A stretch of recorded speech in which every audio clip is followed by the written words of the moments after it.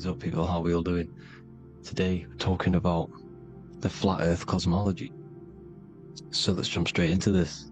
Please drop a follow and leave a like to help the algorithm.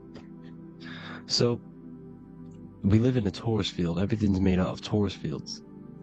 And every torus field has motion. It's what it is. It's the motion of energy. And every torus field has a center, which is the black hole. It's a womb of creation. It's counter space. Now this is why the North Pole is magnetic, because the center of this torus field is the most magnetic part, the strongest part of the field. So this is why all compasses will point you to the center.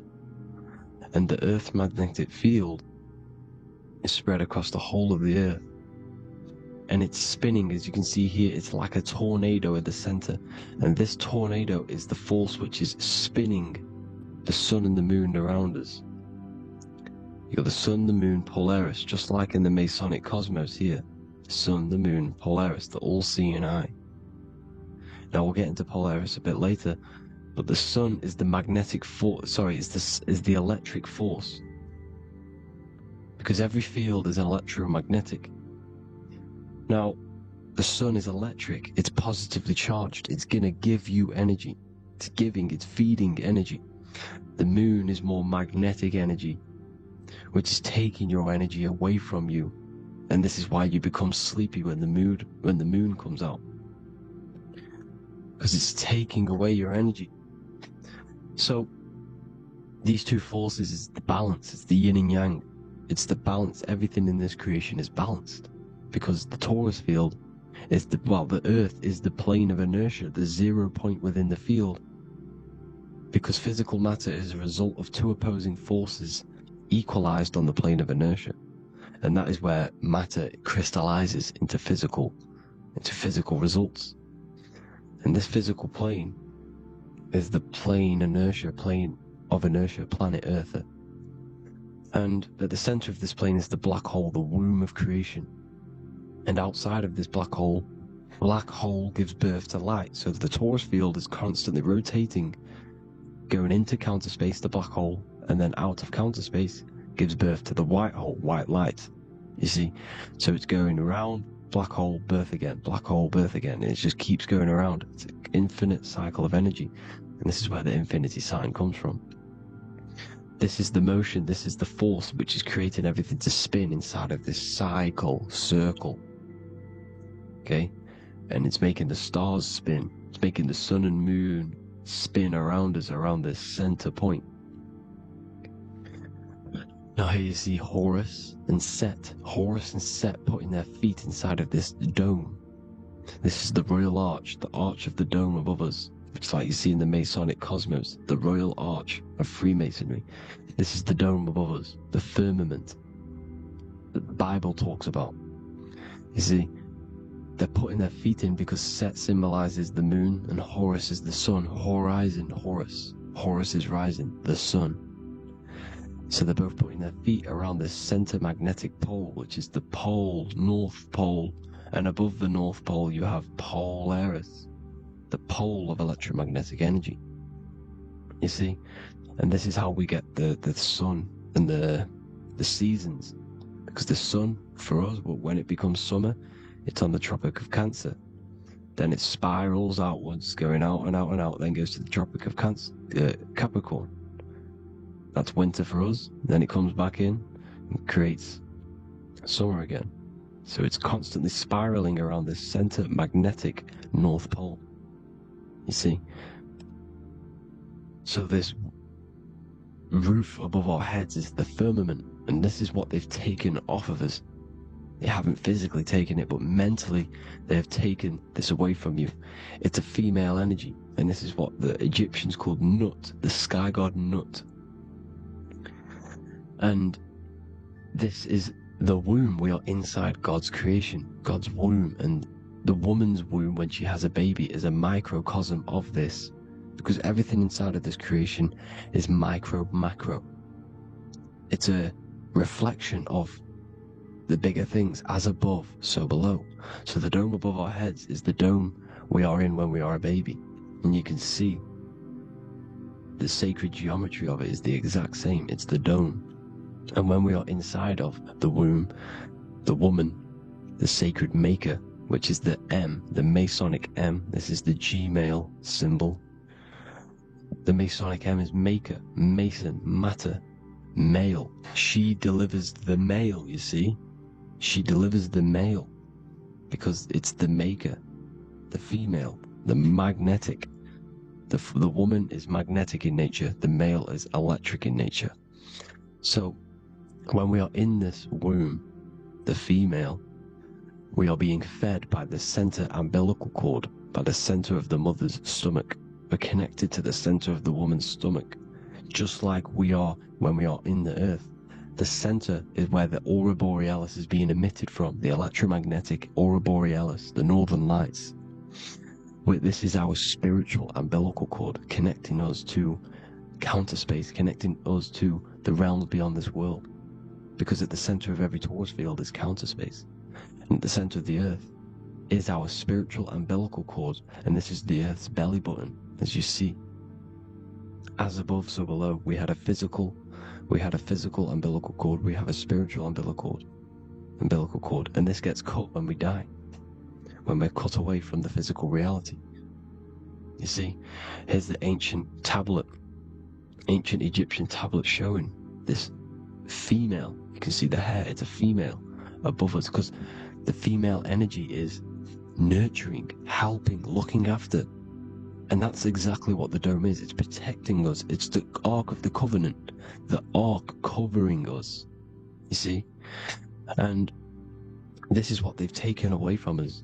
By you believing in space, it completely destroys the idea of this being a sacred creation. They've taken the roof off your head, whether if you believe in space, you believe that there's chaos, there's planets, there's asteroids that could kill us at any moment. But this isn't true. They've made you fear your own creation that you're inside of. They've made you fear what's above you. You see, and it's to hide the power of astrology, the power of the lights in the firmament, which are constantly flowing through the ether. These powers which are above us are sending rays down to the earth, which are influencing our psychology, how we behave. And this is what astrology is. It affects human consciousness. It interacts with our consciousness. And there's a different energy every day because the planets are in different houses, different alignments. And this is, we'll go into this a bit deeper later on. So the world tree, this magnetic north pole, the pole of electromagnetic energy, was symbolized as a tree. The great tree at the center of the earth. You see? And this tree is symbolized everywhere. You can see here how the center person, this Egyptian person, is holding up the sky. This is the North Pole, the hyperboloid, at the center of every torus field. And this tree was in the Mayan cosmology. This is an ancient depiction. This is the torus field. There's the plane of inertia. Here's the center tree. Here's the tree in the center, the magnetic North Pole, the woman holding the stars. Is the Hindu, with the two birds symbolizing the sun and the moon revolving around this center tree. The Mayan tree, his Horus and Set around the North Pole. They all knew this flat earth cosmology. They knew these secrets. It's so sacred you understand the creation that you're inside of. Because if you don't, you'll be led astray.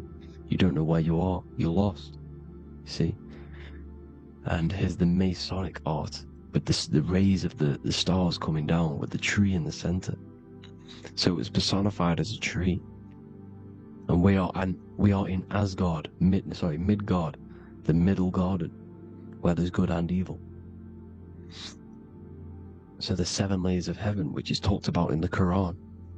Each planet has a different layer of the firmament, and this is the 7 layers of heaven, and these are our 7 layers of the energy centers in our body. So we start in the stars, so we are stars in a physical body. And this is why we say Mr., Sister, Fraudster, Sinister. Stir is star, and we are in the stars, and our star descends into the soul system, not solar system. And as we descend into the soul system, We enter Satan's kingdom, Satan's world. As it says in the Bible, Satan is the god of this world. Well, if you've been into my research for a while, you know Satan is Saturn.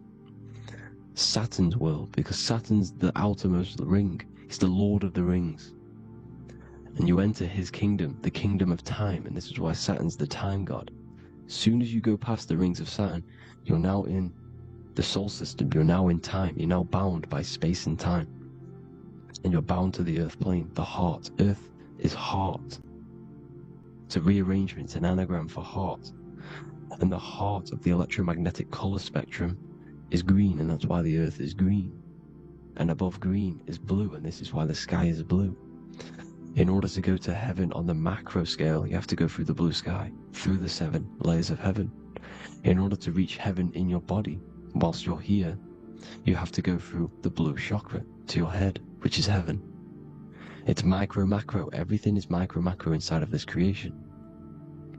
There's an ancient, I think this is a French image, piece of art from the ancient French, with obviously the 7 layers of heaven, which they all depict. And notice how it's like a dome. We'll go into this dome symbolization, the Royal Arch of Masonry, which is next. But these 7 layers of heaven give us the 7 metals, the 7 days of the week, the 7 diatonic tones, the 7 chakras, the 7 everything. It's God's favorite number. And this is why the Masons use the G inside of the compass, because the G is the 7th letter, and God starts with G. You see? So it's 7. God is 7. Here's another depiction of the heart, the soul system, the 7 layers of heaven. La Fermete. You see, La Firmament, with the stars on the outermost layer. Here are the 7 planets: Jupiter, Mars, Le Soleil, the sun, La Luna, the moon. So, Saturn. So we are in the heart of this soul system. In order to ascend, we need to ascend up our chakra system, reach 144,000 hertz, God consciousness, the God man. You have to unfold God man, master of the mind, mastery of the mind. So, what are the stars? The stars make everything unique. The stars are constantly rotating around the center, magnetic North Pole, the tornado at the center, which is stirring everything. It's stirring the ether. The center is the ether, and the 4 elements are born out of this ether. There's 5 elements: ether, spirit, water, air, and earth. The ether gives birth to the 4 other physical elements, which the whole of creation are made out of. About them 4 elements. 4 is the number of stability. You know, a chair, a table has 4 legs. It stables things. It's a foundation, and these 4 elements are the foundation of this creation. You see, and this magnetic North Pole is stirring this, and the 4 vibrational states of the ether are the 4 elements. Now let me get back to the stars. I just wanted to give you that. The stars are being stirred around this center point. Center. It's stirring everything, and they're always in different alignments. Every millisecond, they're moving in different placements of the stars. And the planets are called the 7 wanderers because they're not fixed. The stars are fixed, but the planets are called the 7 wanderers, the 7 layers of heaven, because they move faster and slower than each other. Each planet is slower and faster, has a different rate of speed it's moving. So these alignments are mixing in with the energies of the different 12 constellations. And this is why you have a unique characteristic. You have a unique look, a unique energy, a unique personality. This is because when you were born and you took your first breath, that energy which was in the ether, because the ether is all around you, and energy travels through the ether. The energy that the stars were casting down and the energy that the planets was mixing in with the 12 constellations was in the ether. So when you came out of the womb and your first breath, because breath is spirit, okay? So that first breath you took, that is the energy that is imprinted within your DNA, your soul. And you reflect that energy, you emit that energy. That's the energy that is with you forever. until you die, until this physical body dies off. And that's what the stars are. The stars are giving a unique energy, characteristic, personality to every living thing. Every dog, every cat, every animal has a unique personality because it was born at a different time and place in the sky. Okay, the stars are your destiny. Now, the stars are constantly changing as well. If you look at stars through a telescope, they're constantly changing and forming different forms. You can see here, it looks like water. It looks like light through water because it's the ether above us, a sea of ether. And this light is being emitted through it, and it's just constantly changing, giving different energies, each star. So this is why this is what the zodiac is. It's the expression of energy. It's the expression of the stars. And each constellation has many different personality, different energies, different traits. Each planet has different traits, depending where your planets are, depending what energies you hold. No two person have the same energy. There's no one. It could be similar, but no one's the exact same. It's because of the stars. The stars are never in the exact same split place. The planets are always in different houses. So here's some Royal Arch symbolism. Here's the Royal Arch of Masonry, as it says here. The sun and the moon, the constellations. Here's Cancer, the 7 planets, the 7 stars. Here's the Royal Arch. This is the firmament. Here's the duality. Black and white, duality, good and evil, rest and motion, dielectricity, magnetism. See? So this is what the Royal Arch is. It's symbolizing the cosmic dome above us. The womb we're in. We're inside God's womb. And here's George Washington, the Freemason, inside of the Royal Arch. You see? With the G, the Masonic G, God, 7. Here you see another depiction of George Washington with the stars in the dome above his head, his Polaris, the sky vault, Polaris. We'll get into that later. Go inside of all of your ancient churches, you will see the dome. Go to the Vatican, you'll see the dome. All of your ancient churches have this dome because it's the dome above your head. The ancients knew this. This was known. We did not live in space. It was known back then. They all knew. This is Crown Court, which is one of the most important courts in the UK. You can see it's clearly so much Masonic symbolism. You've got the 4 pillars of Masonry. The Royal Arch is like an arrow pointing upwards to Polaris. As a Disney World is under a dome. And his Polaris, the sky vault. You see? And also 666 in the symbol. Here's more, 7 layers of heaven. Here's an ancient depiction of the firmament. Here's the astral plane outside of the firmament. The Royal Arch. You see? It's everywhere. Here's Polaris, the 8-pointed star. Polaris is in between the sun and the moon. It's at the center of the Taurus field. And Polaris corresponds with the pineal gland as well because it's the all-seeing eye. See? So, is Polaris, the 8-pointed star, which is at the very top. It's the very center. It's on top of the North Pole. And it's an 8-pointed star that's always symbolized as an 8-pointed star. Here you see the Vatican. The Vatican is a giant key with an 8-pointed star. See, it's a key. Here's the dome. Here's the Space Delta, the USA Space Delta logos. Here you see the Egyptian god looking from the center of the North Pole, looking upward to an 8-pointed star, Polaris. An arrow pointing up to Polaris. Here's another, the bear holding a key with an arrow up to Polaris, 7. Holds the key to Polaris. Here's an eagle holding a key above the North Pole to Polaris. Polaris, and here's another one. There's another bird, like a dragon, holding a key to Polaris. Because Polaris is definitely something to do with leaving this creation. Okay, maybe, I can't say for sure, but maybe it's to do with ascension, and this is why the Vatican hold the key to the 8-pointed star. And this is why the space, well, we all know space is a lie, but they're showing Polaris and its sacred symbology. Maybe it's to do with something leaving this creation, going to another. Here's some North Pole symbolism. As above, so below. See the four seasons of the Big Dipper constellation going around Polaris. This is Polaris, this is the Big Dipper constellation, and this is the swastika. This image gives us the swastika, because all the symbols we use are created in nature. They're created somehow in nature. This is how we get them. As above, so below. This is the map of the North Pole with the 4 rivers looking like the Big Dipper constellation.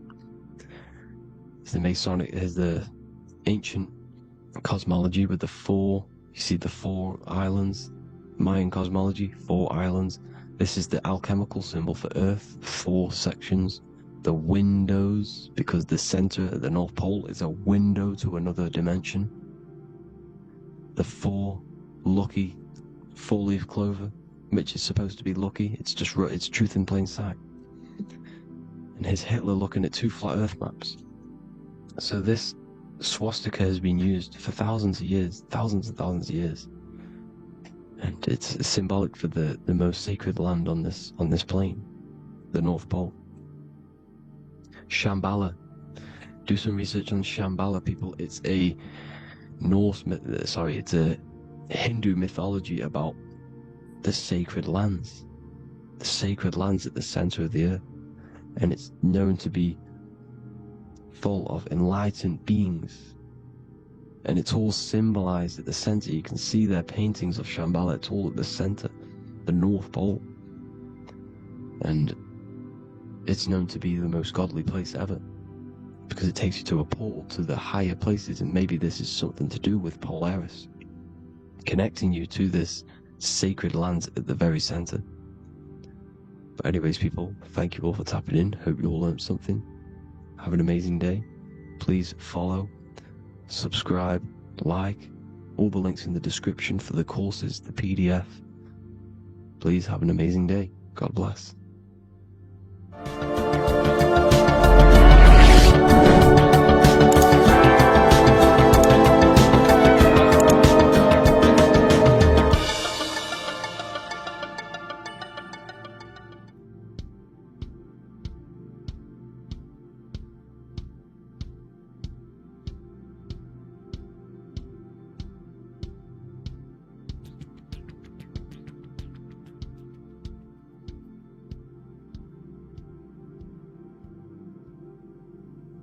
Welcome people, we're back with another video.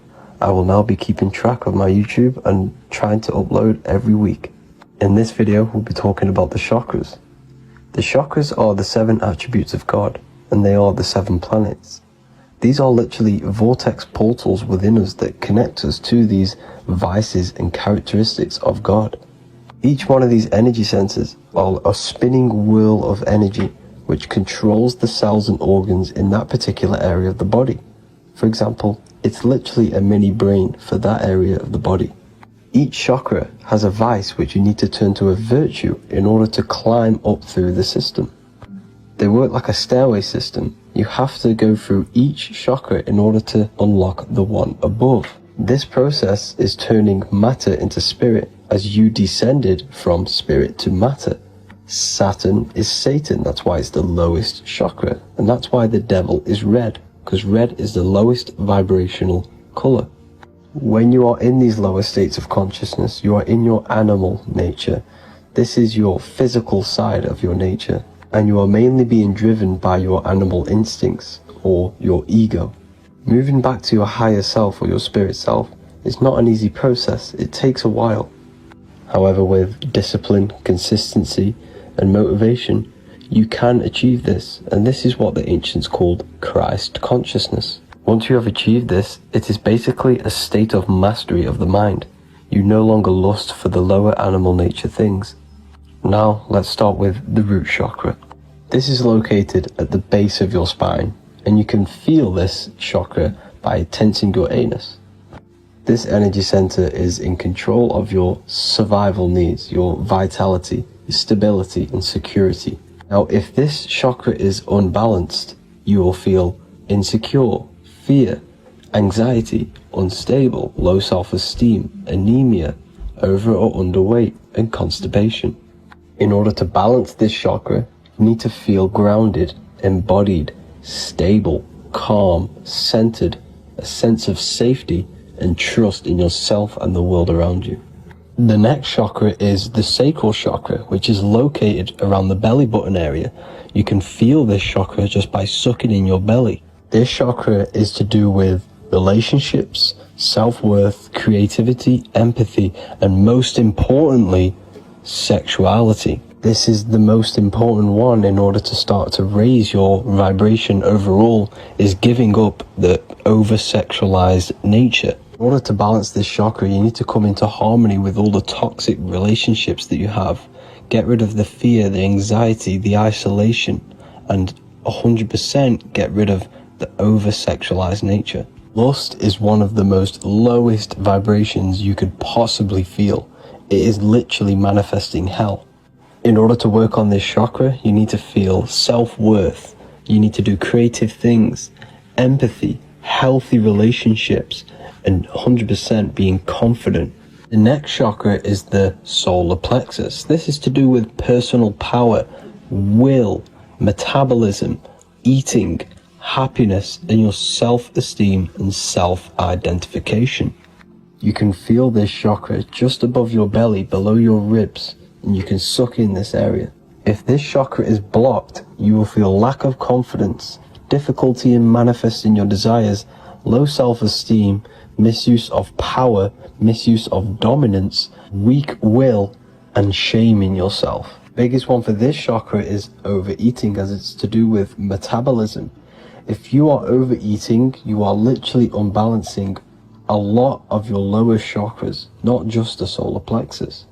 In order to work on this chakra and balance it, you want to have a positive self-identification. You want to feel happy, a happy self-esteem, effectiveness to people, not overeating, and a strong willpower. Now for the heart chakra, one of the most important chakras. Chakra is to do with love, understanding, trust, hope, openness, compassion, balance, and forgiveness. The most important because your heart is the tree of life in the body. It is the center of the toroidal field. It is the most powerful chakra. Your heart is 5,000 times stronger magnetically than your brain. Once you have hit the heart chakra and you start surpassing the heart chakra, you are now turning matter into spirit, as the lower three chakras are dense and physical, and the above the heart chakra are turning to spirit. As you can see already, this is a hard and long process of working on yourself physically and internally. The symptoms of a blocked heart chakra would be lack of love or too much love, difficulty to accepting or giving love, lack of compassion, loneliness, and lack of emotional fulfillment. Finally, a lack of connection with a divine or to nature. In order to balance this chakra, the most important thing and the most powerful thing you can do is loving people, accepting and giving lots of love. Second most important thing to balance the heart chakra is balance. You need a balanced life. You need balance in all aspects of your life. Now for the throat chakra. This is a very important chakra as it's to do with communication. A symptom of this being unbalanced is a lack of self-expression and putting on a front all the time, acting with the ego. In order to balance this chakra, you need to constantly self-express yourself. You can't be putting on a front. That voice inside your head, you have to let it come outward. Don't just block it off with a wall. Self-expression will lead to you gaining friends who actually like you for being you, and not these fake friends that you have to put on an ego for. In order to balance this chakra, you need to express yourself, express the word that's within you. Don't be lying to people, don't deceive or be deceptive. The next chakra is the third eye chakra. This is starting to get very advanced and you are coming very close to spirit. Just before we head on, I want to announce the PDF is now available, containing all the presentations I've ever made, all into a condensed 38-page PDF. The link will be below this video for you to access. And if you want to learn how to create reality using your mind, how to attract your desires, how to get out of the situation you are in, the link will also be there for the Manifestation Mastery course. Now for the third eye chakra. The third eye chakra controls the pineal gland, which is your first eye. It's to do with your psychic abilities, channeling, telepathy, astral travel, visions, and connection to the higher self. You need all of the chakras aligned to get the full potential out of your third eye or pineal gland chakra. For example, if you're astral traveling and you fear something, you will be instantly shot back to your body. So you need to master all of the chakras before you go on and try and do these higher spiritual activities. Symptoms of the third eye chakra being blocked is lack of imagination, lack of vision, lack of concentration, blocked or clouded intuition, can't see the big picture, and especially overly reliant on logic and intellectual thinking. A good way to work on this chakra is imagining things, vision things, trust your intuition at all times, always follow that inner voice. Cut out the tap water which contains fluoride. Fluoride blocks the pineal gland.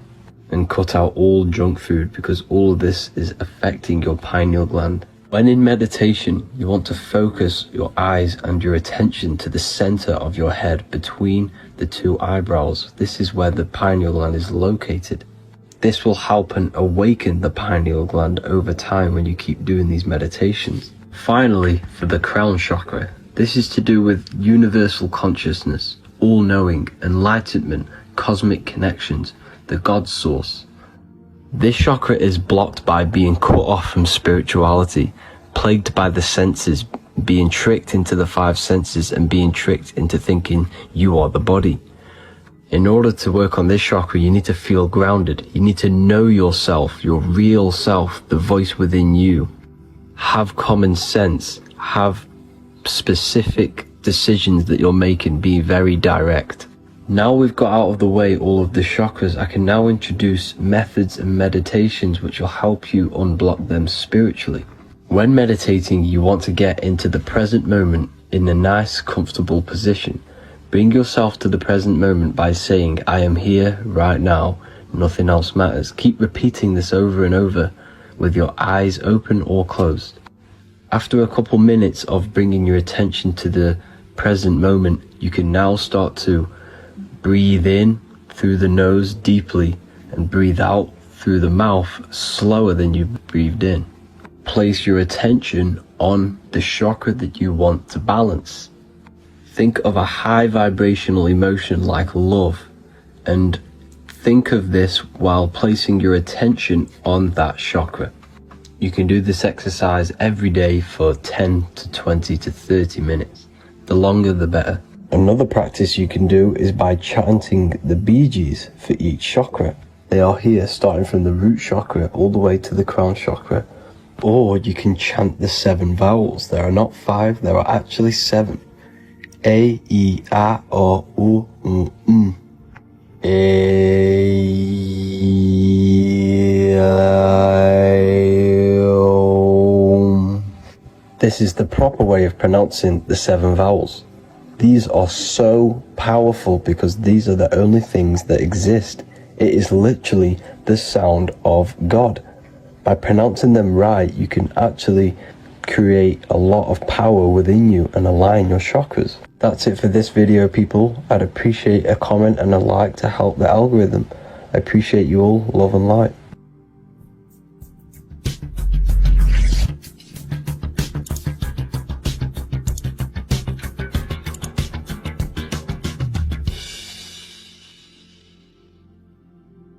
Welcome to Revival of Wisdom. This video is going to be about the flat earth and the breakdown of the whole cosmology. We're going to be digging very deep. I've got a lot of pictures and images to show you and a lot of dots to connect. So let's start with the Freemasonry art. So this artwork we have here is the Freemasonic cosmology as they know and believe. So what is it symbolizing? Obviously have to start off with the 4 pillars representing the 4 corners of the earth. The 4 corners with duality. You see, there's everything on earth. There's good and evil. Good, evil, positive, negative. Good, bad. This is the checkered board. This is what it symbolizes. Okay? Obviously we have the sun, the moon. The sun gives you energy. It's the anode. The moon is the cathode. It's the opposite. It takes your energy. So therefore you become sleepy when the moon comes out. You see, everything on earth, everything in the universe is balanced. There's complete balance, symbolized by duality. There's always 2 opposites. We have the all-seeing eye, and obviously 7 stars representing the 7 planets, but not planets as in we know planets. They're not physical spinning balls of gas. They are energies, they are lights emitting from the realm above this realm. They are lights through the firmament, through the electromagnetic field. So let's go through that again. The 4 corners, duality, positive and negative, cold, dry. Everyone on earth has an opposite. Everyone, there's 2. Okay, and then we have the sun, the moon, the 7 planets with a 5-pointed star. What's the 5-pointed star? Of course, it's the 5 elements: spirit, water, earth, fire and air. Okay, that's what the 5-pointed star is symbolizing, the 5 elements of earth. And then most importantly, we have the compass. The compass is very, very important, hence why it's in the center. The compass is symbolizing many, many things, and one of the most important things, but we'll get into that after. We have a boat with water outside of the earth. So we have a boat on water, symbolizing the waters separated by the firmament. The waters above separated by the firmament from the waters within the firmament, the earth. So this is what it's symbolizing. So the compass, what's the compass? This is where the compass comes from. The Polaris, the most important star there is, because it's in the center of Earth. The sun, the moon, and the black hole, black sun. Because all creation comes from center, the seed center. Okay, but we'll get into this after. But also, this is a very important Masonic symbol because they use this symbol a lot. This is one of their main symbols, hence why Neil Armstrong has the Masonic ring with the compass on it. The people who supposedly went to the moon, which obviously they faked to push this globe model, because the globe model is based upon fear. Because the globe model, if they can sell you the globe model, they can sell you anything then. You don't know where you actually are. The globe model is to push fear upon the masses, because the globe model means there's not enough resources. There's also risks of asteroids hitting the planet. There's also risks of space extraterrestrial invasions, global warming, asteroids. You see, this is all the fear that they can gain of selling you the globe model. Okay, because they don't want you to know that this is an intelligent design. And also, they're hiding God, the creator, the source. This is why they are satanic. They are opposites. They are lefty, Lucifer, right, righteous, godly. Hence why they do the symbolism on their eyes, 666. This is another famous, what's it called? Sorry, famous astrologer. Astronaut. This is another famous astronaut doing 666, showing that he's in the alliance of the occult. But even look at their 10th anniversary stamps. They have a Masonic compass on there. Also the Order Out of Chaos. Order Out of Chaos, double-headed eagle. Okay, the Order Out of Chaos ring, which they wear. So all of these astronauts are in the occult. They are lying to you. They are in with this order, this Masonic New World Order, whatever you want to call it. So let's break this compass down a lot more. Because as I showed you here, the center, okay, this is what the compass is symbolizing. Let's go into the North Pole map. This is from 1595. This is a rough estimate of where this map came from. It's from around the 1500s to the 1600s, maybe 1400s. There's not an actual set date on this map because obviously our history has been tampered with. But let's break down this map and the symbolism that they use towards this map, because this map is the map of the North Pole. Okay, so in the center we have the black rock symbolizing the tower, the pole, North Pole. And what's on top of the North Pole? Obviously it's Polaris. North Pole and Polaris. Okay, with the 4 islands around the center. Okay, 4 islands around the center.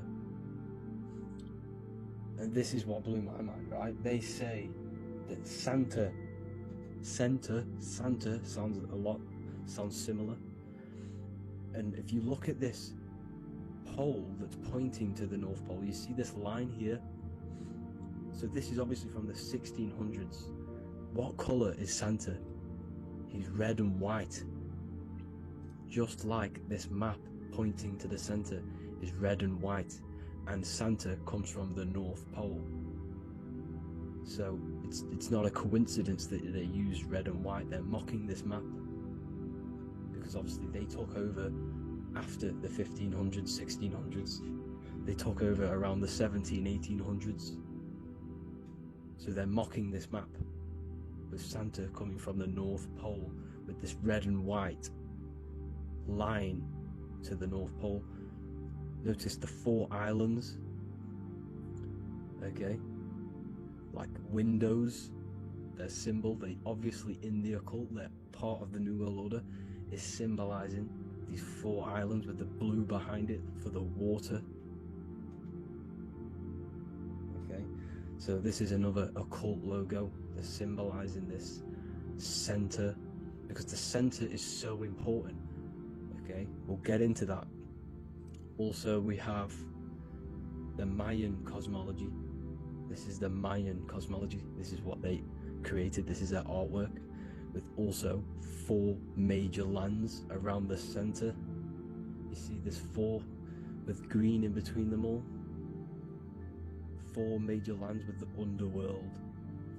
You see this underworld is also symbolized by the Masons with the coffin of the skull and bones, the deceased, the dead. Okay, so this is also mentioned in the Book of Enoch. Okay, and it's called Sheol. Sheol, the underworld. Okay, and in the Book of Enoch, it says all spirits of the dead go to these hollow places, that they will wait until their appointed time of judgment. And it also says in the Book of Enoch, there are 4 hollow places underneath. 4 as above, so below, representing the 4 islands. As above, so below. That's where that could link in.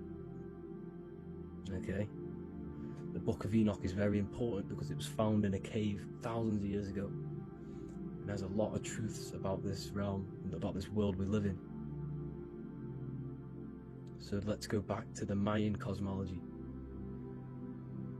So the ancient cosmology, they all must have had some sort of communication. They must all be at peace with each other, because all of their cosmologies link together.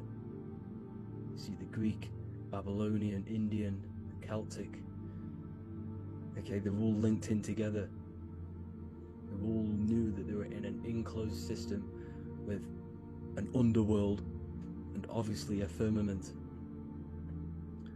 Okay, so this is what they all knew. They all must have had some sort of communication. They were a lot more advanced than us. They knew the center of the realm. Okay, and obviously the United Nations flag also symbolizes their center. You see how it has like a grid with a circle around the center. It's symbolizing that center of the realm, because that center of Earth is so important. The United Nations flag, all have it. See, some different ones will have that circle around the center. Because the center is the seed. All things come from a center. So the torus field is so important because it is the spark of life. It's the building blocks of the universe, this creation. Because all things have a torus field. Just like an apple with what's in the center of an apple, a seed. Because the center is where the energies hold, it's where the energies meet, and it creates that spark of life. Just like your heart is the center of your body, and it has an electromagnetic field. Because the center, all things come from the center. So this is why the North Pole is so important, because this is why it's so important, because this is where the creation sparked from, the center. This is where the most electromagnetic energy is stored. So this is why the northern lights come from the center. It's electromagnetic energy.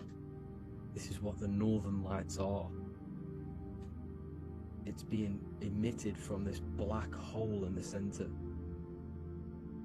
Okay? And obviously what else is on the center? Polaris. Polaris is the center star. Okay? So the center star is what sits on top of this North Pole, Polaris, because it's a pole of electromagnetic energy, symbolized as a black rock, a black hole, pole. You see, because all creation comes from void. Light is born from darkness. Without light, darkness can't be born from light. You see, but light can be born from darkness. This is why darkness is so important.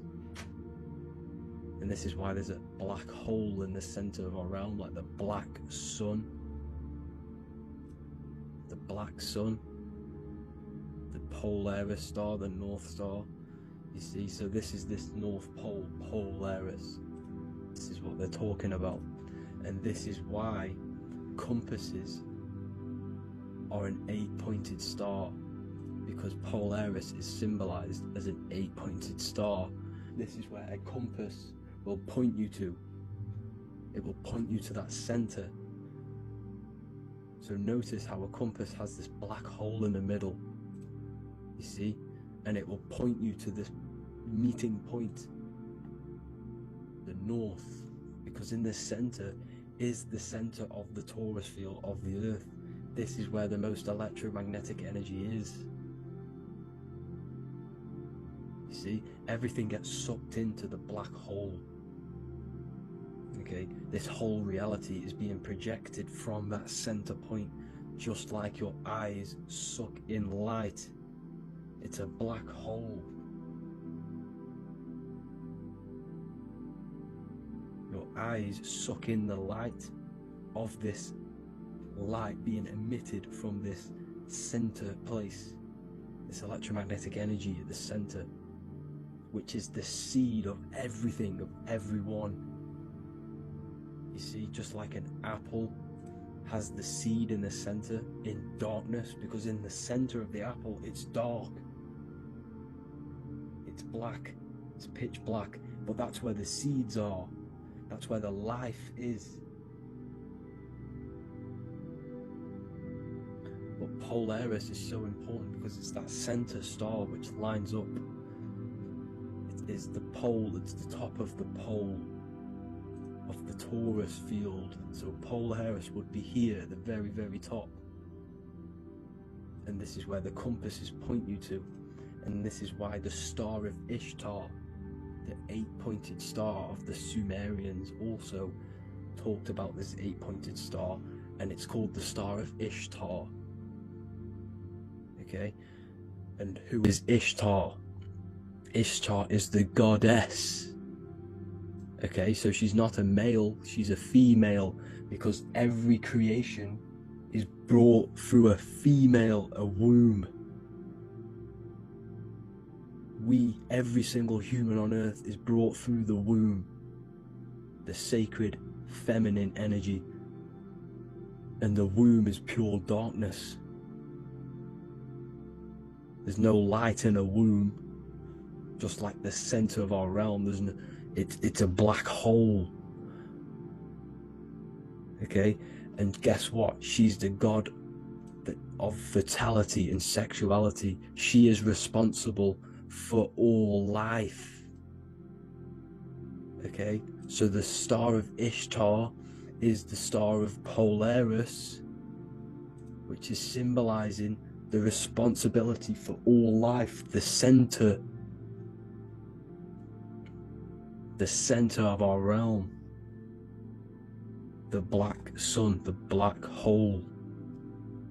Okay, so this is what that god of Ishtar of the Sumerians is talking about, the goddess, the womb, the seed of creation.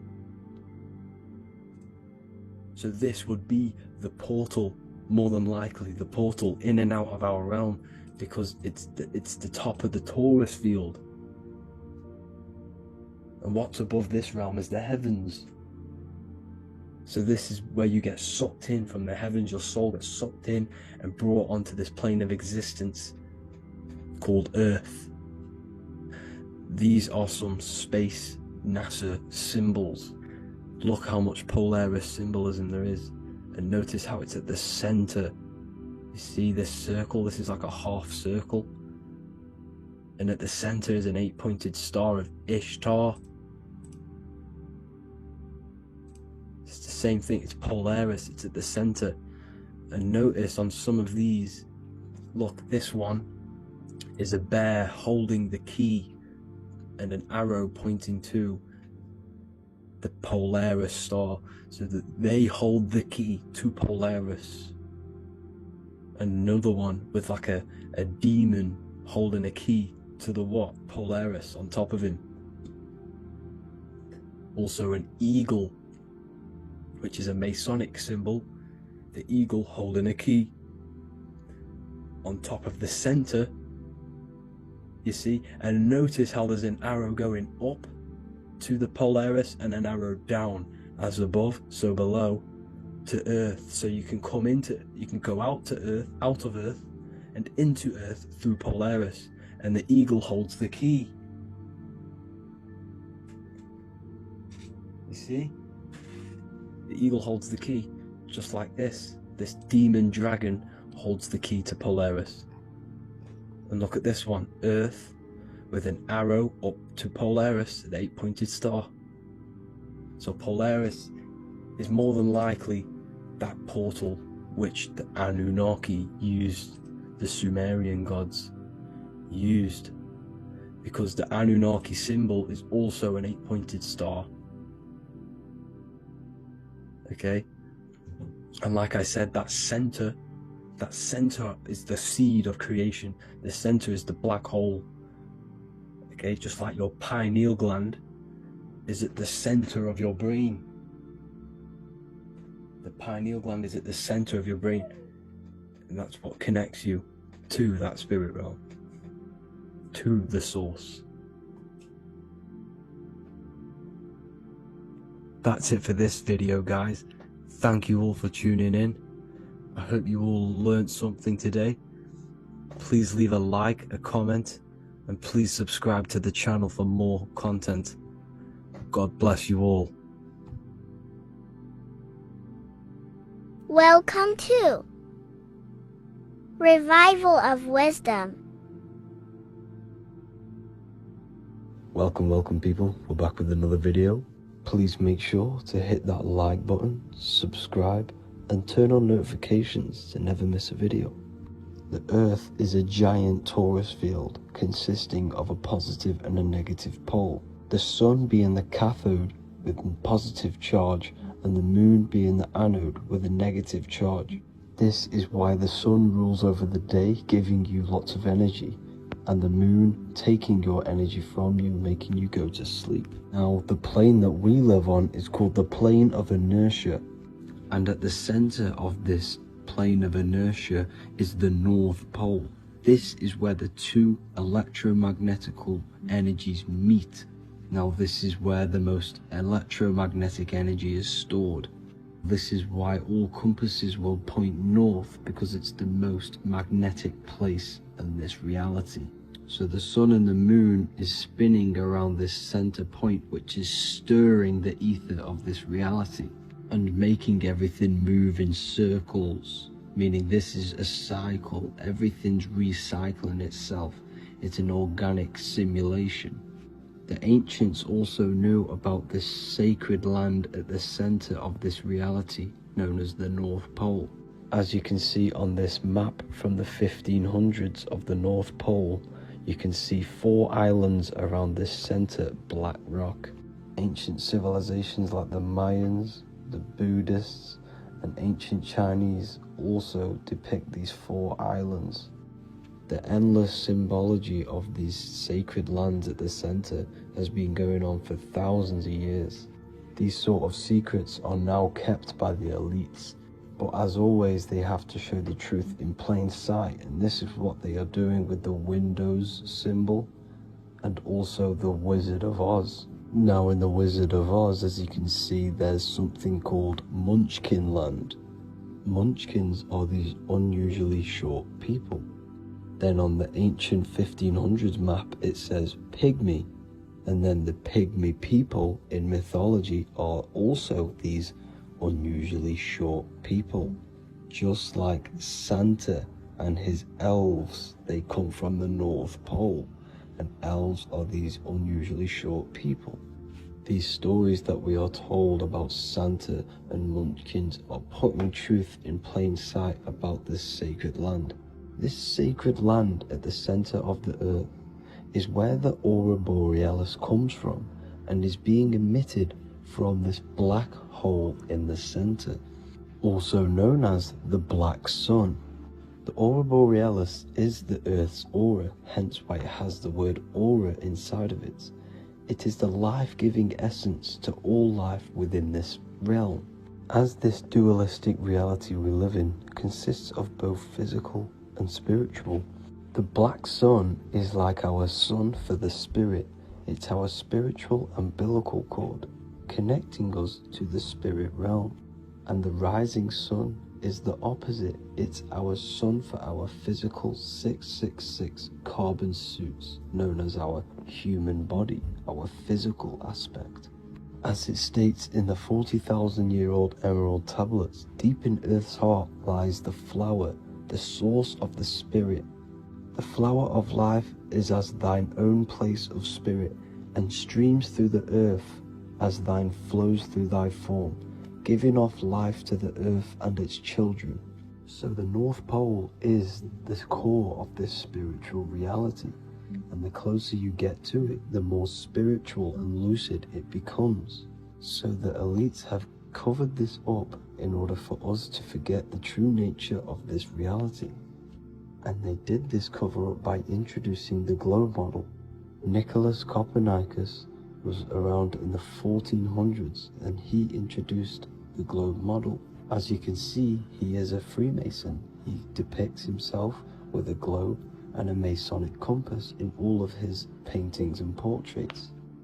Galileo was also a Freemason, as you could see in all of his portraits with a globe and a Masonic compass. He was also a massive part of introducing the globe model after Nicholas Copernicus.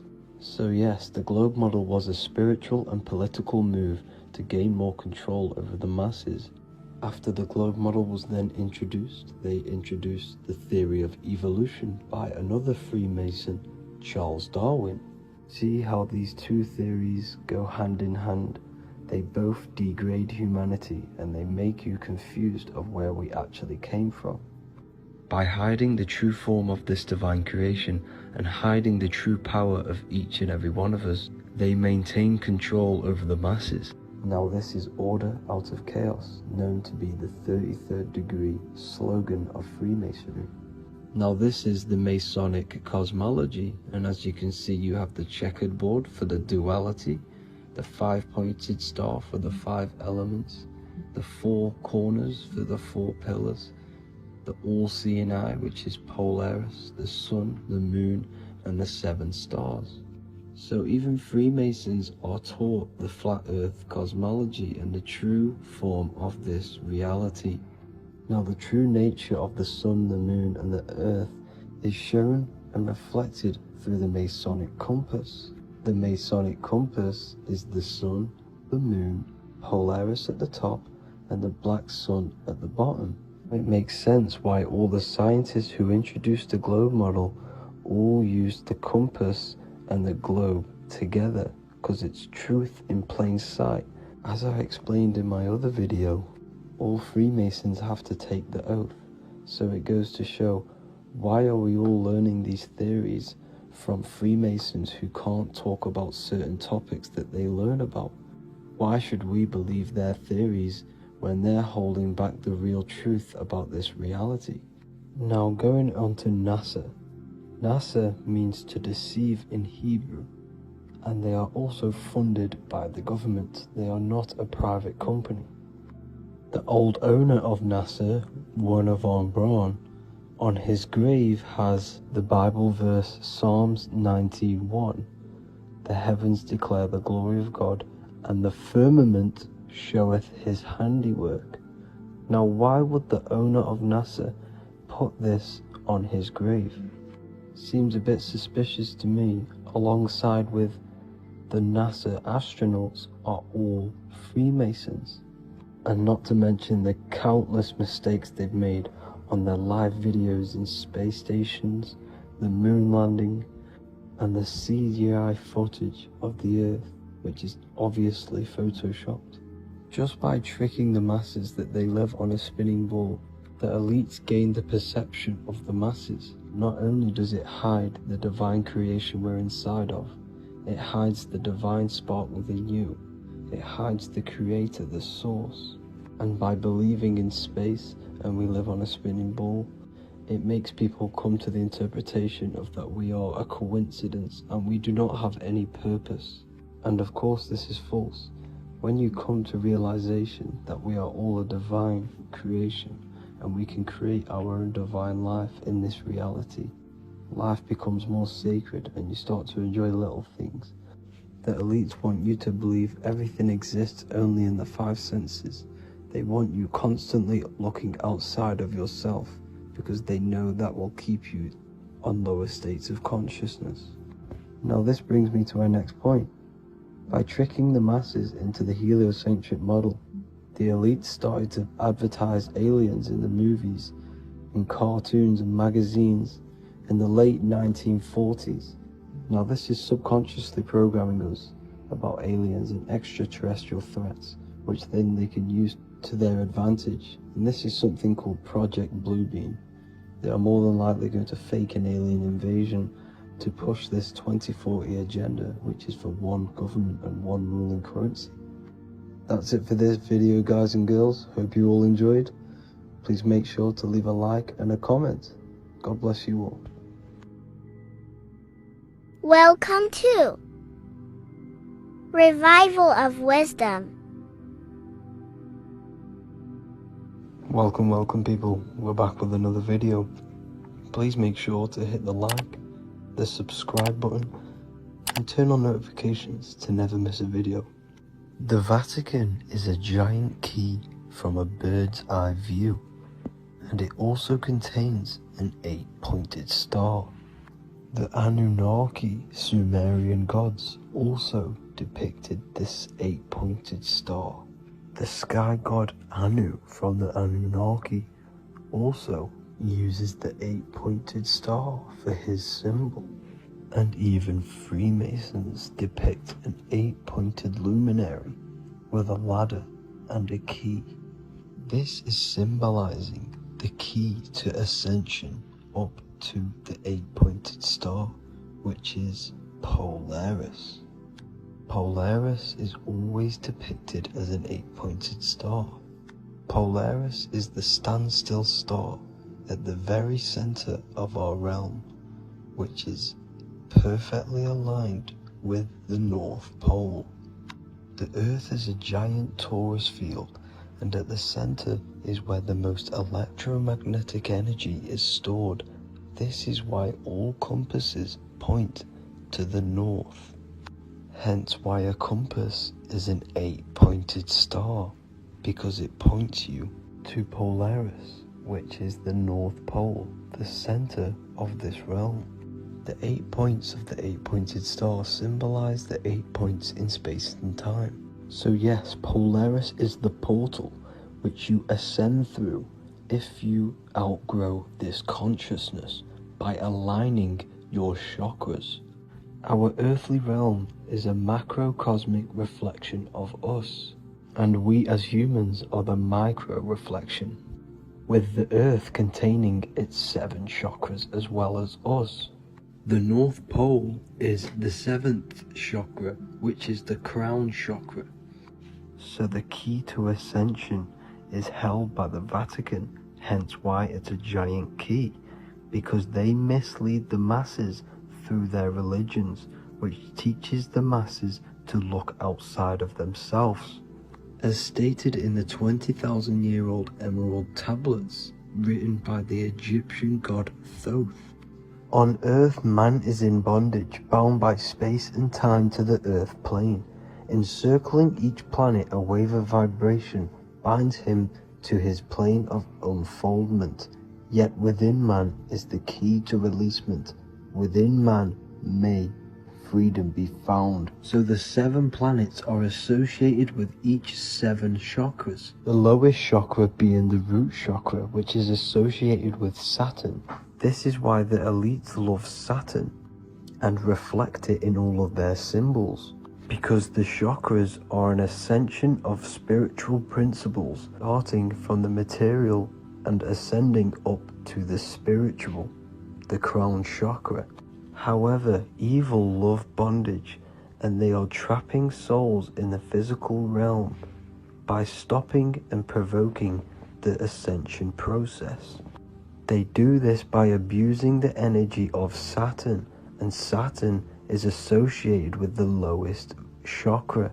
The lower 3 chakras are associated with survival mode, which keeps the consciousness in a constant state of fear and only aware of its surroundings.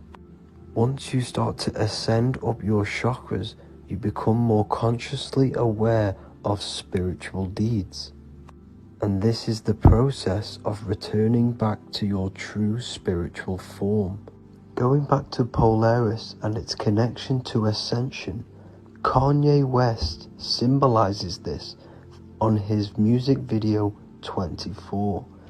As you see him rise up into the sky, you see an 8-pointed shape around him, which symbolizes the 8-pointed star, as you see the beam of light.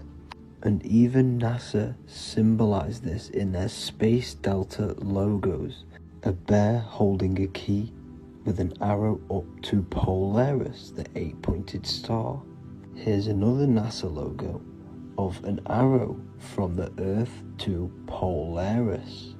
The series Lock and Key on Netflix is all about portals and doorways, and they have the Kundalini energy as one of their keys. Kundalini energy is the energy which rises up the spine, the 33 vertebrae, and activates the third eye. The third eye is the spiritual gland which connects humans to other spiritual realms. We are not the body. Our spirit, our soul inhabits the body. We exist physically, spiritually, and mentally. Therefore, we are multidimensional. The intellectual and spiritual inhabit the body. Therefore, this is just an avatar within this timeline. However, within each and every one of us, we all have the key to releasement, as says in the Emerald Tablets. This releasement is ascension up until higher states of consciousness. As stated in the Emerald Tablets, man is in process of changing to forms that are not of this world. Grows he in time to the formless, a plane on a cycle above. And another one saying, man is a flame bound to a mountain, but we in our cycle shall ever be free. Know ye, O man, that when ye have progressed into the cycle that lengthen above, life itself will pass to the darkness, and only the essence of the soul shall remain. That's it for this video. I hope you all enjoyed. Please feel free to leave a like, subscribe, and comment any subjects you want me to talk about. God bless you all.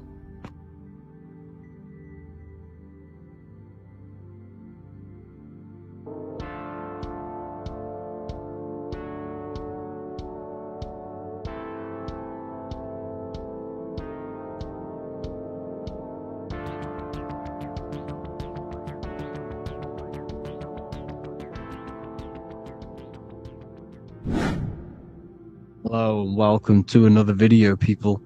Before we start, please like, comment and subscribe if you wish to see more content.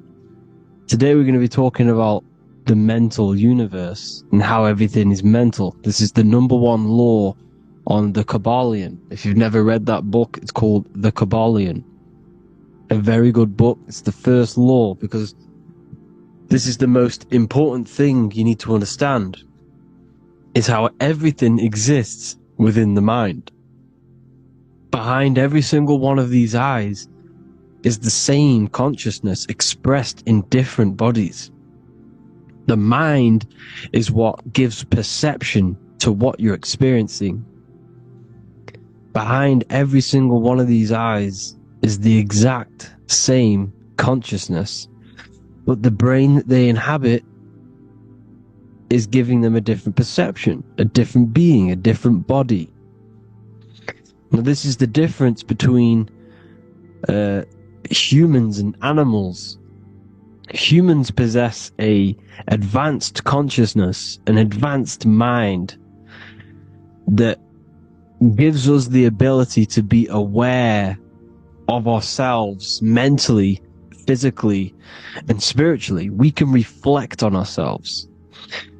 When a dog looks in the mirror or an animal looks in the mirror, it doesn't know what it's looking at. It doesn't realize it has a consciousness. It can't reflect on itself.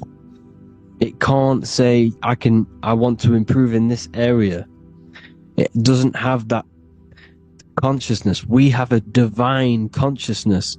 Take away the N for divine, and you get with a D, put it with a D, you get divide, because we have a divided two-way consciousness. An animal only has one. However, it's still the same mind. We're all mind. We're all mental. We all exist within the mental plane. Look at this person walking. The body, the brain, is sending electrical signals through the 12 cranial nerves, which the 12 disciples, that spread the gospel of Jesus, right? You have 12 cranial nerves in your brain. There are 12 disciples which spread the gospel of Jesus. Jesus represents the mind, the intelligence, the invisible intelligence that we all are, the same intelligence, the same exact consciousness, which then sends a command into the brain. Then the brain sends these 12 electrical signals through the 12 cranial nerves to control the rest of the body through the nervous system. This person walking is not, the body is not walking. The mind is telling it to walk. And the brain is it's a supercomputer which is decoding these demands given to it by the mind. Because the pineal gland will have something to do with the ether, because the ether is physical and non-physical. The mind is sending the commands through the ether to the pineal gland, which is then getting broken down into electrical codes within the brain and sent throughout the nervous system to control the body. And this is why in the Sims simulation, because the body's the simulation, it's a false reality, it's the fake reality, it's not the real you. You are formless. There is no form, but the third dimension is a dimension within your mind. Matter, mind, light is all a product of your mind. It's all in the mind. Now, this is why The Sims has this green little diamond on top of the head. Because this is you. This is your invisible intelligence controlling the character. Okay, it's controlling the character, and this character is in the world. Your consciousness isn't in the world. The world exists within you, but the body is a vehicle for that realm that you land in. When you have a dream, your mind transcends this body into another body, duplicates your body into another unite. Unite is one. We're all one. It's all one universe, expressed in many different ways, infinitely. And the vehicle that you land in is the body to operate in that realm. This is the all-seeing eye, as you see here. The eye. This is all the intelligence. This is the ball of consciousness, God, expressed in different bodies. We're all this same one in different bodies, as you can see here. And this intelligence is expressing infinitely throughout the universe. An infinite universe. There's no beginning, no end. There was no beginning of the universe. There is no end. It's infinite. Always has and always will. But the mind is what gives you the ability to explore the universe, to make perception of it. We are God in disguise. We are God in disguise. We are God in flesh. But the body can become attached to the mind, can become attached to the body if the mind is not aware of itself. When the mind is that blinded by matter,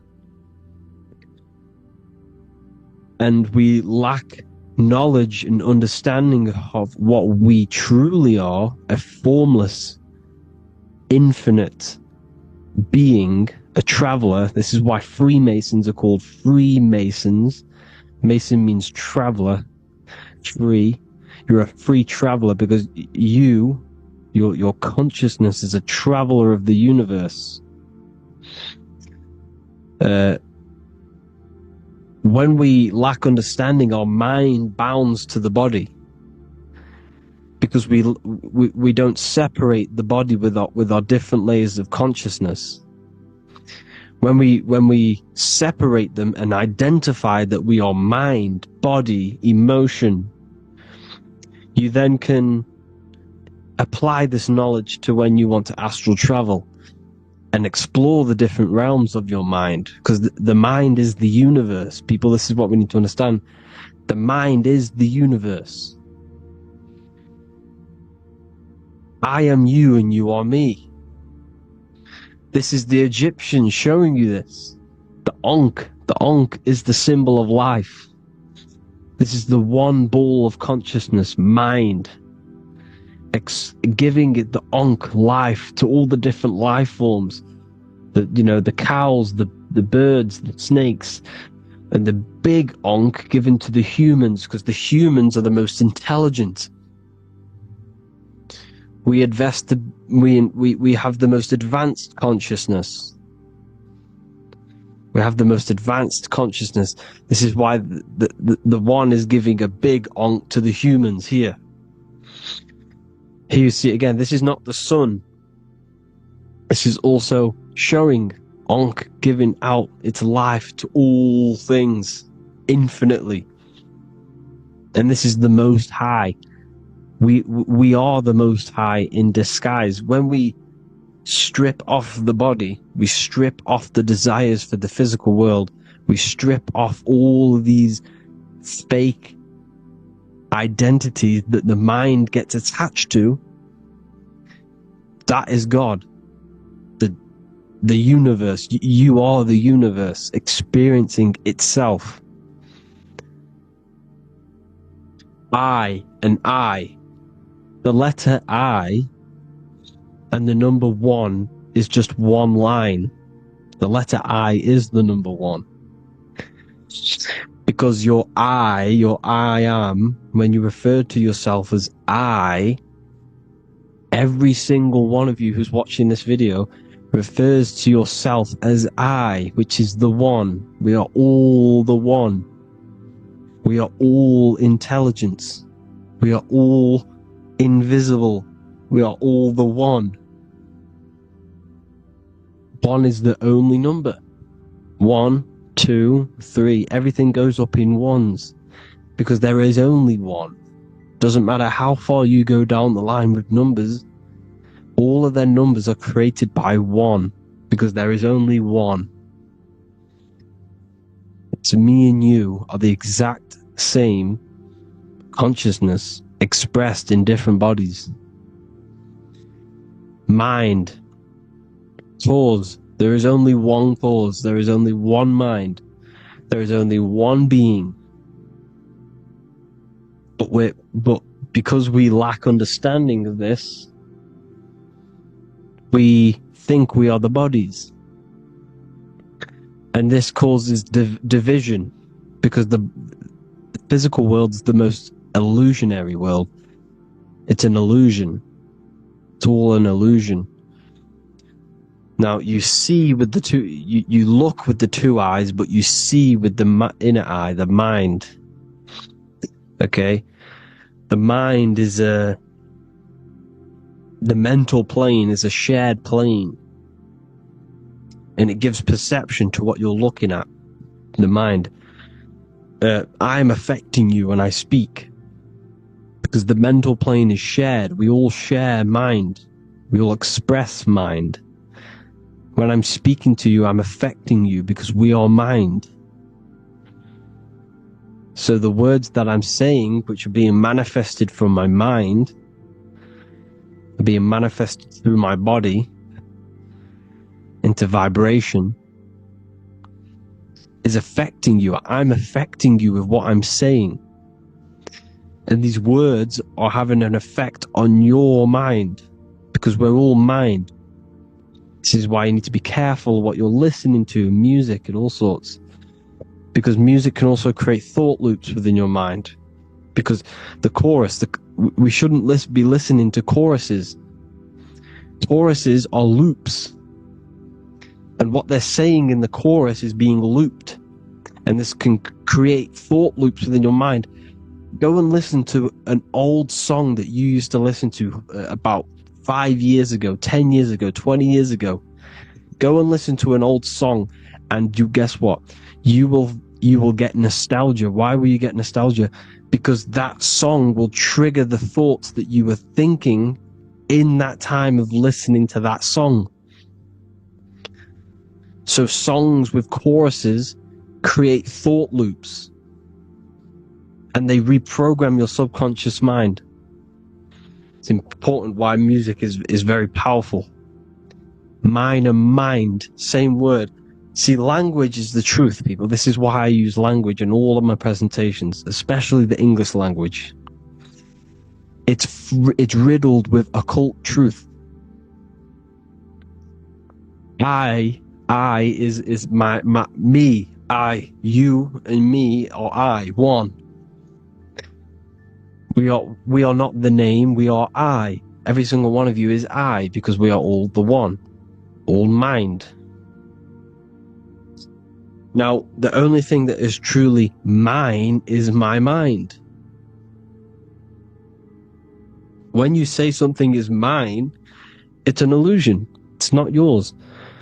The only thing that is mine is mind. My mind. Okay? It's my mind. It's the only thing. It's the same word, mind and mind. Like I said before, everything's one. Hot and cold is different degrees of the same thing, of the one substance, of degrees. The 7 colors are different frequencies of the one white light. Everything is one. There is only one. We are all one. Everything is one. Hot, cold, day, night.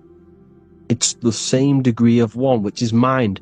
The mind's perception is what's giving it, labeling it hot or cold.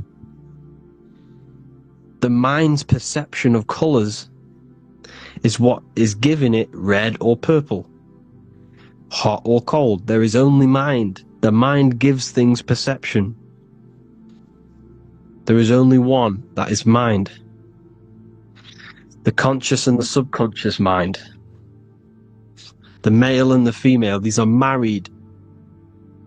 The subconscious mind is your hidden part of the mind.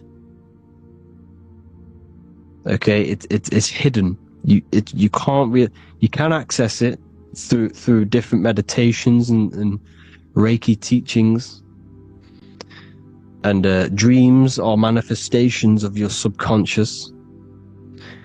This is how you know mind and matter are one, because your mind creates matter in dreams. Your subconscious manifests everything in a dream, in the astral realms.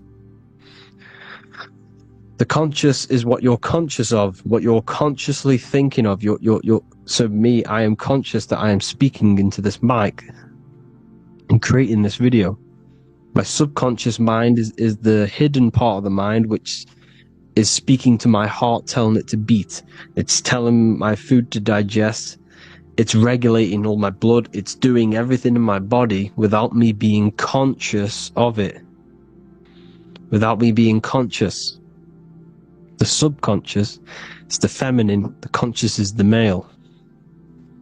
The Bible, of course, Proverbs 12:4, helpful not, helpful, an excellent wife is the crown of her husband, but she who brings shame is like rottenness in his bones.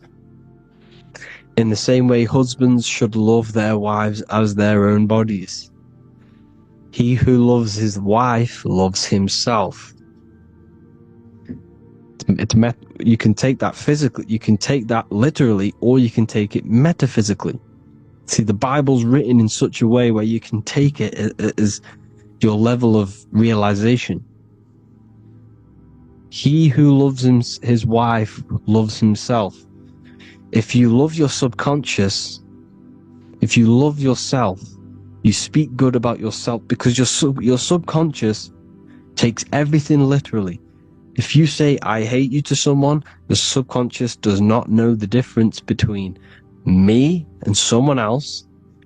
It only thinks me, me, me. Why? Because mind is the only thing that exists. You are mind, I am mind. If I say, I hate you, you're saying that to yourself. Your subconscious picks that up and says, I hate myself. And that's telling your subconscious that's what you want. because your subconscious manifests 90% of your behavior. The programs within your subconscious, tying your shoelace is a program. You don't need to be conscious of it. You can just do it because it's a program. It's deeply interwoven in the subconscious. Driving your car, texting on your phone, you don't have to think about what letter, you just do it because you know where the letters are. It's a program.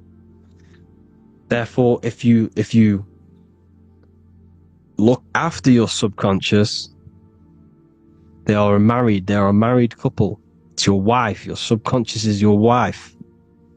And it manifests 90% of your daily basis thought patterns, actions, behaviors, emotions, all the things that all the trauma that you've experienced is stored within your subconscious, which is affecting you. So let's say you were in a car crash 10 years ago and you had a really traumatic event, you really hurt yourself, and you had a very, very, very strong emotion that you felt of pain. That will still affect you today. And why? Because it will manifest into your behavior. How? Well, you'll be cautious of what cars to go in and who. You'll be cautious because of that event that stored within your subconscious, because of that feeling you felt was so painful and so strong. It's still manifesting into your behavior today. For example, you won't go in certain cars, you won't go with certain drivers. The subconscious stores everything, all your memories, the programs and everything. So if you trick the subconscious, that's how you manifest your life. If you trick the subconscious, you already have something. And therefore it will manifest into your life and into your behavior, thoughts and actions. This is why the golden rule is to treat others like you want to be treated. Because I am you and you are me. We are all subconscious. We all have subconscious. Whatever I do to you, I do to me. Because my subconscious picks that up and thinks I'm speaking to me. Mind is very powerful. Whatever I do to you, I do to me. Treat others like you want to be treated. The golden rule. That is the only rule we need in this realm, in the universe. If everyone understood this rule and how the subconscious works and how karma works, we'd live in heaven on earth, the Garden of Eden, the golden age. As a man thinketh in his heart, so is he. Proverbs 23:7. Where your heart is, there will be your treasure. Your heart's the emotions. This is the storehouse of emotions. It is where you feel emotions.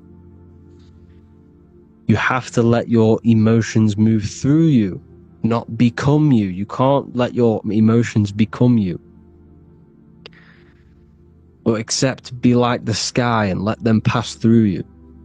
Be like the clouds and the stars passing over. Let them pass through you. Do not let them become you.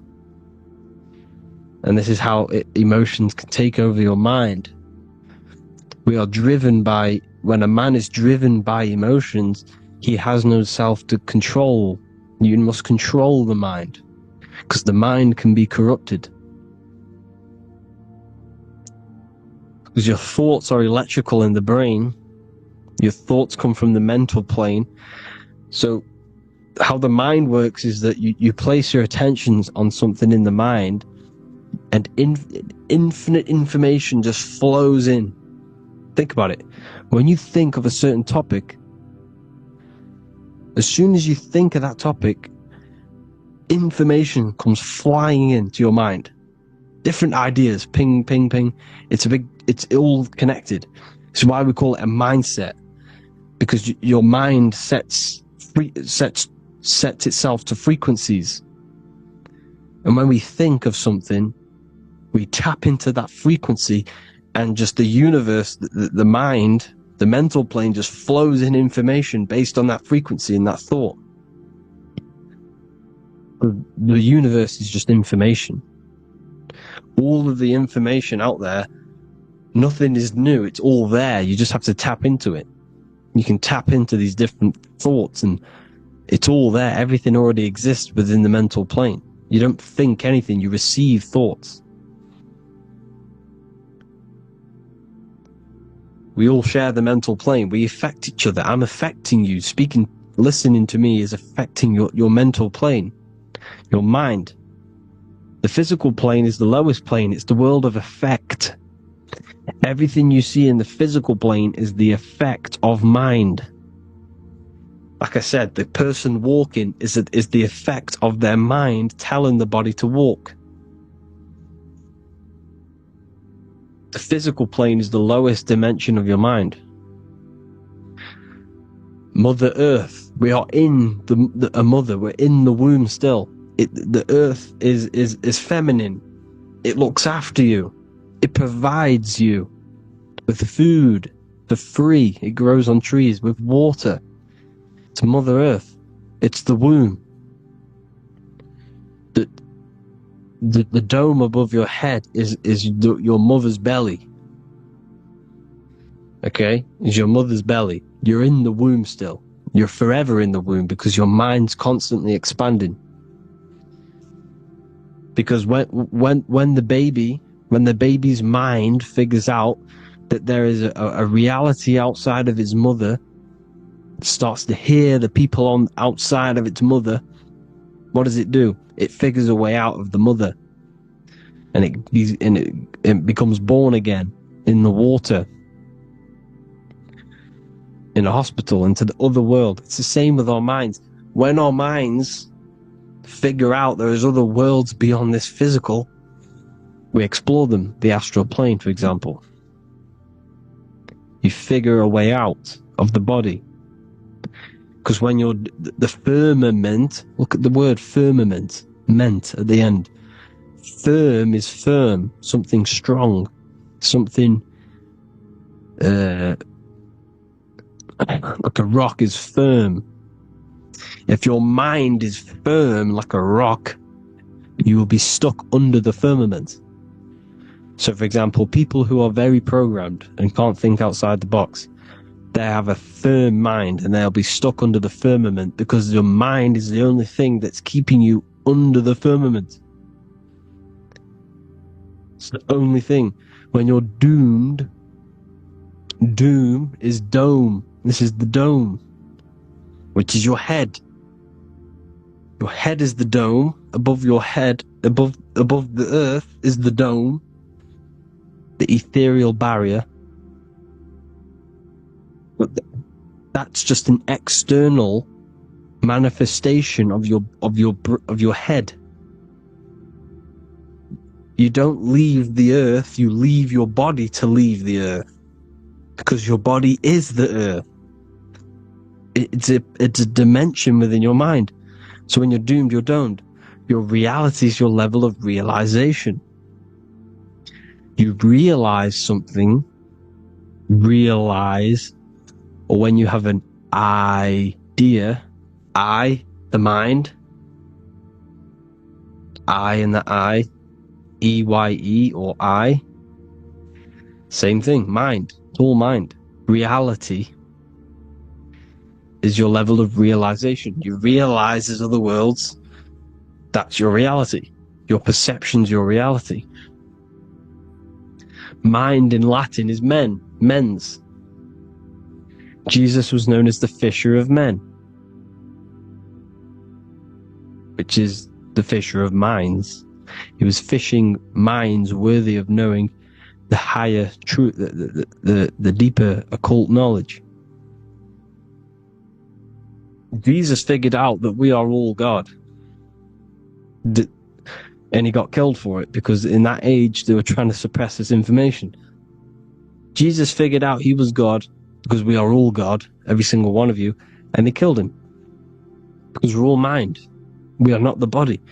We're the invisible intelligence, which is God. But you are not God if your mind is attached to this physical world, to the worldly pleasures. If you master your mind and travel the depths of your mind, that is God. Mental and men. Look at the word mental. It has men in it. Men in the Bible means mind. Here you see Masonic, the Masonic symbol with the eye, the mind. Looking over, everything is the one, everything comes from the one, all the lines coming off it, giving its life to all of the life forms. Down here, on the bottom, you have duality, black and white. Up here, you have singularity. One and the two. Unification and division. The lower self is divided into the left and the right. So the Bible even says, I forgot what verse it is, but it says, it's better to go through life with one eye than to have two and be cast into the fiery abyss of hell. I'm not sure what verse it is, but you can research it yourself. It's better to go through life with one eye, to be unified. Unified consciousness. Dimension. No brainer. No brainer. The language tells you the truth, people. Dimension. The dimensions are in your mind. Entertainment. Entertain the mind. Disappointment. It's all in the mind. Environment. The environment that you are in is a product of your mind. Within, rearranged spells high twin. Within is your mind, and your external world is mirrored from the decisions you make in your mind. Advertisement, commitment, it's all meant, it's all mind, everything is mind. Everything. So, this is important. The collective thoughts and collective beliefs. The collective, because we all share the mental plane. And because of this is why we are in a weakened state of consciousness at the moment. Because the collective thoughts and the collective minds overall are asleep. And they don't believe in anything. You see, everything is true within the mind. You think of something, it is there instantly. You think of a chair, it's there in your mind. You think of anything, it's there instantly. So everything's true within the mind. Anything can happen in the mind. Anything can happen on the physical plane if the collective consciousness, the collective minds, believe it to be true. This is why back in the days, in the ancient days, you look at all the old world stuff, you see all this crazy technology, and it's because as a collective, as humanity back then, they believed that they had much more open minds. Therefore, the things manifested in the physical world were a lot more out of the box, so to say, compared to today. For example, magic is not as powerful today because the masses don't believe in it. It's still powerful, don't get me wrong, but if the masses believed, or if everyone knew magic could be real, because it is, anything's real in the mind, it would be a lot more powerful. You see? So and what they're trying to do is create a hive mind worldwide. They're trying to make one religion, an external God. What happens when you worship something external? You give energy to it, because where attention goes, energy flows. Where your mind gives attention to, energy goes there. And when we all believe in external gods and give our worship and our power to these external things, we all give energy to it, which will manifest as a demon in the astral planes. It's a hive mind. They're trying to make a hive mind to summon our energy. Trying to summon our energy. And it through mind, through collective thoughts. The hive mind. They want one religion, one government, one currency, one belief system, and that will create a hive mind, which will limit our consciousness, which will limit what we can do in the physical world. Because if everyone doesn't believe in certain things, it cannot happen, because it's all in mind. Mind is so powerful. I am you and you are me. I hope you all enjoyed this video, people. If you haven't already, join the Wisdom Academy. The Wisdom Academy, we have many occult lectures just like this one. Also, we have just launched Mindwave Hub. If you want genuine frequencies, genuine binaural beats, because the ones on YouTube, the ones on Spotify, Apple Music, they're all tuned to A440 Hertz, which shuts down the right hemisphere of the brain. If you want to gain access to your true consciousness, your mind, you need to balance the two hemispheres and balance the chakras. You can do that externally by listening to binaural beats. If you want true frequencies, true binaural beats to hemisync the chakras, hemisync the brain, to gain access to the different dimensions of your mind, well, you can gain access anyway, but it's going to help you if you're trying to learn this. Join Mindwave Hub. The link will be in the description. Listen to the binaural beats, meditate to them, listen to when you go to sleep. They'll massively benefit you. Thank you all, people. Hope you had an amazing, lesson. Hope you learned a lot. And please subscribe. God bless you all.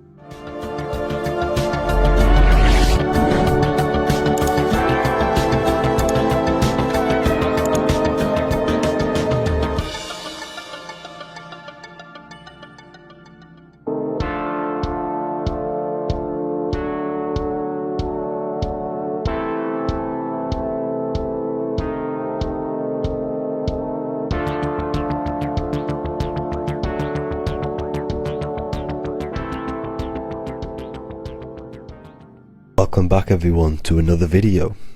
Today we're going to cover everything that you need to know about the mind, starting with the two aspects of the mind, the conscious and the subconscious. The male aspect of your mind is the conscious. This is the 10% of your mind. The conscious part of your mind is only aware of everything around you, your vision, your sight, your smell, your taste, your hearing, and your current state of emotion and thought. Every thought that you consciously think about has an emotion directly attached to it. That emotion is then impressed onto the subconscious part of the mind. The subconscious part of the mind is the female aspect of your mind. It is also a whopping 90% of your mind. Subconscious mind is controlling all of the subconscious processes which happen within your body. For example, your subconscious mind is controlling your heartbeat, your digestion of food, and all of the things that you do not have to tell the body to do.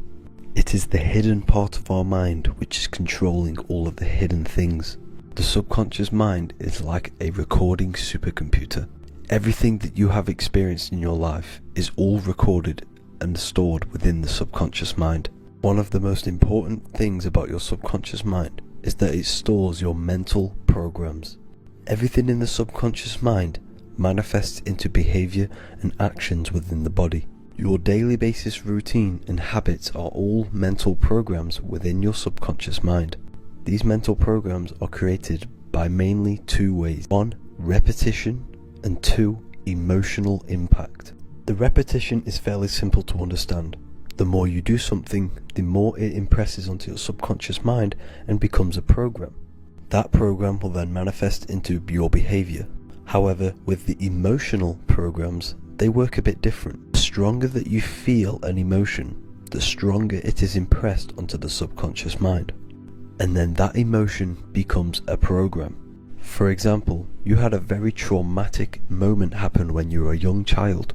The emotion that you felt was so strong in that moment that it impressed into your subconscious mind so hard that you can recall that moment like it was yesterday. That traumatic event that happened to you when you were young will still manifest into your daily basis behavior even to this day. However, it manifests subconsciously. For example, if you were in a car crash, you will be wary to enter cars with certain people, all because of that traumatic emotion that you felt and impressed onto your subconscious mind. Another example of the subconscious manifesting into our behavior is posting on Instagram. Most of the time, the reason why you post is because your subconscious mind is seeking gratification. So before you actually do something, question yourself and find out the root cause of why you are doing this. Another thing that you need to understand about the subconscious mind is that it takes everything you say in here literally.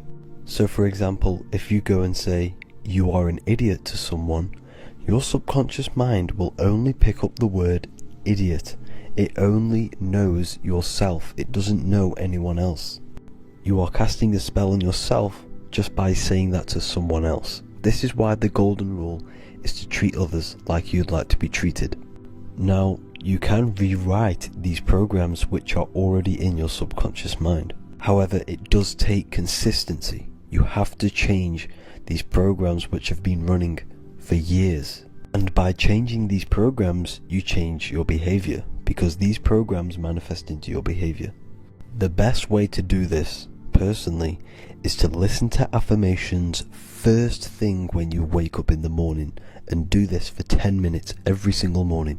Then at night time, you want to think and feel that you are becoming the reality that you desire. The more that you feel this reality, the more it will become a program and impress your subconscious mind. For example, you're trying to gain financial freedom. If you trick your subconscious mind into creating a program saying that you are financially free, this will manifest into your behavior. You will start doing more work. You will start looking for ways to make money. Your mind will be set on the frequency of money and financial freedom. Therefore, you will receive thoughts based around this program. If you take enough action, your life will dramatically change because of this program that you created in the mind. This is why we call it a mindset, because your mind is a frequency tuner which sets its frequency onto different thoughts, because thoughts are frequency. If you fill your mind with a specific frequency, you will gain thoughts and ideas based around that frequency. To create a stable mind, you need to master your emotions. You need to change your mindset. Everything that you experience is neutral. Based upon the mindset that you see it, you either give it a positive or negative charge. By understanding this deeply, you will then control your emotions. I hope you gained some wisdom and enjoyed this video. Please, if you can, leave a comment and a like, and subscribe to the channel if you like this content. Love and light to you all.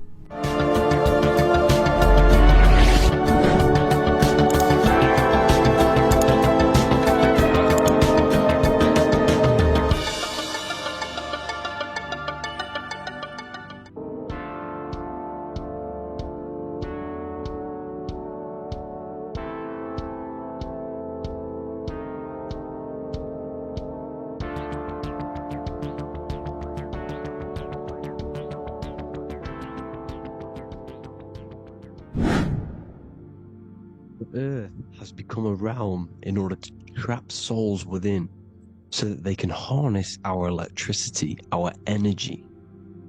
Even the Bible is talking about how this realm is controlled by the wicked one in John 5:19. We know that we are the children of God, and that the whole world is under the control of the evil one.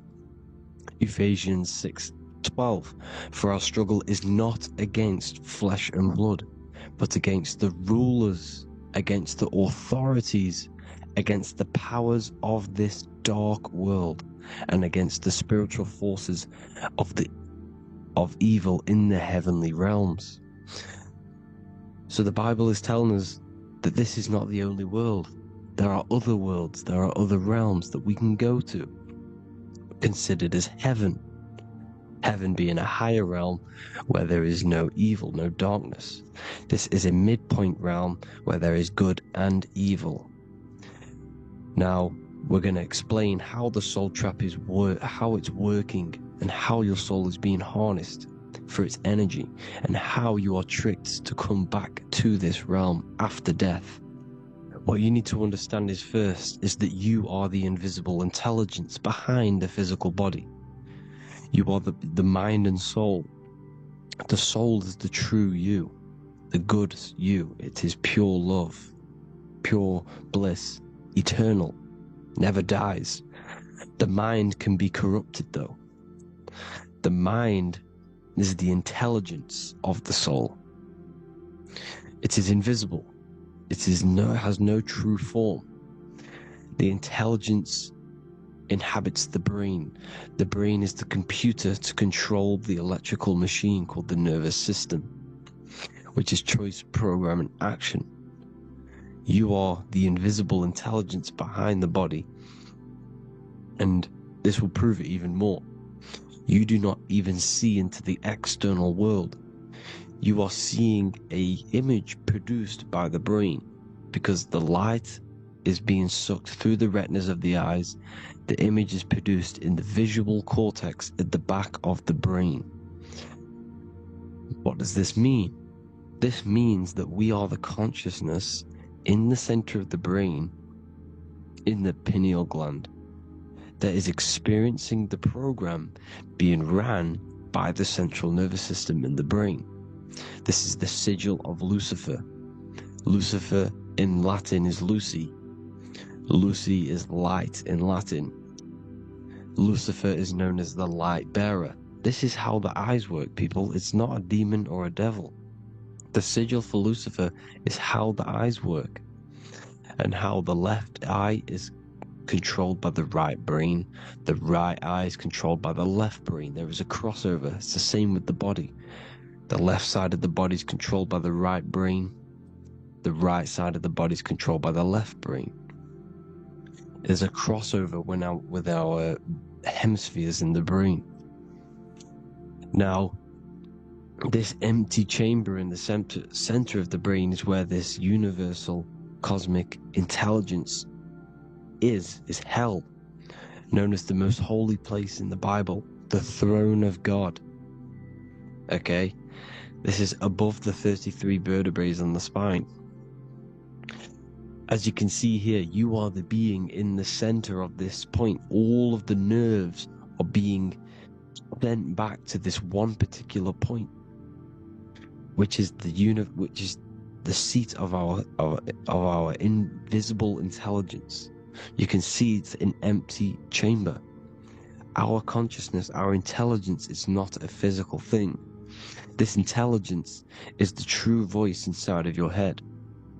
This is why your head is heaven, your heart is earth, your heel is hell. Your head is heaven because this is the seat, the throne of God.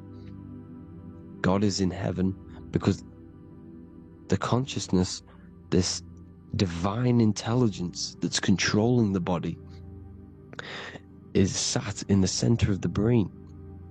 The brain is taking commands of this invisible intelligence.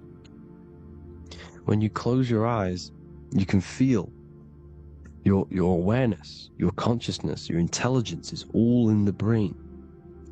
Your awareness is not in the feet, the heart, the legs, the arms. It's all in the center of the brain. Now, if you meditate deeply, you will find that you are beyond the mind. You are the being observing the thoughts. You are the soul observing the thoughts. Now, with this being said, you are the consciousness experiencing the program being ran by the central nervous system in the brain, because you're not seeing into the external world. It's an image, it's a simulated image produced by the brain and the central nervous system. You do not experience the external world. You do not feel the external world. You feel electrical impulses on your nervous system. Your nervous system is decoding what you are feeling. So the only thing that you truly feel is the electrical impulses on your nervous system. This is why the nervous system is the tree of knowledge of good and evil, because it gives your invisible intelligence, your mind, the knowledge of good and evil. It can detect good things, it can detect bad things. If it's hot, if it's warm, if I need to go, the nervous system is doing this. It is the tree of knowledge of good and evil. Okay? Now this universal intelligence is symbolized as the single eye. Okay? Matthew 18:9. It is better for you to enter life with one eye than to have two eyes and to be thrown into the fire of hell. What does this mean? It's symbolic, it's metaphorical, people. It is metaphoric. Your universal intelligence is the single eye, the one eye. It's the balance between the two poles, between the left and the right, the good and the evil. It knows the right thing to do all the time. This is our inner guide. The inner self is the inner guide. And when you are operating your life off duality, using your two eyes, you'll be thrown into the fire of hell, lower states of consciousness. Because you're split. You need to live in oneness, even, balance. Matthew 6:22, the light of the body is the eye. The light of the whole body is the eye. You are a light being. Human. Hue means an attribute of a color. Man is the word manifested. We are light manifested into physical form. Depending on your vibration is depending on what color that you are vibrating on, which is a hue, a human. If therefore thine eye be single, thy whole body should be full of light. Again, it's talking about the single eye, oneness, completeness. When you balance the hemispheres of the brain, we'll go over that later. But anyways, the body is the earth. This is what we need to understand, people. The body is running the simulation, the program that our consciousness is experiencing. So when we leave the body during death and astral projection, we leave the earth. This is how it works. The body is the vehicle for the earth, for this realm. Everything exists within our mind. You have the soul, mind, and body. The soul is the observer, the watcher, the true being. This is why she has many different heads, because the soul inhabits different bodies. This is the serpent, which means knowledge, which is the mind, wisdom. And this is the body. Soul, mind, and body. Brahma, Vishnu, Shiva. The mind is the bridge between the soul and the body. So what do I mean? When you astral project, you are using your mind to project your awareness, your observing consciousness outside of the physical body. The mind is the projector, projecting consciousness. By using your mind, you can project your consciousness outside of the body, which is known as the astral realms, which is known as walking on water. Jesus was never walking on physical water, people. It's metaphorical. Believing the physical body. The water is the ether, which is the veil between the physical and the astral realm. It's fluid substance. It's on either side. It's physical and astral. The ether is the fifth element that they hide from us. Why? Because they're trapping you in the physical. They are hiding all of these realms. Etheric, astral, and mental. People think their mind is their brain. It's two separate dimensions. These are completely different dimensions. The mind is way more intelligent. The mind is formless. There is no form to the mind. You can think anything you want. You can manifest anything you want within your mind. It is not a physical object. The physical realm is being controlled by the mind. Everything's being controlled by the mind. Everything exists within the mind. This is why the Egyptian says the universe is mental. So when we project our consciousness outside of the physical, we go to the astral. The ether is the water that Jesus is walking on. This is the veil between the physical and the astral world. The word together has ether within it because it joins the two worlds together, together, the astral and the physical. The word either is ether because the ether is on either side, physical and astral, physical and spiritual, physical and non-physical. In the astral realm, the mind can manifest anything we want. We incarnate to restrict our minds. This is why Saturn, if you go and watch my video on Saturn, how Saturn is this simulation, okay? Our minds can manifest anything we want in the astral plane in the click of a finger. However, when we incarnate in matter, we now have to labor for our manifestations. This is why Saturn's known as the great teacher in astrology, because he teaches you a lesson. When your mind incarnates into matter, it's teaching your mind a lesson, the knowledge of good and evil. This is why the Bible says you shall be gods and know the knowledge of good and evil. When you incarnate here, you have to know the knowledge, you need to know the knowledge of good and evil to become a god. Okay? Now the square is the physical plane, the triangle's the ethereal plane, the circle's the eternal plane. The circle has no beginning, no end, it's eternal. The physical plane is the square, it's limited. The square is limited. The cube is the geometric shape which gives rise to matter. Now the term think outside the box has truth in plain sight. You have to think outside the box to project your consciousness, use your mind to project your consciousness outside of the box, the physical plane, into the astrals. The astral realm is the realm of the stars. Above us is the stars. Through the stars is the astral plane. This is why astral has the word star within it. The devil is the de-veil. When you sell your soul to the devil, quote unquote, it's metaphorical. The devil exists in the physical plane. It's the lowest state of consciousness. The de-veil, you de-veil yourself into the physical when you are the devil. The de-veil. The ethereal plane. Now, we all know what the famous symbol of the all-seeing eye, right? The all-seeing eye with the eye in the triangle. Look at the Masonic artwork showing you the triangle above in the sky. This is symbolizing the ethereal planes. The eye in the triangle symbolizes your invisible intelligence, your mind, which has the ability to see on either side.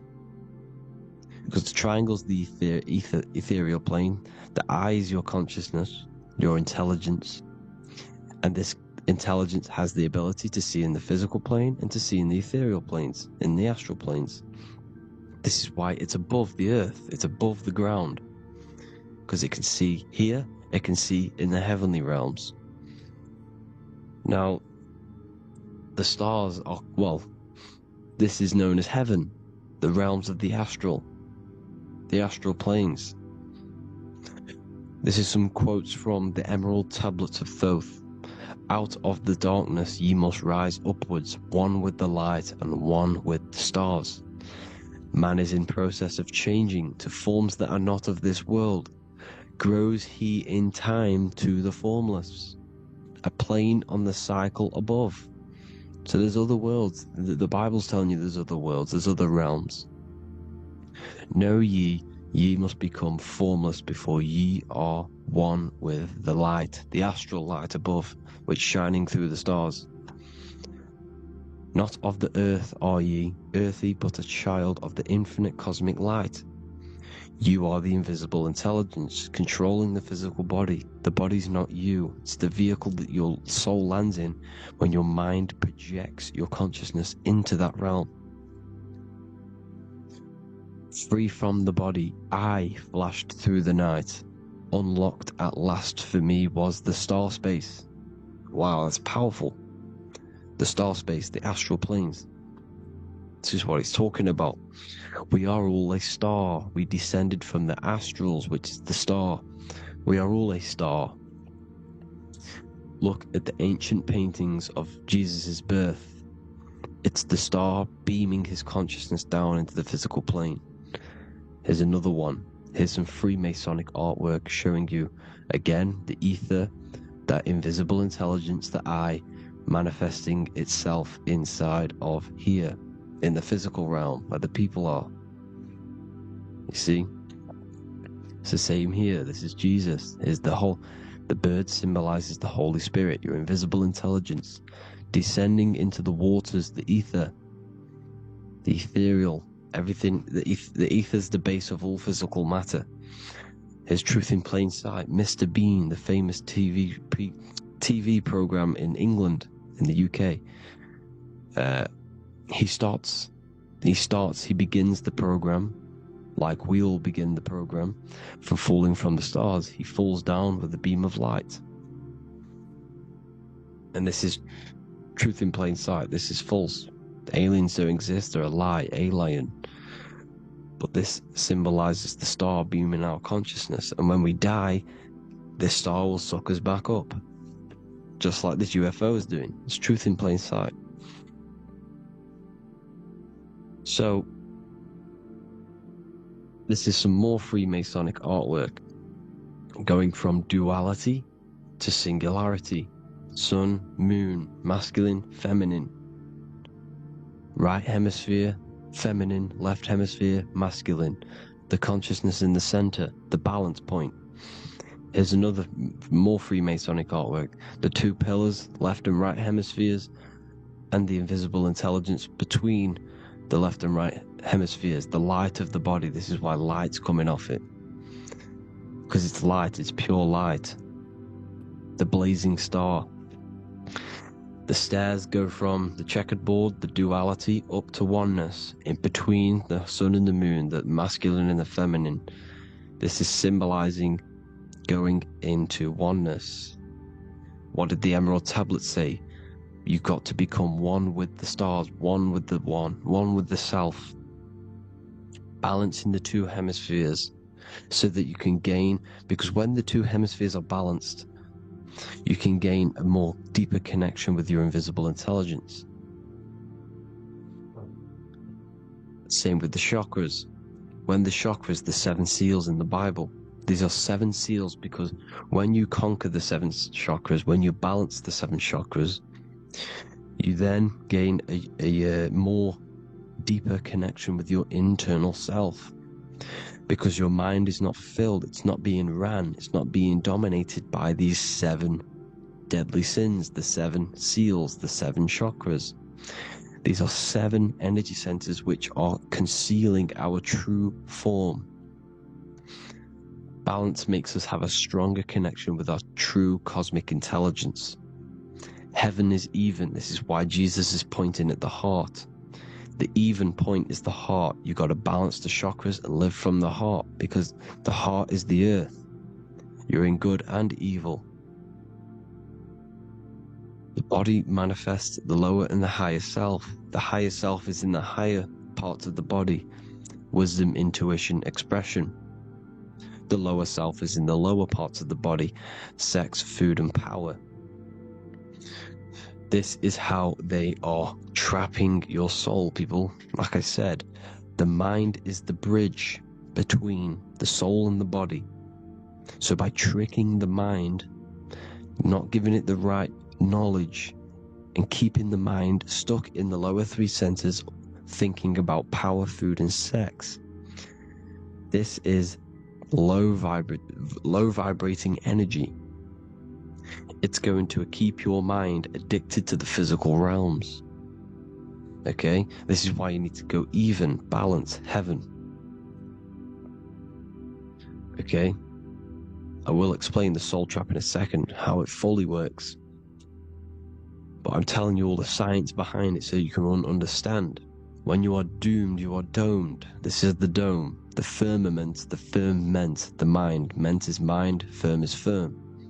A firmament is doomed under the firmament. You must have a loose mind, an open mind, to expand your consciousness beyond the stars, beyond the ethereal barrier. You have to vibrate higher than this world. Your consciousness must be expanded more than the physical plane.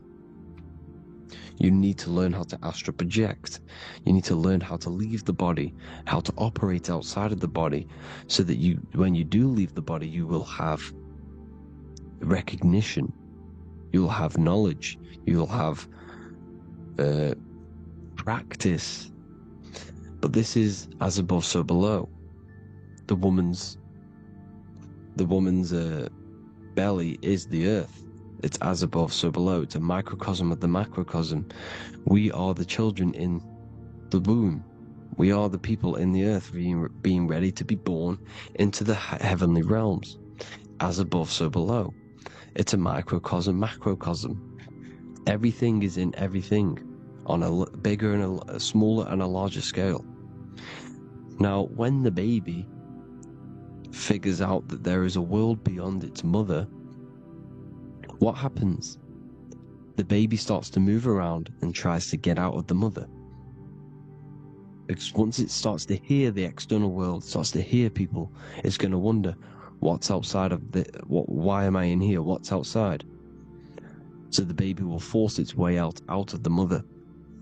It's the same with our minds, as above, so below.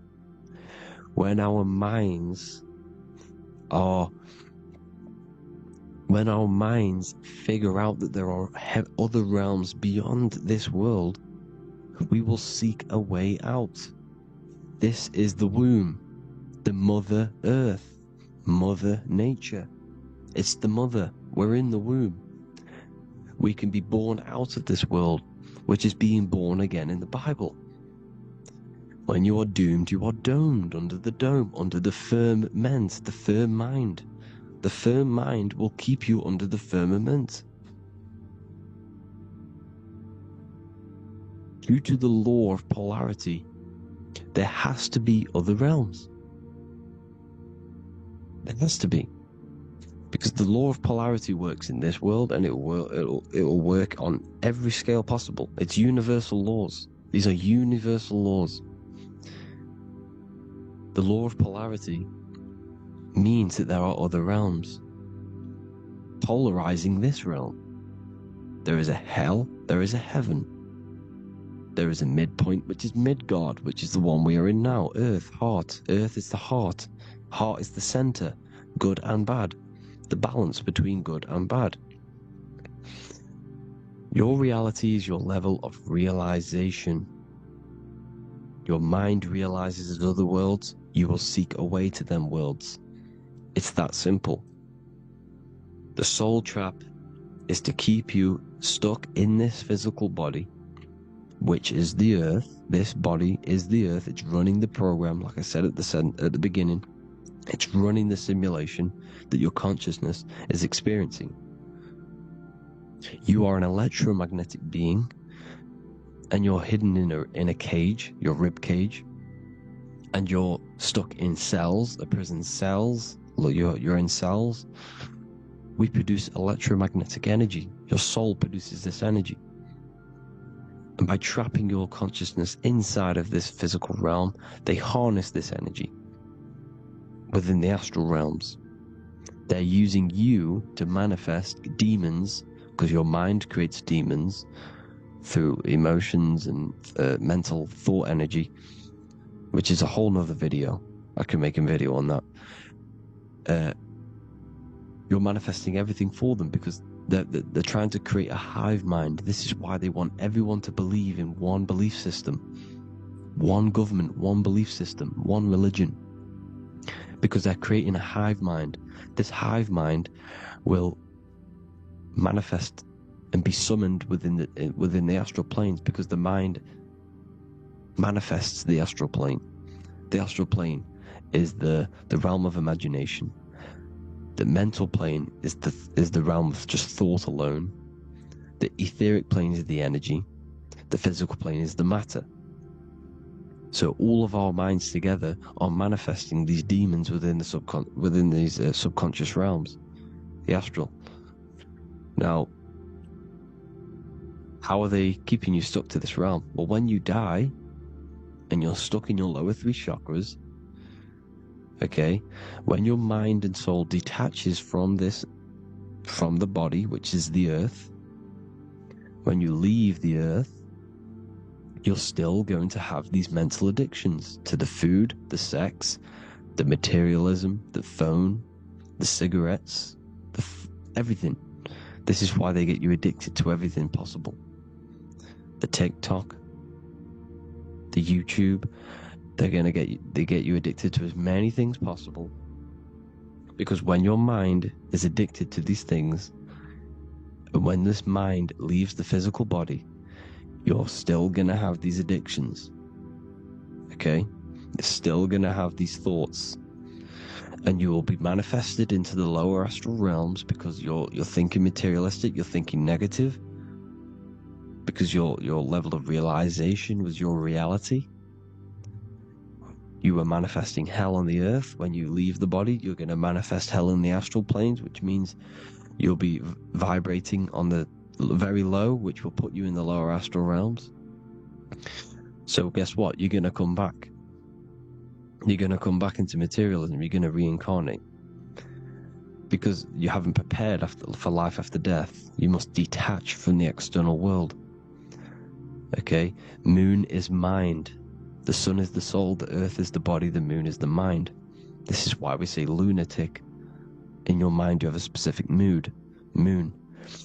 Money, M-O-N, is the moon. Money exists in the mind. They get you addicted to the money. The Bible's telling you this. Do not conform to the pattern of this world, but be transformed by the renewing of your mind. It's telling you. Of this world, but be transformed by the renewing of your mind. Who knew that the Bible was this deep? Matthew 16:26, what good will it be for someone to gain the whole world yet forfeit their soul? James 4:4, don't you know that friendship with this world means enmity against God? Therefore, anyone who chooses to be a friend of this world, of the world, becomes an enemy of God. John 4:4, dear children are from God and have overcome them, because the one who is in you is greater than the one who is in the world. It's talking about the invisible intelligence. It's greater than the physical world. John 2:15, do not love this world, nor the things it offers you. Because this world will create you to, if your mind has attachments to what this world offers, sex, money, and power, pretty much, you will reincarnate here. You will come back here. Because when you leave the body, your mind will still have these addictions. Do not love the world, nor the things it has to offer you. All of this is in my newly published book. The paperback versions are now available. Finally, for all the people who have been waiting, the Book of Wisdom. All of this knowledge is inside of the Book of Wisdom. The paperbacks are available. There's worldwide shipping. You can get it anywhere, pretty much, any country. My new website, it's amazing. There's going to be some amazing products coming on the new website. But I thank you all for the support. Before I leave, I need to explain what is going on with the soul trap. Like I said at the beginning, the mind's the bridge between the soul and the body. The body's the realm. By tricking your mind with false knowledge, they are keeping your soul stuck to this realm.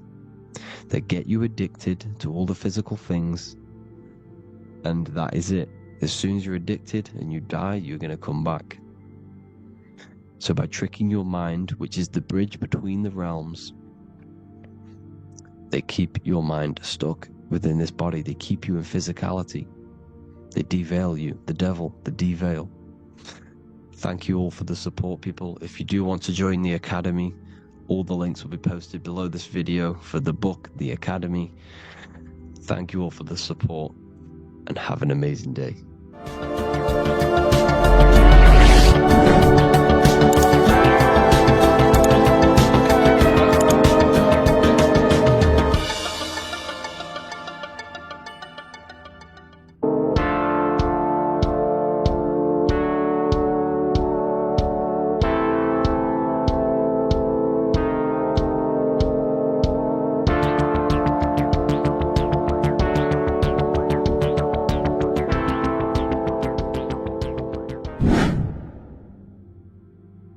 What is good, people? We're back with another video, and this is going to be talking about the connection between the micro and the macro.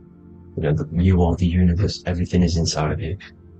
So the first thing you need to understand is that the law of mentalism, we are a thought in the creator's mind, everything's being thought into existence. We have a spark of this mind, this same mind of the creator. And everything is a state of mind. Particles or atoms, whatever you want to call them, are a mental thing. They're a product of the mind. Everything's thought into existence. Thoughts influence everything. Thoughts are energetic effects which send out waves into the quantum field around you. And your consciousness is actually the universe experiencing itself, expressing itself, and viewing itself. So we are the creator, but viewing itself in separate bodies. And this is why they call the material world the world of illusions. Because everything's separate here, but we all forget that we are all one. We've all been brainwashed to think we're all separate, but we're all one. We're all the same mind, the same consciousness, everything. So everything's created out of toroidal fields. God created the toroidal field. That's the only thing that exists because the atoms are toroidal fields. And it's the basis behind all creation. As you can see it in the owl's eyes. It creates the infinity symbol. And this was the apple. That apple is a toroidal field. And the toroidal field is made out of dielectricity, which is ether. Ether is black light, and this is counter space. This is another realm. This is what creates God to be omnipresent, to be everywhere at one place at all times. He is everywhere because ether is everywhere. And ether is infinite potential. It connects everything together, and that's what energy moves through. It moves through the ether. And that's black light. Everything is light, as it says in John 4:2. God is light. Everything's a vibrational state of light. So the torus field was made out of dielectricity, ether, black light, magnetism, which is white light, which is the center of the toroidal field. And magnetism radiates, it has no vibration. And then when white light splits, it turns into electricity, which is physical material, and that has a vibration. This is the Holy Trinity. The sun, the moon, and Saturn. Saturn, the god of materialism. If you've watched my videos on Saturn, you know that Saturn is crystallizing everything into physical matter. And that's why his old name was El. The ancients called him El. And this is why we get El electricity. This is where El electricity comes from. Because El electricity is only a product of the physical world, which is redshift, blueshift, Adam and Eve. And this is what creates the redshift, blueshift is a product of magnetism. When magnetism, white light splits, and this gives us vibration. And this what creates the toroidal field, which is the basis of all physical creation. The sine wave is created out of the magnetic wave and the electric wave. The electric wave is the blue wave, and the magnetic wave is the straight wave, which is radiation. This is vibration, frequency. So the magnetic wave is straight, and then you have longitude and amplitude, which is depth, which is dimension. You see how the electric wave has depth and a dimension. This is why you get the cross. This is the cross of Earth. This is the symbol of Earth, of bondage, of physical matter, because it consists of magnetic wave and depth, which is electric wave. And this is where you get the sun cross or the Earth cross, whatever you want to call it. It's the cross of physical matter, and the ancients knew this. This is why they used that symbol. Redshift, blueshift, which is the toroidal field, is the basis of all creation, physical creation. And this is why you have the police siren is red and blue. The Matrix movie, red pill, blue pill. You have red blood and blue blood in your body. The Democrat and Republic, the two parties, red and blue. Like your taps, on your taps, you have a red and blue tap. One's generative, and one's destruction. Fire, destruction, water, generative. So this is the basis of all things. And electric wave has dimension, like I've already said, depth, material, and it's measured in hertz. It's measured in hertz because it hurts you, it decays, because the electric wave has a vibration, and vibration always has to go back to a standstill point. This wave cannot go forever, but the magnetic wave will go forever. It's radiation. Magnetic is radiation. It radiates forever, it pulses. But the electric wave will at some point come back to a standstill point, and that's why it hurts, it decays. That's why our physical body decays, because we contain of electricity. this body is an electric body, and it will return back to stillness like a guitar string. If you vibrate a guitar string, you pull it, it will vibrate, make a sound, and then go back to a standstill point. It's the exact same with every single toroidal field within the body. It will decay, and this is why our bodies decay, and everything in creation decays. So we're born into sin. The sin of Eve. The sin of Eve is us biting into the tree of knowledge of good and evil, which is the, the systems in the body. And the sin of Eve is biting into the sine wave. We bit into the sine wave. The sun moves in a sine wave. Our DNA is a sine wave. Time is a sine wave. Everything in this creation is a sine wave. This is why the dollar bill is a sine wave. Magnetism and electricity and electric waves in one. And this is the sun doing its sine wave, which creates, when you go bowling, it kind of creates that pin that you hit over. That's the pin of the sun. The zodiac sign is a sine wave because the zodiac sign is an expression of the toroidal field, because magnetism unfolds into 12ness. And that's why you have 12 zodiac signs, 12 systems in your body, 12 cranial nerves in your head, in your brain. So if you can imagine this, see where my pointer is, always starts with Aries. Aries is the head. It's the first thing that's created in the womb. And this is Aries, the ram. And this is why it's called a cerebrum in your brain, which is the first thing that creates when you're in the womb. And what's the element of Aries is fire. Fire is the first element. F-I-R, first, because it's the first thing on the wheel, the first expression of energy. As you can see here, my pointer, this is the center of the toroidal field. It would go Aries, Virgo, Capricorn, Pisces, Scorpio, Cancer. Then we'll go back to Libra. Libra would be center. But you see how the toroidal field is the expression of the 12 energies. That's what the constellations are, the energy expressions of the toroidal field. So it would go outwards, starting from Aries here, all the way back to Pisces, which is beyond the bottom half. But Libra would be the center. That's why Libra is the equinox. It's the equinox. Libra is when it goes from summer over to autumn. It's the equal. It starts to transition into the winter side. Equinox, equal, which is Libra. And that's why Libra has the two scales, symbolized with the two scales. That's because of, the sun moving over. It's being judged. It's equal now, but then it's going to tip over into the winter. That's why Libra is here, the center of the sine waves. And like I said before, magnetic energy unfolds into 12ness. Magnesium is number 12 on the periodic table. It's the sacred number. And this is why the scientists are trying to, NASA is trying to bring in another constellation to destroy the holy science of astrology. So Aries rules the head, which is Mars. Taurus rules the neck, the lower head. Gemini, the two twins, which is your lungs, your two twins, your arms, two twins. Cancer, the breasts, or the chest area. Leo, the heart, which is the sun, which is fire, the center of the toroidal field. Virgo, the belly, which is the intestines. Libra, the kidneys, the two scales, the kidneys, balancing out everything. Scorpio, the sex organs. Sagittarius, hips and thighs. Capricorn, I've missed that out, which is the kneecaps. Capricorn, kneecap. Aries, which is the ram, which is the cerebrum in your brain. And then Aquarius, the calves and the ankles. And the Pisces, the two fish, the 2 feet. So everything corresponds, as you can see here. This is an ancient way of depicting it, of the folded human. And this is everything. Each constellation rules that part of the body, gives energy to that part of the body, makes you do certain things.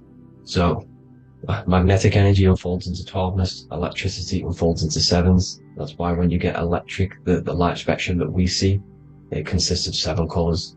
Why we have 7 planets. The 7 planets give us our 7 metals and the 7 solfeggio scale frequencies. So the rotor, this is the rotor, and rotor is an anagram for Torah. The Torah, which is I think it's the Hebrew Bible. Don't quote me on that, but it's one of the holy books. Which is the Torah, the Taurus. Everything goes back to the Taurus field because it's the basis of all creation. So the chief cornerstone, it says in the Bible that the builders rejected the chief cornerstone.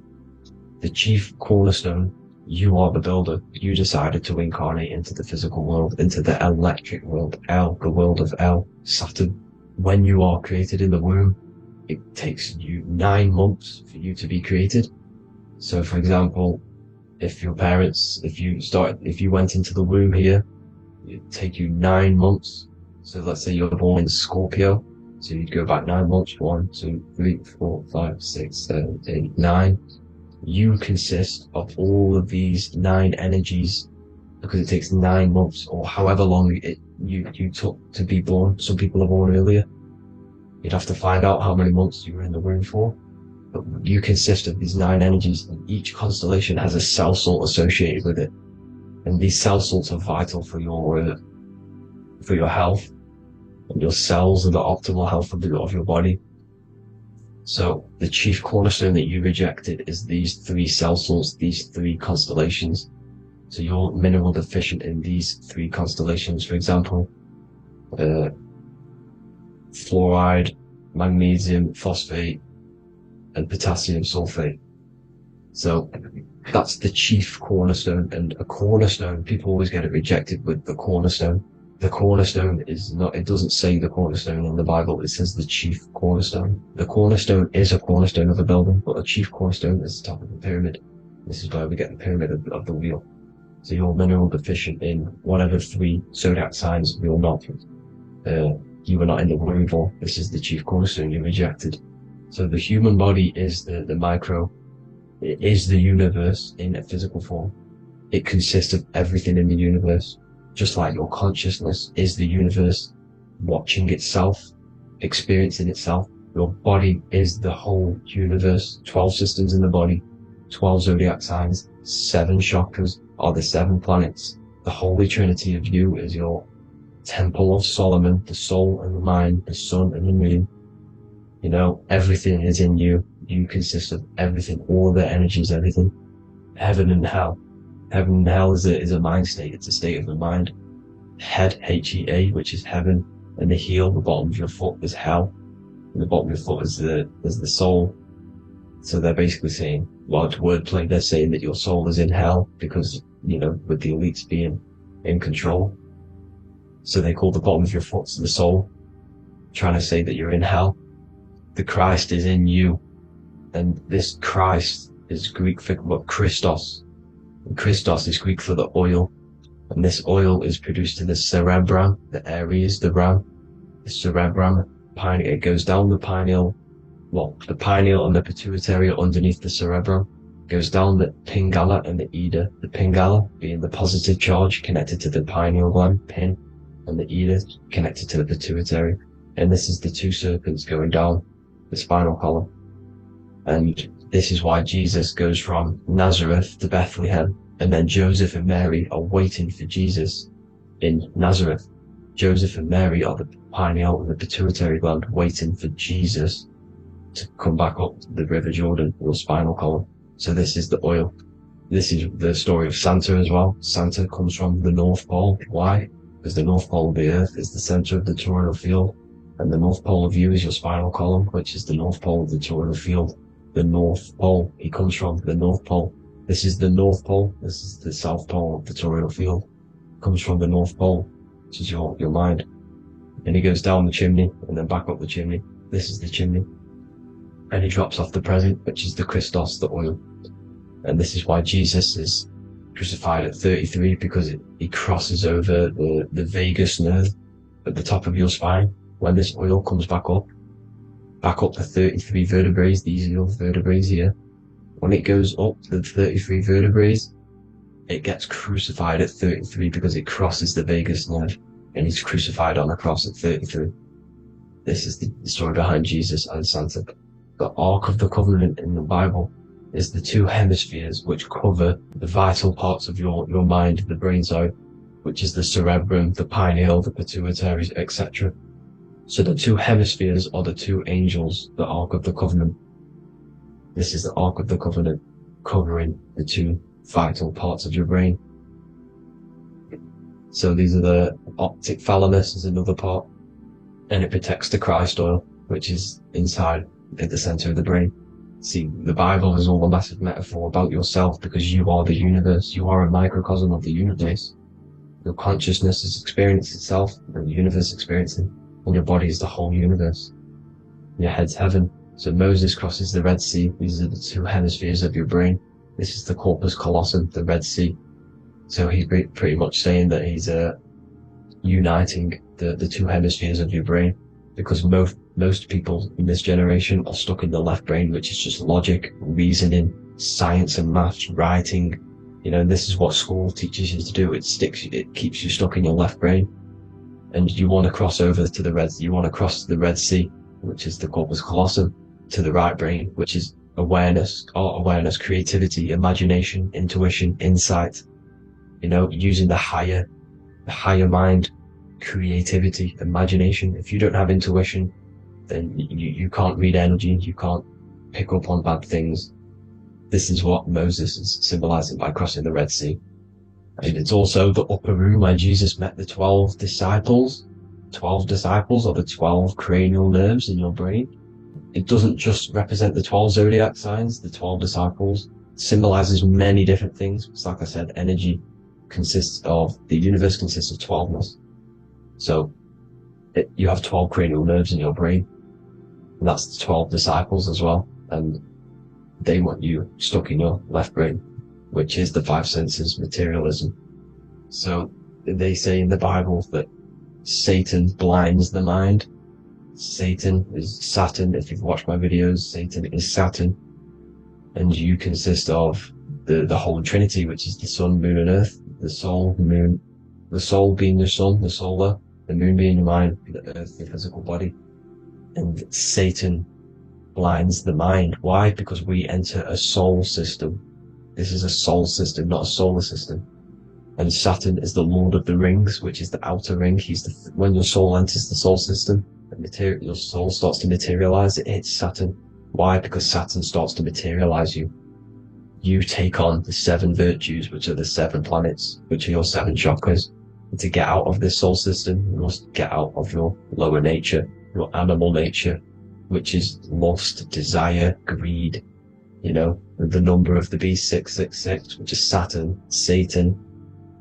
So you enter the soul system, you take on the 7 energies, which you turn into physical matter. And this is your descension from heaven to, well, to say hell. And then you must raise back up from matter to spirit. They say Satan blinds the mind. Why? Because your mind gets materialized. Your soul and mind get materialized. And when you get materialized, it's an intense experience. You lose the divinity within you. You forget the divinity. So Satan, which is the first planet, the first energy you take on, the material body, he blinds the mind. He makes you forget everything, your divinity. Then you must remember, ascend up Jacob's ladder, the 33 vertebrae, to heaven. And this is a microcosm of the macro, because you will ascend back up to heaven if you do this, when you leave your physical body, when your body decays. So when it talks about in the Bible, completely destroy them, the Hittites, the Amorites, the Canaanites, all the ites, this is what God says to the Israelites. It says completely destroy them. It's basically symbolizing saying destroy your lower nature. The Canaanites, cannibals. We're under a Canaanite system now, which is cannibalism.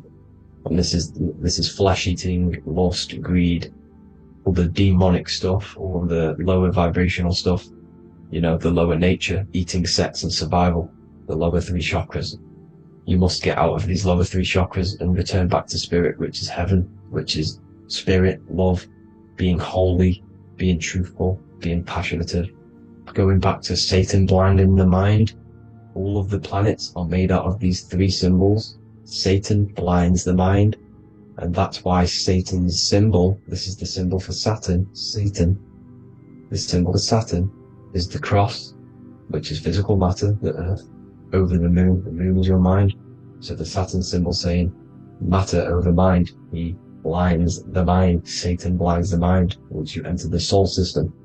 And you must remember, in the Bible it talks about the Genesis, which is Eve, the sin of Eve, which is biting of the tree of knowledge, with the serpent which wraps around the tree. It says the serpent placed himself on the tree. or the serpent is the spinal column. It's the serpent telling you eat from the tree of knowledge of good and evil, which is your nervous system. And eating from the tree of knowledge of good and evil is doing bad things. For example, over-sexualized, overeating, eating the wrong food. That's eating from your nervous system. It's decaying you, and it's preventing you from achieving the God self, the God consciousness. This is the symbolism of, the tree on the serpent, telling you to eat from the left brain, with the left brain being the sinister. Sinister is Latin for left. That's sin. Sin is left. And left is lefty Lucy, Lucifer, right, righteousness, right, God, godly. The tree of knowledge of good and evil, which is your nervous system, because it determines good or bad. That's the only thing you experience in this world is your nervous system. And then the tree of life is the cardiovascular system, and the Garden of Eden is your body. So that's it for this video, people. I hope you've got a greater understanding of how you are the universe and everything is inside of you. Just keep in mind you are the universe experience in itself, and your body is a reflection of everything. The 12 constellations, the 7 planets, everything's inside of you. This world is an expression from the inside outwards. You can't affect the outside world to manipulate reality. Everything's inside of you. I hope you got a greater understanding of this, and God bless.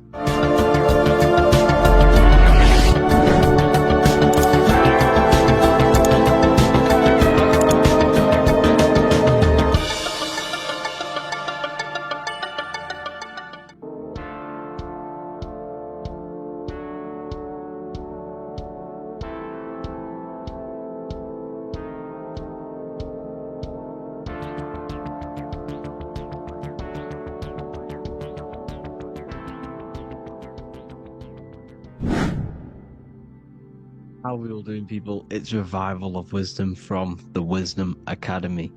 Today we're going to be breaking down God, consciousness, and the higher and the lower self, and how to overcome the lower self. Now, the first thing you need to understand is that you are the invisible intelligence within the brain, within the body. This invisible intelligence is known as the mind. But you are not the mind, you are the observer of the mind, which is the soul, the invisible entity. The mind is your intellect, your intelligence. Now, the mind is, it's hard to put this in words, but the mind is something that gives you the ability to explore the universe. And this inner self is the I am. It's the quiet, the inner self, the voice you see in you hear in your head. This is why within spells high twin, inside, internal. The I is also the number 1, which is one line. Because the one and only, is the inner self, which is the I am. This is why you say, my name is Harry. You are not Harry, you are the I, the inner self, the intelligence. Okay, this is why Jesus in French is I am. You look with the 2 eyes and you see with the inner eye. I and I, the same thing.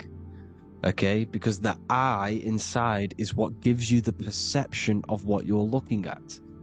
So when someone's trying to explain something and then you catch on saying, I see now, it's because you're seeing with your inner eye, the one that gives you perception, gives you intelligence, gives you the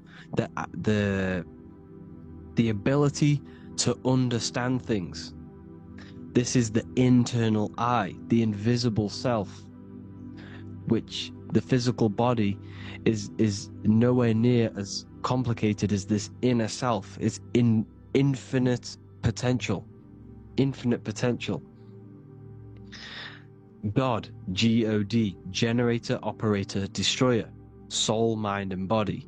Brahma, Vishnu, Shiva, the Father, the Holy Spirit, and the Son. They're all... the reason why you see God is always a triad is because it represents yourself. Your invisible intelligence is God. Me and you are the same invisible intelligence.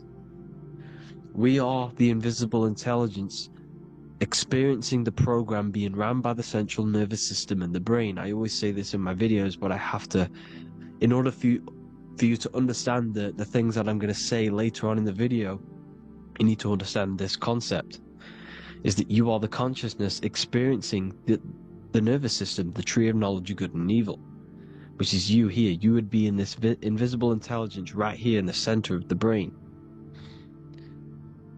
Now, this is why the ancient Christians show God is in the brain.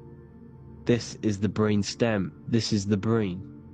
This is also the brain stem and the brain. The brain stem and the brain. It's all depictions of the brain, because the brain's the computer, the electromagnetic computer, which decodes the demands created by the invisible intelligence, the I, the inner self, you, your true self. The person if you observe what someone moving, this is going to sound, but if you observe someone walking, it's not the body. The body is moving, but the thing telling it to move is the invisible intelligence. Before you kick a football, a decision is made within your invisible intelligence, your mind. And this consciousness, this invisible intelligence, is either stuck between the lower self and the higher self. Okay? When the invisible intelligence, meaning the true self, identifies itself with the physical body, it will trap its mind within physicality. This consciousness that we have is either operating in the lower self or the higher self. It's either feeding the material body or it's feeding the spirit. Okay? But because we are physical and spiritual, we need to be even. We don't want to be meditating all day long, because we do have a physical body as well whilst we are here. We are playing a game in physical matter. Okay? Now, the reason that you incarnated here is to learn a lesson, because the mind can manifest anything it wants within the astral planes, within the world of imagination. It can manifest anything it likes, but it incarnates into matter, into this game, so we can understand labor, because anything in matter you have to labor to manifest, but in the astral you can manifest at the click of a finger. You come here to learn the knowledge of good and evil, and your consciousness, I came out a bit off topic there, but your consciousness is experiencing the lower or higher self. The lower self is manifested in the lower parts of the body: sex, food and power, the lower three energy centers. These centers are like mini brains. You are literally thinking with these centers. And when your mind is stuck within these lower centers, you'll think, have you ever heard the term of thinking with your penis, or thinking with your, you know what, as a man? Even females maybe, but mainly this is a boy saying, you're thinking with your penis. This is a truth, it's truth in plain sight. You think with these energy centers. When you're living off the lower three centers, all you care about is sex, food and power.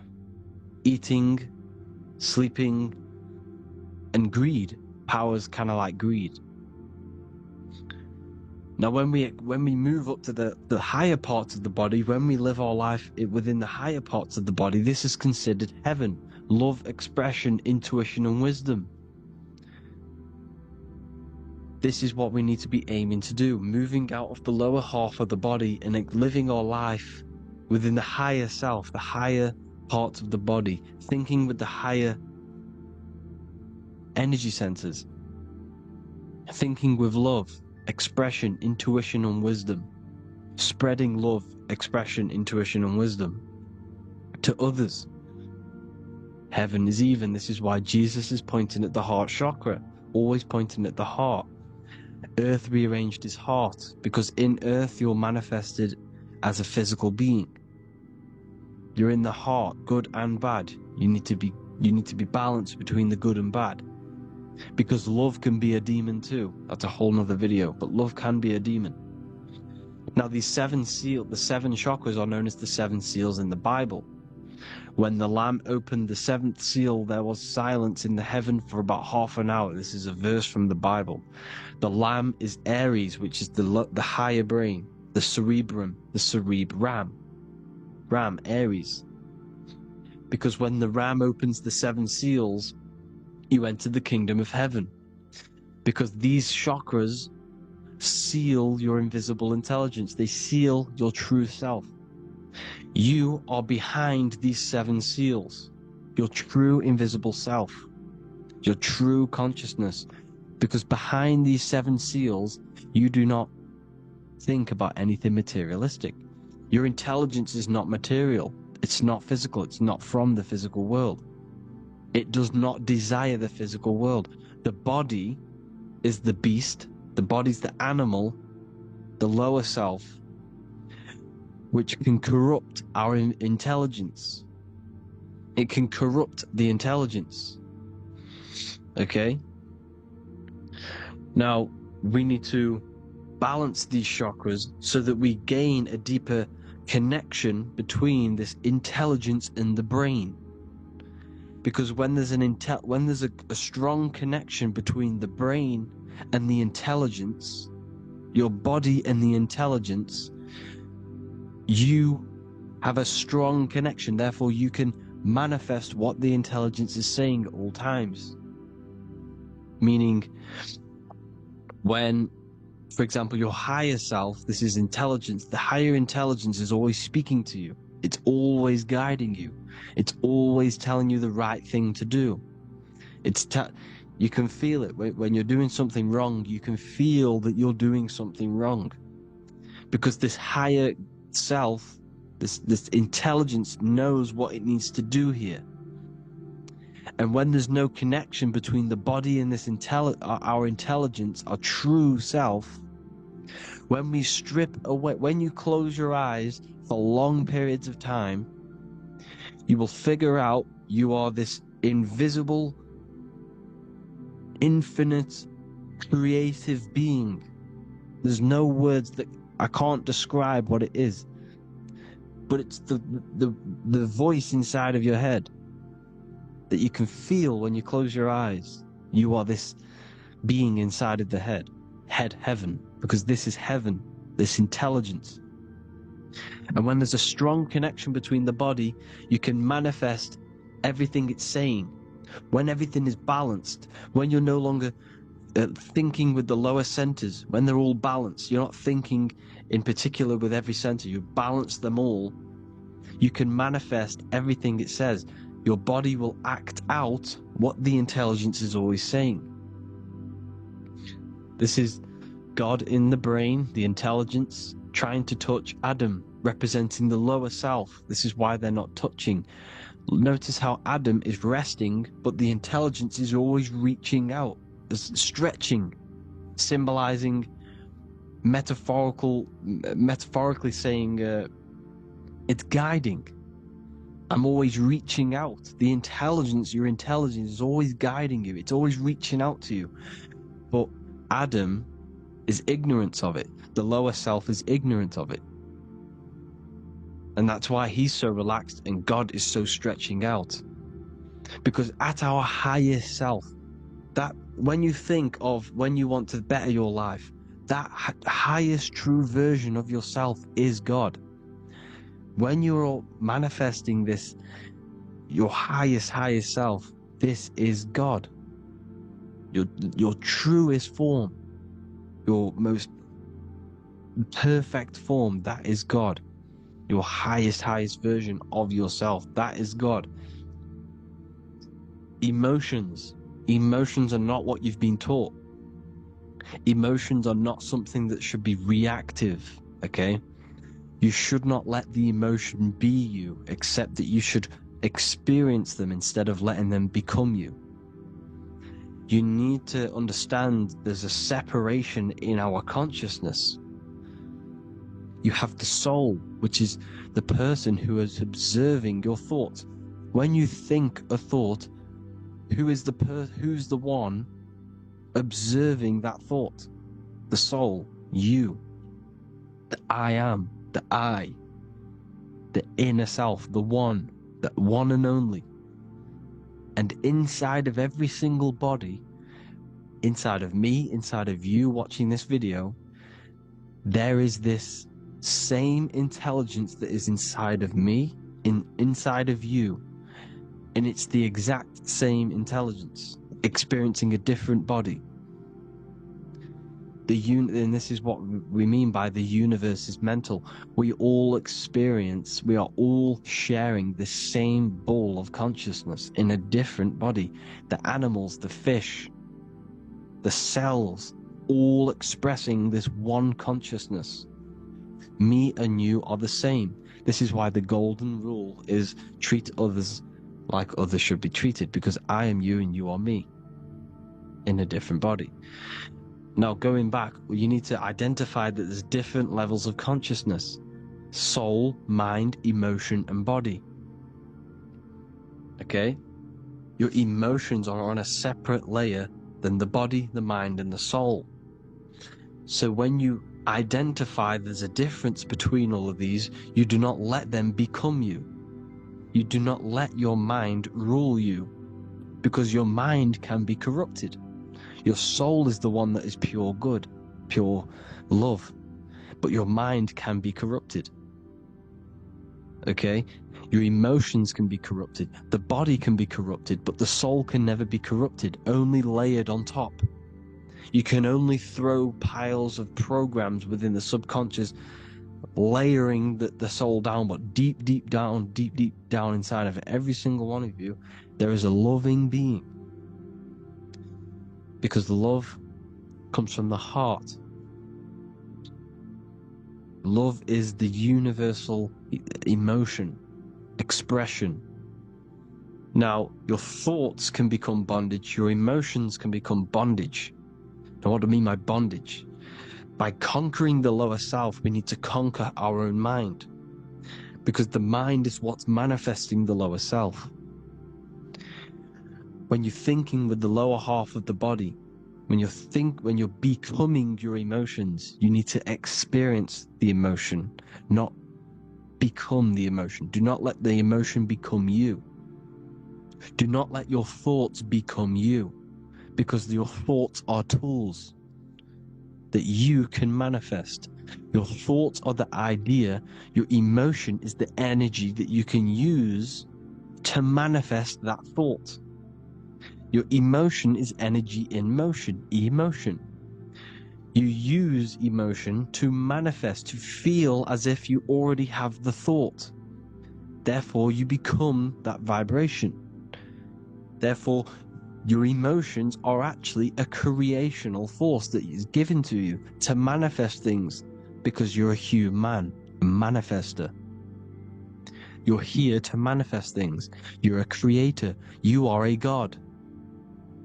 Your inner self, your intelligence, your I am, the one and only inside of you, the inner self, the quiet one, the one that's deep down, the invisible intelligence, is it's creating things all the time. All the time. Speak no evil, see no evil, hear no evil. This is the astronauts, they're Freemasons, but they understand this. Because thinking, seeing, and hearing can corrupt your mind. And when you have a corrupted mind, you'll have a corrupted subconscious. The subconscious will manifest into the body, because 90% of your behavior comes from the subconscious mind. So you gotta speak, see, and hear no evil. A sin, what is a sin? To overcome our lower self, to overcome our lower self, the 7 deadly sins are not something that goes against an external God. A sin is something that goes against your inner guide, your inner conscience, the inner self that is always speaking to you. It's always telling you the right thing to do. A sin is something that goes against this inner guide, and this is why you can feel something where you can feel you're doing something wrong, because the inner guide is speaking constantly. And when you commit these 7 deadly sins, which are 7 internal states which keep your invisible intelligence bound to your physical body. Because evil, right? Evil love bondage. This is why they stay in this realm and they control this realm, because they love the bondage of the body. They like matter. They want to stay in matter for eternal life. They don't want to ascend back into the heavenly realms, where you do not have a physical body. You can explore the universe within the astral planes. They stay bounded to the body, bounded to the 3D construct of the physical world. They have greed, lust, envy, gluttony, wrath, sloth, pride. They want all of this. And if you want that, that's okay. But deep, deep down, you don't want that, because your soul is always telling you the right thing to do. Your soul knows what to do to get out of here. It needs to detach from the external world. Detach from all of these 7 internal states which bound you to your lower self, your lower centers. That's what a sin is. You know, you have a left and right brain. The left brain is always analytic. The right brain is metaphorical. So the right brain is producing a holistic view of reality. Now, what do I mean? And not view, perception. When you see, because your eyes are parts of the brain, when you look at something and you look, that image is produced in the back of the brain in the visual cortex. And then the right brain produces a perception, a holistic, it breaks down what you're seeing into a holistic image, a holistic perception. So for example, if you're in a woods, the right brain sees the whole woods as one big woods. The left brain is breaking that perception down into individual trees, branches, and leaves. So the left brain's to do with duality, the right brain's to do with wholeness, unified. The left brain's dualistic, analytic. This is necessary so that we can pick things up and manipulate them and break things down. We need the left brain, we need the right brain. I'm not saying any of them's bad, but the left brain, sinister in Latin, means left. Because when you're left-brained, you see everything in dualistic. You see everything is dual, when everything's actually one.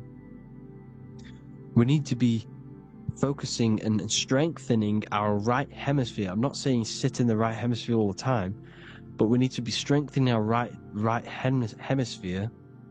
And this is why left is sin and right is right. Because when you focus on the right hemisphere, you see the holistic perception of creation. The right hemisphere sees humanity as one unified consciousness. The left hemisphere sees everyone as individual persons and egos. Because the left hemisphere is dualistic. And this is why the Bible says, cast the net onto the right side of the ship and ye shall find. John 21:6. What does that mean? Cast your energy, cast your perception into the right hemisphere of the brain, and ye shall find unified consciousness. You shall find your higher self, the one and only. If then you have been raised with Christ, seek the things that are above, where Christ is seated at the right hand of God. Wow. Powerful. What does this mean? Seek the things that are above, where the Christ is seated at the right hand of God. God is your consciousness, your invisible intelligence between the two hemispheres. The right hand of God is the right hemisphere. Seek the things that are above the heart. Love, intuition, expression, and wisdom. Seek the things that are above the heart, the higher self, the higher part of the body.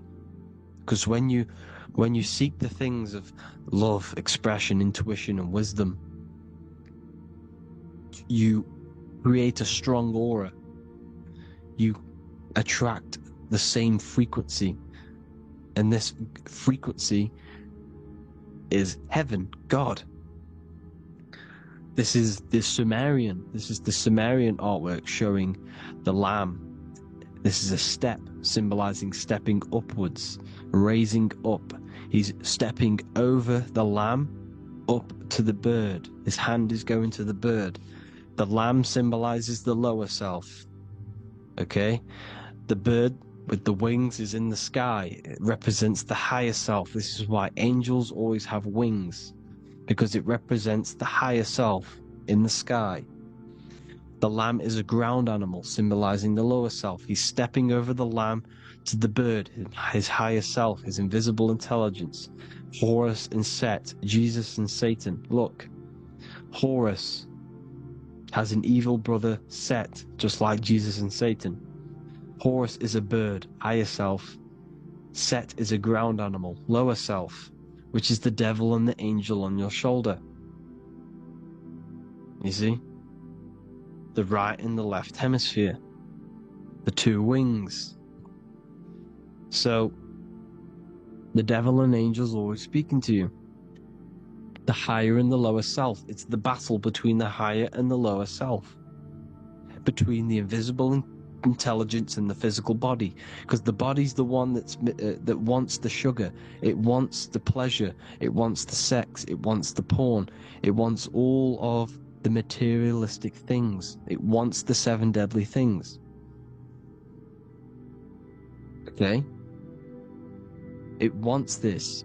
There's a battle between the higher and the lower self, your intelligence and the body. This is why you need to become balanced, so that there's a deep connection between the body and the invisible intelligence, the I am. You need to master your mind with discipline, and you gain a connection between the brain, the body and the intelligence. Resurrection, transmuting sexual energy. Okay, this is important. Res is Resh, which is Hebrew. The early Hebrew Resh symbol is the head. This is the head. Resh, erection. Erection is a sexual stimulation. Resurrection is rise erection. You got to raise your sexual energy up the base from the spine to the head. This is the Christ, the Christos. There's a psychophysical germ, psychophysical oil produced in the brain every month. Go and watch my other video on raising the chrism. Okay? And every month there's this fluid produced in the brain, which takes 2 trips, because one's produced by the pituitary, one's produced by the pineal, magnetic female, magnetic and electric charge. And it takes 2 trips down the spine to the solar plexus, the bread of life in the Bible, or Bethlehem in the Bible, because the River Jordan's your spine. Goes down to Bethlehem. It gets born in Bethlehem, just like Jesus. Because when this oil travels to the solar plexus, it creates the seed of life, and it feeds the body. All the central nervous system, all the cells, it regulates the blood, does all sorts of good things for the body, this oil. Now, when you save your sexual energy and you raise your resurrection, you awake the Christ, you raise it from the solar plexus or the sacrum bone up to the brain, you activate 100% of the brain, and this is the true resurrection of Christ.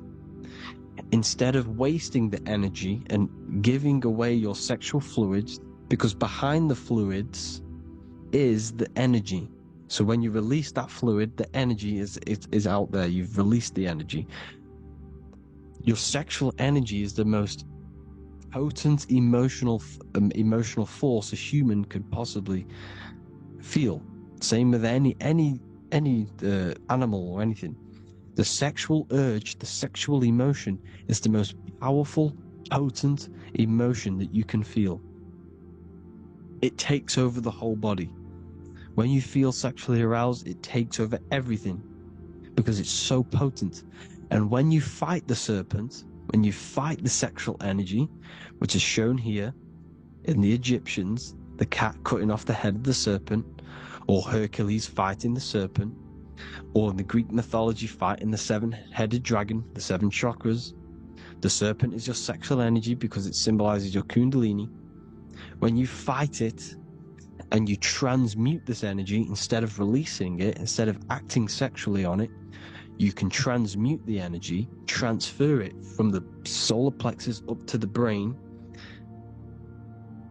You can also do this with other tasks. Instead of releasing it, instead of raising it from the solar plexus to the brain, you can use it for other things.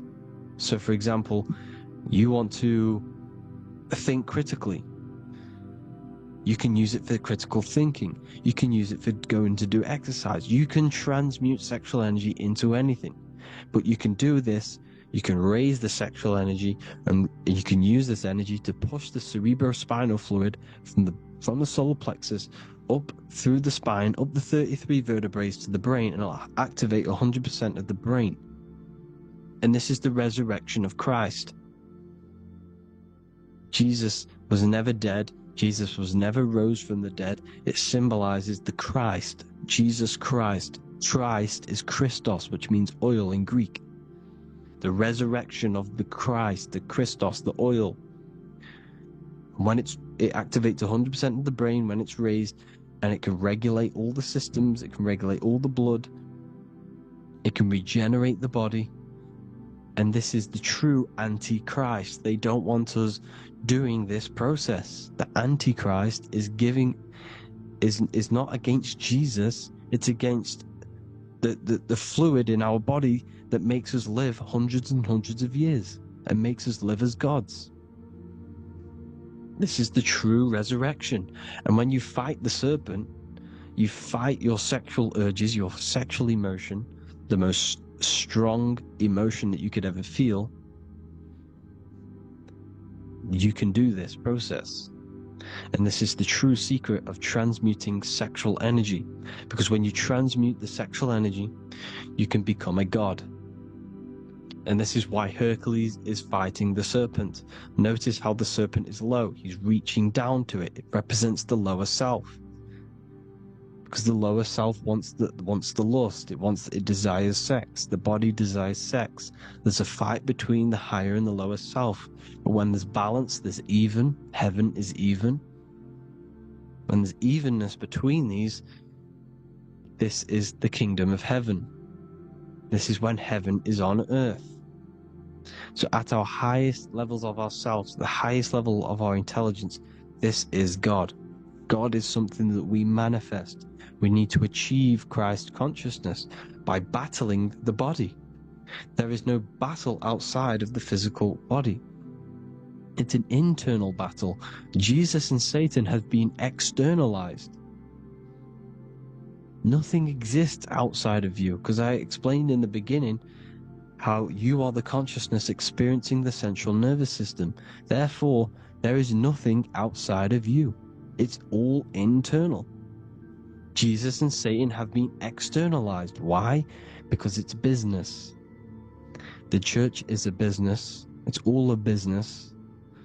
They've created these figures to be historical when they're not historical. The Bible's not historical.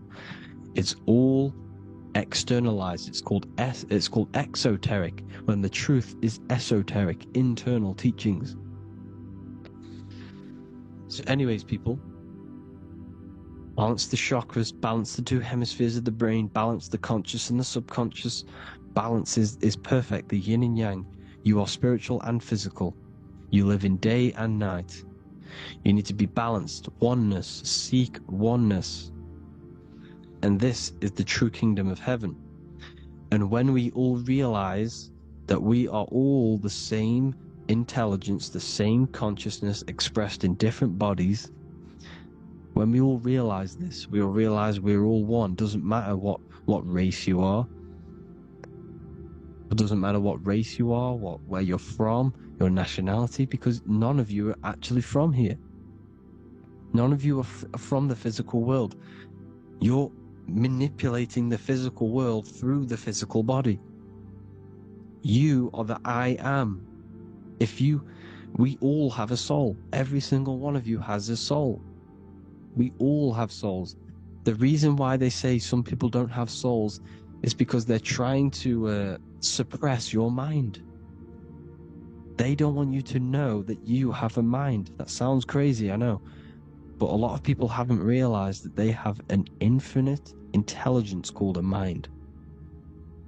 And behind that mind, if you can observe your thoughts, the person who is observing the thoughts, you have a soul. Everyone has a soul. Don't listen to all these people saying some people don't have a soul, some people do. We all have a soul. Every single one of us. So anyway, you need to break the lower nature of yourself. At our highest levels, we are gods. Our intelligence, our universal intelligence, the I am, the intelligence that's inside of the brain, is God. Our minds are being corrupted within believing that you are the body, and by the result of this is a society like today, because everyone thinks they're the body, and everyone's living in the lower nature of self, where everyone only cares about themselves. But when we realize we're all one big consciousness ball, we're all the same consciousness expressed in different bodies, there will be peace. So thank you all, people. If you do want to learn more, if you do want to read my book, it's called The Book of Wisdom. I'll put it in the description. It's an amazing book, people. It's going to give you the best understanding possible about creation, yourself, and the world. It's amazing. The Bible, everything. I have just launched a new cymatic library. A friend of mine has just added this to the website. He creates beats, and he creates the purest beats, so they are actually the frequency that it tells you. Most of the stuff on YouTube and Spotify and Apple Music is all, it says it's a certain frequency, but we know these major platforms are all playing with the frequencies of the apps. So if you want a real binaural beats, solfeggio scale frequencies to meditate on or listen to throughout the day, join the Occult Library. You can get a 2-day free trial. I'll put the link in the description. Thank you all, people. Hope you all enjoyed this video. God bless you all.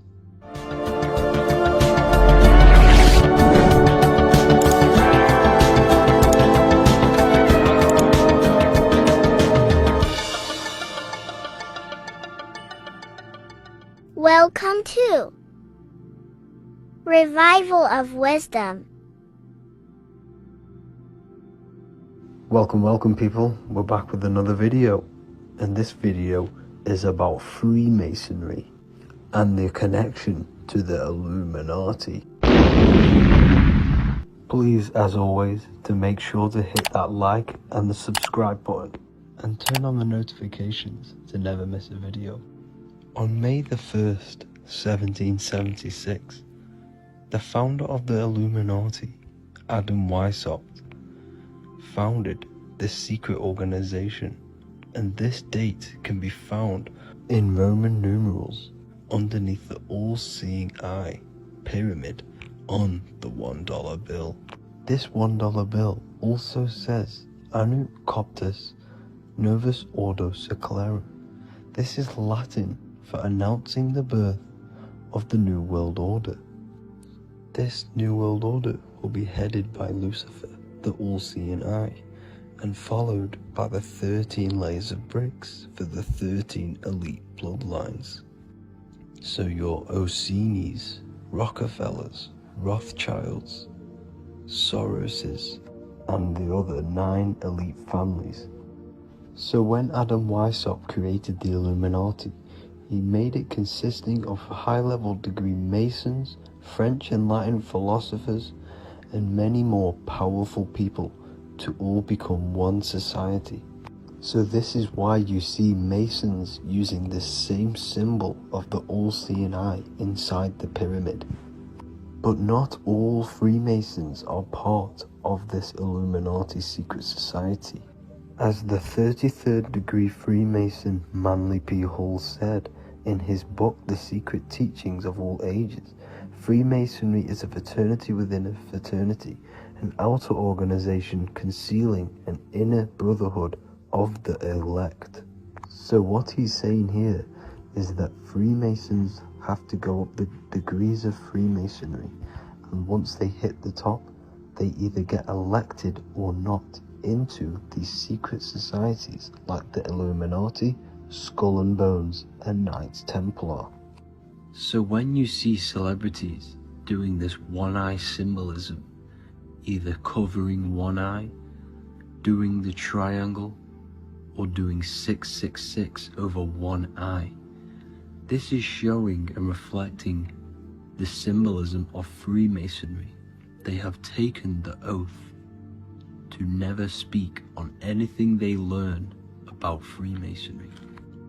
Duncan's Ritual of Freemasonry book states the oath they have to take, quote, I ... of my own free will and accord, that I will ever conceal and never reveal any of the secrets, arts, points of Master Mason's degree to any person whomsoever.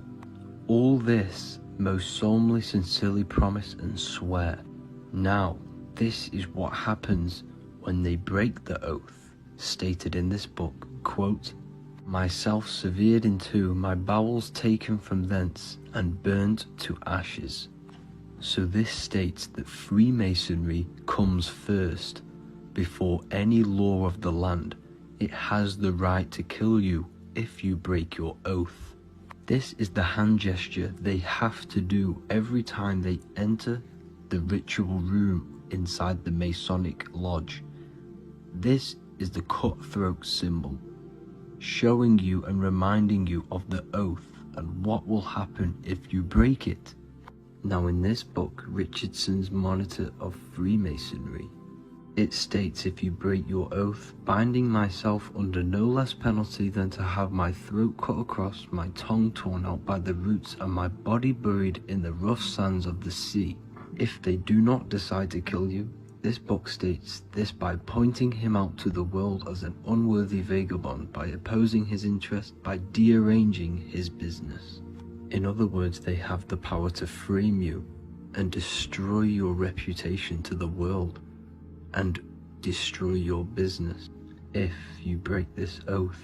So yes, they do kill to keep this truth hidden, because this truth of this reality is what keeps them in power.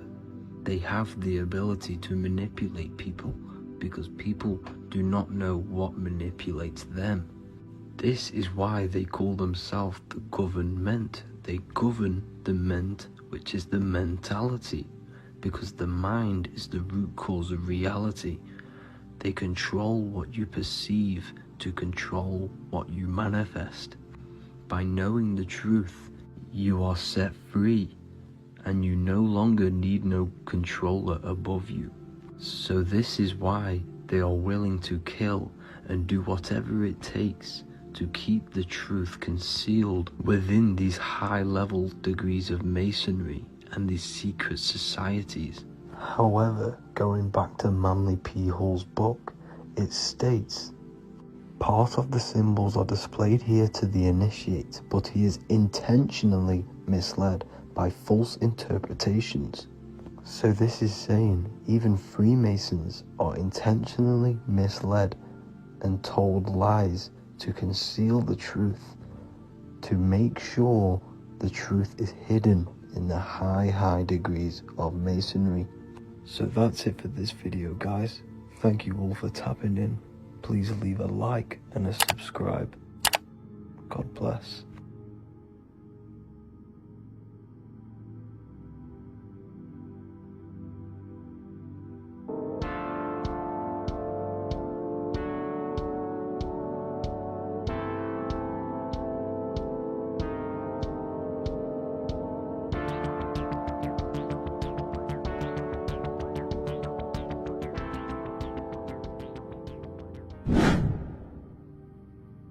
What is good, people? It's Revival of Wisdom. Today we're going to be talking about Saturn.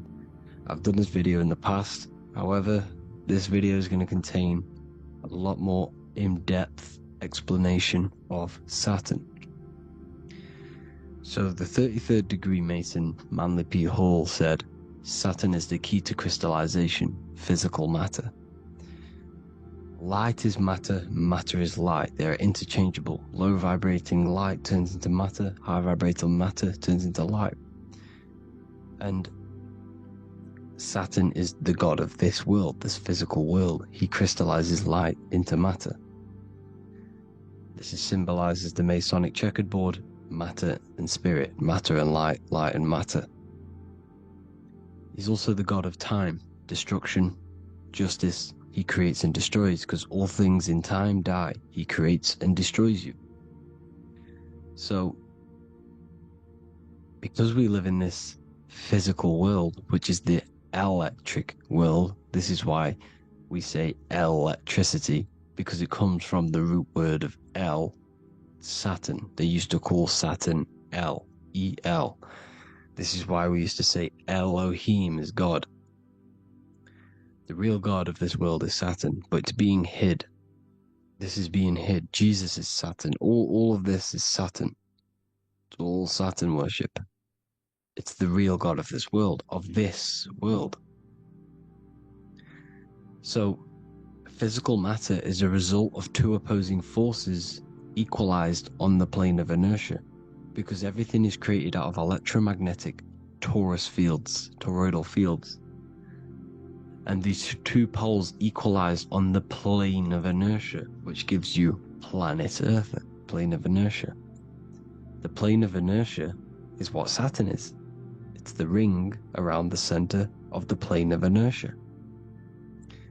Thank you to Walter Russell saying, physical matter is a result of two opposing forces on the plane of inertia. This is what Walter Russell says, so please check out his work. He's got many books, many books on light and electromagnetism and stuff like that, so I advise you to check him out.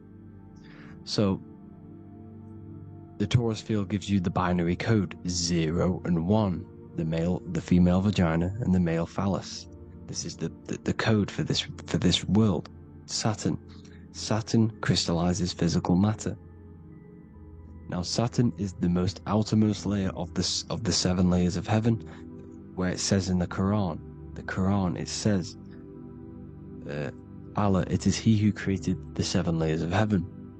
Saturn is the outermost layer. He's the top. He's the most high. So when we say the most high, we're referring to Saturn. He's the most high before the firmament, before the stars. So Saturn is the god of this world. He's the Lord of the Rings. He wears the crown. The crown is the rings. Crown, Kronos. So the planets are luminaries. They are lights. They are beings. They are energy, conscious energy. And we're in the heart of the solar system. Saturn is the outermost layer. He is the one of this world. He's the god of this world. Now, on the North Pole of Saturn, you have the hexagon. Add up all the sides. It creates the 6-pointed star.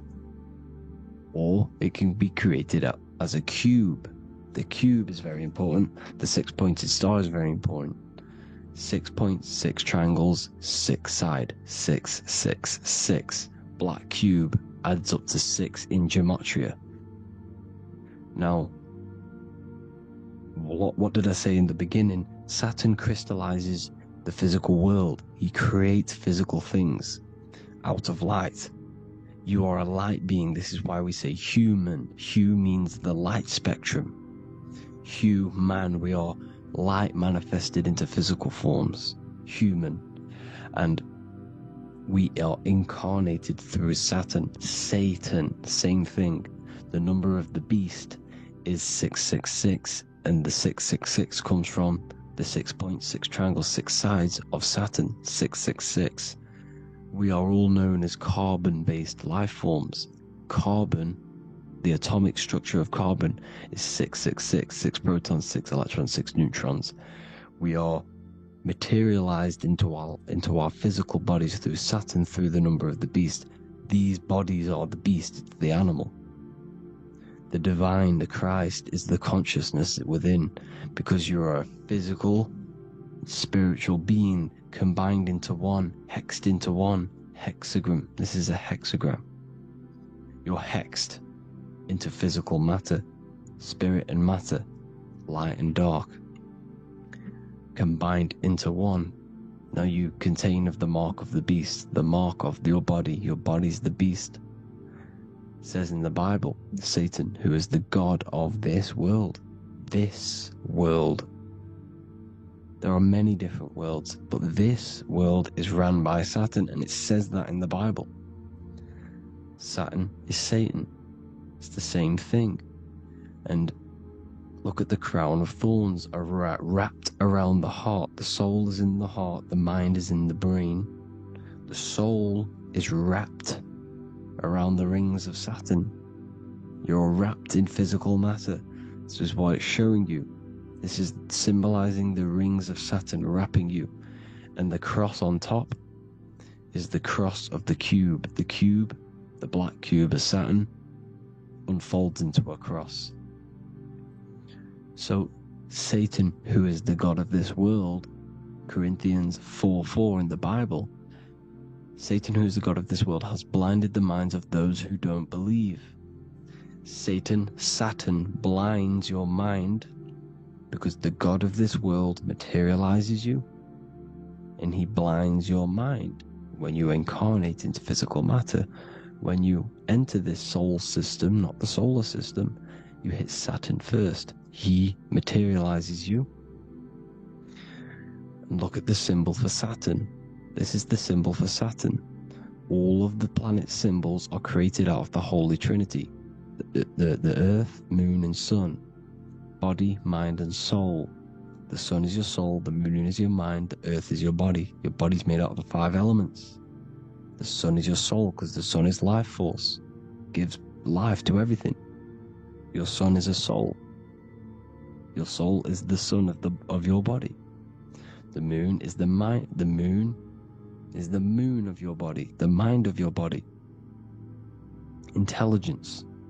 So all of the symbols of the planets are created out of these. The Saturn symbol is created out of the Earth cross, matter, and the moon crescent, moon, mind, matter over mind. This is why Satan, who is the god of this world, has blinded the minds of those who don't believe. He blinds your mind. Look at the symbol, it's showing you. The Saturn symbol is matter over mind when it should be mind over matter. So we descend into a soul system, into our 666 Saturn carbon suit bodies, and we are matter over mind. Then we have to move up the spine to go back up to spirit, to mind over matter, where you manipulate your own reality. Now look at this, it creates the number 5. 5 is the number of change. You're moving from this side of the number sequence over to the right side. You're moving from the spiritual into the physical world. You're incarnating into the 5 elements, the 5 senses. So the cube, the black cube of Saturn, is another major symbol. Very important symbol. Here you see the cube, and the color black is associated with Saturn because Saturn is associated with death. He creates and destroys. Light and dark. Death is associated with black, spirit, because you can't see spirit, which is blackness. So the black cube is black because Saturn rules the nighttime, which is dark, blackness. And he rules the winter, which is death, blackness. So Saturn is the black cube. Cubes have 6 sides. Up, down, right, left, back, and forward. Cubes are 6-sided. Everything is 6-sided inside of this creation. Because you're incarnating, you're materializing, crystallizing into the cube. The world of the cube. Everything's a cube. Everything's got 6 sides. Here's Leonardo da Vinci showing you that. You're in the cube. Leonardo da Vinci did this famous painting. You're in the cube, you're hexed into physical matter. Or you're incarnated into the 3rd dimension, the 3-dimensional world, which is a cube, 3D. And black cube adds up to 6 sides of the black cube. The Kabbalah means cube god in Arabic. And look at what they do. They worship the cube, the black cube, and they stand in rings like the rings of Saturn. Australia, Denmark, Manhattan, Santana all have these black cubes. You go to New York, you will see the black cube there as well. These black cubes are everywhere because it is the real God of this world. So look at the cross. The cross unfolds into the cube.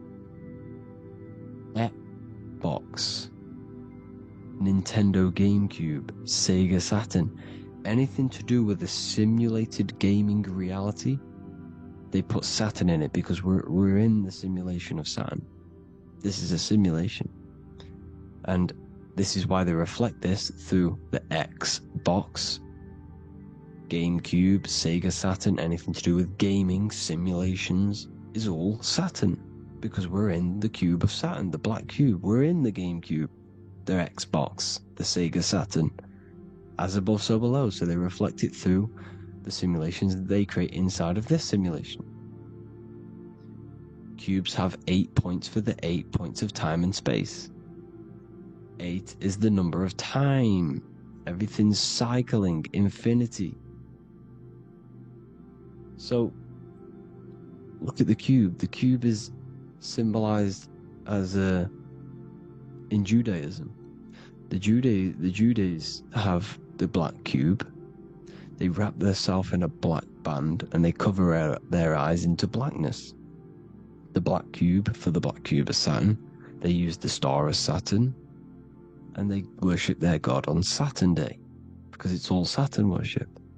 And look how the Saturn god is wrapped around with these thorns or leaves, just like Jesus is wrapped around his heart. And Jesus on the cross is us on the cross. We are in the cross. We are in the cube. The cross is the cube. And the cross is even in the Saturn symbol. This is another symbol for Saturn. There's 2 symbols. You got this one, the one I've just broke down. And there's this one.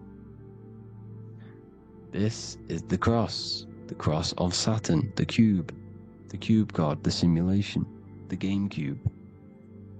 Now, Chronos is another word for Saturn. Chronos means time. When you clock into work, you go to the Chronos machine. Well, I did anyway.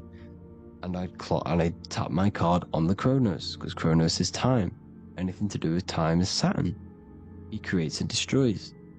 Look at the artwork of Saturn with the sand, the time. Look at this, how he's cutting off the baby's wings. He's crystallizing the spirit into matter. He's cutting off your wings. Satan, in the Bible, he falls from heaven into earth, and he loses his wings. He becomes a serpent. See that's it's all symbolic for us. We are the fallen angels, fallen angles of light. We're fallen angles of light. We are light beings. Now we're fallen into physical matter. Saturn's chopped off our wings. He's chopped off our spirit wings, because when you astral project, you can fly. You will fly around. He's got the Reaper staff here, always depicted with the Reaper staff. Now look at the clock. Saturn Day is the 6th day, the number of the beast 666. Look at the clock. 6 take away 12. 12 take away 6 equals 6. 7 take away 1 equals 6. 8 take away 2 equals 6. 60 seconds in a minute, 60 minutes in an hour, 24 hours in a day, 2 plus 4 equals 6. That's 666. Everything's 666 because it's time. Saturn. All goes to Saturn. He's the god of time. We're in time now. We're in time. We're in the time, which is God. The god of this world. The god of time. Now look at this. The Reaper is also depicted as the Reaper with the staff, the black cloak. Black symbolizing death, spirit. Judges wear black because Saturn is the law. He's the god of this world. He's the law. This is why they wear black cloaks. When you graduate from university, you wear a black cloak and a black cube on your head. You've been hexed. Funerals, you wear black because it's all to do with Saturn, Father Time, Father Crystallization. Now Saturn, here's another one of him cutting off the wings of a child. Because he cuts off the wings. He creates and destroys your body. We're in the electrical world. Everything that is electrical vibrates. All vibrations have to come back to a standstill point, which is death. This is why your body dies. Your atoms stop vibrating. Herona.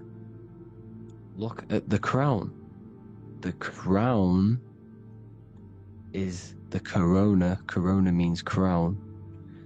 And look at this is an alcohol brand for beer. You can see the staff of Saturn in the symbol with the moon crescent. Corona, which is the crown, Saturn, the crown on Saturn, the rings. And then you've got the staff. It's all Saturn worship.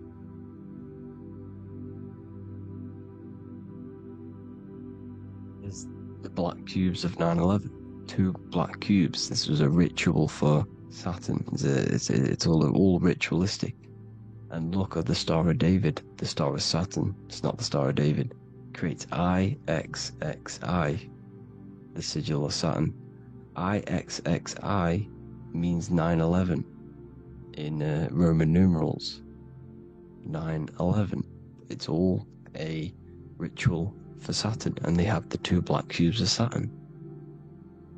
Now look, XX, there's more symbolism of Saturn now. We're going deeper. XX is more symbolism for Saturn. The sigil of Saturn is XX. As above, so below. Same with the Star of David. You split it in the middle, as above, so below. As above, so below. XX, this is a Knights Templar Cross of Lorraine. XX, Knights Templar, High Order of Masonry. They all worship Saturn. Well, Saturn's the real god of this world.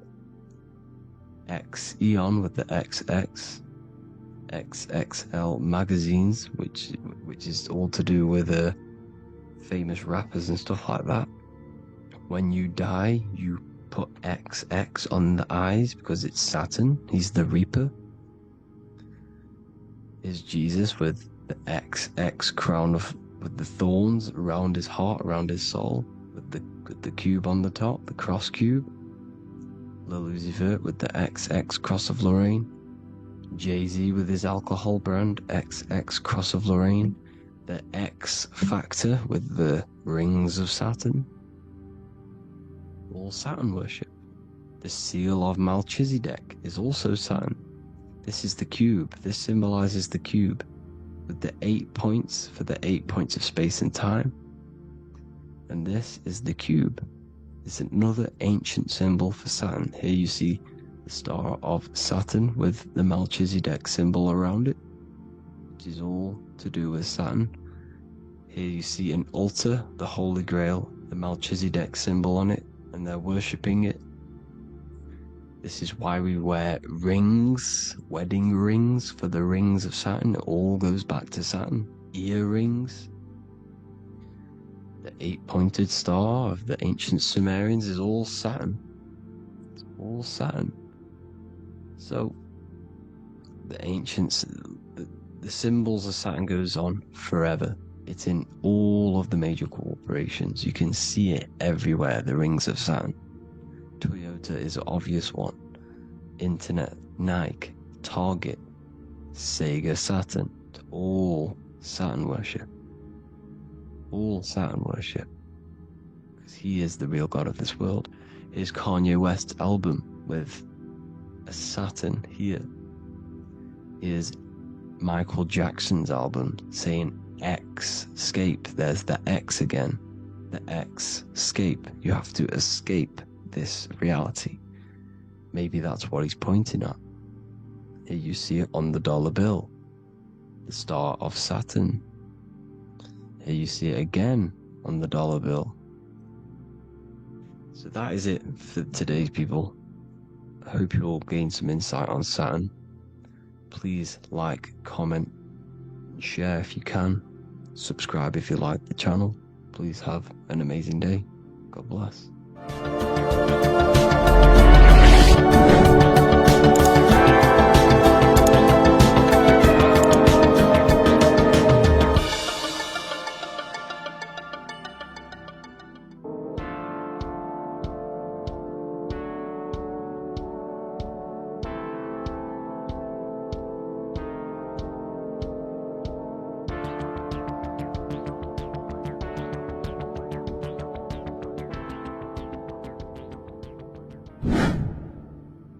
Welcome back, people, to another occult lecture by Revival of Wisdom.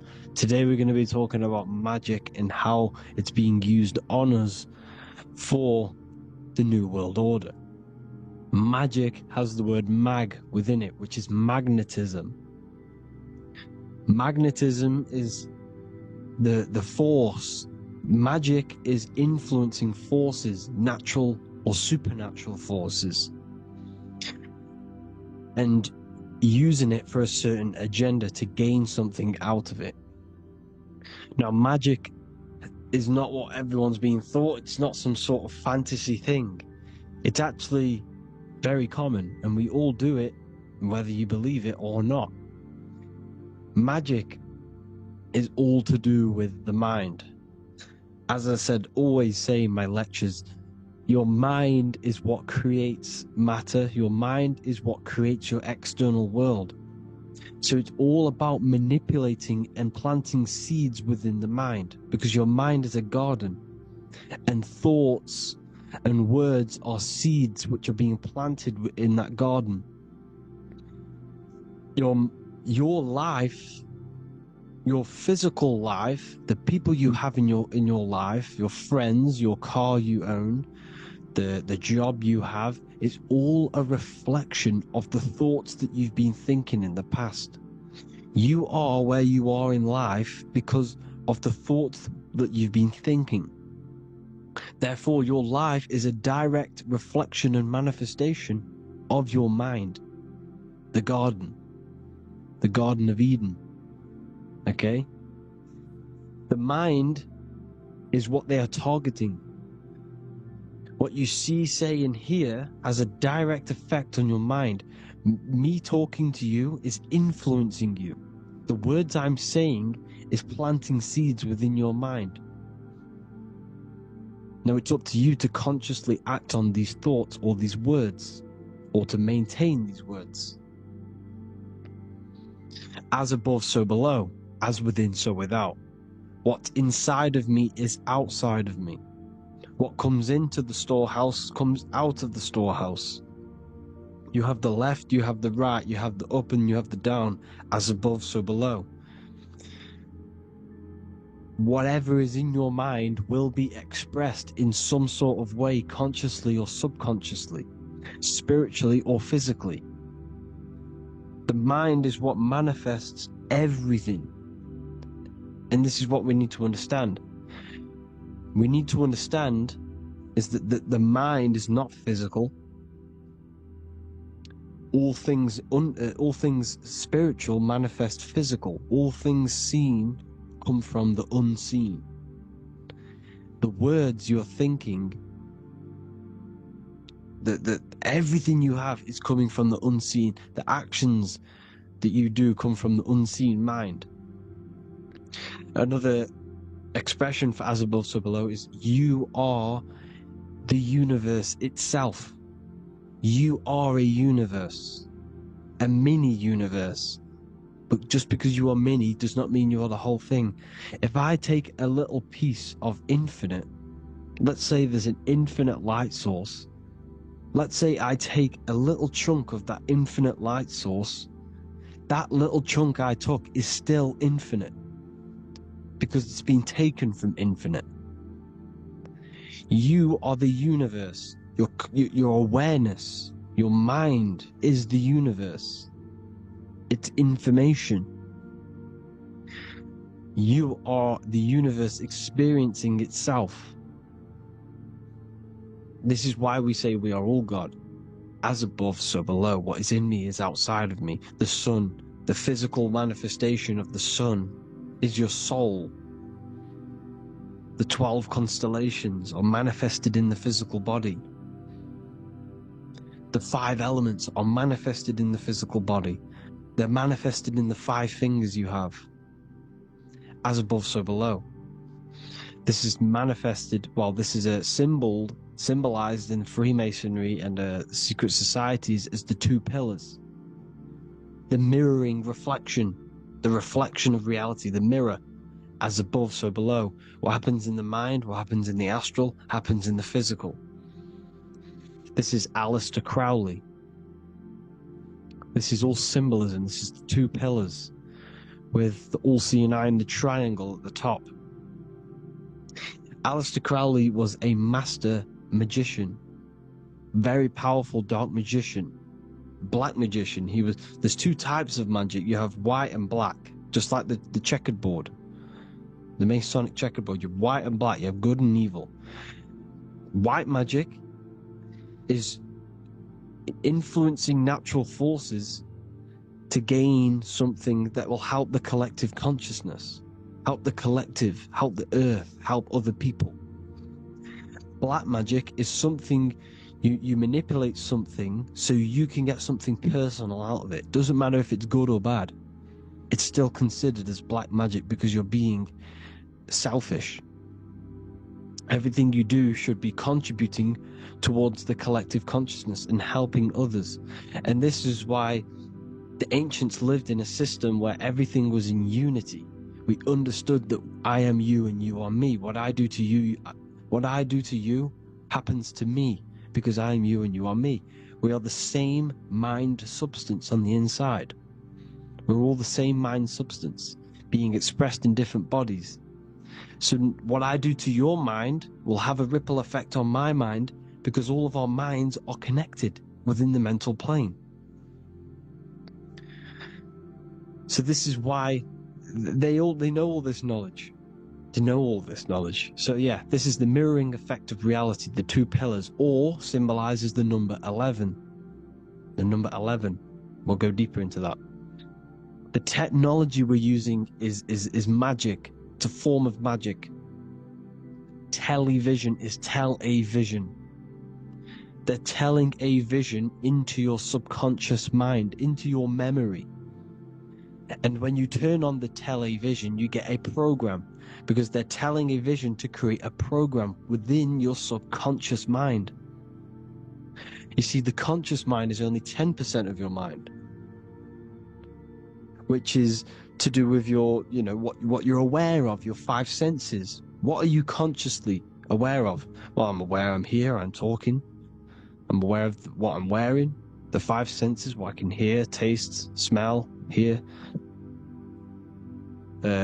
What I'm wearing, I'm aware of what I think of. But the subconscious mind is the 90% of your mind. It's the hidden part of the mind, which is telling your heart to beat, telling your body to breathe. It's storing all of your emotions. It's storing everything you see, storing all the belief systems that you have. It has everything. It stores all of the habits you have, the values.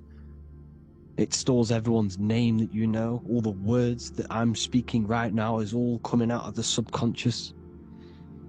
Everything is subconscious. And it literally manipulates 90% of your daily basis behavior. Most people don't know this. What you did yesterday is what you will do today because of these beliefs and mental programs within the subconscious, stored within the subconscious. So the subconscious is what they're aiming at.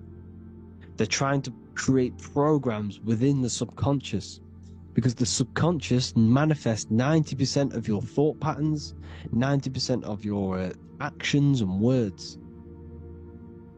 They know all this stuff. So the subconscious mind is the most powerful part of the mind. Another way the subconscious manifests and influences your life is, let's say you were in a car crash years and years ago, 10 years ago. Let's say you're in this car crash, right? And you really hurt yourself. The emotion you felt in that time when you were injured in that car crash had a great impression on your subconscious mind. You see, the stronger you feel something emotionally, the stronger impact it has on the subconscious.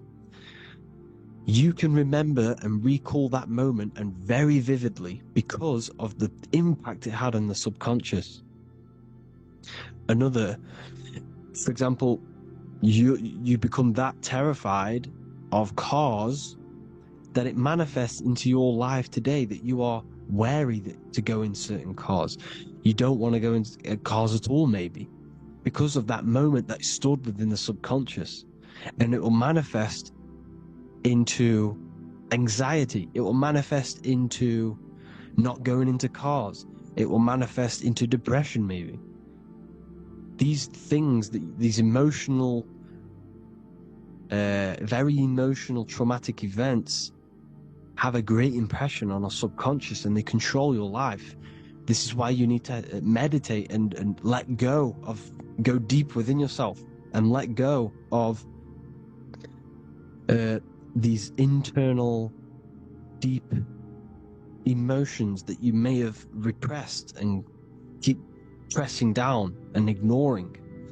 But you need to address it and let go of these subconscious impressions you have, which are controlling your life, like anxiety, depression. All of these things are stemming from things that are stored within your subconscious years and years ago, more than likely. Broadcasting. They're casting spells to a broad audience, to news, north, east, west, and south. They're casting spells. No, if you watch the news, everything's red. Breaking news in red writing or the red background, everything's red. Why? Because red's the root chakra, which is all to do with survival. They want to stimulate this root chakra because they want you down there in survival mode. They want you in survival mode because you're easier to control. They control out of fear. And not only, they're casting these spells as if, because most of the things they cast in the news hasn't already happened. They're constantly bombarding you with, there might be a war breaking out, war this, war that, kill here, kill there, murders. It's impressing, it's casting spells on your subconscious mind. So when the event does turn up in real reality, in physical reality, you're less emotional, you're less surprised. You're not as surprised because you've already heard it before. Your subconscious has already heard it all before. If you never heard of a war and then a war broke out, you'd be going crazy. So they subtly program your subconscious mind through the words, because the words they say is impressing your mind. It has an effect on your mind, which will have an effect on your behavior, your words, your conversations you have with people. They're casting spells to north, east, west, and south on the tell a vision. They're telling a vision by broadcasting, by saying spells. This is why we call it spelling. Even the word, listen, the words we say cast spells. Bless. Oh, bless you. That's be less. The subconscious mind only picks up literal things. You see, when I say bless you, your conscious mind picks that up as, oh, thank you, you're blessing me. But your subconscious picks up as be less. You see? Because the subconscious it has no filter. It's just, it is what it is. Everything is factual in the subconscious. Therefore, if I call you an idiot, your subconscious, my subconscious will think I'm talking to myself and calling myself an idiot, and it will take that as true. That is truth. Everything is truth within the subconscious. and the subconscious manifests your behavior. The devices this is the biggest one. Black scrying mirrors, device, the devil's vice, the device.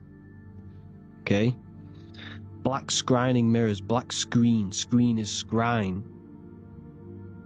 Black scrying mirrors were used to communicate with spirits within the astral plane in the medieval times. They're still being used now by black obsidian mirrors. And look at your phone, it's a black mirror.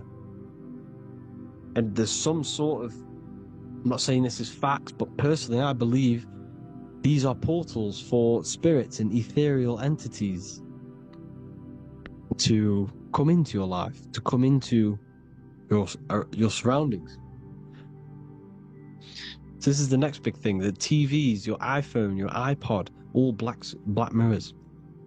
And mirrors are very, very powerful. Even just a normal mirror. Mirrors have an effect. Whatever you say into a mirror, what you say is energy. And when you say something into a mirror, you're saying it into yourself. It's an infinite cycle of words, of energy, because it's being reflected infinite times. When you say something into a mirror, it has a massive effect. You're saying it directly into your eyes, into your mind. So what you say in a mirror should be said with precaution. Never say anything negative into a mirror, because mirrors are very, very powerful ways for you to reprogram your subconscious mind for the good. You can say very positive things into mirrors and it will reprogram your subconscious mind. Okay? Manifesting is all magic. It's all magic. Everything is magic.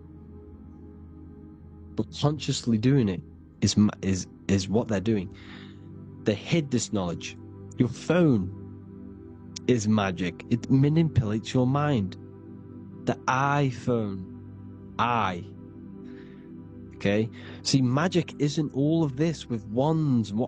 See, Harry Potter, okay, that was created to give you this perception of a mystical and amazing form of magic with magic wands and all sorts of stuff like that. Yes, that stuff was true when the collective conscious minds were on a higher level and our belief systems believed in these things, because the universal mind, all of our minds contribute to reality. If the masses don't believe in magic, if the masses don't believe in a certain thing, it's going to have an effect on physical reality. So when the collective minds are higher and have more open minds, things like Harry Potter can come true. See, it's all in the mind. The iPhone, the eye is the symbol for the mind, the invisible intelligence. The triangle is the ethereal plane. Okay? So the eye in the triangle is the eye that sees into beyond the ethereal planes. The square is the physical plane. So the iPhone, your phone, is a black box, just like the Saturn black cube. It's a black mirror. It's taking photos of you every 2 seconds. And it's your mind. Your mind is in that phone. Everything you like, everything you text, everything you type in Google, everything you say to someone, every conversation is all recorded on the phone. Therefore, it is a direct reflection of your mind. Your mind is imprinted into your phone, because your mind, everything you think in your mind, you're manifesting into typing, saying, taking pictures into the phone, and it's collecting it and storing it. And what they're doing, and this is for all forms of magic, to manipulating the mind. It's all manipulating the mind. Reels, Instagram, TikTok, this is all dopamine. It's all controlling the mind. Every like you get, every follow you get, every share that you get is dopamine within your brain. They're literally targeting your brain and mind. It's all manipulating, because what they're pushing through the phones, through the media, through the news, through the televisions, is visions and programs. You are the one manifesting the New World Order. They're not manifesting the New World Order. They're giving you the information so you can manifest the New World Order. Everything they say is contributing to your mind. For example, digital money and all the information they put out for you to see is contributing to your enslavement. Your mind is manifesting the New World Order. They know this. They don't manifest it. There's billions of us. We could easily run over them physically. But on a mental level, these people have the knowledge and they hide it from us, and they let us manifest reality because we are the collective. They give us the information which manifests their agenda. It's all magic through the phones, the media, the television. So your phone is a manifestation of your mind. It's a record of your mind. Hollywood, holly tree, holy tree. They used to make wands out of holy trees, because it was the most holiest wood, the best for casting and transmitting energy. So they used holly trees to cast spells. That's what Hollywood is. And in Hollywood, they have the red tear, the blood drop, next to the Hollywood sign, because it's all satanic. They're all black magicians. They use Hollywood to cast the spells through the music, through the films. You see, music is a form of magic. All of this is magic. Everything they do is a form of magic, because they want an agenda behind it. But it's not black magic. They're letting us create our prison. This is what you have to see. Yes, they're evil, but they're not doing anything evil, or else they would face the karma.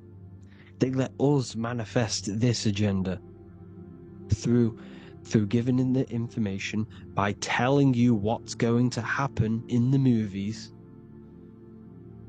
Everything that happens in a movie, it's all there on purpose to program your subconscious, to plant a seed within your garden, your subconscious, your mind.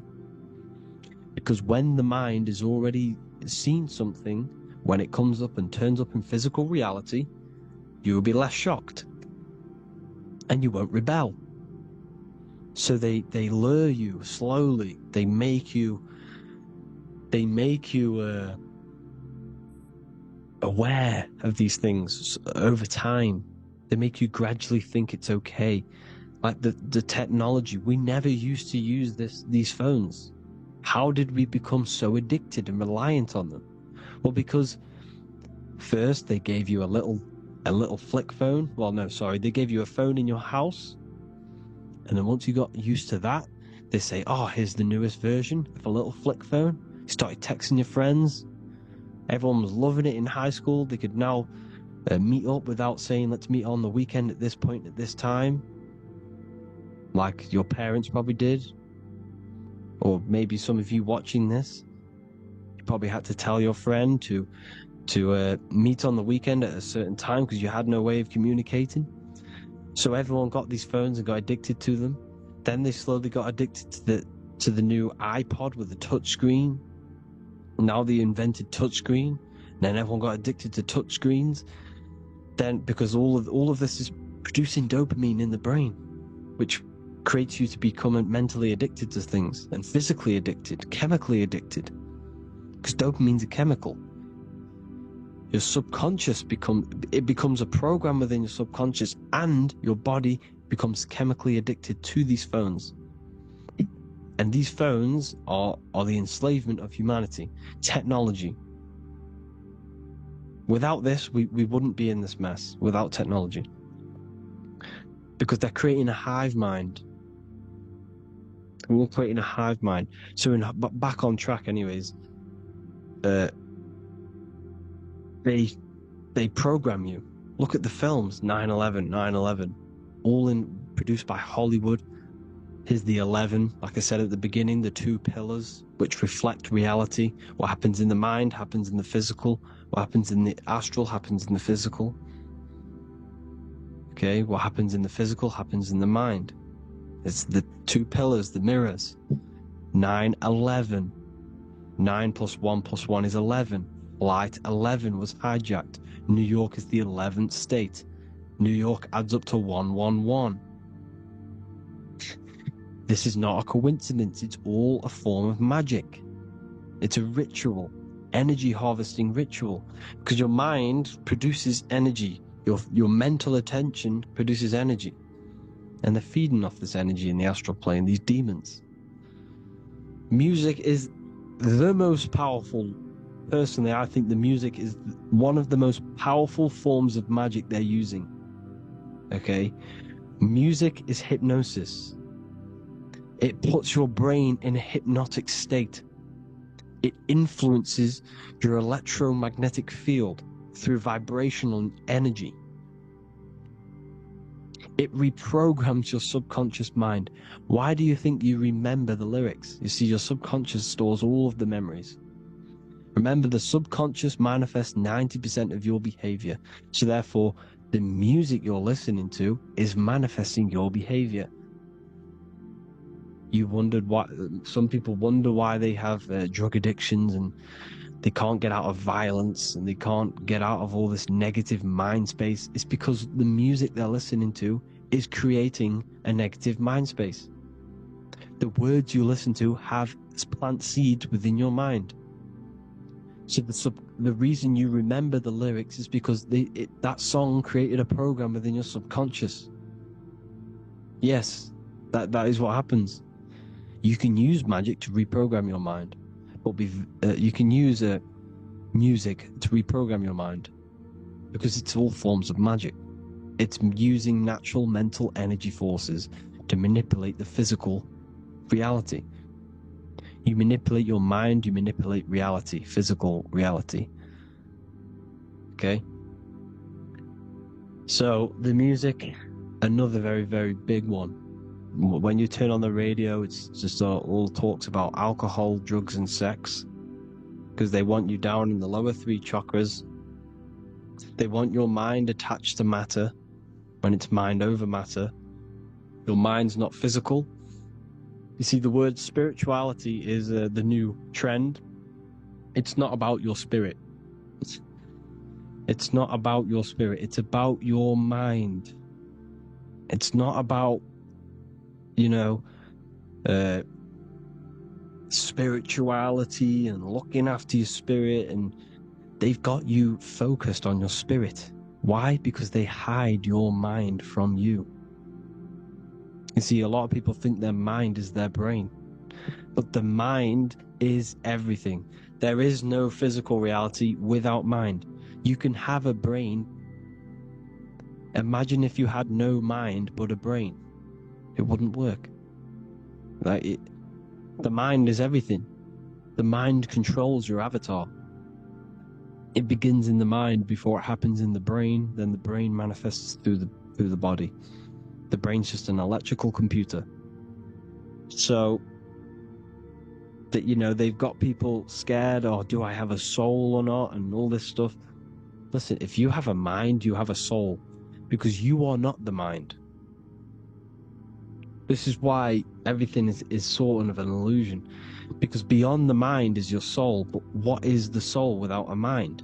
You can't have a soul without the mind. But if the mind didn't exist, the soul doesn't exist. You are the person listening to your mind.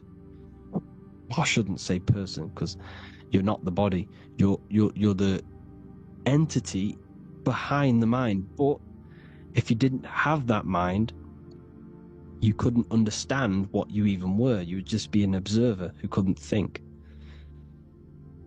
So yes, we all have a soul. If you have a mind, you have a soul. Everything is mind. Everything has mind. Mind creates everything. God is mind.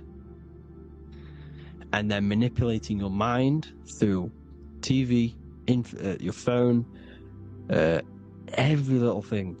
The school, it's all about the mind, people. Control your mind, you control your reality. Just the last thing, here you go. Aleister Crowley, the Dark Magician, Kanye West doing the exact same thing because they're implementing magic in the music.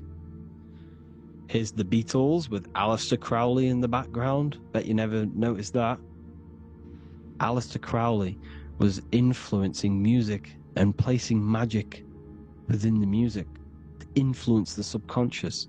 This is what Baal worship was. This is why they kill children. They sacrifice these children. Why? Well, because in order to ascend, in order to raise your consciousness internally, godly, by being good, God, or being in order to be good and raise your consciousness and to get something in the physical world, you have to sacrifice yourself. And what do I mean by that? In order to raise your consciousness and ascend, you have to sacrifice the lower nature of yourself. You know, you've got to abstain from having sex to retain your sexual energy, to transmute it. Or staying away from negative, poisonous foods like meat. So, staying away from blood. We shouldn't be consuming other animals' blood. We should be keeping our blood pure. We are humans. We shouldn't consume chicken blood, chicken germs. We are the most divine creatures on this creation. We are the most intellectual creatures in this creation. Therefore, we should keep our temples pure. We are not animals.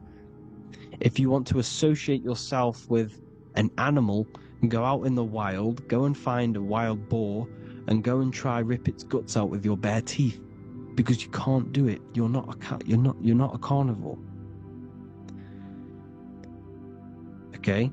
So in order to ascend, you have to kill and sacrifice your lower part of yourself to ascend up to your spirit self, your mind self, the highest version. And the elites don't want to do this. So they sacrifice other things like babies to kill them, to exchange their life over to the astral plane, so these demigods in the astral plane can give them something in return in physical. They don't want to sacrifice their lower self, so they sacrifice other things for exchange, for physical pleasure. But the godly person sacrifices their lower self for their higher self to do good and ascend. So this is what all the Baal worship is, people, and this is why they're doing it. Hope you all had an amazing lecture. If you haven't already, go and get the Book of Wisdom for more information. You know, I don't go into dark stuff in this book, because all I do is enlighten people in this book. You can get it in Spanish, English, German, Italian, and French. Worldwide shipping. You can get the PDF or paperback. Or there is also a new one called the Human Health Guide 2.0. It gives you a list of all the foods, grains, oils, nuts, you know, everything that's alkaline and positive for the body and not man-made and hybrid. It tells you all the products to stay away from, how to fast, how to improve vision, how to improve everything, literally. So the Human Health Guide has been released. If you want that, I'll pull all the links in the bottom in the description. Hope you all enjoyed the lecture, people. God bless you all.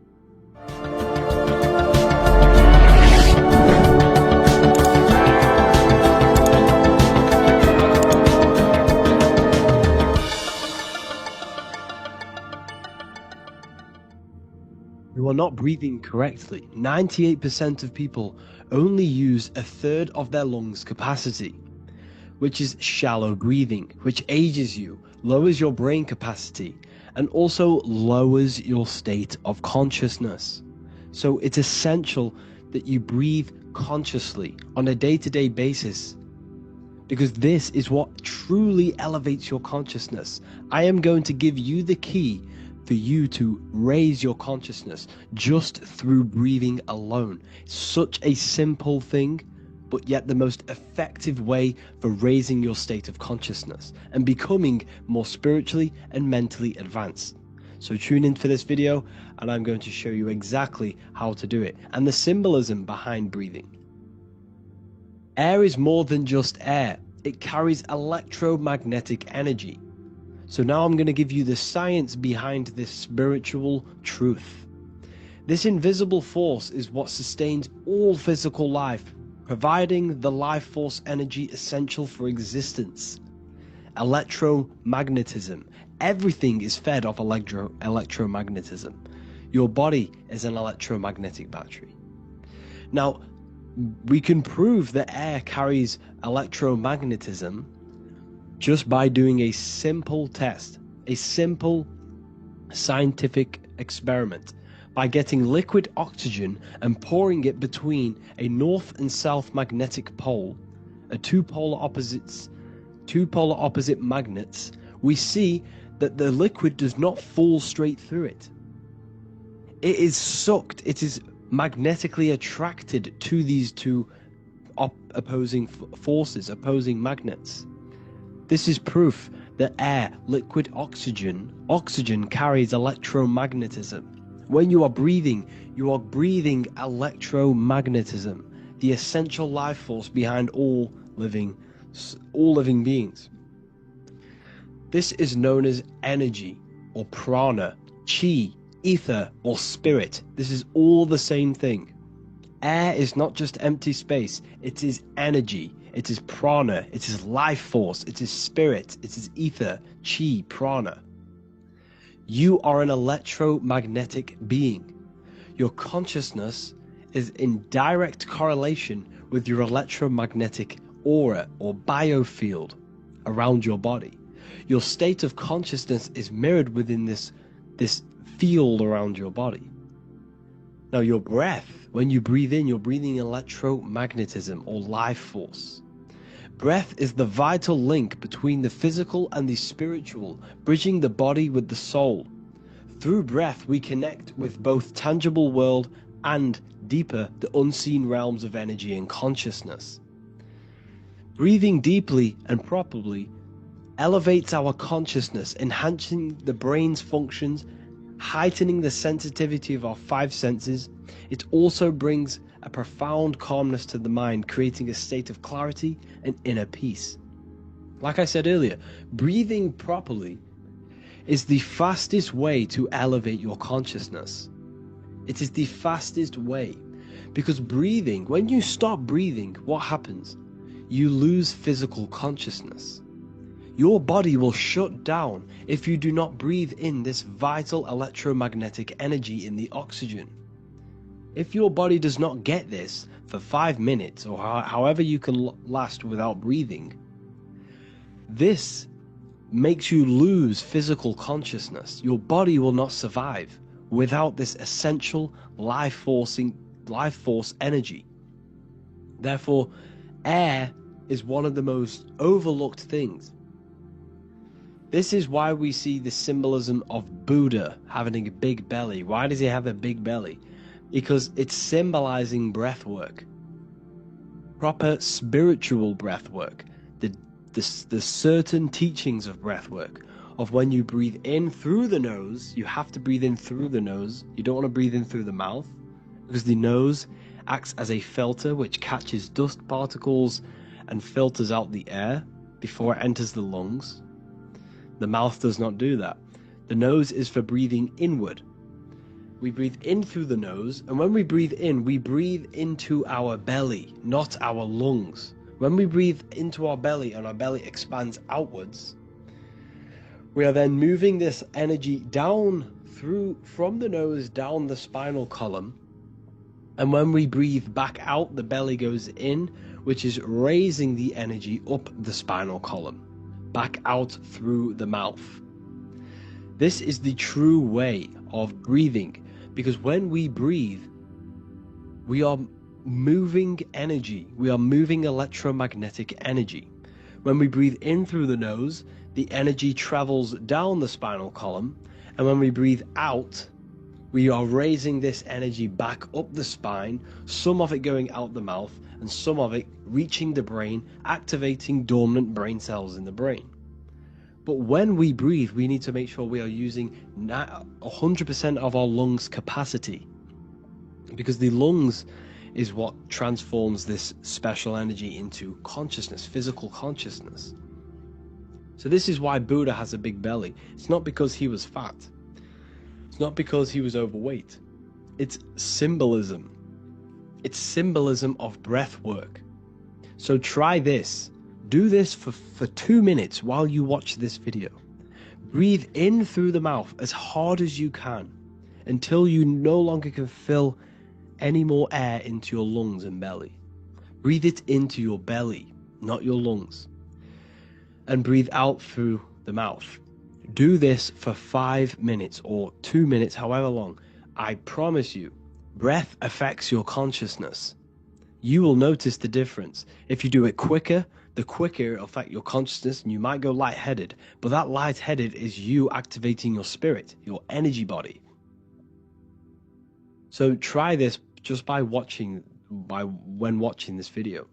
When you breathe consciously, you are renewing both your energy body and astral body, aligning your consciousness with a higher state. This practice feeds new life force energy into the body, revitalizing and enhancing your overall well-being. Like I said, your brain requires the most amount of oxygen. When we have shallow breathing, this is reducing the brain's capacity. Because when we are not breathing properly, which 98% of people are only using a third of their lungs' capacity, we are essentially only using a third of our consciousness, because your breath is directly correlated to your consciousness, your state of consciousness.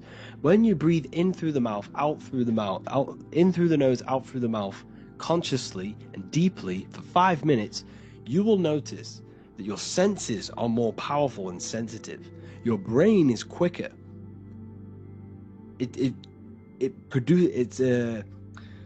What's the word? It processes information quicker. You become quicker. You become a superhuman, and you feel more spiritual because it activates your spirit, your astral and energy body. So when we meditate, it's definitely important to breathe in through the nose and out through the mouth as deeply as possible to align with a higher state of consciousness. And this is the easiest way to separate your consciousness from the body. When you breathe in deeply for long periods of time, while meditating, while taking no thought, when no thought is present and you gain a rhythm of deep breathing, this is the gateway. This is the gateway to opening your consciousness. Because when you stop thinking, other aspects of your consciousness can open up. All of our lives we've been thinking, which has blocked off the higher states of consciousness. So breathing is very, very important. It affects our overall well-being. And this is Yahweh, the in and the out of breathing. When we breathe in, this is Yah. You can hear it. It sounds like Yah. And when we breathe out, that is Way. This is the name of God, apparently. But God is within you. You can connect with God. You can connect with source consciousness within you by breathing, by raising your state of consciousness through breathing and meditation. This is why the Bible tells you the Spirit of God has made me, and the breath of the Almighty gives me life. You are consciousness. You are God. You are an extension of God's consciousness. Job 27:3. As long as my breath is in me and the Spirit of God is in my nostrils. The Spirit of God is through breath. John 20:22. And when he said this, he breathed on them and said to them, receive the Holy Spirit. The word spirit means breath. In Greek, Hebrew, Latin, it all means breath or wind or air. The Holy Spirit is a certain way of breathing, a breathing technique that elevates your consciousness, that syncs you up to a holy consciousness, an elevated state. That is the Holy Spirit. That's why it tells you in the Bible, when he said this, he breathed onto them. He breathed onto them and said, receive the Holy Spirit. You must breathe to receive the Holy Spirit. When you breathe, you are renewing the body's energy. You're taking in new life force, which is regenerating your cells, regenerating your brain, nervous system, and also connecting with consciousness, pure consciousness. This is not something that we should be doing during meditation. Yes, it is. We should be doing it during meditation, but this is something that we need to apply all of the time. This is the fastest way you can raise your consciousness. I just want to say, all of this knowledge is inside of the Book of Wisdom, Volume 2. Make sure to give a like and a comment on this video to help the algorithm. And let me know what you think about the last book or this book if you have read them, to let the new people know what they're looking at with this book. This is truly life-changing. The Volume 2 and Volume 1 is truly life-changing. You can get them in a bundle also. Learn hidden knowledge inside of the Ethereal University. This is where truth seekers belong. I'm not here to try sell you this, but this is the place for truth seekers. And if you are serious about your spiritual journey and serious about gaining knowledge, which gives you the advantage over life, join Ethereal University. This will definitely help you. Thank you for watching this video. Please leave a like and comment.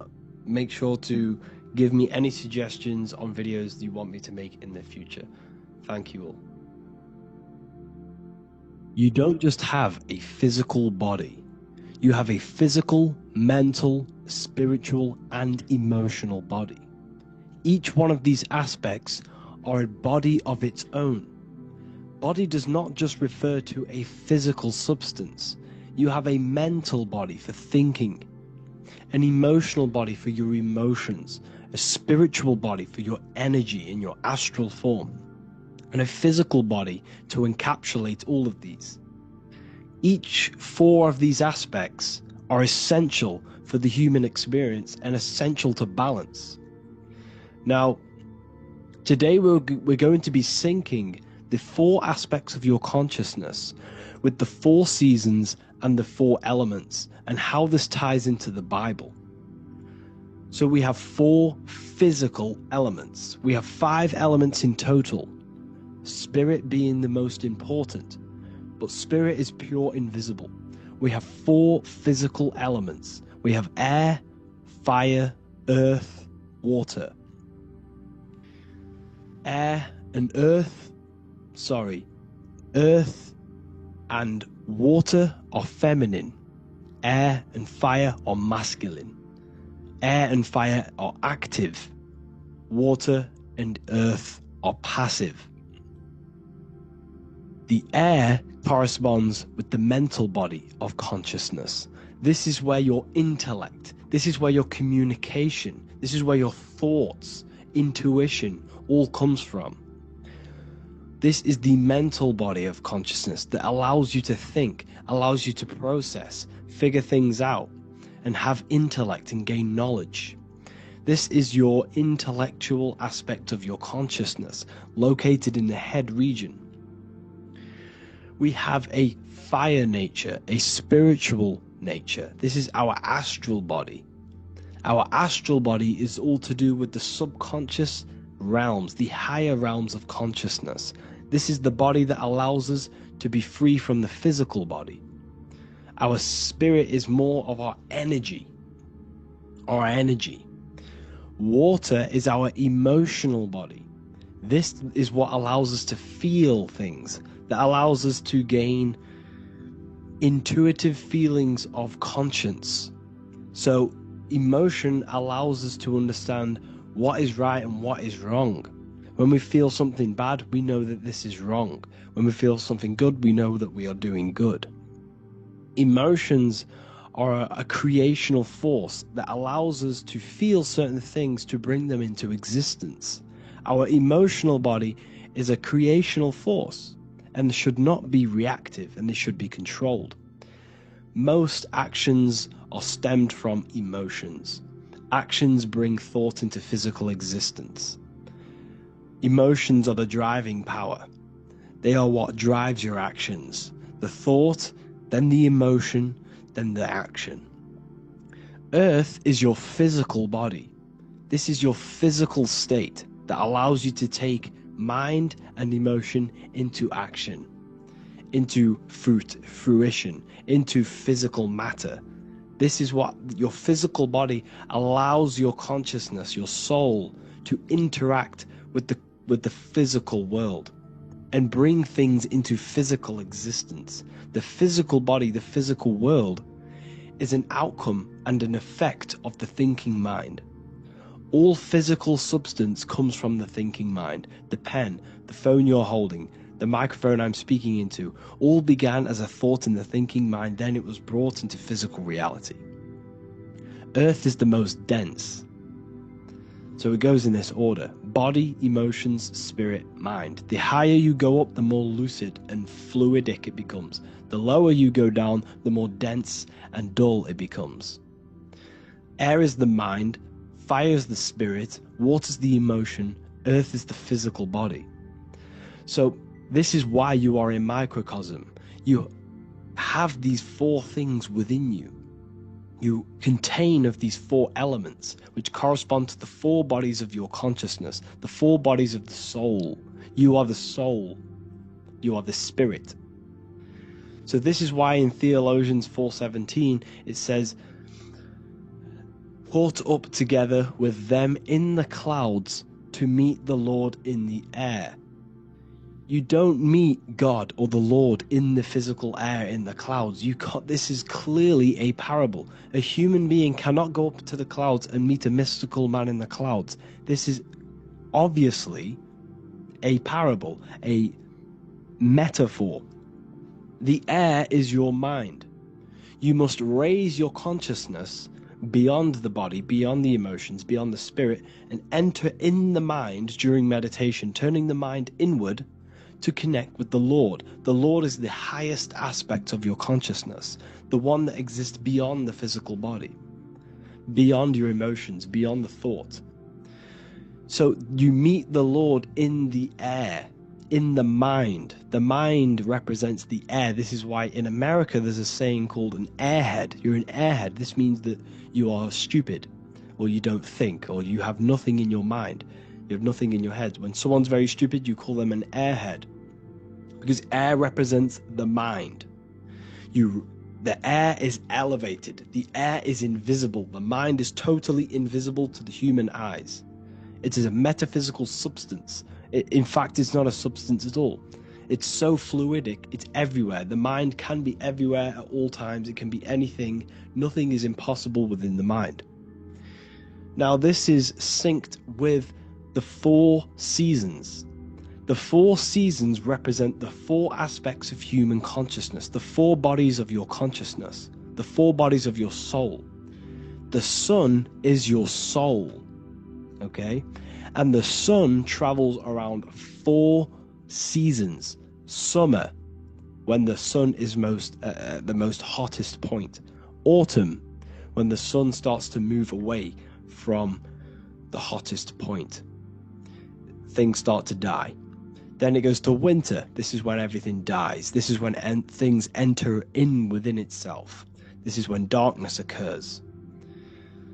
Then spring. This is the reignition of the sun. This is when the sun starts to bring back the warmth back to the summer. You have four seasons which correspond to the four bodies of consciousness. Fire is the spirit. This is when you are passionate. This is when you are taking action. This is when you are fiery. The sun is blazing. You're taking action. You're very passionate. You're very spirit. You're in the spirit. Autumn is water, emotion.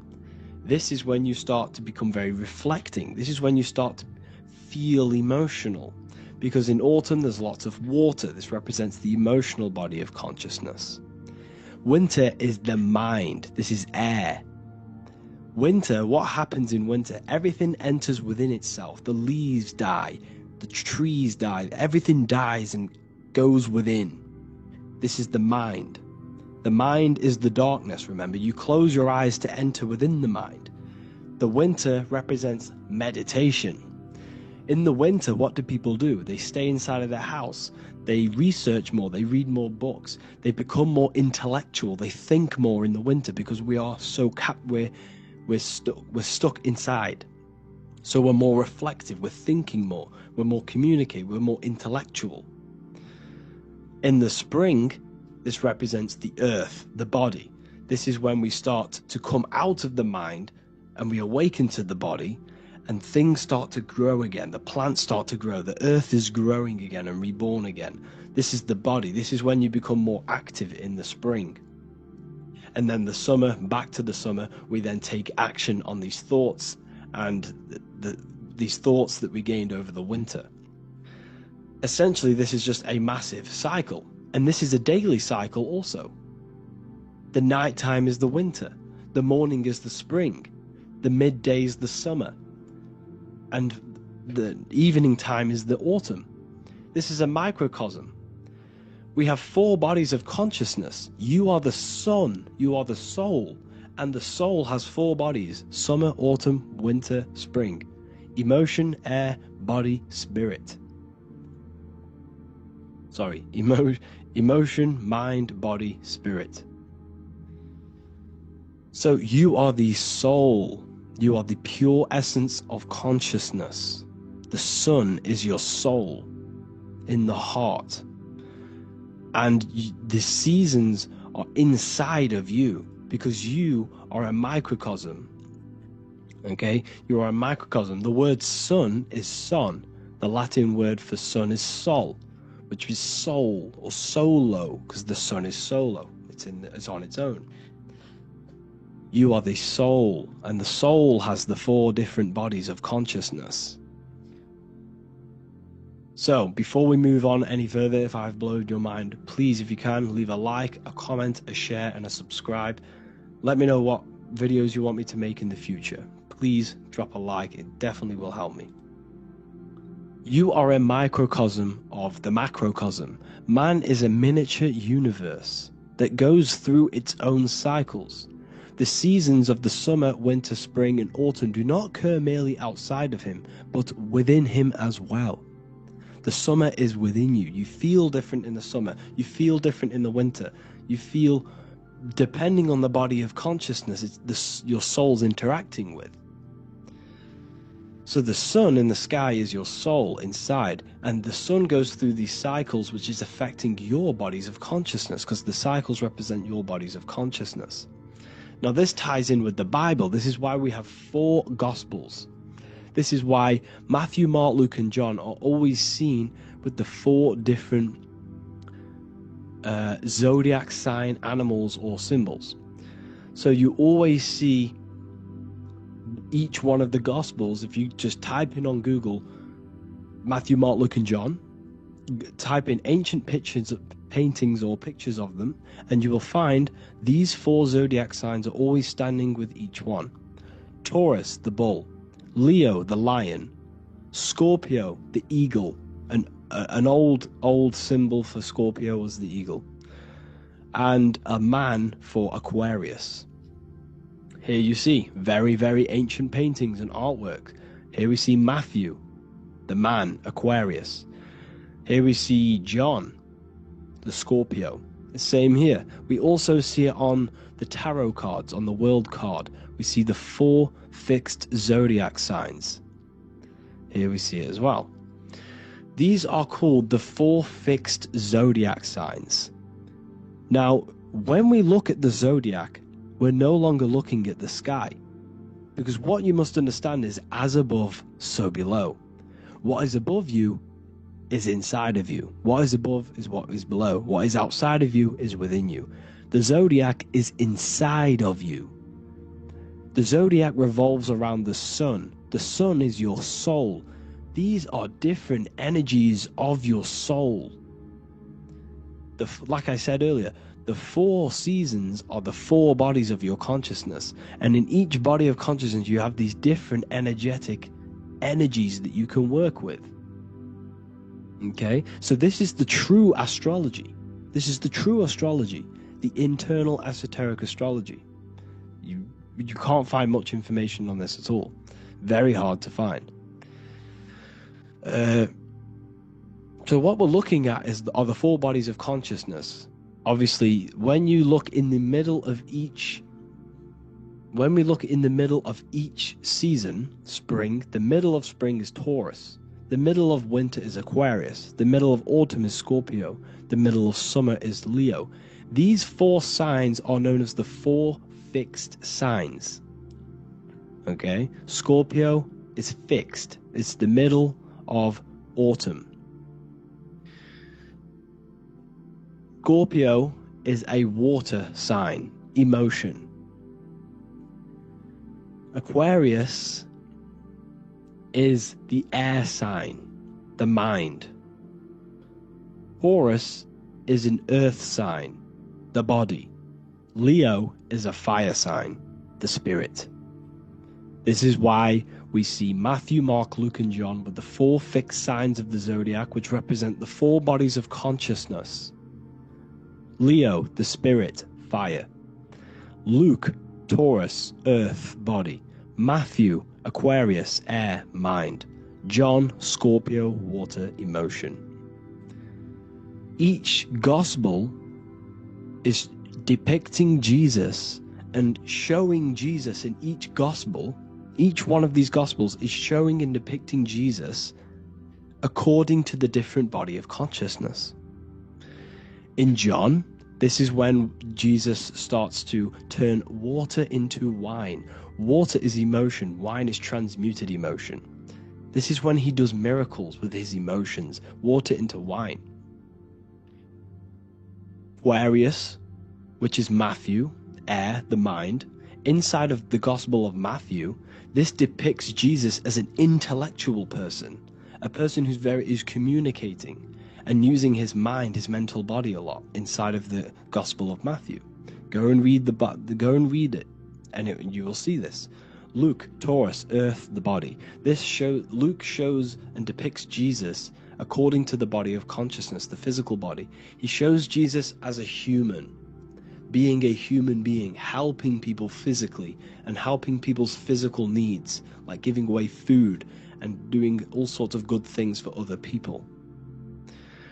Leo, Mark, inside of the Gospel of Mark, this shows Jesus as a spiritual teacher, a passionate person who is taking action. Each gospel is showing Jesus according to the different body of consciousness, and Jesus represents you, the Son. That's why it's called the Son of God, the light of the world. Jesus represents your soul, and your soul has these four gospels, the four bodies of consciousness, the four fixed signs, the four elements, and the four seasons. These things all correspond to your consciousness. So this is Leonardo da Vinci showing you the exact same thing. Jesus is the I am, the Son, the soul, in the middle, on his own. Luke, spring, earth, body. There are three people in each group. There are four groups, and there are three people in each group. 1, 2, 3. 1, 2, 3, 1, 2, 3, 1, 2, 3. Fall, winter, summer, spring. These are according to the four bodies of consciousness. Here we see Aries, which rules the head region. He's on the head of the table. Gemini, he's holding up the two hands because Gemini rules the two hands, the two arms. Gemini is the two twins, which is the two arms and two hands, and the two lungs. Here we see the beginning of summer, which is Cancer. You see the big knife here? Cancer, him here, this grey-haired guy, holding a knife for the crab. Cancer, they pinch. You have a knife, symbolizing the crab. Leo, the middle of summer, showing dominance. The sun is very dominant. He's got his elbow on the table, showing dominance. Virgo has no Adam's apple. Cancer here is pointing at this woman's neck, saying there's no Adam's apple. This is Virgo, the virgin, the only woman. Jesus, the sun. This is Libra, the balancing. He's holding his arms out, balanced, showing the balancing of the sun, because when the sun enters Libra, the sun is balanced between winter and summer. So it's balanced. This is all astrology, but this is internal. Okay? This is Ezekiel's vision. Ezekiel had a vision in the Bible, and he saw the face of a man, the face of a lion, the face of an ox, and the face of an eagle. The eagle, Scorpio, the ox is Taurus, the lion is Leo, and the man is Aquarius. He saw the throne of God, and he saw the different bodies of consciousness. This is all symbolic for the different bodies of your soul. So when we look at the zodiac, we are actually looking at a map and the energies of our soul, and the energies of our bodies, and the energies of our consciousness. This is what we are looking at. Each zodiac is an aspect of our consciousness and an energy that we can work with and that we must purify.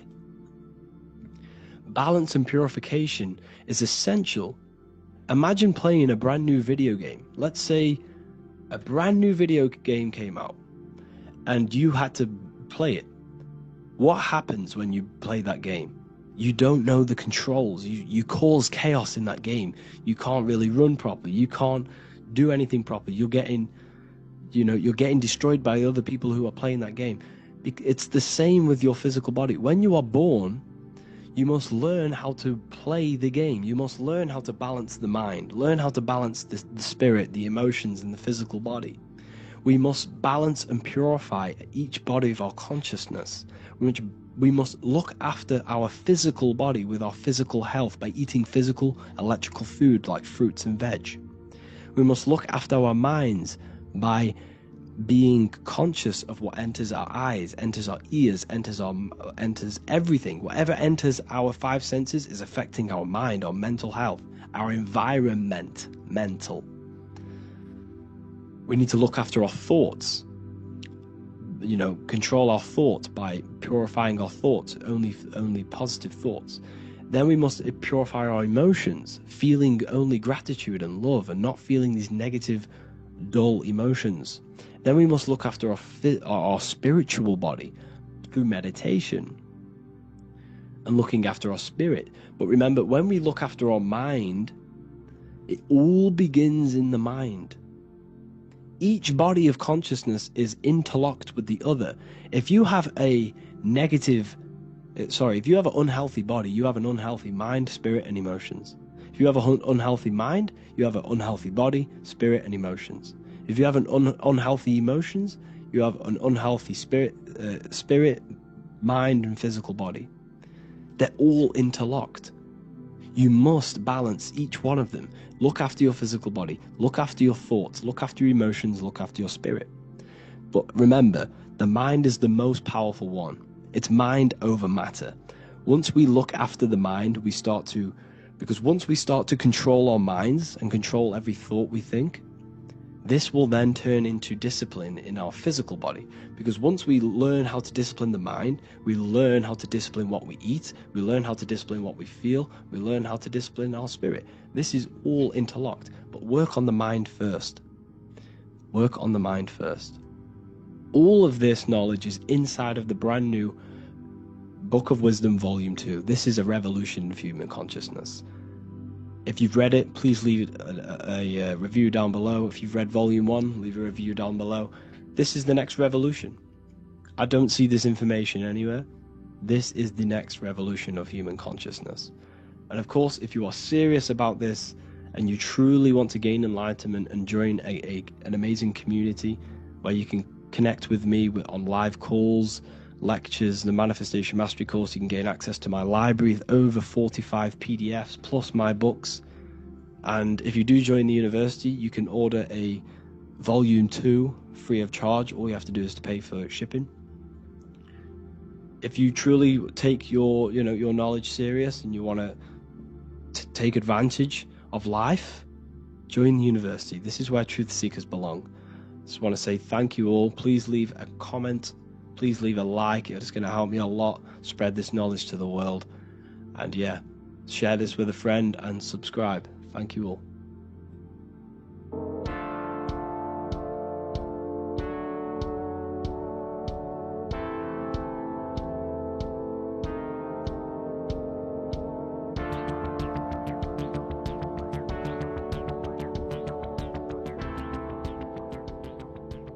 Hey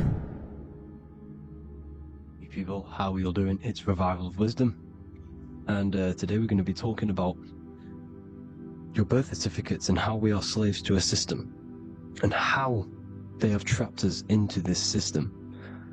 Okay, so the first thing you need to understand about this system is there are two types of laws. You have the law of water, which is Admiralty law, and the law of the land.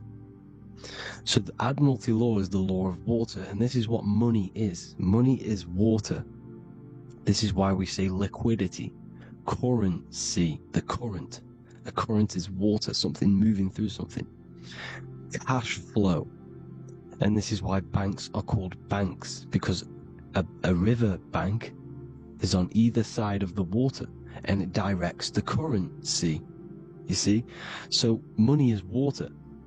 And as you can see here, Ripple, the cryptocurrency, Ripple, water Ripple, and they're building a bridge over water, over seas, international banking with cryptocurrency. So money is water, and this has specific laws about water, but water is the same everywhere, you see. What the difference is with the law of the land is that you can have different laws in different lands. I can't do certain things in the UK that people can do in America, for example. You see, that's the law of the land, but the law of water is the same, because water is everywhere. Now, this is very important to understand when it comes to, you know, these birth certificates. So, Pope Gregory, this is where we're going to start off. Pope Gregory in 1582 took the Orthodox Eastern sunrise calendar and changed it to his own Gregorian timeline, not a calendar, a timeline. This timeline was copyrighted by Pope Gregory under the name of the Vatican. So the Vatican owns the timeline that we are using today, 2023. They own it. They own the title of this Gregorian calendar. Okay? Therefore, anyone who is born under this copyrighted timeline, not calendar, they are subjected to Rome, because Rome owns the timeline. They have a patent, a copyright for that timeline. What is on our birth certificates? That timeline. We are born underneath, we are subjected to the Vatican. This is why all birth certificates go to the Vatican. They own every single birth certificate.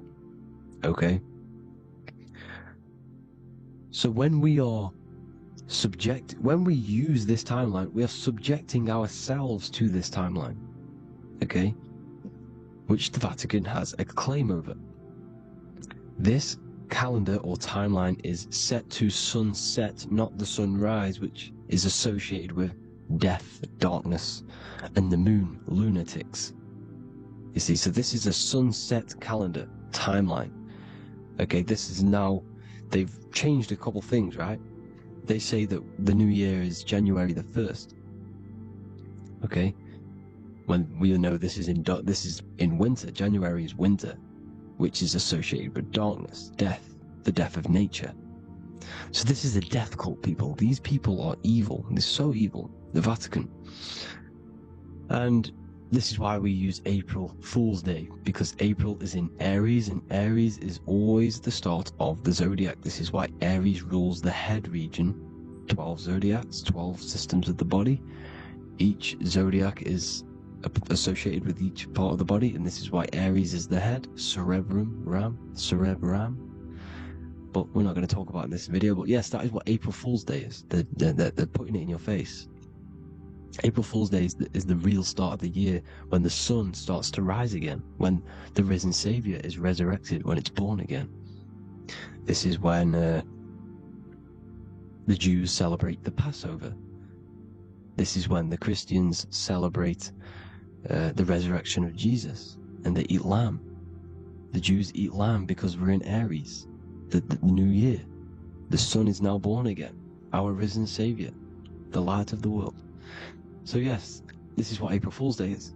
It's the first day of the year, which they changed. Pope Gregory changed. So you need to understand is that you are in the womb. You are inside of a ship, because every ship, literally a ship, every ship is female. This is why they say she delivers the product, because she does deliver the product, you, the baby. Same thing with a ship, they deliver products. They are a she. And when they pull up to the bay, like you can see on this picture, they're pulling up to the bay. This is now called the birth canal. The ship is now in birth, on paper. Okay, this is law. And when they pull up, you know, they tie up to the bay, and now they get a certificate of manifest certifying all of the products which are on the ship and what they are bringing into that nation. Okay, so you're bringing in this many of that, you know, everything's on the certificate of manifest. And this certificate of manifest is also your birth certificate, because you are traveling through water when you are in the birth canal of your mother, because you are in water when you are in the womb, and you travel through the birth canal, and when you arrive you get a certificate of manifest with the name, how many, the quantity, you know what, that's your birth certificate. Okay, and this is what it is. We are a well, we're not a corporation, but we represent a corporation, which is your name in full capital letters. That is your corporation. You cannot physically tax a body, but you can tax a corporation. This is why we get charged. This is why we get taxed, because it all goes down to the corporation which our name represents, which we are subjecting ourselves to. We are subject, my name, I am subjecting myself to this name, and that name has a corporation which I represent, which I subject myself to. You see, this is how we are attached to this straw man, this character that they have built on paper. So it's a character which is on paper. This is what we represent. So when the woman gives birth, she delivers the baby, and then she has another substance. Now I'm going to break down how they attach this name to us, how they do it. Okay, our mother is carrying us the product in the womb, the water, and it goes, for example, it goes from the United Kingdom into a state-owned, corporate, federal-owned hospital, which is government-owned. She does not declare the package when she enters the building. Aha, so keep that in mind. When she delivers the package in the federal territory, she does not declare the package either when she leaves. Therefore, there is no evidence that we exist when we arrive. On paper. On paper, there is no evidence that we came into the building or left the building. We have not been declared. So we do not exist on paper at this point. When the woman gives birth, she delivers the baby, and then she has another substance, which is called the afterbirth material. Okay? This afterbirth material has the same DNA as our physical body, with the body, mind, and spirit. Okay? This is how they get this corporation. Hold on. The afterbirth material does not get claimed by the mother nor anyone. Therefore, they salvage that substance, because we are under the Vatican. Every state is all Catholic. Your birth certificate is Catholic. No matter what religion you think you are, every single birth certificate is Catholic, because we are subjected to Rome. All roads lead to Rome. Rome runs all of this. Okay? We're still under the Roman Empire. Okay, so Rome are Catholic and they believe in salvation. This is how religion comes into this. This is how they use religion to get this. So they salvage the afterbirth material and they claim it, and they salvage it and give it and charge it to Rome. And they give it a name. Here's the legal term, born alive. Here's what it says. Each product of such birth is considered live, born, and fully recognized as a human person. So each product of such birth, so that could be anything, the afterbirth, the person who actually comes out, the baby. So your afterbirth, which we do not take with us, we take the baby with us, they keep that in the hospital, they collect the afterbirth, and they salvage it, and they give it the name, which, it is us, we are a representative to that afterbirth material which they put the name on, they claimed, which is subject to Rome. So we are walking around our whole lives as a representative to that claimed salvaged afterbirth material, which the federal state have. Okay? We are under the Catholic Church, Vatican, therefore the afterbirth material is a child of God. See? On paper, therefore they believe in salvation and salvage the afterbirth material. This material has no mother or father. The state pick it up, it becomes a war to the courts and gets charged to the state. So we are a representative to that character they salvaged because it is the exact same DNA as you. Subject is the name or the title, and the matter is the physical aspect left behind in the hospital, which represents us. You see? So now we're moving on to Unum Sanctum. Unum Sanctum was in 1302, a very, very important year. Very important year. Unum Sanctum says this is basically how they claim everyone in the world.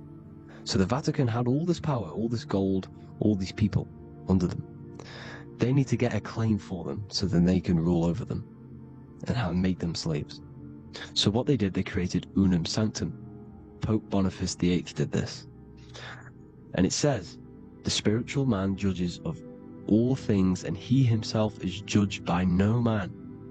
The spiritual man, keep that in mind, unless he invent like Manichaeus, two beginnings, which is false and judged by heretical, since according to the testimony of Moses, it is not in the beginnings, but in the beginning that God created heaven and earth. Furthermore, we declare, we proclaim, we define that it is absolutely necessary for salvation that every human creature to be subjected to the Roman pontiff. So they are claiming us in Unum Sanctum, and it's in the vaults in the Vatican. They will put a spell on it because they are sorcerers, they are magicians. They put a spell on it, they lock it up, and whatever goes on that piece of paper goes. And this Unum Sanctum is claiming all of us. So what does it say in the beginning? The spiritual man judges of all things, and he himself is judged by no man. The spiritual man, the man with the body, mind, and soul, the first baby that comes out the birth canal. That's you, your body, you, body, mind, and soul. You have the Christ, which is I am, which is grace. Grace means here, now, in the present. You have the Christ, which means I am. Therefore, you have a soul. If you can say I am, you have the Christ. You have a soul. But a creature can be anything with no soul. You see, so no man can judge the man with the soul. However, as it says in the second part, we proclaim, we define that it's absolutely necessary for salvation that every human creature to be subject to the Roman pontiff. So they are subjecting the afterbirth, not the man with the body, mind, and soul, but the afterbirth to the Roman pontiff, to the Roman Catholic Church. We are the ones who are claiming to be the afterbirth material, which is our birth certificate, which is our representative. We represent that because it is our DNA. This is how we are stuck. We are stuck because we represent this DNA, which is on paper, recorded. See? So we, being untaught, uneducated in these subjects, we are subjecting ourselves to this system, to this slavery, because we just want to live. We just want to live happily. No, just peaceful. Think about it. Where's all this coming from? Where's all this war, all this killing, deaths coming from? We just want to live. It's coming from the Catholic Church, these evil death cult, which has subjected us, which has used us as slaves, and we are still slaves, and it's just going to get worse and worse and worse. So this is how we have subjected ourselves to be the slaves to this system. It's a lot to take in, and there's a lot more deeper stuff which goes into this. I'm just going over the surface.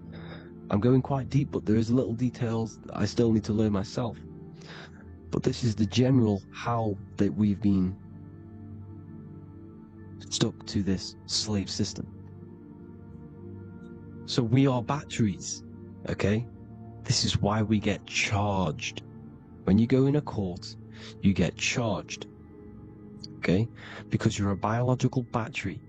This is why cities look like motherboards, because we are feeding energy to this matrix. Okay? When we look outside of ourselves, when we give power to so-called Jesus Christ, worshipping idols outside of ourselves, where attention goes, energy flows. We are feeding the matrix with energy. By looking within, placing your attention within yourself, you are taking back your power. Because the I am is Christ. The you, the soul, is Christ. It's God. The awareness is God. Okay? However, we are subjecting ourselves to this system. We're subjecting ourselves to this system and the feeding of our energy.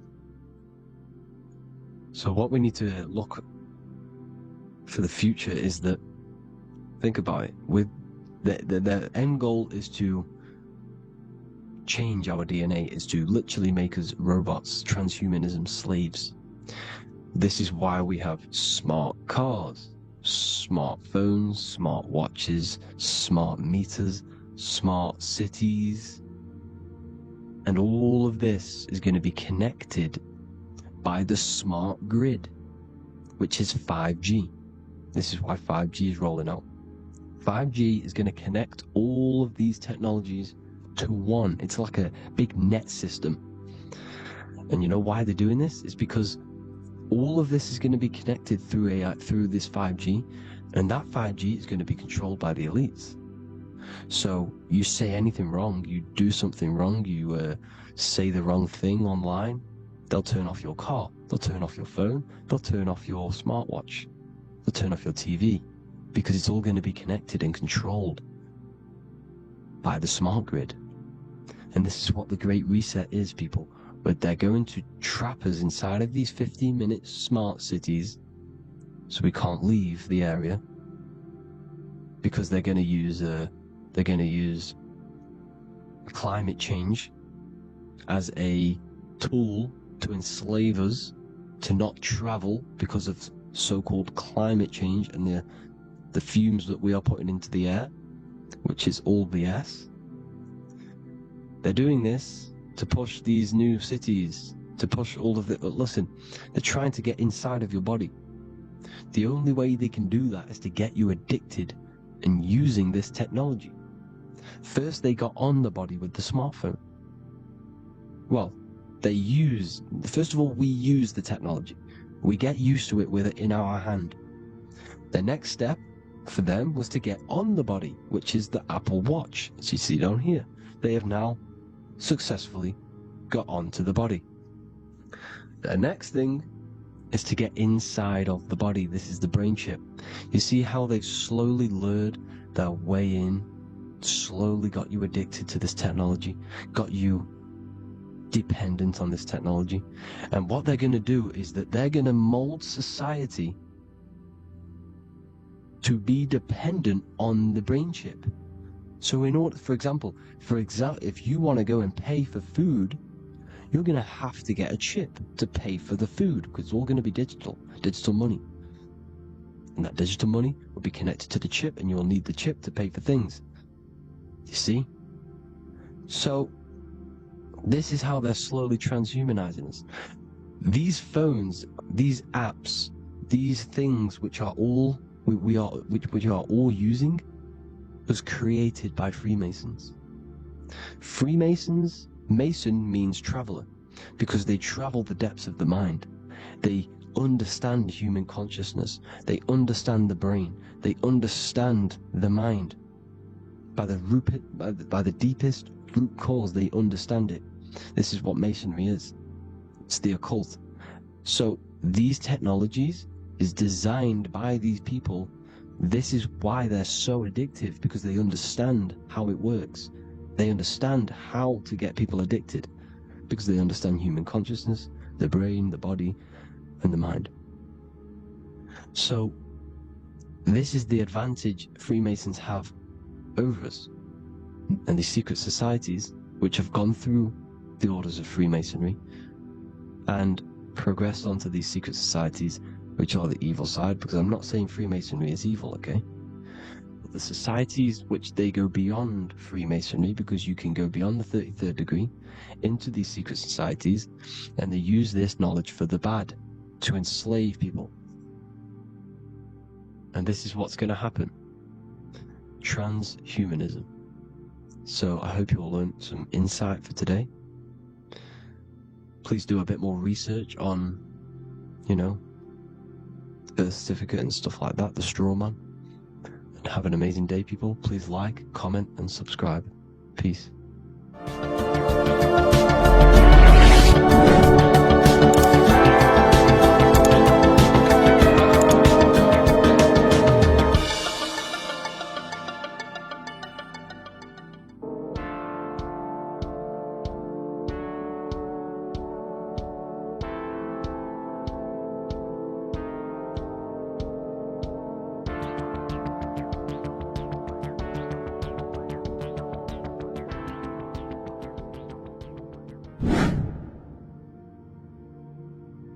How are we all doing today, people? It's Revival of Wisdom, and today we're going to get real deep. This video is going to get real deep. A lot of people are not going to be ready for this sort of knowledge, okay?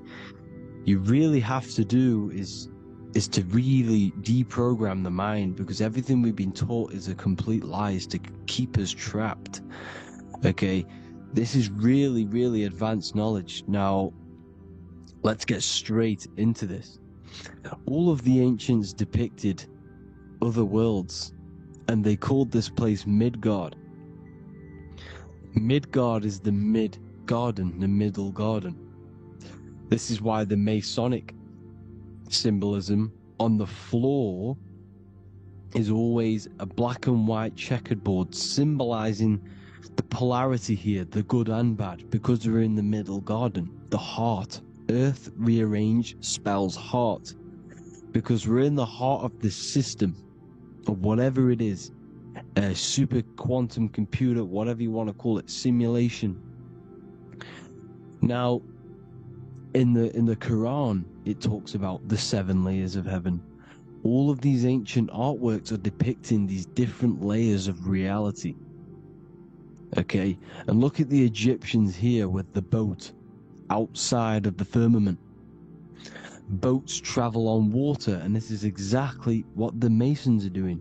So they're still using the same symbols. Why? Because it's the same knowledge, just hidden. The Egyptians have the same knowledge as the Freemasons. It's just hidden. Now, this cosmology that they're showing here, which is probably made maybe 100 years ago, this painting or artwork, is the exact same as the one we see here, with the arch, the boat. It's similar, because the boat is symbolizing traveling these other worlds, because the ether is also symbolized as water, because if you look up at the stars through a telescope, it looks like it's water. It's shining through water, because this ether, whatever this substance is outside of this world, was symbolized as water. Okay, and look at all these ancient depictions showing these different layers of reality. Now, we are being trapped within this 3D dimensional world, which is the cube, the Saturn cube. Because there are 6 sides to everything in this world. Front, back, left, right, up and down. 6, which is the cube. Because we're in the Saturn's world. Okay? Now, always been depicted as a tree of life. The tree of the universe has always been depicted as this tree. Because let's get a bit deeper. Now, the cosmology of this reality is the sun, the moon, and Polaris, always in the Masonic art. The sun, the moon, and Polaris, the all-seeing eye. If you go inside of the temples, of the Masonic temples, they always have this star in the middle, shining light beams. Okay? Look here. The light beams coming from the big star in the middle, which is Polaris. This eye is God. It's God's light shining down from his abundance. Now, when you astral travel, you will see this big ball of light above you, and this big ball of light is God. But you cannot travel towards it until you are pure. It doesn't work like that. You have to become formless. You have to become pure before you can become one with the light. All these Masonic artworks, it's all depicting the star in the center. This star is Polaris, because Polaris is the way out of this place. And this is why you see the stairway to heaven all the way up to the light beam, the light source. What does it say in the Bible? God is light, because everything is made out of one substance, and that substance is light. And it symbolizes the eye, because God is an eye. All things that are alive have an eye. And we all say, I am. We all see these realities through eyes. God is an eye. He's the all-seeing eye. He sees all things at all times. And he is projecting this light. And this light comes down to create all the different levels of the worlds. And this is what the 2 pillars symbolize the number 11. 11, the number 1, is just a vertical line. It's the 1. It's a 1 point. 11 symbolizes the mirror nature of reality. Everything's mirrored. As above, so below. Now, the 11 also symbolizes openings, doorways. And as you can see here, an opening to the all-seeing eye. And you see here again, an opening to the stairway all the way up to the light. This light is the light of God in the astral worlds, beyond this world. Now, Polaris has also been symbolized as the UFO. They put the truth in plain sight. So you know in the films how the UFOs suck people up. That's what Polaris is doing. If you ascend beyond this world, if you do not ascend beyond this world, you will be reincarnated in this world. The whole thing is to outgrow this consciousness to the plane above. And I'm not just making this up, I'm going to be bringing in scriptures after this. But you can see with the Christmas tree, we always put a high, big star at the center, at the top, which is the star of Polaris, which is exactly what the Masons are doing here. The star at the top. And it's on top of our Christmas trees.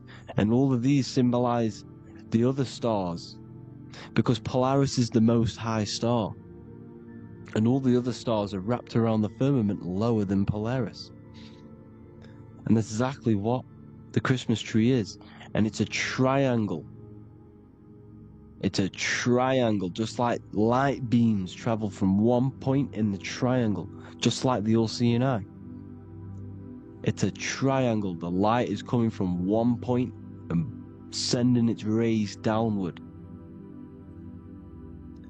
You see, it's kind of like you see here with the water. And the lower you go, the darker it gets, the more evil it becomes. And this is what the ancients would call hell. Now, this all-seeing eye is Polaris. And below Polaris is Mount Meru, the North Pole, the magnetic North Pole. The Tower of Babel, which is in the Bible. The etymology of the word Babel, Ba meaning spirit, which gives the ability to move the soul through the worlds, which is that's the ancient Egyptian description of the word Ba, meaning of the word Ba. You have the Ka, the Ba, the Ak, but the Ba is the one that gives the ability for the soul to move through the worlds. Your soul can't speak into a world without incarnating into it. Now, the Tower of Babel symbolizes Mount Meru because it's the word Ba is the spirit which gives the ability for the soul to move through the worlds. The Tower of Babel is the magnetic North Pole, Mount Meru, which gives the ability to move through these different worlds. And you can see the ancient Tibetans always showing this depiction of these different worlds coming from the center. Because we have to ascend our consciousness. It's not about how good you are to reach heaven. It's about how you expand your consciousness, you expand your mind. So they teach now that you have to be good in order to reach to heaven. It's about expanding the mind, expanding your consciousness to these different planes, these different realms. So that's what it's about. And Jesus was known as the fisher of man. Now, Jesus is a massive part of this. He was known as the fisher of man because he was fishing. He could have been fishing. He could have been one of these deities that had come down from these different higher realities and pull people up. So they called Jesus the fisher of man. And he says unto them, follow me and I will make you fishers of men. So these deities that we see in the past, like Buddha, Krishna, Hermes, Thoth, Jesus, could all be these entities who were coming down to pick up the minds that were worthy enough to see the higher planes of reality. And this is why they called him the fisher of man. Now, when Jesus walks on water, there is a parable with Paul. And he says, but Jesus immediately said unto them, take courage, it is I, don't be afraid. He's talking about astral travel here. He's talking about leaving the body. Because when you leave the body in astral travel to see these alternative realities, you can't be afraid because fear is a bondage, which is what the Emerald Tablets talks about. Lord, if it's you, Peter replied, tell me to come to you on the water. The water. Come, he said. And Peter got down from the boat, walked on the water, and came towards Jesus. But when he saw the wind, he was afraid and began to sink. When you become afraid in astral travel, you sink back into your body. Lord, save me. So this is talking about Jesus pulling people up into different realities. And you can see the fish is the symbol of Jesus. This is another symbol of Jesus, a fish. Because fish symbolize deep occult knowledge. Because fish travel the depths of the ocean. And they symbolize us because we are fish underneath the ethers. And Jesus was pulling people up. You see, so the Bible is a people today believe the Bible is a book telling you how to reach to heaven, how to become godly and reach heaven. But you've got to become the Jesus Christ to see these alternative realities. Now look at the Emerald Tablets is a massive part, and it speaks so much about these different realities. Look what it says here. This is in Emerald Tablet 3. Then in my heart grew a great longing to conquer the pathway that led to the stars, which is exactly what the Masons depict in all of their art. Look, the ladder to the stars. And then he goes on to say, years after years I sought after wisdom, seeking new knowledge, following the way, until at last my soul in great travail broke from its bondage and bounded away, broke from the bondage of the body. Free was I from the bondage of earth men, free from the body I flashed through the night. The stars. The stars are a massive part in the astral world. Each star is a different reality. And the true astrology is the star that you came from. You came through a star to reach this, to reach here. There is a reason why you are here. There's a reason why you have the personality traits, because your soul came from a specific star. This is why we call them stargates, because they are gates in and out of this reality, and Polaris is the way out to the higher worlds. Now look, far into space, my soul traveled freely into the infinite circles of light. Beyond knowledge were some planets and great gigantic beyond dreams of men. Then he goes to say, lift up your flame from out of the darkness, fly from the night and ye shall be free. Lift up your flame. Your flame is your soul, because it has to be lifted up out of the darkness. This is the darkness, this world, this body is the darkness. Because it's a bondage. You need to break free. You need to learn how to astral travel, people. You have to learn this. If you want to get out of this world, you have to learn how to astral travel and see the other realities.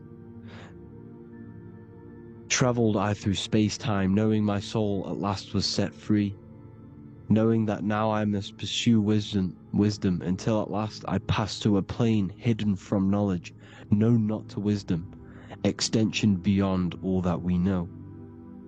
So he's talking about he went to a place where we cannot even comprehend here, a place that is not even known to Earthmen. He's telling you he's ascended out of this world to the planes that are beyond. And it says here in the Emerald Tablets, man is in process of changing to forms that are not of this world. Grows he in time to the formless, a plane on the cycle above. Know ye must be one, ye must become formless before ye are one with the light. The light, the same light that I was talking about, the Masonic light, with the triangle, God, the one source. Ye must become formless before ye are with the light. Formless, you have to leave the body. You have to leave the body. You have to gain the ability to leave this body and travel to these other worlds. Now, it says here, not as man am I, for free have I become of dimensions and planes. In each I take on a new body. In each I change my form. Know I now that the formless is all there is of form. You see, all things created come from the things that, all things that you see come from the things that you cannot see. All of us have the same spark of consciousness, the same I am. Every dog, every animal, every human has this same I, this same thing which sees through the eye. It's formless. It takes, this formless entity is the same entity of us. We are all the same entity in different bodies. And this entity it was represented as the flame, the cosmic flame, which is inside of all of us. And this is why the Masons depicted your spine as a candle or the Holy Grail. You would either see this or a candle with a flame on the top, because the Holy Grail is your consciousness, which is on top of your spine, which is the candle. Now, Jesus, Thoth, Buddha were all these deities which were coming down to lift people up because they were fishermen of men. And he would lift you up to the higher worlds, out of this world, to the ones above. Now Thoth, you can see him here, he's leading the way. He's holding someone and he's leading the way with knowledge and power. He was leading the way to other worlds, out of this world. There's no point trying to change this world. This world will stay the same. It will stay the same. You have to get out of this world, and that's what they're telling you. That's what they're keeping you from. They're keeping you stuck within this thin layer of reality. So what the Masons are doing, they have the ability to astral travel. They're living not stuck and bound to one reality, but living within the different layers of reality. And this is what Morpheus was doing in the Matrix. Morpheus was going into the Matrix to go and get Neo, which is exactly what Jesus was doing, pulling up people out of this world to the ones higher. And that's exactly what Morpheus is doing in the Matrix. If you haven't watched the Matrix, go and watch it. It will blow your mind. Everything I'm saying in this video, you will see it.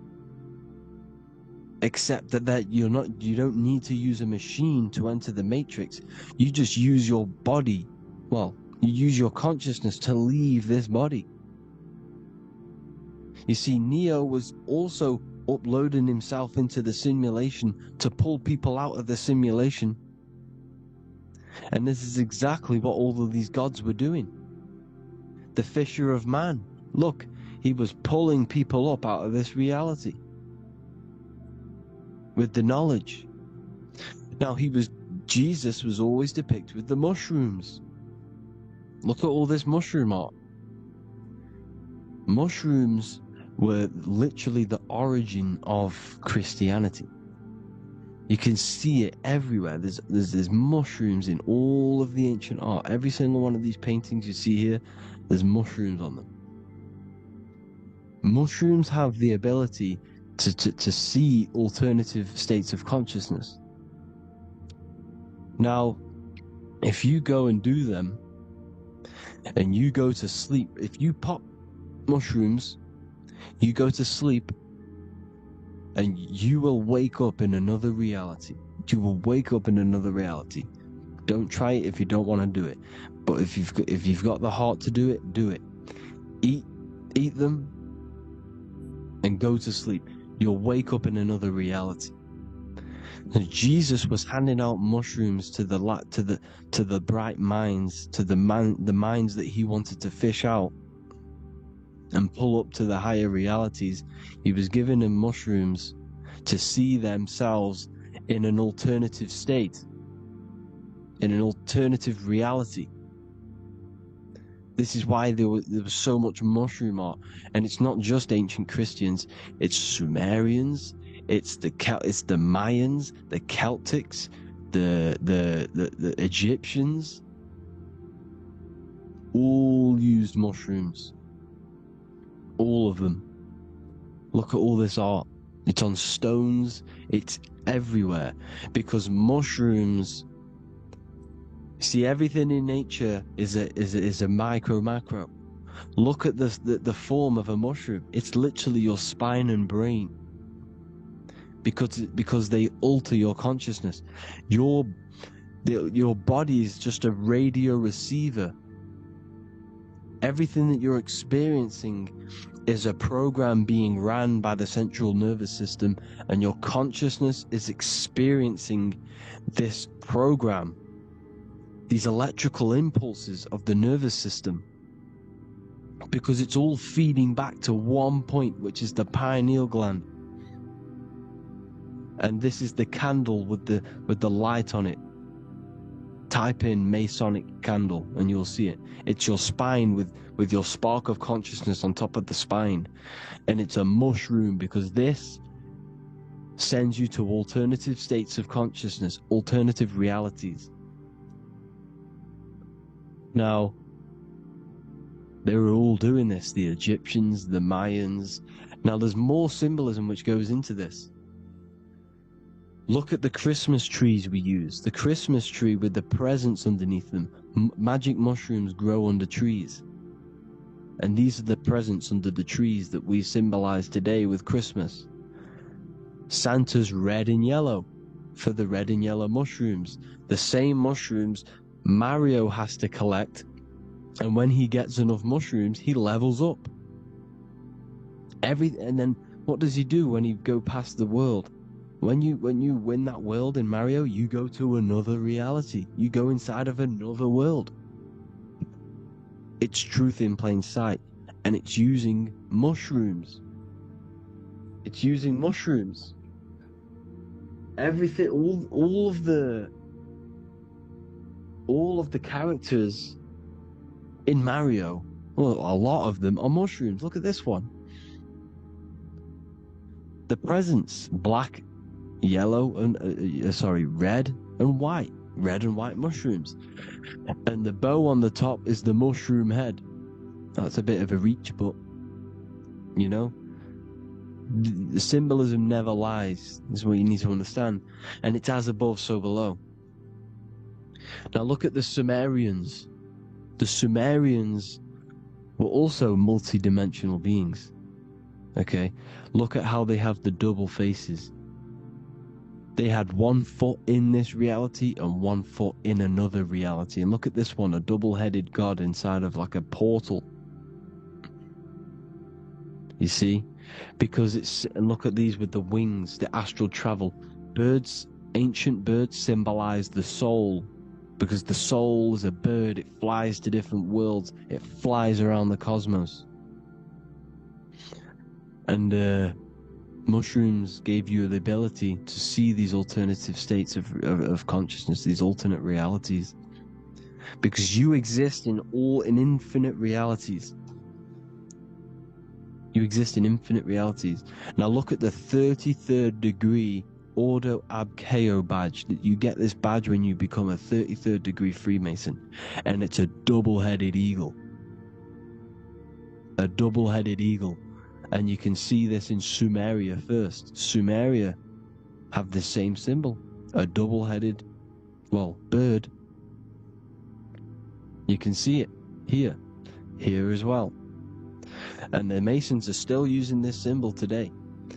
And when you become a 33rd degree, 33 vertebrae on the back of your spine, above the vertebrae is your consciousness, and it's a double-headed eagle.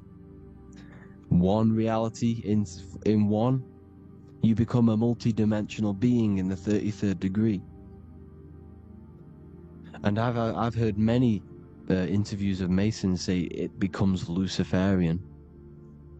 You see, they speak in code. These Masons can't tell you about what they learn about, but they will speak in code. They said it becomes Luciferian. The word Luciferian is lucid.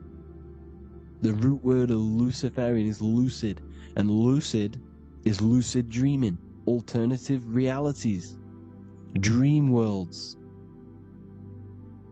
You become a god. Luciferian means you're becoming your own god, pretty much, because you are becoming a multi-dimensional being living in between the different layers of reality at the 33rd degree of Freemasonry.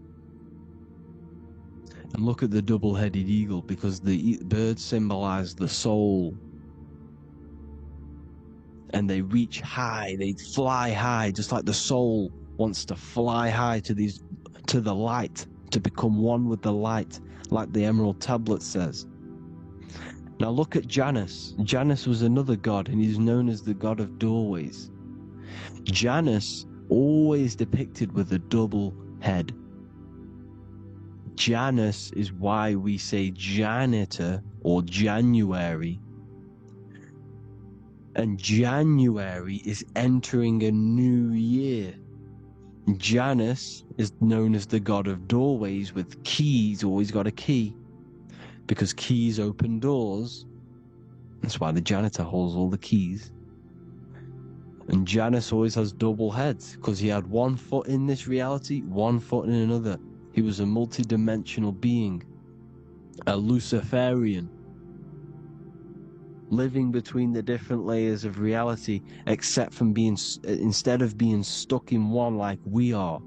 Well, a lot of people. And that's the whole point. You see, all of this stuff is about like changing the world and stuff like that. This world will probably never ever change. It's probably been like this forever, well, forever, for a long time. But it's about moving out of this reality to the higher states. And the Masons always depict the ladder to the luminaries, the stars, with a key, the same key of Janus. The Vatican is a key, and it's in charge of all the religions. Why is it a key? Because they're holding back the key. They're keeping you stuck within this reality, keeping you stuck as identifying yourself with the body, identifying yourself with this world. You are not in the world is within you. This is a program being ran by your central nervous system, and your consciousness is experiencing this reality. Now, this is going to be a mind-blowing video for some people. You have to have an open mind. You have to let go of all the programs. I'm repeating what the ancients are talking about and the ancient symbolism. Look at Janus with the double-headed god. He was just another god coming down, giving keys to people who had the worthy mind to be pulled up out of this reality, to be pulled up to heaven, just like Jesus was teaching how to reach heaven. But really, it's an encoded scripture. But anyways, hope you all gained some insight on this video. Have an amazing day. Please like, share, comment. All the links are in the bio for the PDF, for the Manifestation Mastery course, and all the other amazing stuff. And if you want to support the channel, I'd greatly appreciate if you became a Patreon member. Hope you all have an amazing day, people. God bless.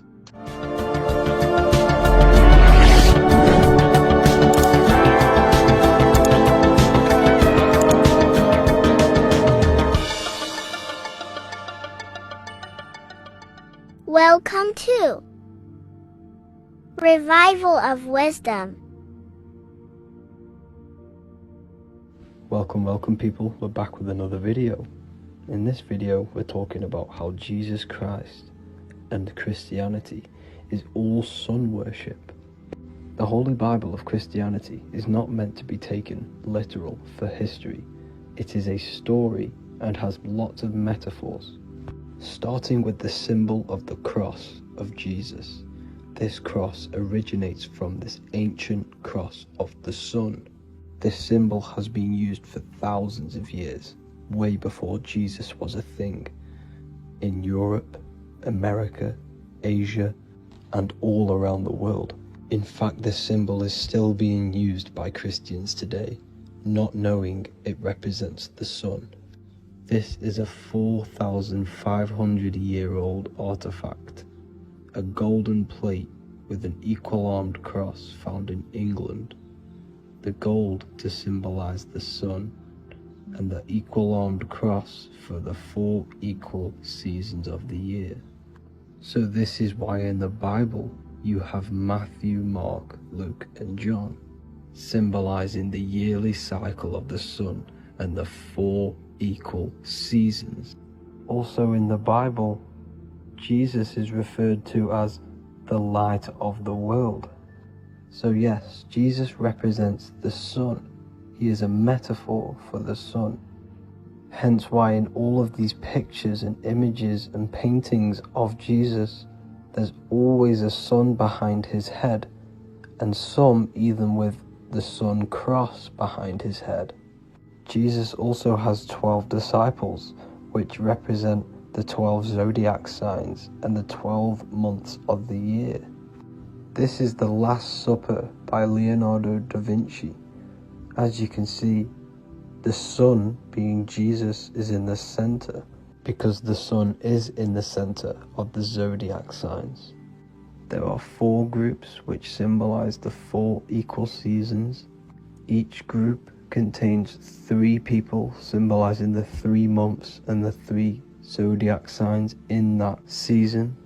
There is only 1 female in the painting, which is Virgin Mary, who symbolizes Virgo, the astrological sign. So yes, Jesus symbolizes the sun with his 12 zodiac signs and 4 gospels for the 4 seasons of the year. However, there is another phenomenon. The 25th of December is known as the birth of Jesus Christ, which is known as Christmas today. Jesus symbolizing the sun and is born on December 25th. This is the day the sun moves 1 degree northward, bringing back the warmth, the growth of crops, the life and light back to the northern hemisphere. Everything is springing back to life, as we call it, spring.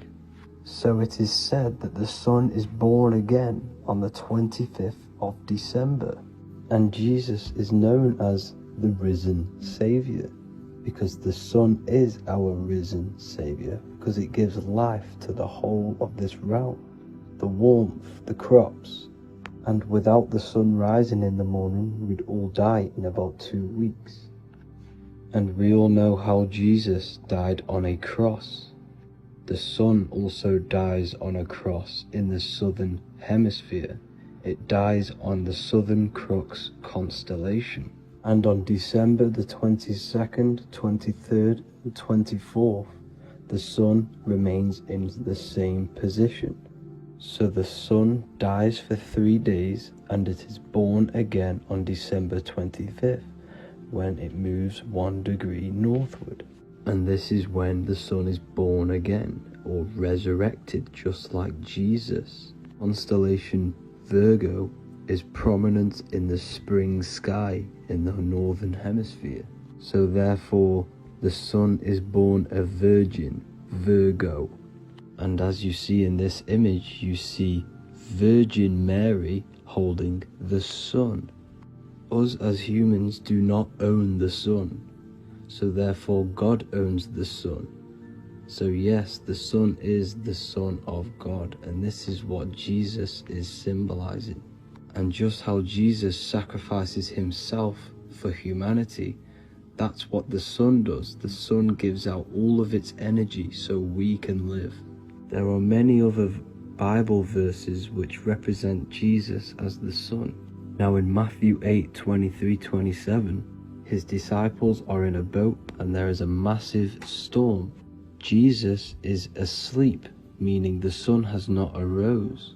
And the disciples say, "Save us, Lord, we are perishing." Quote, "Then he rose and rebuked the winds and the sea, and there was a great calm." End quote.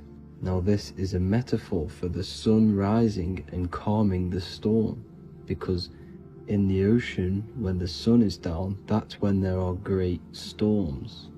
The worship of celestial bodies go back thousands of years, and it's called astrotheology, and it can pretty much be traced back to all ancient civilizations. Now going back to the ancient Egyptians, the god Horus, the god of war, and he symbolized the sun in the morning.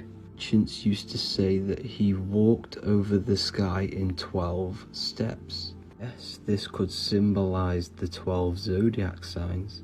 It also symbolizes the 12 hours of daylight. So we have 12 hours of Horus, but now they've rearranged the word to hours. Horus and hours. And when the sun rises, Horus rises, we say horizon, which is Horus is rising. That's the etymology of horizon. Another Egyptian god called Amun-Ra was known as the god of all creation. He was the first god of them all. Amun was also a sun god.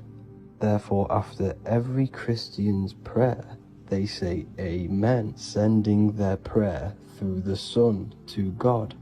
So this all goes back to the worshipping of the sun. Sun worship was around way before the Romans. However, in the Roman times, their sun god was called Mithra. Mithraism was the main religion before Christianity came into play. Mithra was the son of God. He died on a cross, and he was dead for 3 days and resurrected, just like Jesus. So the Catholic Church was not made in heaven, it was made by the Roman Empire. They mixed all the sun religions of Judaism, Mithraism, and other Arabic religions, and combined it into one, so Caesar, the Roman emperor, could gain his own religion. So yes, Christianity was a political move to gain more control over the masses, because it was a worldwide government at this point in time. So here is a Sumerian helmet with the rising sun symbol. And then the Romans also used this rising sun symbol on their armor. So sun worship has been going on for thousands of years, and it still goes on today. However, with all the programming and the low IQs, today we do not get the full interpretation of the Bible and these stories from the past. And Christians and other religions are all brainwashed to not question their religion and not realize their true origins and where they come from. I do advise you all to do your own research and come to your own conclusions. However, I'm just pointing out the facts and connecting dots for you all to see. That's it for this video, guys and girls. Thank you all for tapping in. God bless.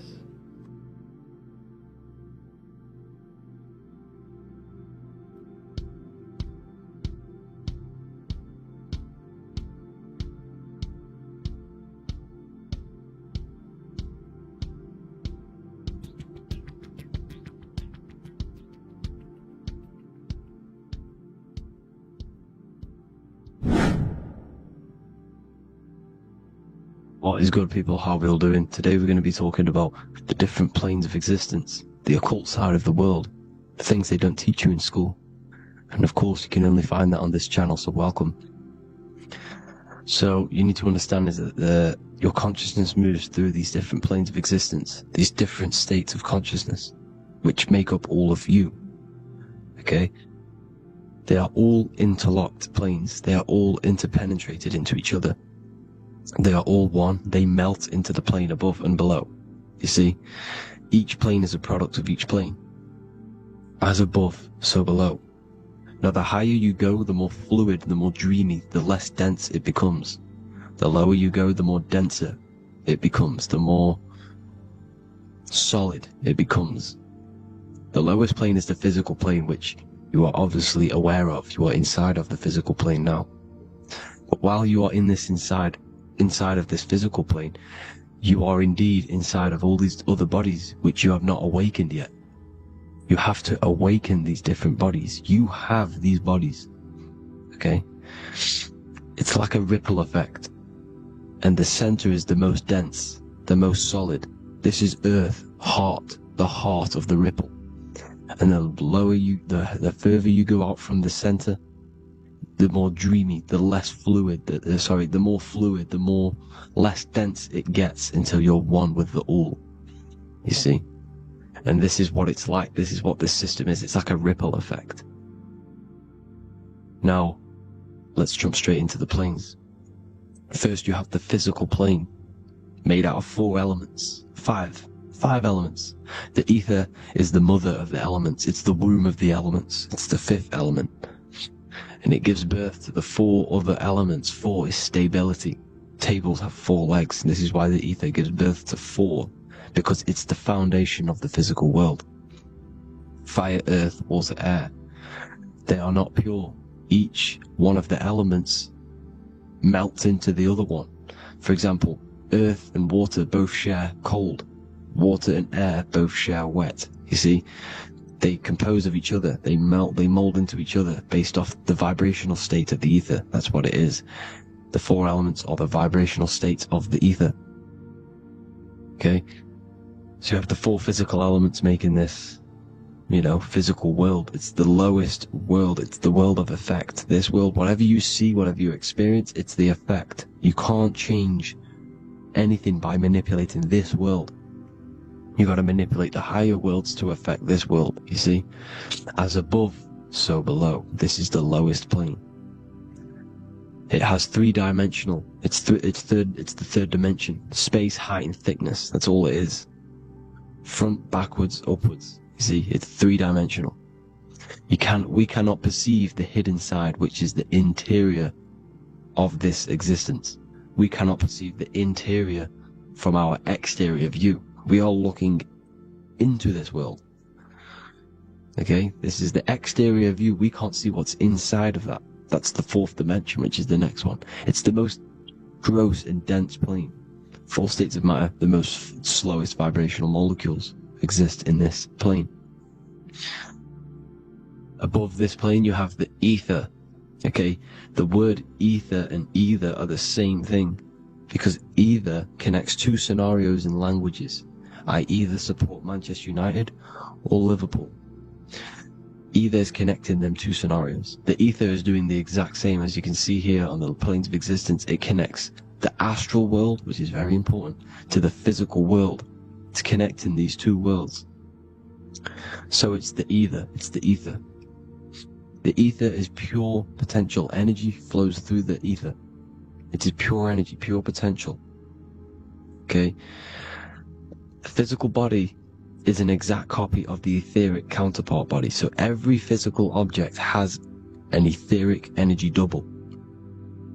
It's like a blueprint of that object. Every single object has an energy double, and that's the etheric double. Okay? The etheric body determines the shape of our physical body through its lines of force. All through life, it rebuilds and restores the physical body. Physical problems show up first in the etheric body, because as above, so below. You manipulate the higher planes, it will manipulate this plane. And this is why sorcery works. Contact with astral plane entities. We'll get into that a bit later. So, the reason why we can't see this plane, this energy world, which is all around us, which we are inside of right now as we speak, is that the molecules that compose it are further apart than those of the physical plane, making it invisible to the 2 eyes. That we can't perceive it. Our eyes cannot physically suck in that sort of information, and our brain cannot decode it. This is why, they brainwash us with all these programs to keep us asleep, to keep these other bodies we have asleep, so we don't find out about these other bodies, and is to make you believe that everything's just a material. Only the material world exists. They don't want you to know is that everything that you see is a result of something you cannot see. As above, so below. There are realities within this reality. This is what I'm breaking down now, these different planes, on how this reality works. So your etheric double is your energy body. You can see here the physical, etheric, astral. Astral is your spirit. The ether is a part of the physical plane. It's like just above the physical plane, but it's still part. But then the astral plane is completely separate. It's another plane. But they're all interlocked. Don't think they're apart. They're all interlocked. They're all one. They all melt into each other. The chakras that we have are inside of our etheric body. They are our sense of organs which tune us to the 4th dimension. These 7 chakras connect us to the astral world, the 4th dimension. Okay? They are points for the flow of energy from the universe / 7 planets, because the 7 chakras are your 7 planets, and the 7 planets are connected to the astral world. They are feeding these 7 senses in our body. They connect us to the universe, to our etheric counterpart, and then to us, supplying the physical body. Because the energy comes from above. As above, so below. These 7 senses, these 7 etheric chakras, are being supplied with energy from the universe, the 7 planets, the solar system. Then it supplies the physical body. You see? So, the ether is very important. And this is, that the ancients understood the science of the ether, and they could, harness free electricity from it, because it's all around us. The ether is all around us. And this is what they were doing. They were harnessing free energy using the ether. The astral plane, the 4th dimension, very important plane. Very, very important. We've all been there. Every single one of you has been there. Okay? The 4th dimension is unseen of what we see. It's the interior of the exterior that we see. We see the 3rd dimension, but we cannot see beyond what's making this 3rd dimension. This is the 4th dimension. Okay? It's the dream world. This is where you go when you dream. Okay? This is where you go when you dream. It's the place of disembodied spirits or ghosts, entities, whatever you want to call them. When you hear ringing in your ears, that is not tinnitus. That is an entity around you. Okay? That is an entity around you. The 4th dimension is where thought forms exist. Mental images.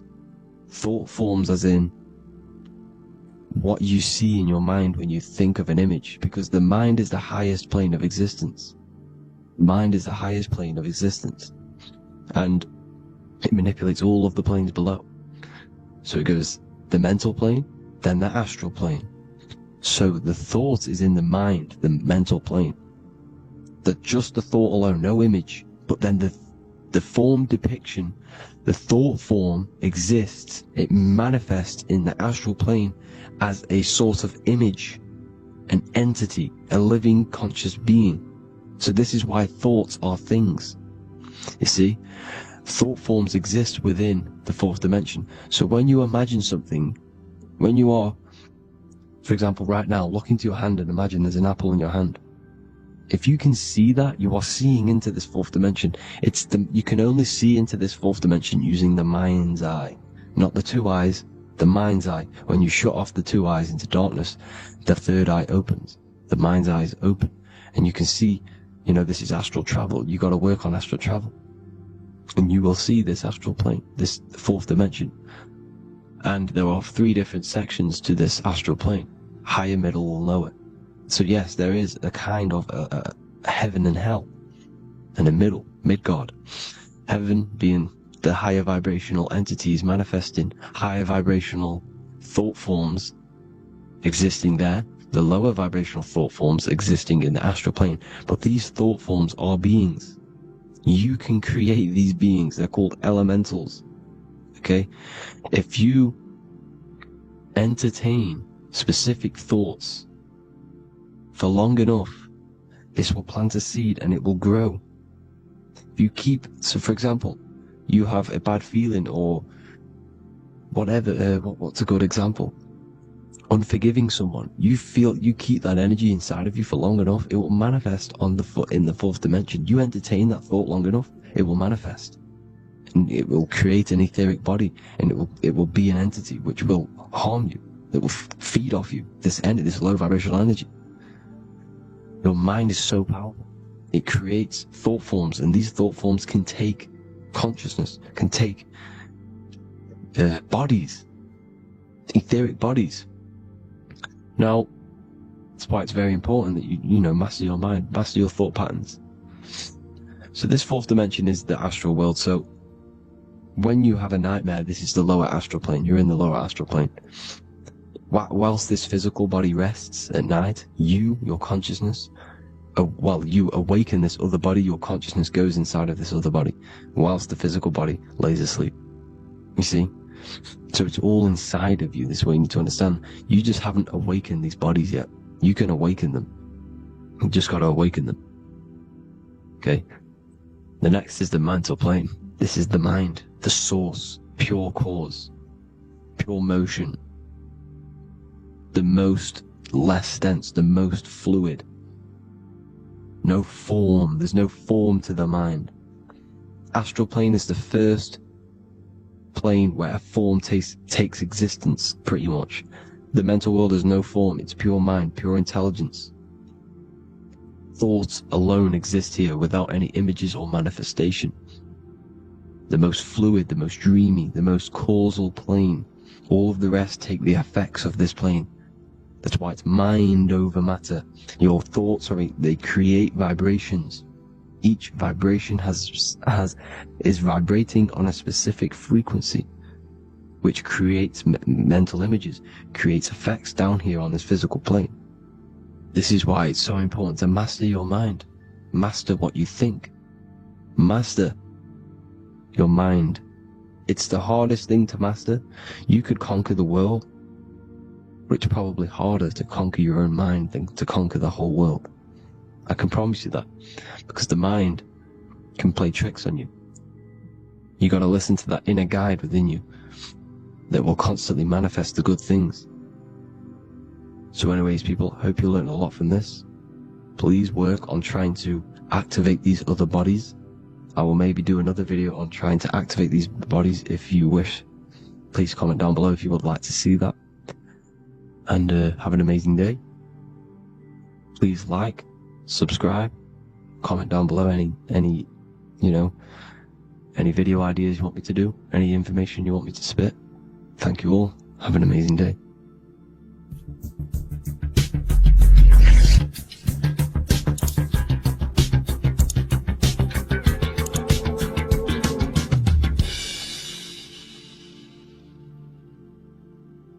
Greetings everyone, it's Revival of Wisdom. I facilitate human enlightenment through occult and esoteric teachings. I hope this video expands your mind into a new field of thought. In this video we're going to be discovering the true esoteric meaning of the 7 planetary energies. So let's jump straight into this. In order to fully understand this, you must understand the esoteric teaching of as above, so below, and as within, so without. Our inner world is mirrored into our external material reality. We have a physical voice, which you are hearing right now, and I also have an inner voice, which no one else can hear. The inner world is invisible, and the external world is visible. In other words, the inner world is the spiritual world, and the outer world is the material world. The inner world of ourselves reflects and projects our outer world, which means everything in our external reality is somewhat reflection of our internal self. You are made in the image and likeness of God. You yourself are the universe experiencing itself in a 3-dimensional physical form. The Newtonian science has programmed you to believe that you are a physical being inside of a physical universe. They did this to limit your mind to only believing there is a physical universe and that you are separate from the universe or God. But you yourself are the divine essence of the universe, experiencing itself in a physical plane, which means everything you see is inside of you, including the stars, the planets, and the elements. As above, so below. As within, so without. An example of this is the 4 physical elements: fire, earth, water, and air. In the external world, these are physical elements. In our internal world, they represent the 4 bodies of consciousness. We have 4 different bodies. We have a material body, we have a spiritual body, an emotional body, and a mental body. The mind is not made out of the same substance as the body. The emotions is not made out of the same substance of the mind and the body. These bodies exist in 4 different dimensions, 4 layers of consciousness. With that being said, the 4 physical elements are inside of us. The earth is our material physical body. Fire represents our spiritual astral light body. Water represents our transformative and emotional body. Air represents the mental body, the communicative and thinking body. This is the teaching as above, so below. If that resonates with you and you can comprehend it, please leave a like and a subscribe to this channel to see more content. And feel free to leave a comment on any video suggestions. Okay, so now we've gone over the 4 physical elements and how they correspond with your inner world of consciousness. This is going to make it easier for you to understand what the planets actually are. The planets are a bit more in-depth and more detailed aspects of our consciousness. The 4 physical elements are generic, but the 7 planets go deeper. They are deeper aspects of ourselves. On a macrocosmic scale, the 7 planets rule the material realm. Every object, every animal, every plant, every stone, everything we see in this plane is governed and created under one of the 7 planets. I don't really like calling them planets. They are energies. They are spiritual forces that drive things into existence. An example of this is if we look at a tree. The roots of the tree are governed by Saturn. The stem of the tree is governed by the sun. The leaves of the tree are governed by the moon. Any offspring or fruit of the tree is governed by Jupiter. Any defense mechanisms of the tree is governed by Mars. The communication and networking of the tree is governed by Mercury. The smell and the look of the tree is governed by Venus. Everything we see in this material plane is governed by one of these specific energies. Everything material has a spiritual force that brings it into physical existence. This is the reason why we have 7 days of creation in the Bible.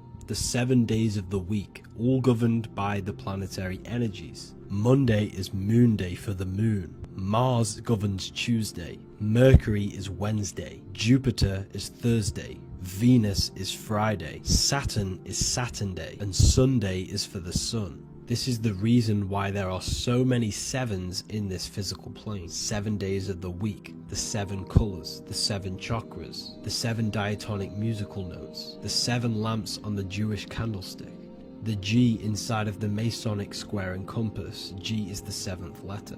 Now let's go a little bit deeper into every planetary energy. Saturn in the external material plane governs the foundational and enduring aspects of existence, such as roots of plants, the bones of our body, and even the insects that dwell beneath the ground. Saturn represents the dull, hard, and unyielding forces of life, symbolizing structure, limitation, and conditioning. Under Saturn's influence, things become rigid, bound by restrictions and boundaries.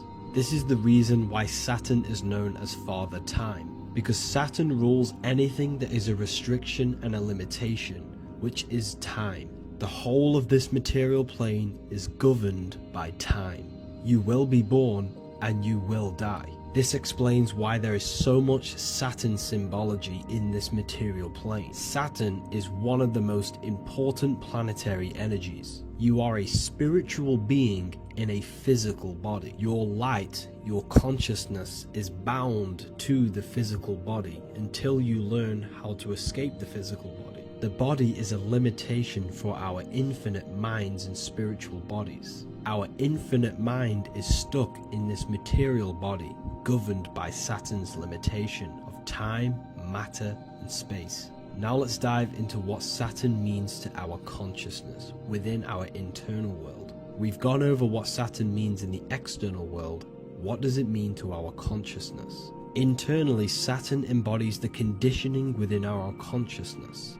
When the Saturnian aspect of our consciousness dominates, we become overly rigid, fixated, and restricted in our thinking and actions. For example, Saturn's influence is strongly felt in today's world, where many people's minds are confined to societal norms and conditioned responses. Saturn is the aspect of our consciousness, our minds, such as limiting belief systems and limiting thoughts and emotions. This is the negative thought that you can't get rid of, that's holding you back.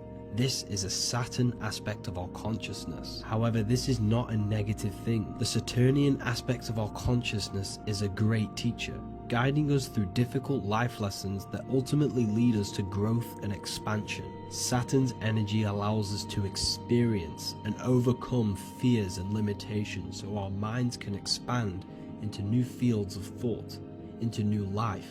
Although Saturn's energy is harsh and often challenging, it helps us develop resilience, discipline, and wisdom. However, in the modern day, this Saturnian energy has overpowered the minds of the masses, fostering excessive rigidity and limitation. This is why we see so much Saturn symbolism. It's literally everywhere because our minds are being dominated by the Saturnian limiting aspect of our consciousness. Now, let's move on to the moon. The moon, or lunar energy, in the external material macrocosm plane governs the elements of water, influencing the natural cycles such as the ocean tides, which rise and fall in harmony with the moon's phases. Beyond water, the moon also guides instinctual behaviors such as animal migrations. Birds, insects, and other creatures rely on the moon's subtle energies to navigate their journeys. For example, dung beetles use polarization patterns in the moonlight to orient themselves and travel safely home. The moon creates the months. M-O-N is moon. There are 28-day cycles, and this 28-day cycle of the moon is reflected in the woman's body, known as the menstrual cycle. The moon is a feminine energy, governing the feminine elements such as water and the feminine cycles of the body. The moon is the womb. This is why eggs have the same color as the moon, because eggs are ruled by the moon's energy. Now that's the external world. The internal world, the moon symbolizes the emotion aspect of our consciousness. It represents the subconscious mind, the seat of intuition and psychic abilities. Just like in the external world, things are born out of the moon, such as eggs and the womb. The subconscious mind acts as a womb for our conscious mind. Our deep subconscious emotions and programs are born into light into the conscious mind and controls the conscious mind. The moon represents our hidden psyche, our shadow self. Now let's go on to the sun. The sun represents the life force. In the material external world, the sun is ruling over pretty much all life. The sun gives life to all things. Without the sun, animals could not exist, the human body could not work, and plants would not grow. The sun is the life force. It's the soul of the world. Now, in our internal world of consciousness, the sun represents our passion, our drive, our conscious mind. The aspect of our internal world that wants to drive things and give life to physical manifestation. Now we go on to Mars energy. Mars is well known for being the god of war. Mars energy manifests into the material plane through anything that seeks to protect or defend itself. For example, the holly tree. The holly tree leaves are very sharp and they defend itself. Anything that is protective in the material world has Mars energy and is governed by this specific aspect of consciousness. For example, any predators or animals such as hedgehogs with spines on their backs for protection. Mars represents all things that is driven by conflict, aggression, and defense. Now, internally, inside of our inner world, Mars symbolizes the aspect of our consciousness that is focused on self-preservation and protection. Mars governs our ego, the instinctual urges of anger or maintaining reputation. Mars is not evil. It's necessary. Sometimes it's necessary for us to protect ourselves. Mars is the aspect of our consciousness that is anger, rage, the desire to fight or conquer. When this energy is activated within our consciousness, we become defensive, assertive, and even combative, ready to dominate others and destroy obstacles in our way. Now let's move on to Venus energy. Venus in the external material world manifests its energy through the aesthetics of creation. This planet governs the beauty and harmony found in nature, including the nurturing environment of a mother's womb where life begins. Venus embodies the essential love, not only in romantic relationships, but also in the bonds between family members and all living beings. Venus represents relationships. We have relationships between plants, animals. They all depend on each other to give life. Plants provide food and medicine, while living creatures contribute to their own growth and pollination. Internally, Venus represents the aspect of our consciousness that yearns for relationships and connections with others. This is an aspect of our consciousness that encourages to care for our physical appearance and embracing beauty. Aesthetics play a role in our interactions and self-expression. This is why there is a beauty brand called Venus. Now let's move to Jupiter energy. Jupiter in the material plane manifests its energy as forces of fortune, abundance, and wealth. This energy manifests itself as plants, as fruits that we can consume and eat in abundance. Anything that is nourishing and cultivated by the earth for humanity and animals. Jupiter embodies the giving energy that provides for and sustains life, fostering growth and ensuring that resources are available to all. Its influence is seen in the natural cycles of abundance, where fruits must grow and ripen before they are enjoyed, symbolizing the importance of effort and patience. Internally, in our spiritual world, Jupiter represents the aspect of our consciousness that yearns for abundance and seeks growth in various aspects of our lives, including wealth, knowledge, and personal development of the mind, spirit, and the soul. This is the aspect of our consciousness that wants to gain wealth, that wants to gain expansion and abundance in our lives. However, when Jupiter's energy dominates our consciousness excessively, it can lead to feelings of stinginess and greed. It represents material possession. The last planet is Mercury. Mercury in the external world governs the vital elements such as seeds, air, communication, education, and electricity. Known as the messenger of the gods, Mercury rules over intellect, communication, and the transmission of knowledge. Mercury's state of consciousness manifests itself in the material plane as the network between trees and plants, how they all communicate together. It represents the intelligence behind all physical things. It's the intelligence behind the seed that allows it to grow into a plant. Mercury's creative energy is manifested in the nervous system of the human body and all living animals. The intricate messenger that transmits signals from the body to the brain and then to the mind. This intelligence within us allows us to facilitate thought and movement. Internally, in our spiritual aspects of consciousness, Mercury is the state of consciousness that seeks knowledge, understanding, and intellectual growth and expansion. This part of us is curious, eager to learn, and driven to communicate ideas and information. It represents our mental body. The Roman god Mercury is often depicting flying because this symbolizes the air. Air represents our mental body. When the Mercury aspect of our consciousness dominates, we become highly intellectual, constantly seeking information, analyzing situation, and communicating our ideas. While this can enhance our understanding and ability to interact with the world, an excess of Mercury's influence can lead to overthinking, excessive analysis, and focus on intellect over emotions or intuition. Okay, so they are the 7 planetary energies in the external world and your internal world of consciousness. These energies are manifested in the Roman mythology as human beings. They are depicted as human beings, but this is nothing but symbolism. These gods never existed physically. They represent aspects of our consciousness and spiritual forces that govern the material plane. Every material object, every intelligence, every piece of life in this universe is governed and brought into existence by one of these spiritual forces. Now, I hope this video has expanded your mind into a new realm of thought. Make sure to leave a like, a comment, and subscribe to the channel for more occult and esoteric information. You can read more about this topic and many more occult and esoteric teachings inside of my books, the Book of Wisdom Volume 1 and the Book of Wisdom Volume 2. I honestly advise that not everyone reads these books. These are books which will completely transform your view on reality. You will feel a lot better reading these books because you will find a connection with yourself and the universe. Understanding truth and knowing thyself gives you a sense of well-being. Like I said, this is not just a book. This is a beginning of your journey of expansion and growth.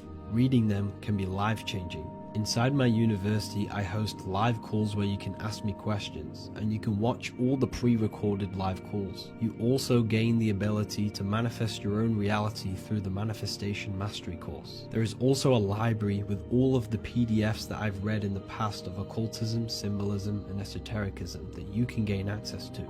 There is a whole lecture section where you can watch all of my occult lectures.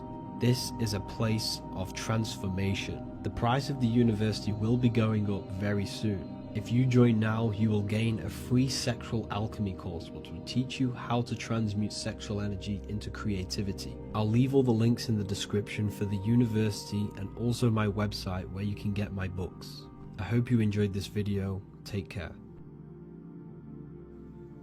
As above, so below. This is one of the most crucial teachings within esotericism, occultism, or what we like to call it today, spirituality. I don't like calling it spirituality because it's not spirituality. I teach human consciousness. I teach the science of you and your consciousness alone and your being. And in order to fully understand you and this world around you, you must understand this number one principle of as above, so below. There is many misconceptions of this, and there is many simple teachings of this, but I'm going to break it down today from the most simplest to the most complex, and you will see the connections between all things. This is the most important lesson you could ever learn, and I'm going to teach it you today. So what you must understand is with the term as above, so below, it applies with everything you see in this world and about yourself. We have something called the macro, which means the bigger scale. On the bigger scale, we have the whole earth. If we look down from the sky on top of rivers, this is what we see. We see this tree pattern. Then on a smaller scale, we see trees have the same pattern. Then we look even closer. We're going smaller and smaller into the leaves of the tree. We see the same pattern. Then we go even more micro into the human brain and look at the human brain cells, and we see the same pattern. This is proof this is a fractal universe, and everything is in the micro is reflected in the macro. As above, so below. As within, so without. On the macro is a reflection of the micro. So now that you understand this, we can go a bit further. A yearly cycle of spring, summer, fall, winter is a macro. A micro is a daily cycle. So a day is a mini year. The summer is the midday. Autumn is the evening. Night is the winter, and spring is the morning. This is a macro, a reflection. We have a miniature cycle of the zodiac every single day. And this cycle is also reflecting the cycle of life and death. We live, we are born, which is the spring. We live, which is the summer. We then age, which is the autumn. And then we die, which is the winter, and then we are reborn again. This is the cycle of life and death, and you do this every single day. You see, death is a macrocosm of sleep. This is why we say sleep is the cousin of death, because you die every single night. You do this process of life and death every single day. As above, so below. What's in the micro is in the macro. So when you go to sleep, you are essentially dying, and then in the morning when you wake up, you are then born again. This is a fractal cycle that we live in. Everything in this whole world is fractal. Everything applies to as above, so below. We have the sun, we have the moon, we have the day, we have the night. We have the life, we have the death. We have the conscious, we have sleep. As above, so below. We have the conscious mind, because now we're diving into as within, so without. As above, so below more refers to the external world. As within, so without is referring to your inner world and the outer world. What you must understand is about yourself. You exist in two realms. You're an individual. The dual nature of you. You exist in two realms at once. You have an inner world of your thought, emotion. This is the inner world that no one else can see but yourself. And you have an outer world with a physical body which everyone can see. So you exist in two worlds. You have the inner voice, you have the outer physical voice, which I'm speaking to you with now. But I also have an inner voice, which no one can hear, only but me. So you exist in the light and you exist in the darkness. The sun represents your external self, your physical, conscious mind. The moon represents your shadow self, the inner self, the psyche self, the spirit self. There is an as above, so below. The sun is within you. The moon is within you. Everything is within you. Now that you understand as above, so below, what is your body? Your body is a miniature earth. Let me repeat, your body is an earth. Your body is the earth. Okay? Because like I say many times in all of my videos, you are not in the world. The world is you. You are the universe. Your brain is a computer creating this reality. What you see with your eyes is produced in the back of the brain called the visual cortex. You don't look into the world, the brain produces the world. The body produces the world. When you touch something, you're not actually touching something. This is the electrical nervous system. When you touch something, what you feel is actually electrical signals on your nervous system reporting back to your brain. Therefore, when this body dies, you leave the earth because this body is the earth. Okay? As above, so below. You have the mental plane, the astral plane, the etheric plane, and the physical plane. This is essential for understanding reality and the teaching of as above, so below. Everything in this material plane began in the thinking mind. For example, the microphone I'm speaking into, the phone you're watching this video off, or the laptop or iPad. Where did this begin? It didn't begin in the factory. The first ever place this item begun was in the mind of an individual. The invisible realms of mind is where all physical things and physical items begun. Essentially, this physical plane is the effect of the thinking mind. This world is the world of effect. It's the world of outcomes. When you see something, it is already manifest. It is already being manifested. It is an effect. And in the effect of the cause, which is the thinking mind. Therefore, the mind creates thoughts, which is the mental plane. Then after thoughts creates imagination, which is the astral plane. These two are spiritual. They are non-physical. So spirit kind of means non-physical. Then you have the physical planes, the etheric and the physical plane.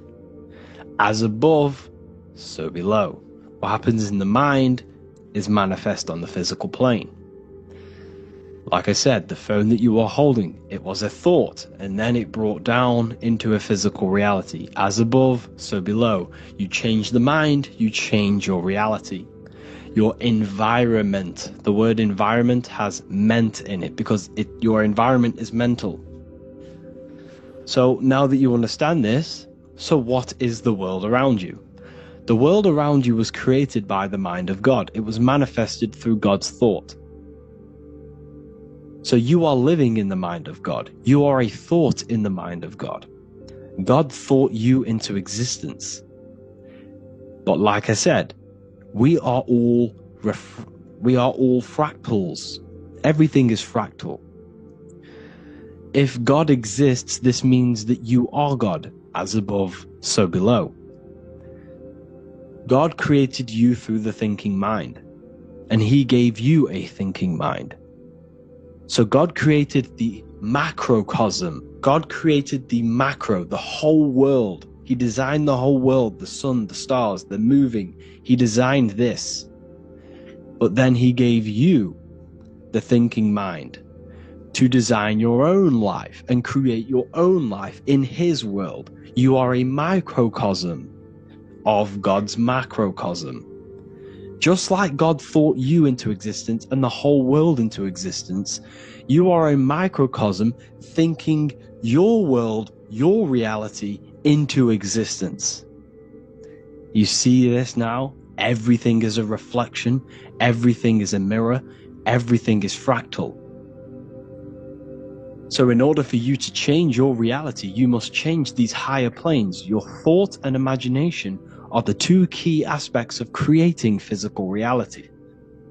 Every object you see around you was begun in these higher planes of the non-physical, and they were brought out of spirit into physical matter through the thinking mind and physical action. So now we're going to get a bit deeper. The brain is not the mind. Now that you understand, we have spirit and matter. As above, so below. You have a non-physical side of reality and a physical side of reality. The mind is the spiritual brain. The brain is a physical manifestation, a physical effect of the mind. The mind uses the brain to operate in the physical world, and it's the same with the heart. The soul manifests itself physically through the heart. The heart is a physical manifestation of the soul, of the emotion, thought and emotion, the mind and the soul, the brain and the heart, heaven and earth. So you have the inner world and the outer world, the spiritual, non-physical, and the physical. So essentially, we are all on this process of awakening, an expansion of our minds into new fields of thought, into new fields of awakening ourselves. Because essentially, we are born into this world. But you are born many, many times. You can be born physically and you can be born spiritually. Like I said, everything is fractal. So just like when the baby finds out that there is a world outside of its mother, what does the baby do? The baby seeks a way out of its mother, and then the baby is now born into a new world, a world outside of its mother's womb. It's the same with you and your spiritual process. As your mind becomes aware that there are other realities beyond your physical body, it then seeks a way out. And this is why you are probably watching my YouTube, because you are now on the path. Something within you has guided you to this path of knowledge, truth, enlightenment, and expanding your consciousness. And it is your soul who brought you here. Your soul speaks through emotion, a guidance. Emotion is the language of the soul. When you feel very bad, this is your soul telling you you're not in the right place. You're doing the wrong things. Because the soul is always unfolding its purpose, which is expansion and learning. That is it. The mastery of the self and the learning of the mind is the only thing that counts in the end after this life. So you are on a journey of expansion, of learning, creating, and spiritual rebirth. As above, so below. What does this body tell you? When I see someone overweight, I don't see the overweight. I don't see the body. I see the mind. I see an undisciplined mind. I see a mind that lacks self-control. I see a mind that seeks external validation. That's what I see when I see an overweight person. I don't see his body. I see the result of his mind. Because what does the Bible tell you? You shall know them by their fruits. It's the same saying as above, so below. You shall know them by their fruit. The fruit is their manifestation. Your body is a direct correlation and manifestation of your mind. Your inner world projects your outer world. As within, so without. As above, so below. Now, what do you see when you see this man's body? I see discipline. I see strength. Mental strength, not physical strength. I see mental resilience of pain. Because all of this man's mental energy has been manifested physically within his muscle. This body is a direct manifestation of this man's mind's pain and suffering, and it shows discipline. This is why people instantly respect you if you are in shape. You walk into a room and you are in shape, people will instantly give you respect because they know that you are mentally disciplined. The body is a reflection of your inner world, and it's the same with your friends, your family, your connections with people. If you think about yourself very negatively all the time, and you don't have a good connection with yourself, you don't have a connection with your true self, this will manifest into every single relationship you have in your life. If you don't have a good relationship with your inner self, you don't have a good relationship with the people and the friends around you. Because as within, so without. If you think negative about yourself, you will only pick up the negative in other people. If I think very highly of myself and I think very happy and good things about myself, I will then see the good things in other people. Because it's as above, so below. As the inner world is, so is the outer world. It's the same with your life circumstances. Your life is a direct correlation of every thought you thought in the past. If you possess millions of pounds, millions of dollars, this is because you have thought this into physical reality. You live the life you are deserved. You live the life that you manifest through your thought. If you live a very poor life, this is a reflection of your mind. This is a reflection of what you have thought into physical existence. Because like I said, everything begins in the mind. As above, so below. And this is even present within the body. So where is the head? The head is at the very top of the body. And where does all manifestation begin? In the mind. That's where the mind is, in the head. And then the thoughts we think travel down the body into the heart, which is the emotion. Every thought we think is in the emotion. Every thought we think creates an emotion. This emotion then drives the action. Where does the action come from? The feet, because the feet move our body. We move with our feet to take action. Our hands. You see, so the body is even a micro reflection. I can't even say it. Reflection of the order of manifestation. This blew my mind when I figured this out. You see, the head, the thoughts begin here. This is the beginning of all manifestation. Then it comes down to the heart. This is the emotion. Then you take the action. The thought and emotion then sparks the action, which is taken with the hands and the feet. And where's the lowest point on the body? The feet, and that's touching the physical earth. So the head is where the thought is, the non-physical, and the lowest point on the body, which is touching the physical earth. So the head represents spirit, the feet represent matter, spirit and matter.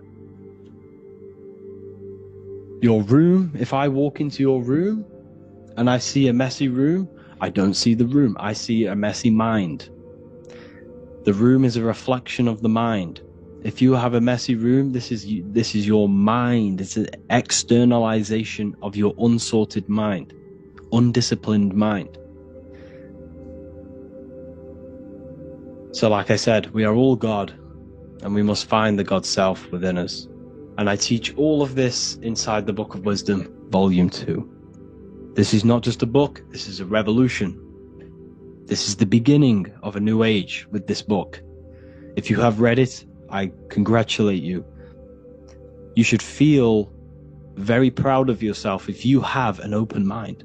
You should feel proud of yourself for watching these videos, because not many people have an open mind. Remember this, people. You are special if you're watching these videos. You have the mind. You have the ability to see through the illusion. And I take my hat off to you. You want to take this to the next step? Read the book. Or if you want to take it to the serious levels, join the university. The university, you gain access to every piece of my material that I've ever done, all of my books, all of my lectures that are hidden from YouTube, that are hidden from everywhere else, the lectures that give you real power. And if you feel alone on this journey, we have a conscious community where you can connect with like-minded individuals, because I've been there. I've been there when you feel lonely, because you feel like no one else is thinking the way you are feeling. You can't talk to people about these things because people just think you're crazy. That's why I put together this, so we can connect, so we can unite, so you can connect with people, so you don't feel crazy about thinking about this stuff, learning about this stuff. And if you truly want to level up your life, people, and take your studies serious, this is for you. We do live calls, we do lectures. There's a whole library filled with books you can read. It's the perfect place for the truth seeker. I thank you all for joining. Please leave a like, a comment, a subscribe. Let me know any future videos you want me to make in the comments. Thank you all. Have an amazing day.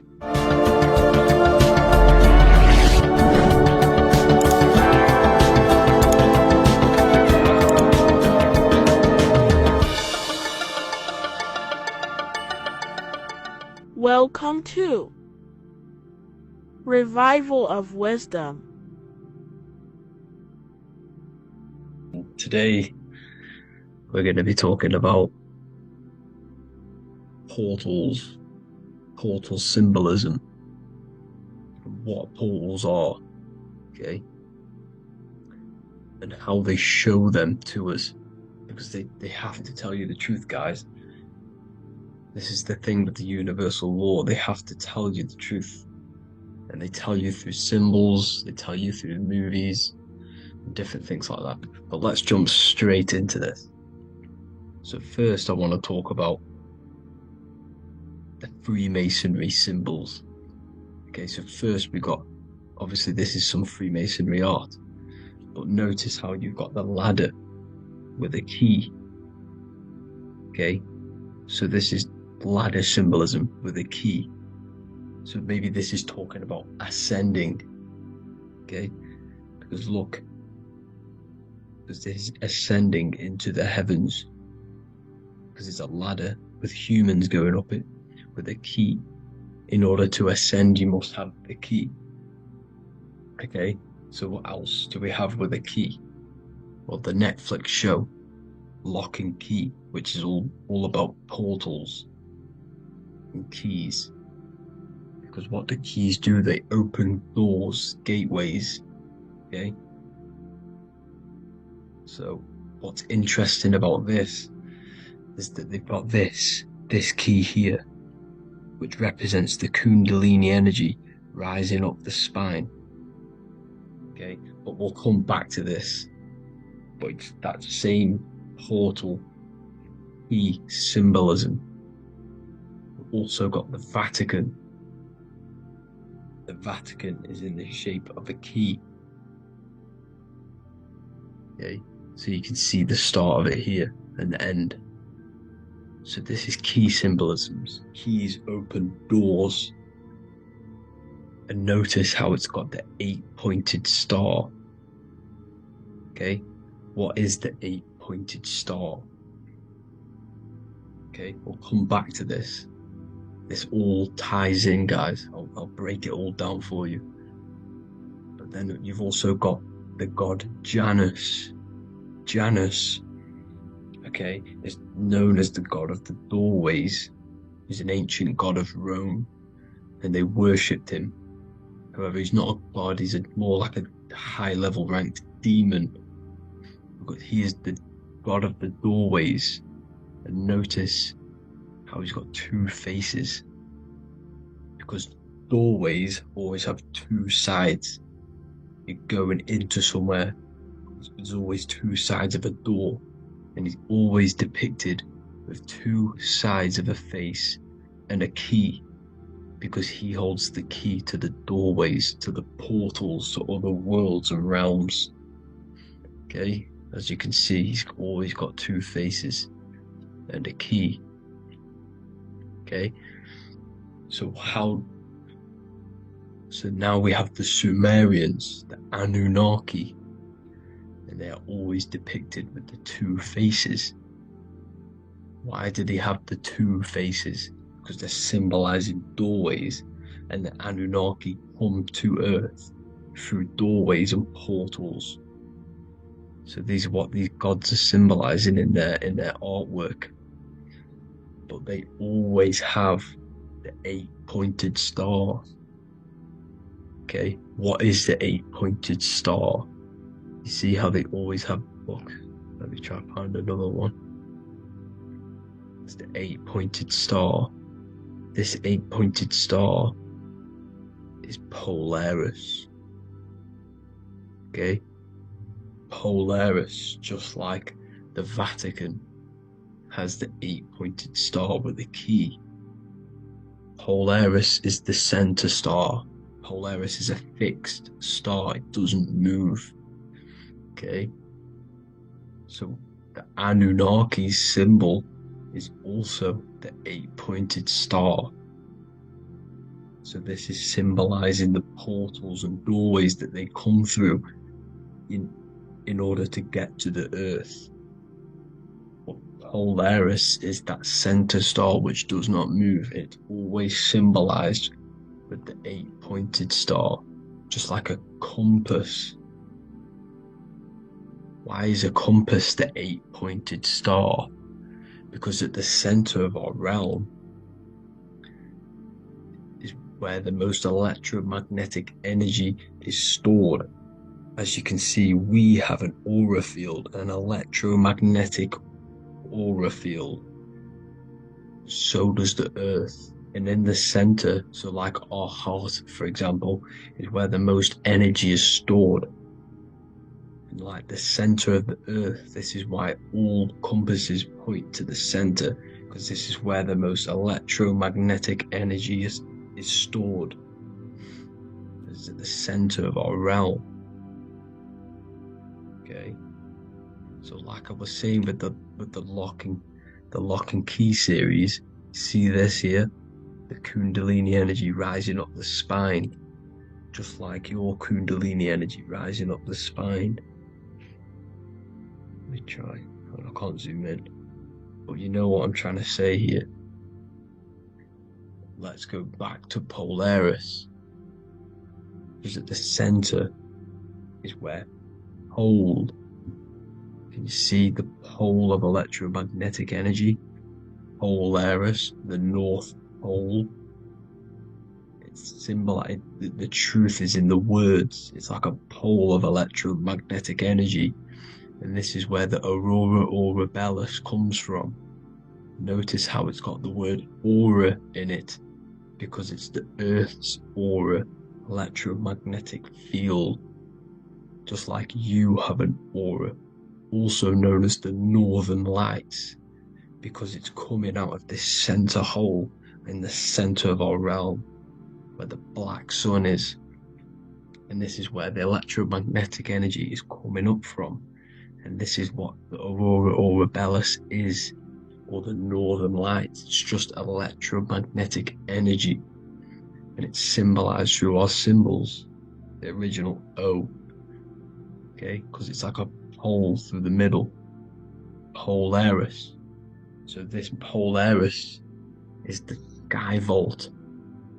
It's the portal into this realm. Because this is what the Anunnaki are always talking about. Always symbolize it with the 8-pointed star. And just like a compass, it's the 8-pointed star pointed to the center, to Polaris. Okay. See here on the Sumerian tablets with the 8-pointed star again. And how we know it's talking about portals with this 8-pointed star is because CERN 666 are opening up portals to the underworld, letting in demonic entities into this realm. How do we know it's a portal? Because their Hydra Collider has 8 points, just like the 8-pointed star. So they are creating synthetic portals to the underworld to let these demonic entities into our realm. But what is the key? Because if we're talking about ascending through Polaris, notice how here on the masonry art, this luminary here, so this is the sun, that's the moon, this is Polaris, because it's a luminary with what? 1, 2, 3, 4, 5, 6, 7, 8 beams coming off the luminary, just like the 8-pointed star. So you see the ladder with the key going up to Polaris. It's symbolizing ascending out of Earth. So what is this key that they're keeping from us? Because it's a human holding a key going up the ladder to Polaris. Well, chakras. We have 7 chakras. Okay, so this is what they are telling us in the lock and key symbolism. The Kundalini energy rising up the spine. Okay, just like they have 33 vertebrae on the back of your spine. Okay, this represents the Kundalini energy going up your 33 vertebrae, just like in masonry has 33rd degrees. Okay, so what is the key? Your chakras. Your chakras have to be unlocked. Okay, you have to unlock your chakras, and you can't unlock this one without going through this one. You have to go through them all. It's like a ladder, just like Jacob's ladder. You can't go from the bottom to the top. You have to unlock each one. Okay, just like you have 7 chakras, you have 7 layers of your aura. Okay, you have to unlock your chakras to the highest point in order to reach Christ consciousness. And this is the key that they're talking about. They're symbolizing the organic portal within each and every one of us to ascend out of this realm. Okay, so this is the key that they're talking about, and they're holding back this knowledge to keep us trapped in this 3D realm. Okay, so like I was saying with the 33 vertebrae and the Kundalini energy coming up the spine, 33 vertebrae, you can see this sort of symbolism going up to the light, because it's the light. You see here, your crown chakra turns on and becomes enlightened, just like the Illuminati symbol. Can you see it? But also Jesus also died at 33.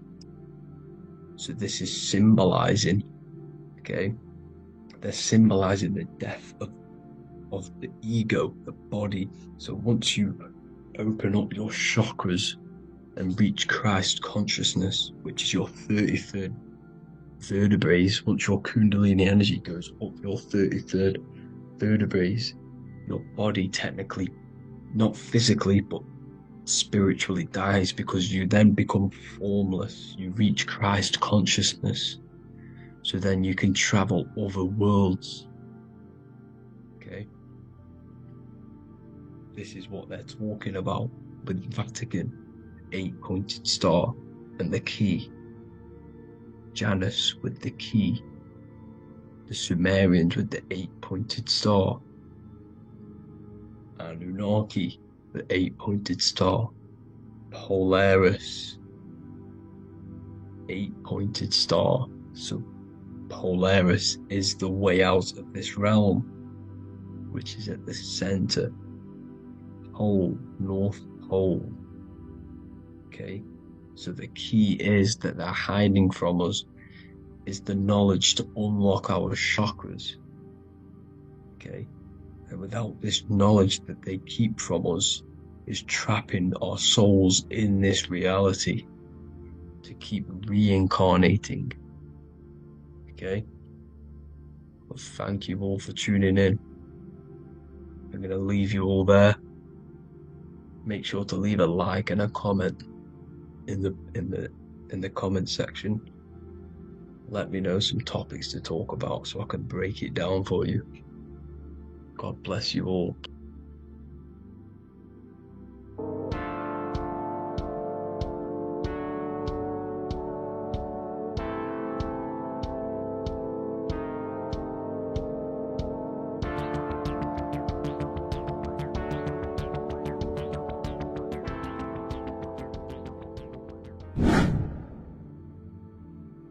How are we doing, people? It's Revival of Wisdom. We're back today talking about sun worship. Okay? And please enjoy, sit back and enjoy the video. First thing we need to understand is that the sun is the risen Savior. It's the light of the world. Without the sun, we have nothing. Now, the sun is the Son of God. We didn't make the sun.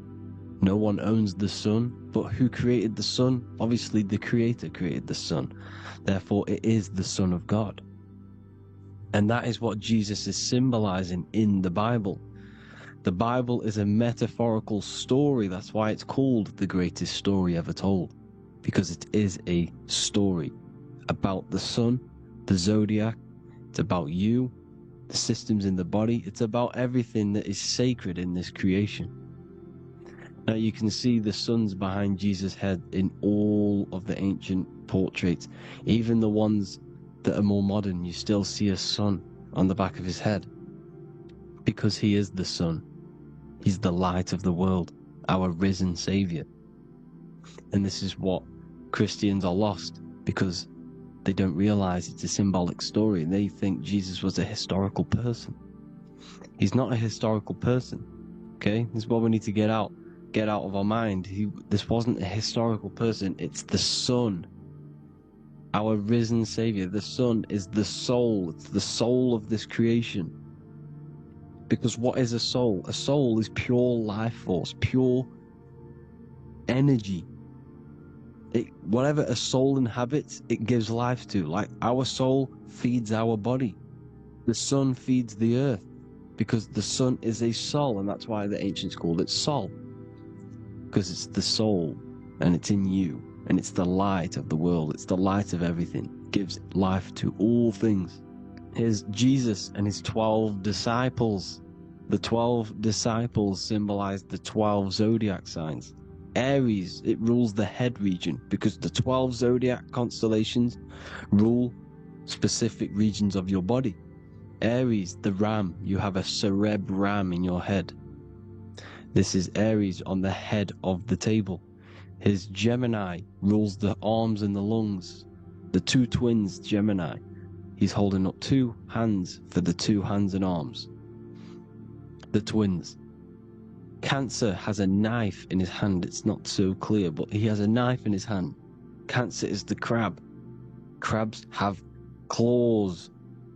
And he's pointing at Virgo's Adam's apple, saying there's no Adam's apple there. It's a woman. Who's the sixth sign? The sixth sign is Virgo, the Virgin. The only woman in the painting. Now notice how there are 3 people in 4 groups. For the 4 seasons and for the 3 months and 3 zodiac signs in each season. Spring, summer, fall, winter. Matthew, Mark, Luke, and John with the suns on the back of their heads, because it's the 4 states of the sun. The 4 states of the sun. Now, 6th sign, Virgo, the Virgin, the only woman in the painting with no Adam's apple.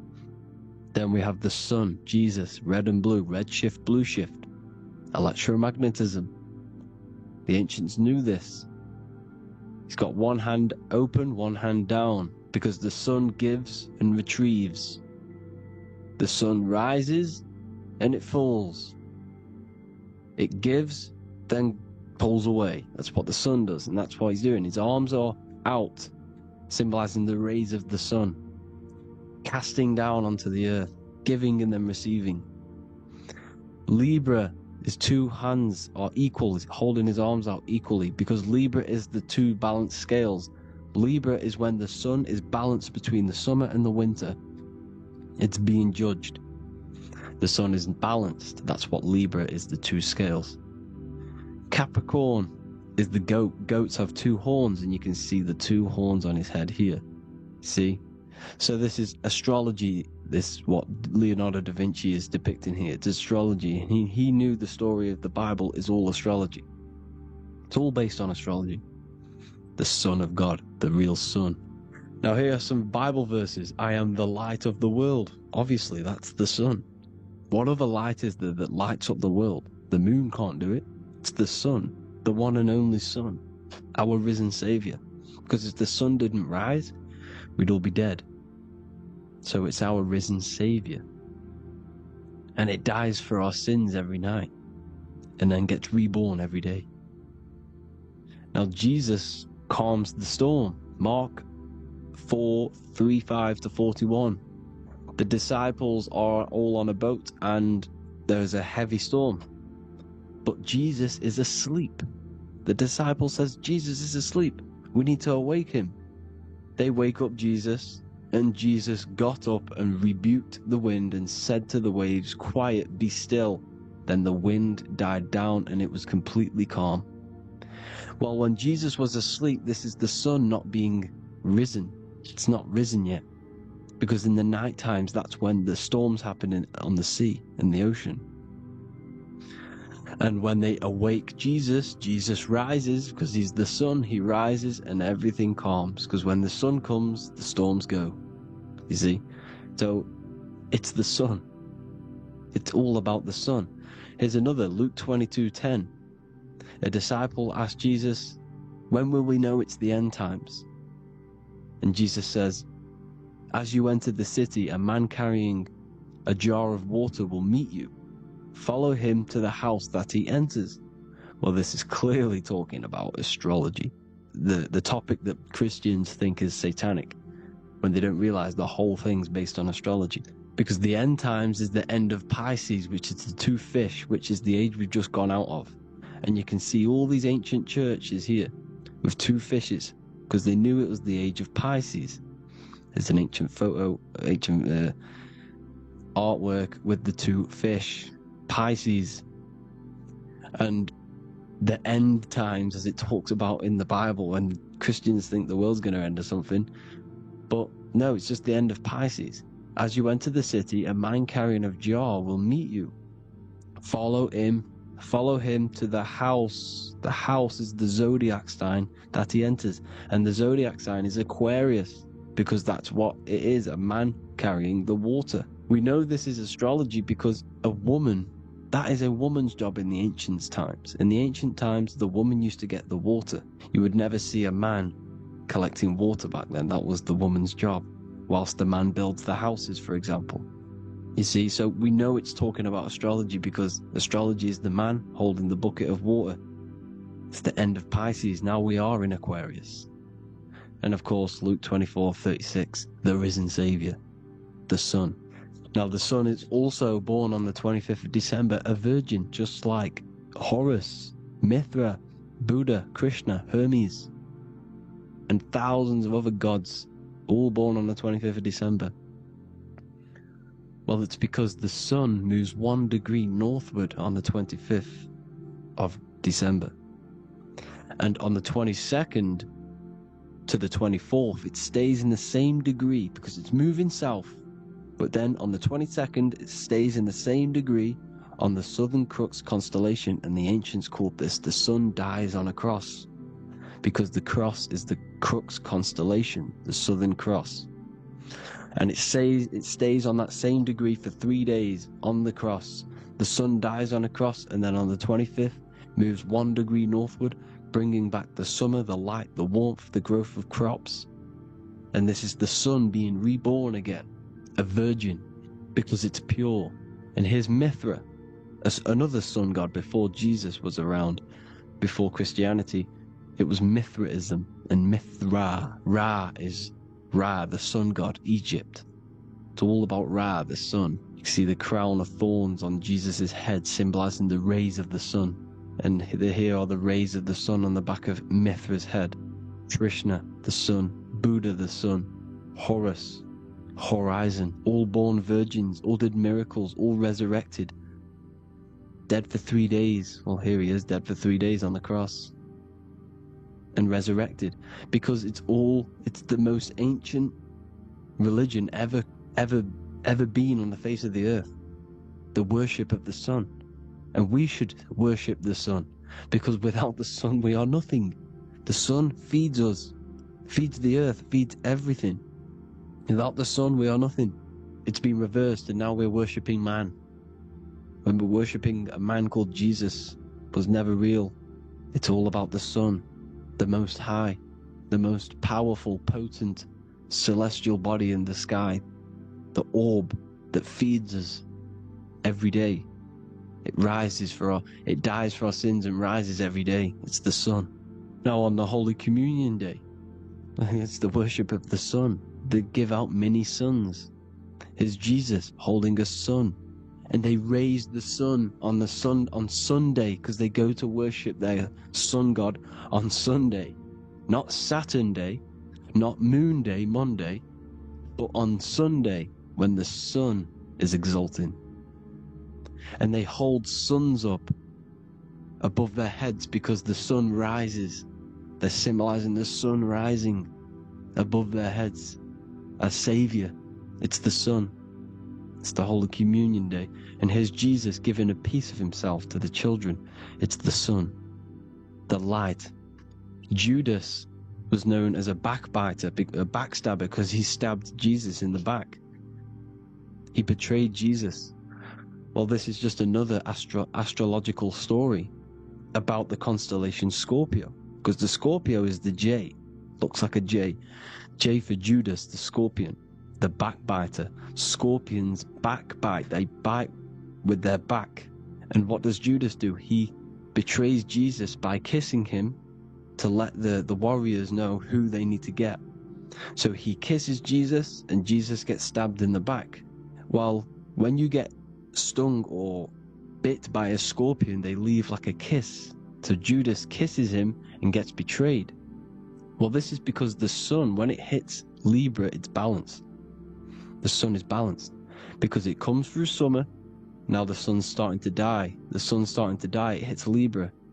And then as soon as it hits the Scorpio, it gets betrayed, because now the sun has to fall to winter. And Saturn is there waiting to take over the darkness of the winter. So he gets stabbed in the back by Scorpio. Judas, the scorpion, the backstabber. You see, it's an astrological story. Here's Mary. Mary means marry, which means pure. The sun is pure. No one gave birth to the sun but the God. And it's born every day. It's born every day on every year. It's born pure. There was no controversy. There was no, activity for the sun to be born. It's pure. Now, the 7 metals come from the 7 planets. The sun gives you gold, and this is why the sun is golden. It looks gold.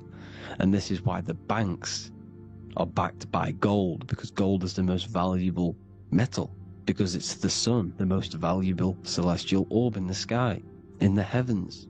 Well, here's Jesus, another ancient symbol of him being crucified on the cross with the big sun, the Southern Crux constellation. The sun dies on the cross constellation. And if you go to the old etymology dictionaries, you will see sun and son is the same word.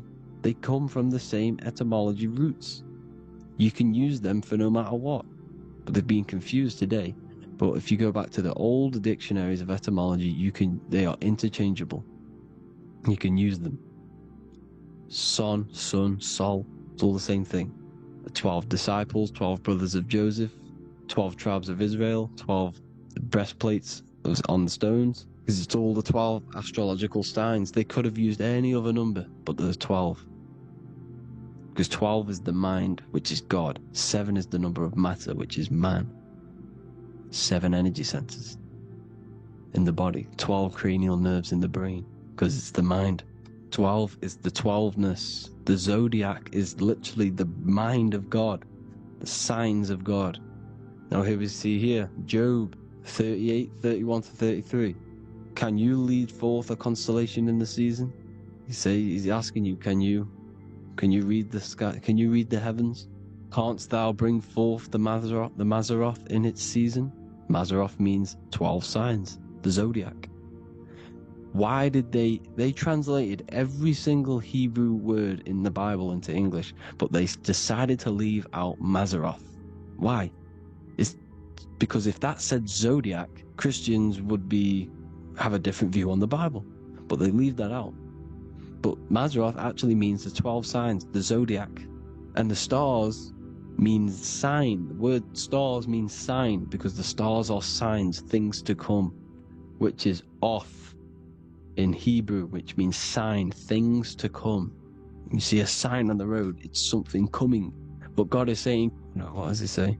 To qualify as a director, a judge of man's life on earth, one must be able to govern the heavenly bodies that rule the earth. It's telling you to read the heavens. We need to read the heavens. Astrology, the 12 zodiac signs, the mind of God. It's telling you, read the Mazzaroth, read the zodiac, because they are things to come in your life. They are signs. It's not satanic, it's made by God. God said, let there be lights in the firmament of the heavens to divide the day from the night, and let them be for signs. Signs are things to come. The 12 zodiac signs. It's all about astrology. Here's Mary holding the sun. His son, her son. It's the sun in the sky. The one and only, the most high. The soul, the solo because it's on its own. The most powerful, Ra, radiance. Here's the Pope holding the sun. All 3 popes holding the sun, because they're sun worshippers and they know the true meaning and origins behind Christianity.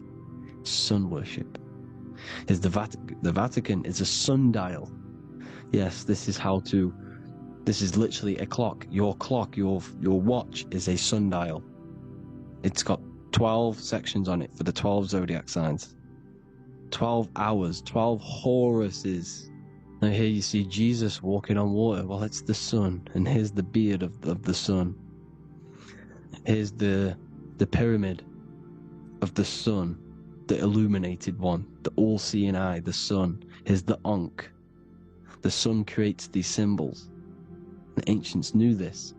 Now when you see these headdresses, these are actually the days of procession of the sun. Aries, Cancer, Libra. It's all about the sun. Here's some more sun worship going back to Egypt. Ra, Horus, Osiris, and Set. Jesus and Satan is Horus and Set. The sun and Saturn. Saturn rules the winter, Satan. Jesus, the sun, the light of the world, rules the summer, rules the day. Satan's the night, Saturn's the night, the sun is the day. The evil brother, Satan. Well, Horus comes, this is where we get the word hours from. There are 12 Horuses. The sun moves in 12 Horuses, 12 hours. Where's Horus? What hour is it? Where's Horus? His Ra, 12 noon, Ra, radiates, powerful, the most high sun. That's why he has a sun on the top of his head. These are the 4 states of the sun. Set, sunset. This is why we say sunset, because the sun is setting. His sunset, his Horus, horizon. The Horus is rising, Ra radiating, and the sunset. Then midnight is Osiris. Here's another ancient symbol for the sun, the scarab. Ra, the sun, scarab. It's got the word Ra in it because it's the sun. Here's the sun on top of the scarab with the wings. Because scarabs roll dung up hills, and then they'll let it fall down the hill to gain more matter.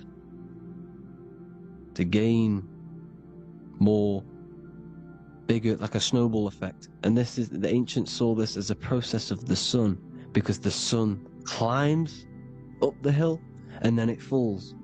So they used the scarab to symbolize the process of the sun. The sun climbs and falls. Here's an ancient Egyptian cat cutting off the head of the serpent. Well, the cat is cutting off the head of the serpent, symbolizes the sun cutting off the nighttime. When the sun rises, it cuts off the nighttime. It cuts off the serpent. The serpents represent darkness or evil. And there's some more symbology of the sun and the heavens, the arch, the royal arch, the firmament, the sun inside the firmament. These are all ancient churches, and they all depict the firmament, but the sun inside is the ancient cosmology. You see, because it's all about the sun. Everything's about the sun, because the sun is our orb, made for us to sustain life in this, inside of this creation, inside of this firmament, the royal arch of heaven. Here's the Freemasons depicting it. Here's the Masonic royal arch, but you can even see the zodiac signs. Here's Cancer, the checkered board. It's the royal arch of the firmament. Obviously, they don't want to tell you that. You live in space, apparently. Some more sun worship. Here's the beard of the sun on the water. They all have this long beard. And why do they say amen? Amen at the end of every prayer. Amen is a sun god, a creator god. It's all about the sun. So thank you all, people. Hope you all enjoyed. Hope you all gained some knowledge and insight. Please give me a follow, drop a comment, drop a like. Have a good day. Love you all.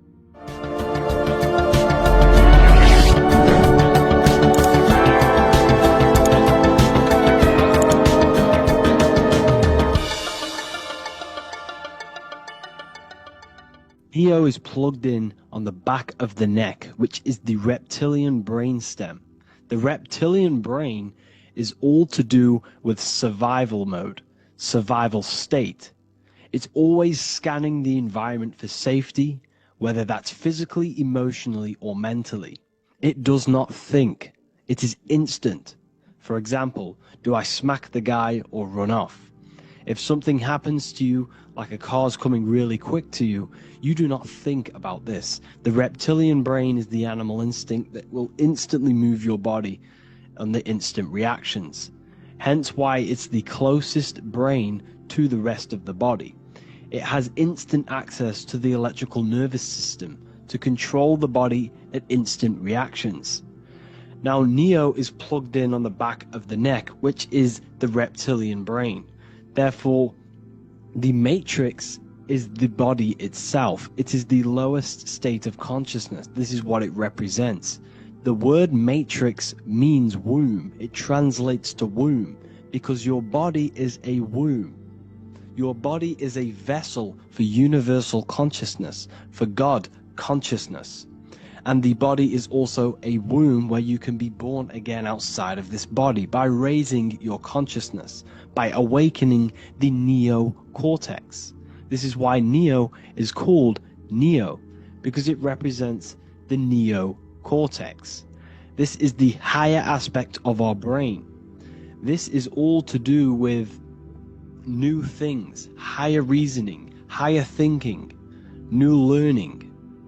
You see, the brain is a receiver for universal consciousness. And what do I mean? It is a radio receiver. Think of it like this. You have a radio tower which emits frequencies. And each little frequency, 00.1, 00.2, 00.3, each 00 point is a different person. We are all the same universal consciousness, encapsulated inside of a different vessel. This is why our body is the temple of God inside of the Bible.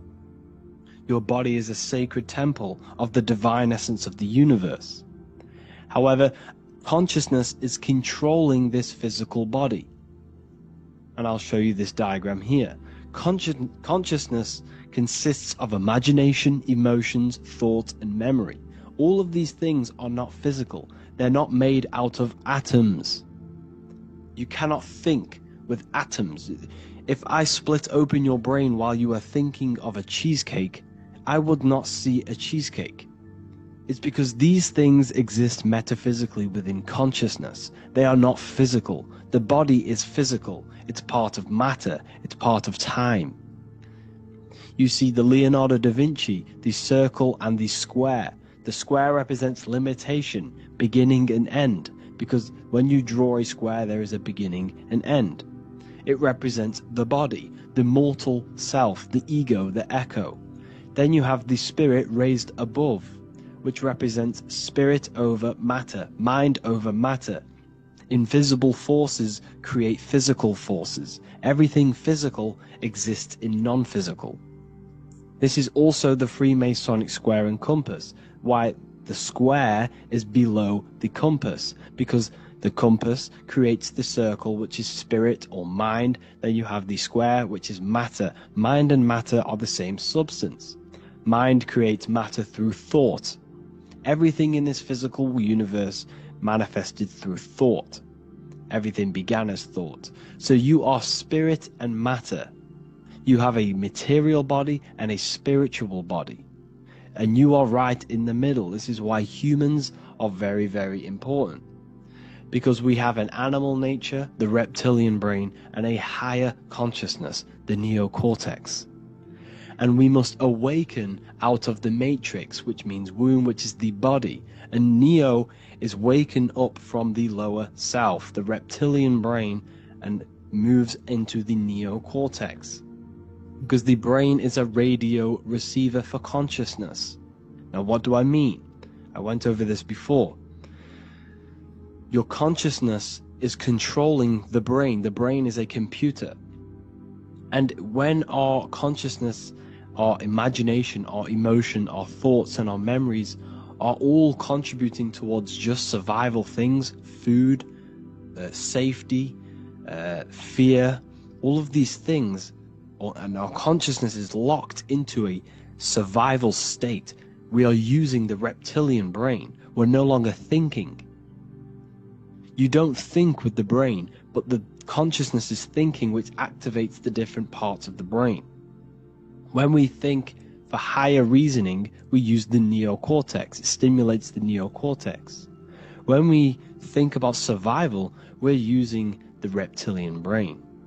So therefore, when Neo wakes up, he wakes up to the higher aspects of consciousness, which is only utilized by the neocortex, by learning new things and expansion of the mind and expansions of consciousness. Okay? So the whole matrix is to keep you designed, well, the whole matrix is designed to keep you in a survival state, in the three-dimensional awareness. They want you constantly scanning for safety, scanning for food, scanning for emotional safety in relationships and other people. You see, they do not want you to think. They want you stuck in that reptile, that animal state, that beastly state that most people are in. Most people, all they do is eat, listen to music, consume, have sex, lust, desire. This is all the reptilian brain. So when we say the world's being ran by reptilians, it's symbolic. There is no physical reptilian humanoid beings controlling, manipulating human consciousness. We are all the same consciousness. However, there is a corrupted state of consciousness running this world. And this consciousness worships the physical plane. And they control the physical plane. So by doing that, they keep you stuck in a reptilian way of thinking, the animal state, to keep you stuck in the lowest state of consciousness. Now this is the god Osiris, which represents the reptilian brain. None of the Egyptian gods ever existed. They are all symbolic for the brain and anatomy of the human body.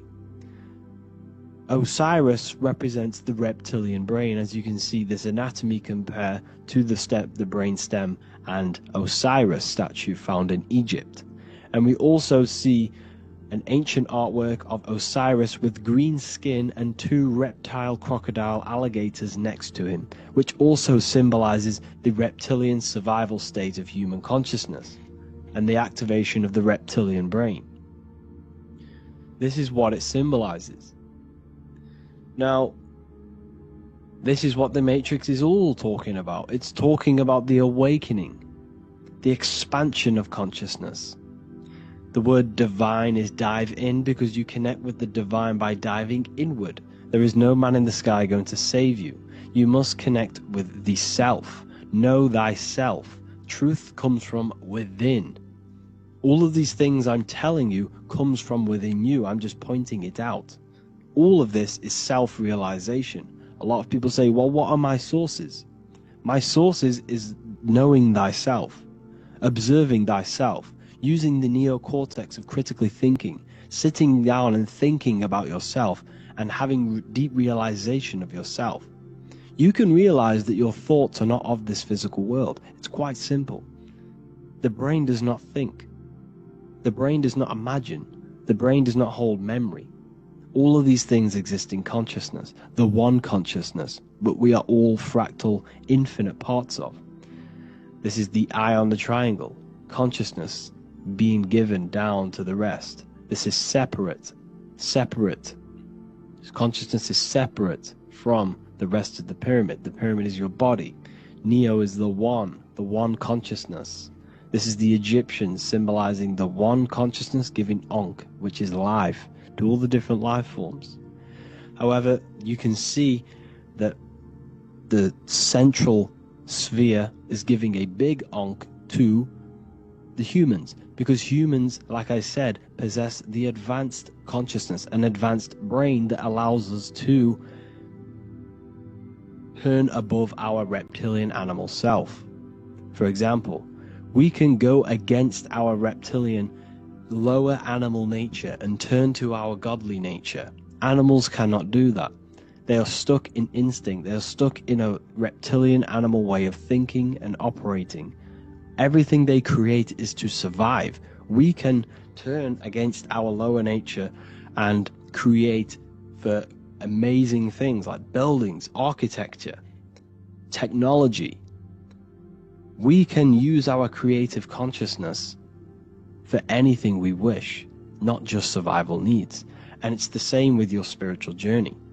You can raise your consciousness beyond this animal state that they try to keep you in through fear, consumption, food, and the reptilian brain.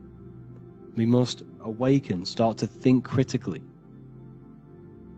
and awaken to our divinity, because the mind, the consciousness within you has infinite potential to expand. There are infinite fields of knowledge that you can explore. The mind can never be filled. It can never ever be full of knowledge. It always expands, and that's why you are alive. That's why you are part of this universe. That's why the science always says the universe is always expanding, because the universe exists in your mind, and the mind is always expanding into new fields of thought, new fields of knowledge and information.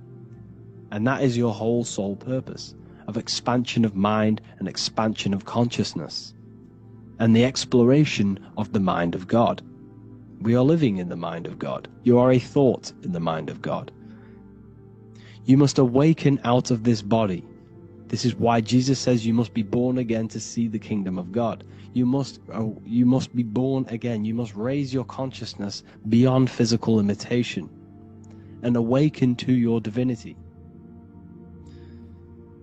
And this is pretty much it for this video. I hope you all understand this, that this is all symbolic for consciousness.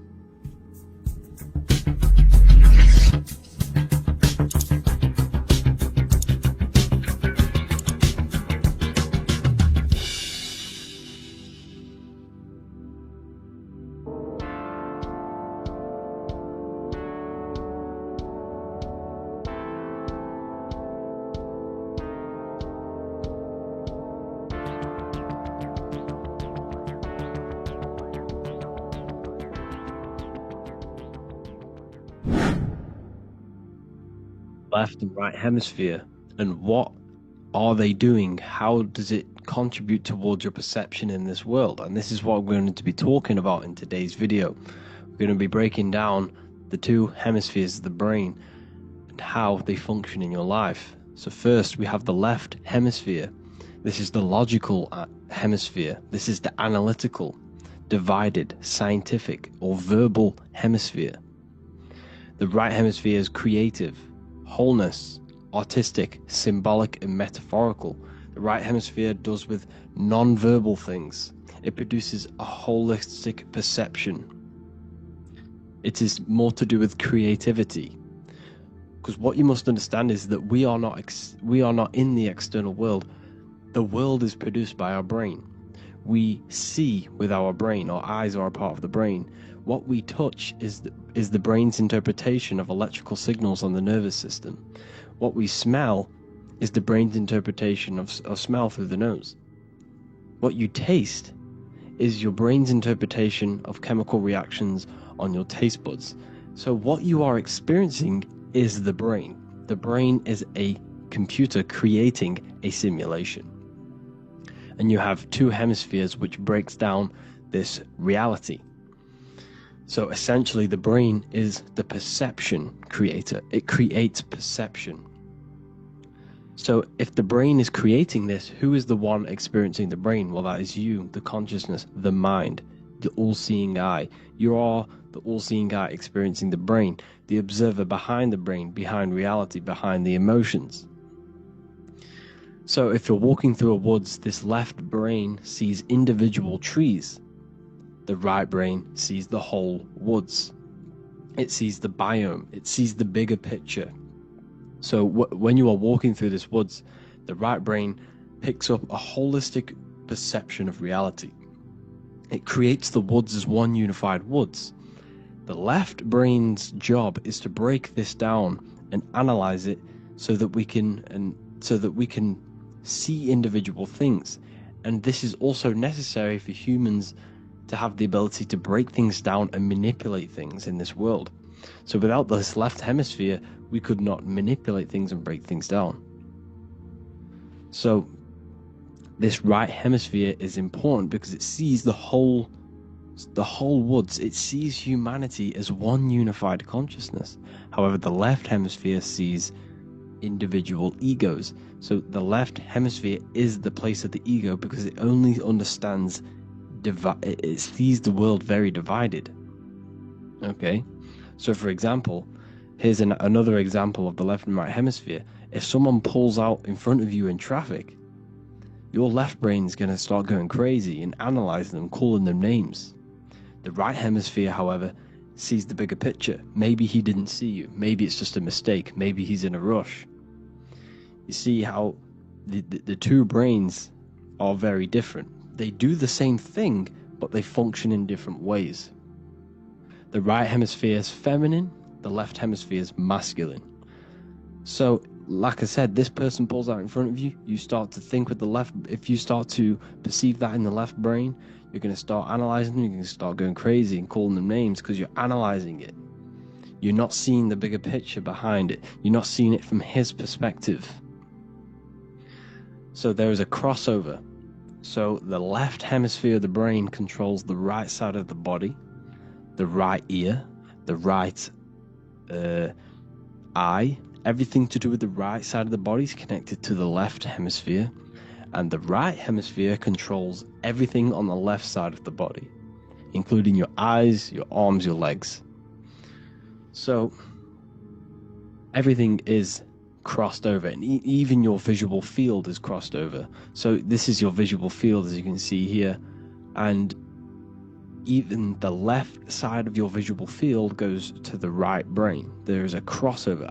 No one really knows. There's not really a reason for this. However, this is how the human body is designed.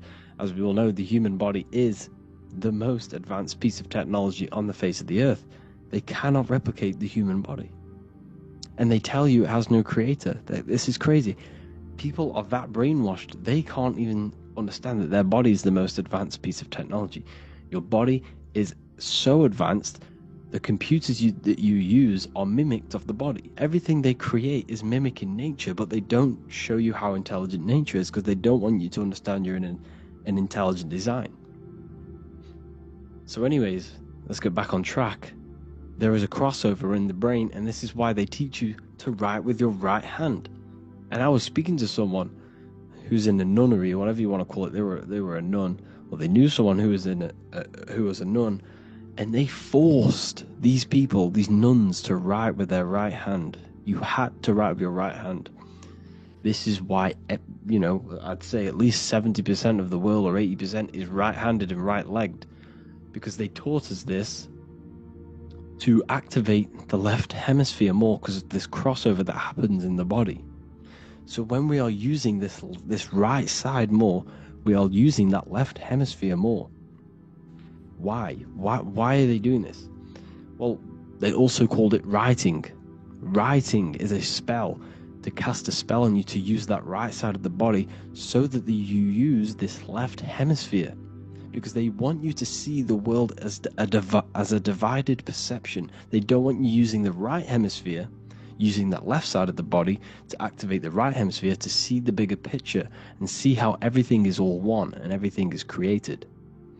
This left hemisphere domination keeps you from seeing the connections between everything, because that left hemisphere analyzes, it breaks things down. So when we are left hemisphere dominated by using the right side of the body, we are essentially seeing everything as divided. And this is why so many people will not understand my work, because my work connects dots and connects fields of knowledge, and makes you see the bigger picture. So people who are left hemisphere dominated will see my work and think this guy's crazy. But it's all about activating that right hemisphere. So they called it writing because every word you say is molding your mind in some sort of way. The things you see is molding your mind. Everything you take in through the five senses is molding your mind. And language is a massive spell, especially the English language. They called it writing so that you use that right side. It's a spell because your subconscious mind picks up everything you say. And 90% of your daily basis behavior and thought patterns is produced by these subconscious programs within the subconscious mind. Essentially, your conscious mind is only the 10% of you. The conscious mind is just what you're aware of, what you're wearing, how you're feeling, what you're thinking. That's your conscious mind. The subconscious mind is controlling every system in your body. It's telling your heart to beat without you being conscious of it.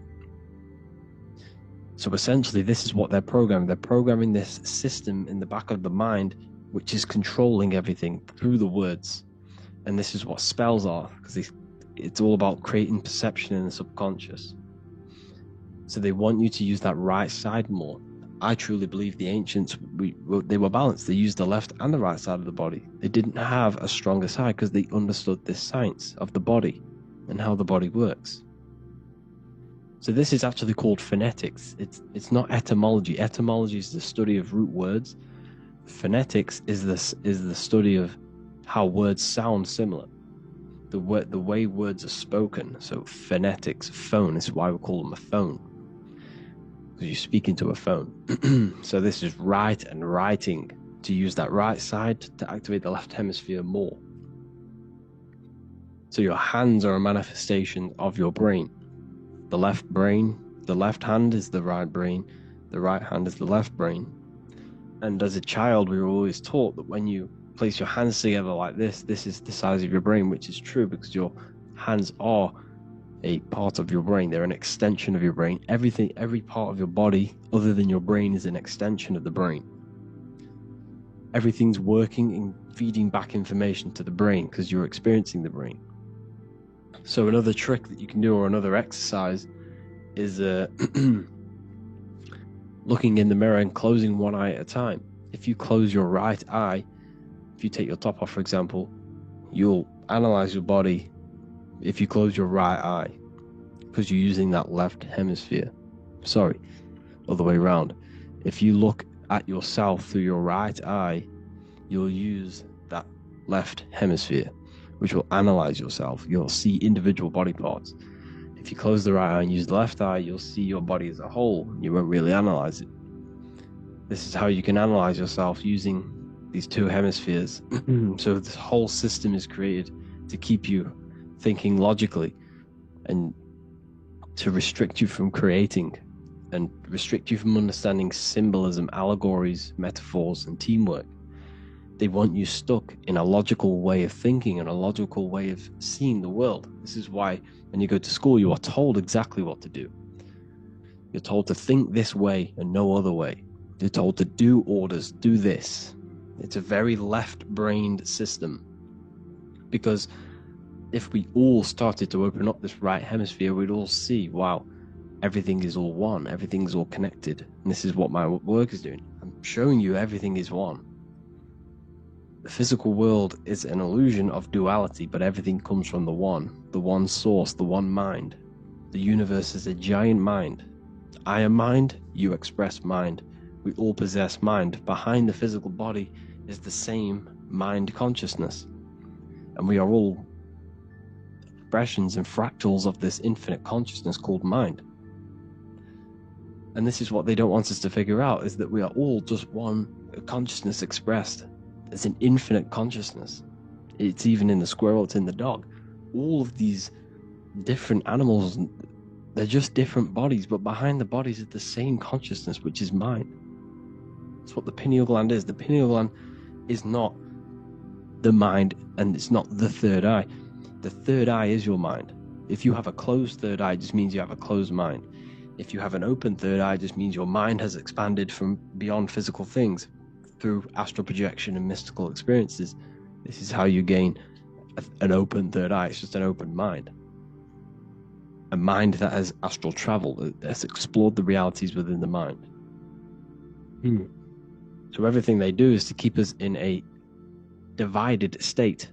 Divide and conquer, right? That's their motto.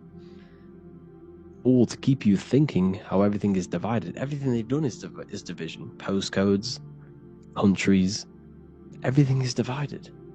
Like football teams and all this stuff. It's also a natural process when you grow up, because as you grow up, your brain is constantly analyzing the world. So this is sort of a natural process of how you become more left hemisphere dominated, because your brain is always analyzing. And unless something awakens you, you can awaken that right hemisphere where you can start to see the bigger picture. Even the music, it's all tuned to 440 hertz, shuts down the right hemisphere of the brain. 440 hertz, Spotify, Apple Music, the radio, every time you turn on the radio, it's tuned to 440 hertz. This was specifically tuned. It never used to be tuned to this. It was in the 1950s. It was changed. The standard music tuning was changed to 440 hertz because it shuts down that right hemisphere of the brain. They don't want you thinking, seeing the world in this way and perceiving things as one. And I'm going to show you. It tells you this in the Bible. Cast the net onto the right hand side of the boat and you will find the fish. What was Jesus saying? You see, people read the Bible and they don't understand it. If the Bible is not talking about you, then it has no meaning. The Bible, everything you read in the Bible is about you and how it can better your life. It occurs to you. So if Jesus says, cast the net onto the right hand side of the boat, this is an allegory. The boat is your body. Cast the net, it's the awareness, the perception, onto the right hemisphere of the brain, and you will find the fish. What's fish? What do fish do? They swim deep in the ocean. It represents the knowledge. Deep knowledge.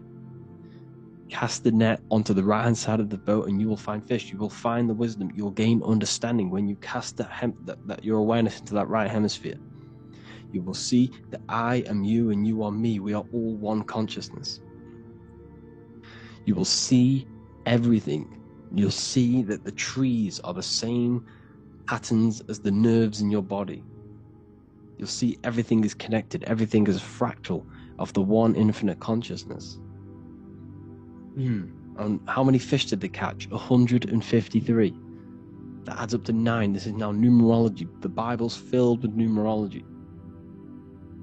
adds up to 9. What's 9? Human consciousness. It represents consciousness. You're in the womb for 9 months.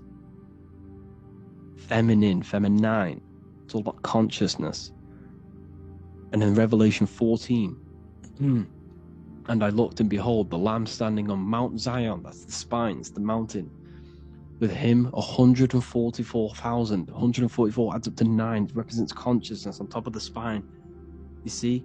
And he had his name the name of his Father written on the forehead. What's the Father? The higher mind, the higher consciousness within you. Where is that? In the forehead, the pineal gland. The pineal gland is the radio receiver for the higher consciousness. Because every body part of the body has consciousness. Your heart has consciousness. Your gut has consciousness. You are thinking with these different consciousnesses. You think with the gut. You think with your penis. You are thinking with all these consciousness. And it's about raising your consciousness to the higher consciousness, which is the Father, the mind, in the head. Don't think with the lower parts of the body, because that is your animal nature. Think with the higher parts of the body. It's all representing consciousness. How to activate the right hemisphere of the brain? Well, it's all to do with non-verbal things. So music will activate the right hemisphere. Make sure it's tuned to the right frequency though. 432 hertz, 528 hertz. Any frequency that adds up to 3, 6, or 9 is good for you. Meditation, turning off the thoughts, and you raise yourself to the higher brain. Symbolism. Symbolism is all right hemisphered. Reading between lines, metaphors, determining the Bible, it's all right hemisphered. Seeing the bigger picture, it's reading between the lines. So tithing in the Bible. These people in the churches are giving 10% of their money to the church. It's nothing but a scam. What these people have done is they have externalized the Bible. They have taken the Bible and literalized it so that they can make a business out of it. So what they're doing is 1/10 of the produce of what it says in the Bible, 1/10 of the produce of the land, whether grain or fruit, is the Lord's and is holy. So what's that saying? It's basically saying give the 10% to the Lord, to God. What does that mean? Well, what's the land and the fruit? This represents physical things, the physical things that you have. The 1/10 of the physical things that you have, what's that? That's your ego. All the physical things that you have is all to do with your ego. That's the lower self. The ego, what is the ego? It's the mind's perception of the physical self. You had no ego when you were a child.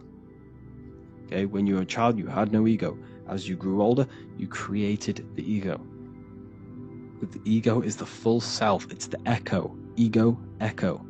It's the echo of the full self. So it's saying give the ego over. Take away the animal self.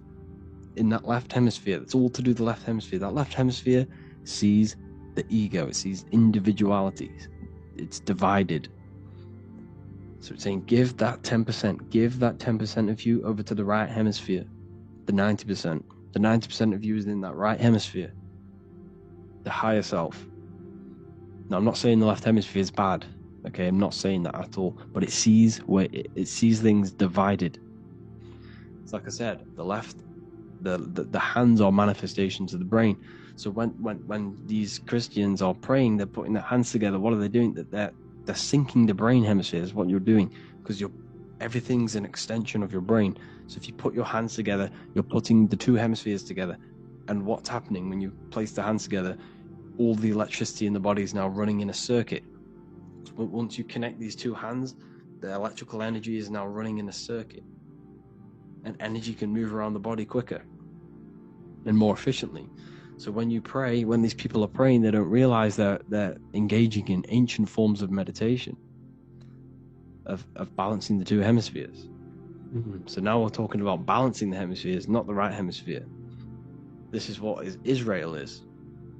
Look at the symbol for Israel, the up triangle and the downward triangle. What's that?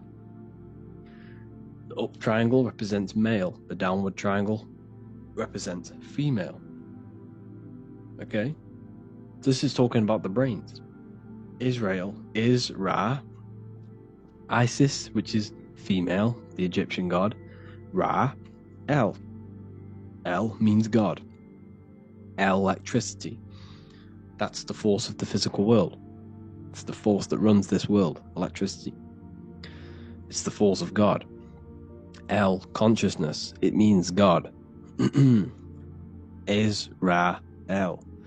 Isis, Ra, and El. It's the two hemispheres of the brain, the Holy Land of Israel. It's the Holy Land, it's the brain. Once these two hemispheres are synced, this is how you unlock your consciousness. This is the easiest way of astral projecting. Hemisphering, I forgot the word for it. Hemisphere syncretization, something like that. It's about syncing the hemispheres. This is how you unlock your consciousness. Once the brain is running as one electrical system, this is how you balance the two masculine and male opposing energies. Once these opposing energies are no longer in war with each other, the brain, they come together to work as one. You unlock your consciousness. You are born again. What happens when a male and female have sex? It creates a new child. It becomes one. You are born again. Once the two hemispheres of the brain, you are born again. You can then have an out-of-body experiences. So this is why the symbol of the Holy Land, Israel, is the up and down triangle back combined together, because it represents unification of the male and female, unification of the hemispheres. You're born again. You unlock consciousness. And you can get this for free. It's called the Gateway Tapes on my website. Basically, it's a audio track from the government, and they did this in the Gateway Experience. It's a CIA document, and what they do is there are different forms of meditations you go through. I think there's about 5 waves of meditations you do, half an hour each one.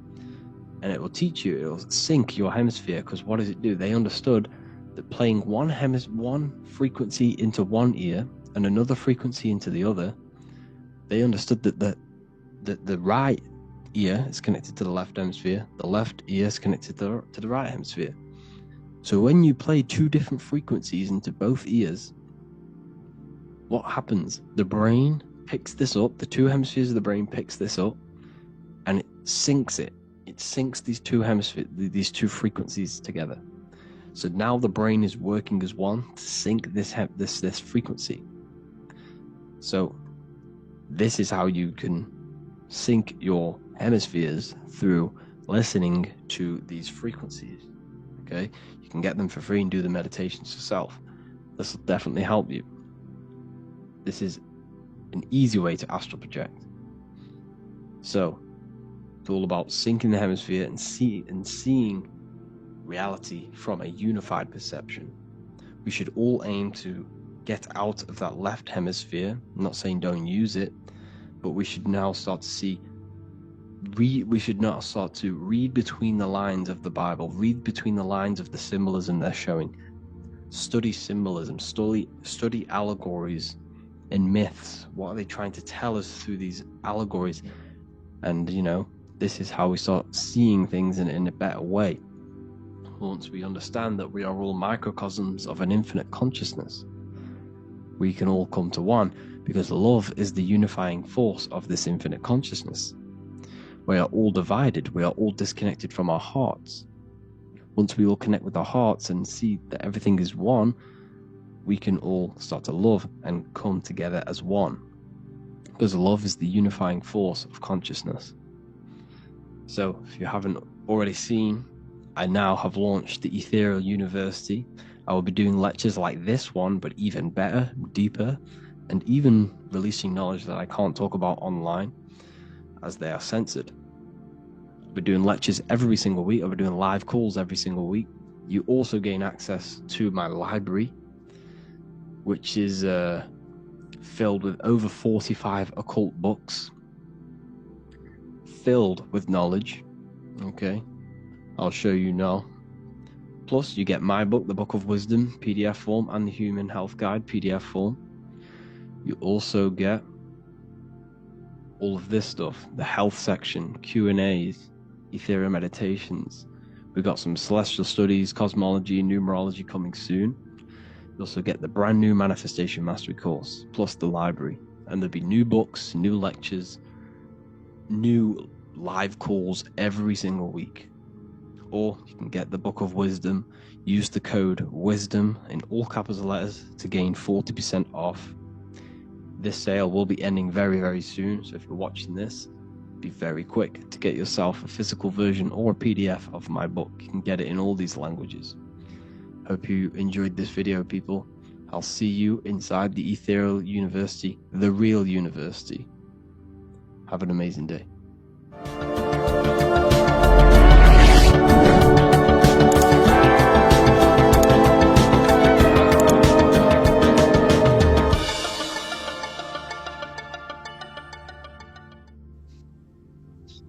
Matthew 21:1, Jesus went into the temple of God.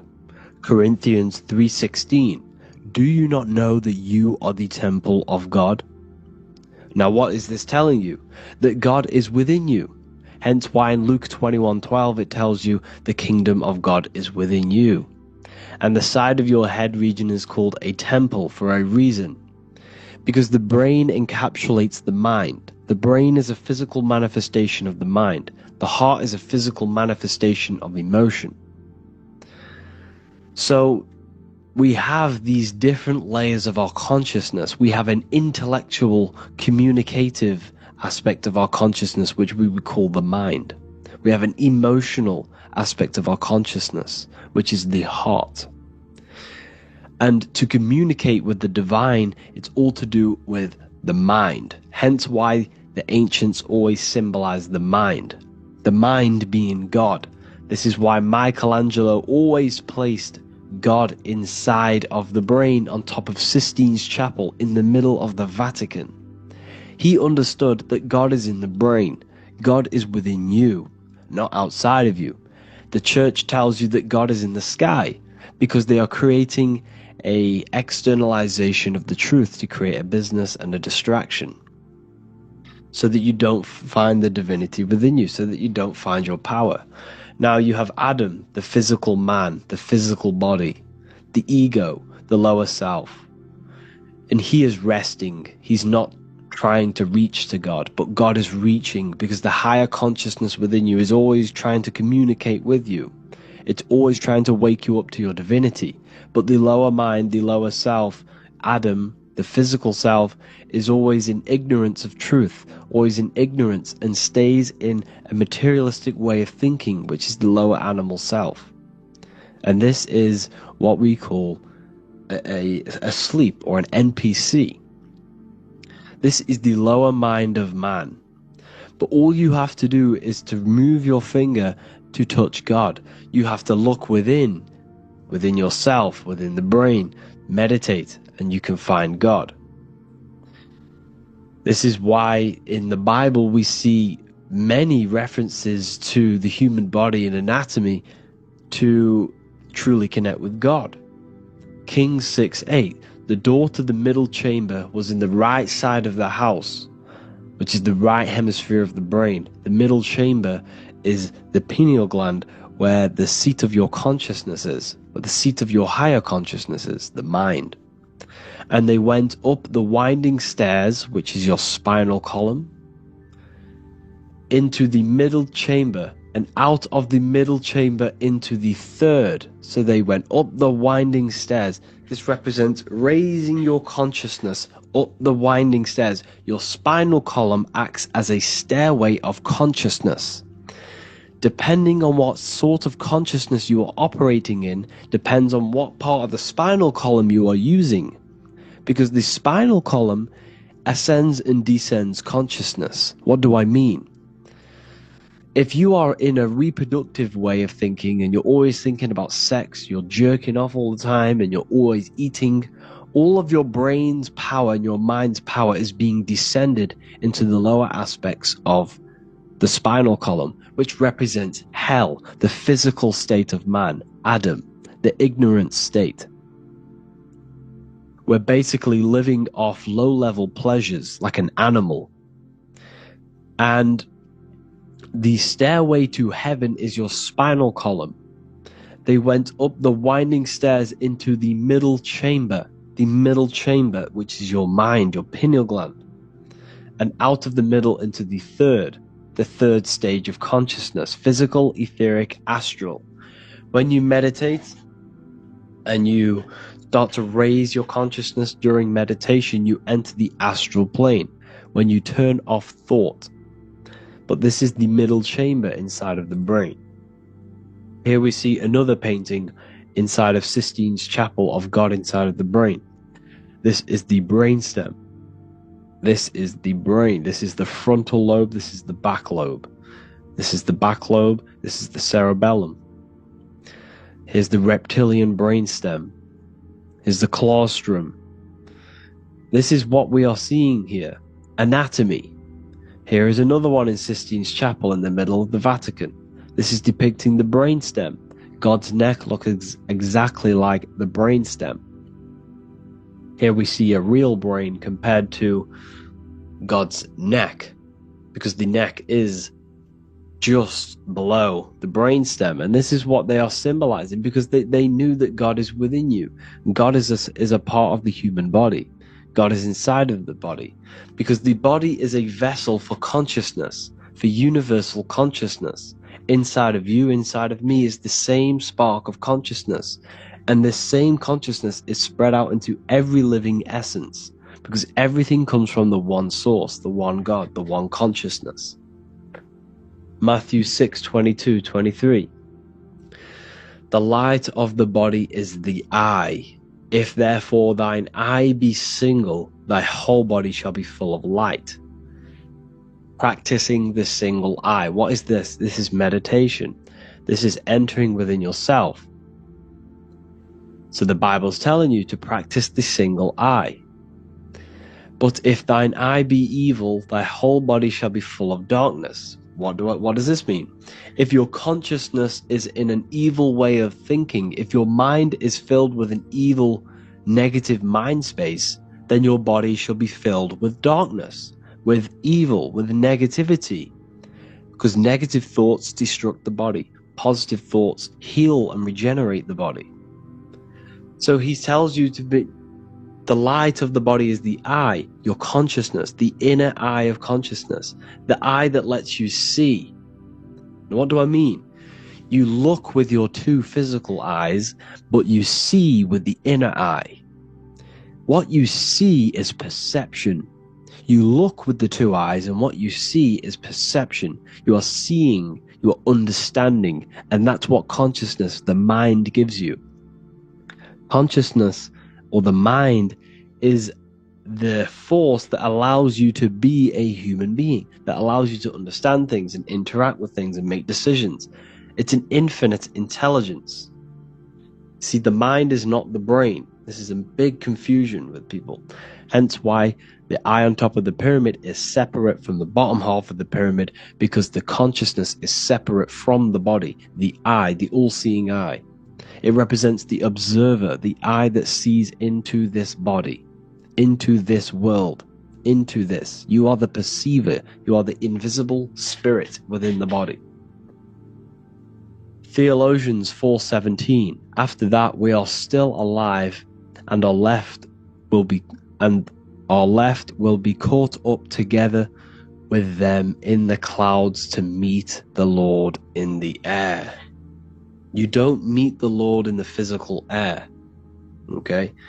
This symbolism of the ancient Christian artwork is showing you, this is symbolic. These things never happened. There's no man in the sky. Moses didn't go on a mountain to meet with God. The air represents the mind. This is why you say you're an airhead when someone's very stupid. Earth is your body. Water is your emotions. Fire is your spirit. Air is your mind, the invisible mind. So Anton Mengs, an ancient Christian art worker, is showing you anatomy of God in the clouds. But this is the anatomy of the human body. Raising yourself to the mind and turning the mind inwards on itself during meditation. And that's how you meet the Lord in the air. You meet the Lord in an elevated state of consciousness. The air represents an elevated state of consciousness because the air is up. You have to raise your consciousness to meet the Lord in the air. This is why Moses went on a mountain to meet with God. The mountain represents elevation of consciousness, raising the mind up the spinal column, taking all of the mind's attention away from the reproduction and the physical aspects of self and raising it to the brain and turning off the brain and going inward into the air. It's talking about raising consciousness. It's allegorical, it's a spiritual metaphorical text. The side of your head's called a temple because inside that where that temple is, right in the middle of where you call the temple, is the inner chamber, the open room, the holies of holies in the Bible, or the land flowing with milk and honey, or Mount Zion. There's so many different names for the brain, or the upper room where Jesus meets his 12 disciples, the 12 cranial nerves in your brain. This is the temple of God. Your body is a temple of consciousness. It encapsulates consciousness. It encapsulates the mind and soul. John 10:30, Jesus states, I and the Father are one. Psalms 46:10, be still and know that I am God. He's talking about the I am within you, not within Jesus. Everyone refers to ourselves as I. I am God. I, when you say I, you're referring to the highest aspect of yourself. The aspect that is above all thought, above all emotion, and above all things. I, when you say I, you're referring to your pure awareness, your pure consciousness, the highest aspect of yourself. And anything after I is egotistical. I is God. The letter I is the Roman numerals for one, because there is one God, one consciousness. The letter I is one line, just like the number 1. Matthew 6:3-4, take no thought. Therefore take no thought.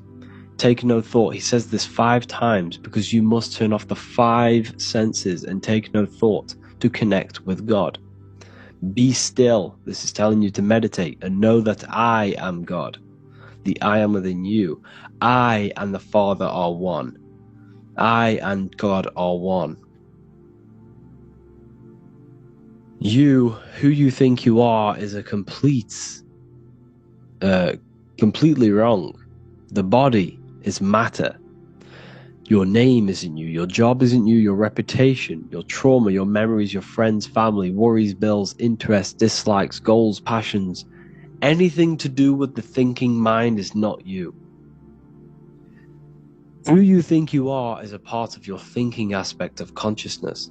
But once you remove thought, you are no longer your name, you are no longer your body, you are no longer your reputation. You are the I. You are pure awareness, pure consciousness. Pure consciousness. And this pure consciousness has latched on to this name, this job, the body, and your traumas.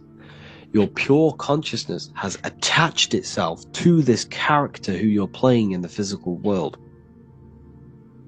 And this is essentially who you think you are. But you are not. You are the I. You are the self. You are pure awareness. So, in order for you to detach from these things, you must learn how to detach from your name, your job, your reputation. And you do this through meditation, by turning off the thinking mind. Turning off the thinking mind allows other aspects of your consciousness to open up. What do I mean? Your whole life you've been thinking, and all of these thoughts has attached you to this physical body. You haven't allowed your consciousness to open up. And you can only do this by taking no thought. That's why Jesus tells you, take no thought. When you turn off the thinking mind, other aspects of your consciousness starts to open up. Other aspects of your being can open up. And this is how you astral project. This is how you do all these mystical things and things to do with consciousness. It's taking no thought. Imagination, emotions, thought, and memory are all to do with consciousness. These things are not physical. You can't touch thought. You can't touch emotions. You can't touch these things because they are not a physical thing. So you must turn off these things for other aspects of your consciousness to open up. Okay? So essentially, the Bible is a metaphorical, astrological, numerological, metaphysical, spiritual, encoded text that talks about human anatomy, spirituality, and the true nature of the human experience. Everything they teach you in school is to make you think that you are this body. Everything they teach you in church is the externalization of the true teachings of Jesus. Jesus was telling you to meditate. Jesus was telling you to practice the single eye. Jesus was telling you to look within yourself and find God. He wasn't telling you to pray to him. Mark 16:19, he was taken up to heaven and sat at the right hand of God, the right hemisphere of your brain. John 21:6, cast the net onto the right hand side of the boat and ye shall find fish. Fish is understanding. The boat is your body, your brain. Cast your awareness into the right side of your brain and you will find understanding, because the right side of your brain is all to do with the creative aspect and the intuition and the spiritual sides of your consciousness. This is why God is here. This is why Michelangelo depicted God in the right hemisphere of your brain, because this is all human anatomy. And I speak about all of this in the brand new Book of Wisdom, Volume 2, which is now available. The start of the revolution has begun. This book is truly going to change the way people see the world. It's got so many more topics than the last one. It's truly a revolution. It's written in so much detail. It's very practical. I cannot wait to share this one with you. I just want to say thank you for the opportunity for me to create this book, because without you, I couldn't have created this. And I just love sharing my work with you. And I thank every single one of you for the support, the watch, like the views and the likes, everything. Especially the people who have joined the university and stuff like that. And for people who have joined the university, you do get a free Book of Wisdom paperback if you just go to the general chat and follow the description, follow what the instructions that I gave you in the chat, and you'll be able to order a free Book of Wisdom if you are inside of the university. Plus you get all of my other books, 2 books, and over 45 occult books on occult and esoteric things. You get lectures, live calls, a community, a manifestation mastery course, and a whole library and reoccurring updates every month, every week. So yeah, I hope you all enjoyed this video. Thank you all. Please leave a comment to help the algorithm, and leave a comment on what videos I should make. And yeah, I'll get to uploading on the YouTube a lot more now the second book is now released. I have a lot more time on my hands. No longer using my energy to create the book. I'm now going to redirect this mental energy into the YouTube. So there will be a lot more content coming. So I need some content ideas. So feel free to comment some ideas, some YouTube videos that I can create. Thank you all, people. Have an amazing day.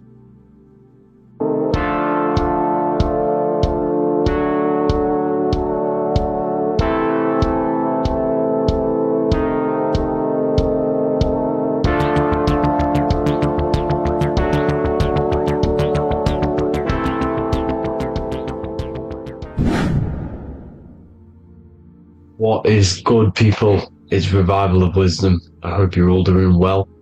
And this video is how to raise your holy oil or your kundalini.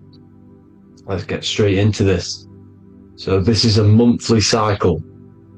Every month, when the moon is in your zodiac sign, this oil is released.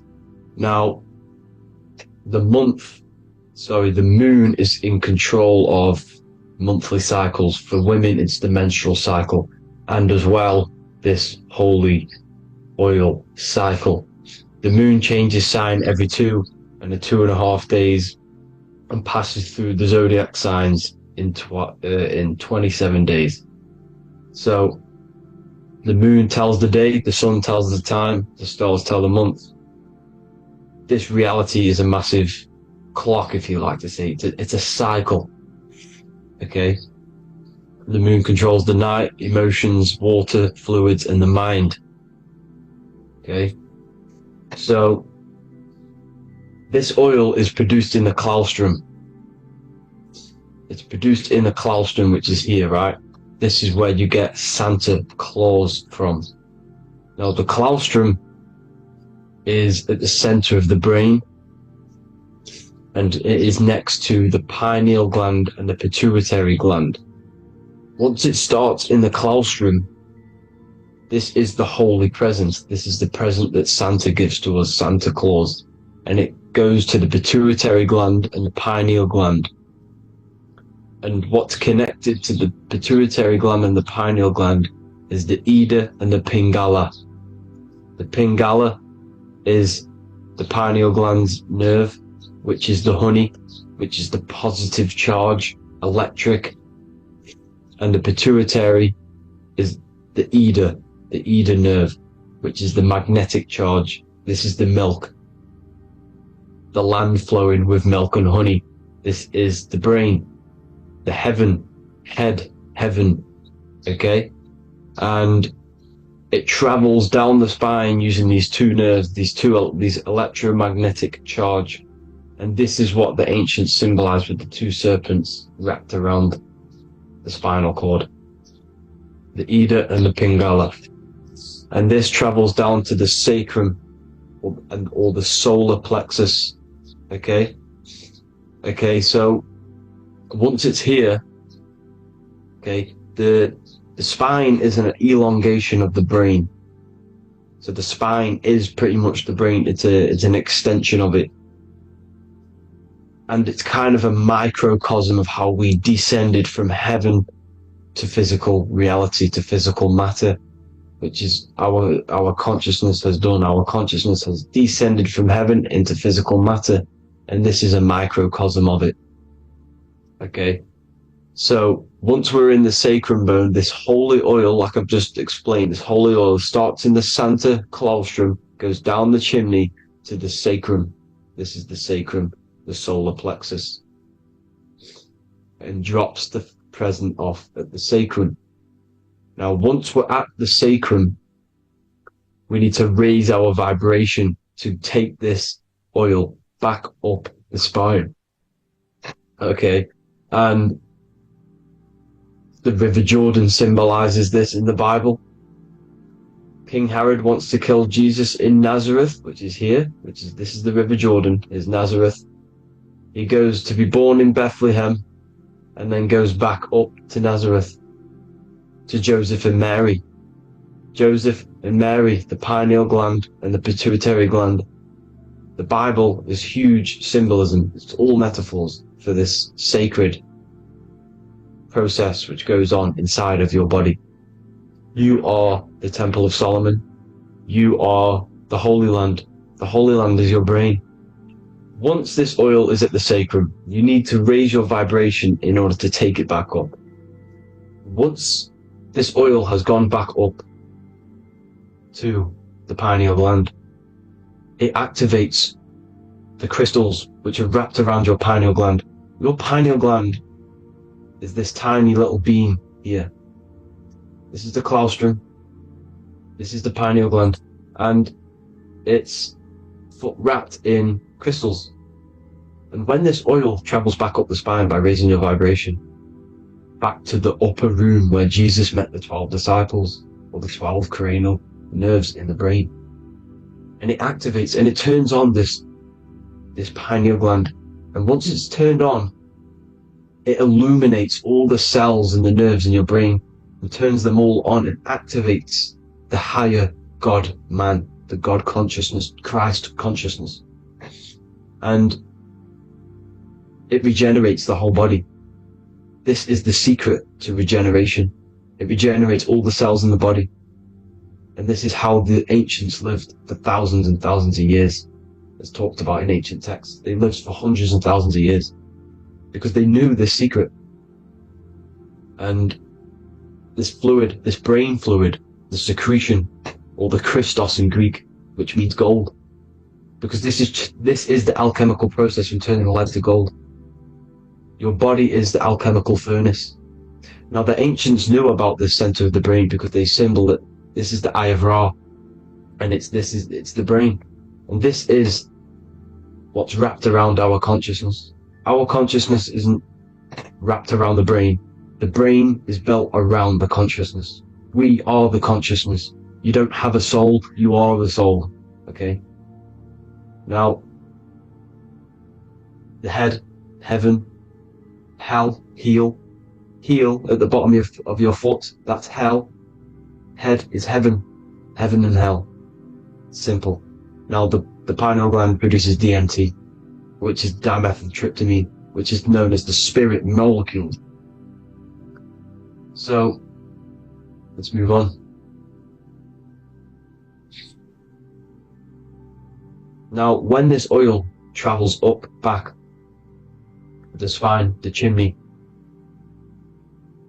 it crucifies at the top, which is called the vagus nerve. So when it reaches here, the optic thalamus, it crosses and crucifies once it's raised back up. And this is why Jesus dies at 33. He was crucified at 33. Because you have 33 vertebrae on the back of the spine. And then it's crucified by the cross of the vagus nerve. When this oil crosses the vagus nerve, this is the crucifixion at 33. And it symbolizes the death of the physical consciousness. You then become spirit. You then become God consciousness, activating the Kundalini, regenerating the body and the mind. Okay? The Garden of Eden. You are the Garden of Eden. The land of milk and honey is upstairs. The pituitary, which is the milk, the pineal gland, which is the honey, which is DMT. It even says this in the Bible. As he brought us into the place, and he has given us this land, a land flowing with milk and honey, which is also symbolized as the sun and the moon. The Bible also says, the light of the body is the eye, not the eyes, the eye. If therefore thine eye be single, thy whole body shall be full of light. This is the activation of the pineal gland by raising this oil back up to the pineal gland, to the center of the brain.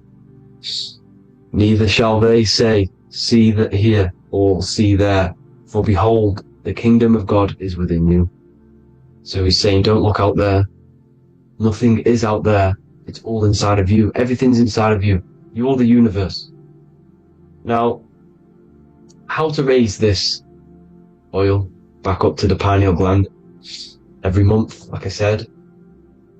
The moon controls the cycle. The moon controls monthly cycles. When the moon is going into your zodiac sign every month, this oil goes down the spine, and you must raise your frequency to get it back up. You must retain your seed. This is the most important. Your fluid, your secret, your holy fluid, your life force. You can't let that go. That life force is the reason you're alive. This holy oil is the reason you're alive, because it feeds all of the systems in your body. It feeds all the systems in your body. You have to retain your seed. Alkaline diet, positive thinking, and meditation. Okay? When you retain your seed, you will live longer. The moment you release it, you're killing yourself. You're killing a piece of yourself every time you release your seed. Every single time. You're killing a part of yourself. Okay? Now, this could be why this could be the illumination, the single eye on the Illuminati's symbol, the Freemasonic symbol, the illuminated eye, the triangle, which could symbolize the body, mind, and spirit, but the eye illuminated. Now, in the Bible, it talks about the two trees, the tree of knowledge and the tree of life. The tree of knowledge is the tree of good and evil, which is the most important system in your body, which is the nervous system. The nervous system, the most important. The tree of good and evil, and the tree of life, which is the cardiovascular system. Now, this oil, when it's released every month, feeds these two systems, and these two systems feed everything. Now, it's important you understand that. Okay? The ancients knew all of this knowledge. The Bible's telling you this knowledge. But it's in a metaphorical way. You have to understand the context behind it so you can read it properly. Now, eating of the tree of life, which is when it talks about in the Bible, eating from the tree of life is actually symbolizing a bad diet, ejaculation. Because you're eating from these two systems, you're killing yourself with a bad diet. You're killing yourself with an ejaculation. Okay? So, that's important to understand. Now, this is Jacob's ladder in the Freemasons. Jacob's ladder, which is the spinal cord, it's the stairway to heaven. And this is Jack and the Beanstalk when he goes up the beanstalk and finds the golden egg in the grey clouds. The grey clouds symbolize the grey matter in your brain. Now, the Garden of Eden talks about the 4 different rivers in Garden of Eden. As you see here, the North Pole map, the ancient North Pole map. Because the center of the earth is the center of the torus field. Everything's the torus field. Atoms are torus fields. Everything's torus fields. You are the universe. Everything's within you. The North Pole is your spinal cord. This is why they say Santa Claustrum comes from the North Pole. This is the North Pole. And the Santa Claustrum is the center of your brain. Now, these 4 rivers which come from the Garden of Eden is the blood, the Christ oil, which is the oil we're talking about, urine and saliva. These are the 4 sacred oil, 4 sacred fluids in your body. And these are constantly abused in today's society. These secret societies are targeting these fluids. Okay? This is why porn is free.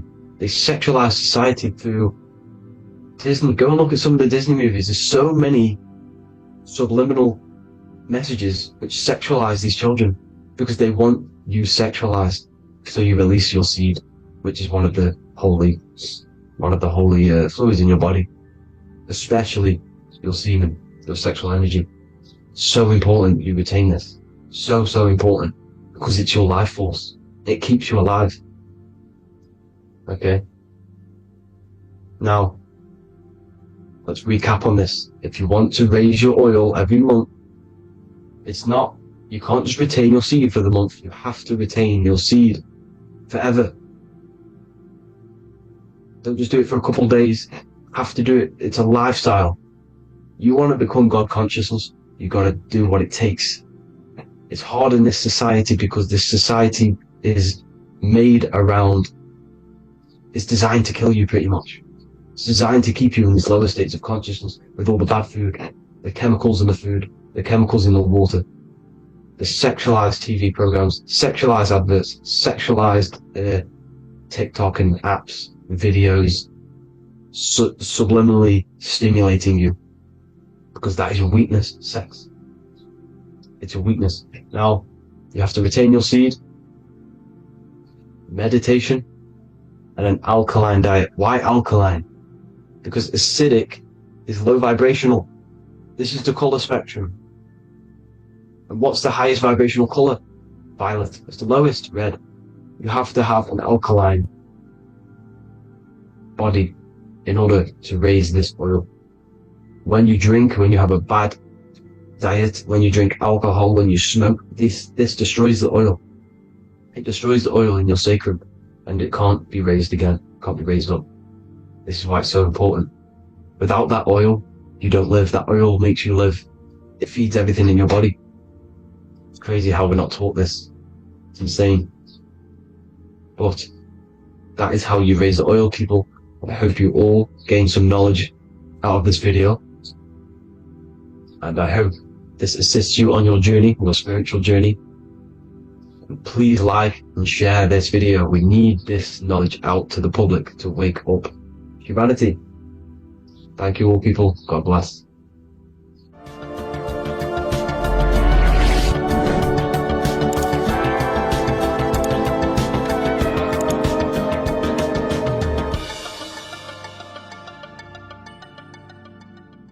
Geometry.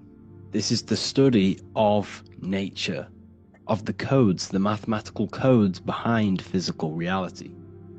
So today we're going to be going deep into geometry and the true esoteric internal geometry, the geometry that no one really talks about, and how geometry relates to human consciousness.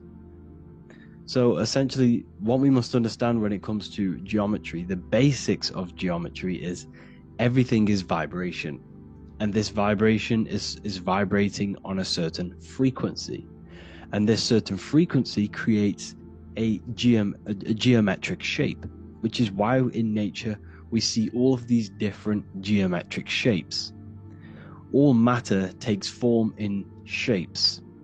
So if we put sand on a plate and we vibrate the plate on a specific frequency, we see that the sand goes into specific geometric shapes and patterns. So essentially, matter is energy condensed. It's energy vibrating on a low frequency, vibrating at a certain frequency. So matter is condensed energy, and each geometric shape is manifesting and showing a specific energy. Some shapes carry more energies than others. For example, the cube is what traps energy. A square is what traps energy.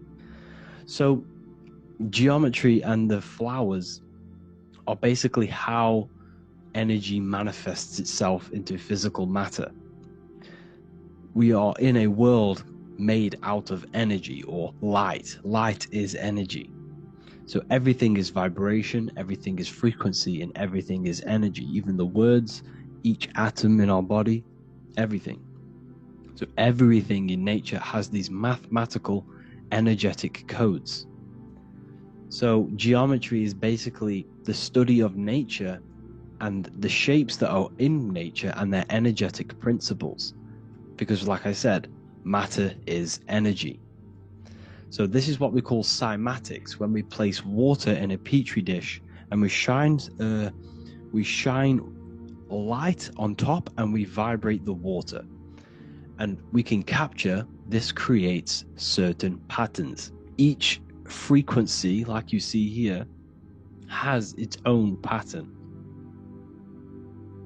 So what we are seeing here in the physical plane is essentially energy condensed into physical reality. We see it in the turtle. We see it in every single form in nature.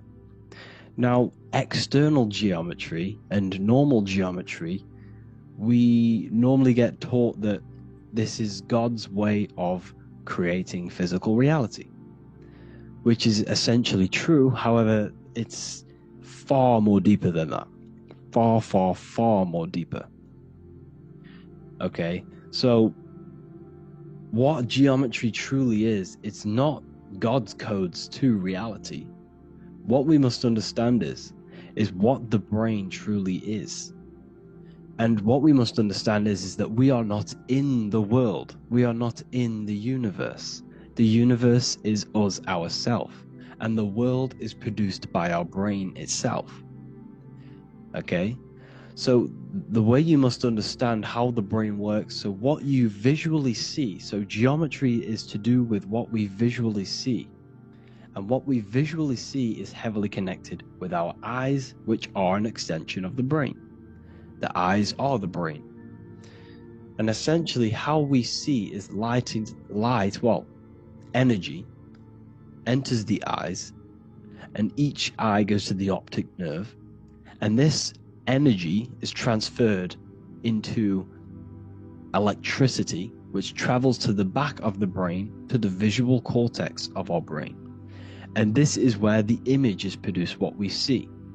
Therefore, the world outside of us is truly inside of us. It's a projection from within the brain. The brain is an energy condenser, a decelerator, an energy decelerator. Everything outside of us is basically formless energy. It is formless energy vibrating at a certain frequency.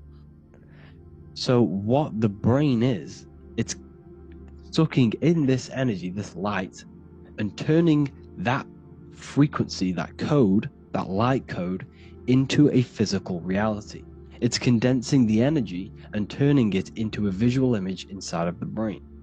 Therefore, everything outside of you is not what it looks like. Everything outside of you is basically energy, infinite energy. And our brain is condensing this into a physical reality and projecting it outwardly, which you experience your visual field. Okay?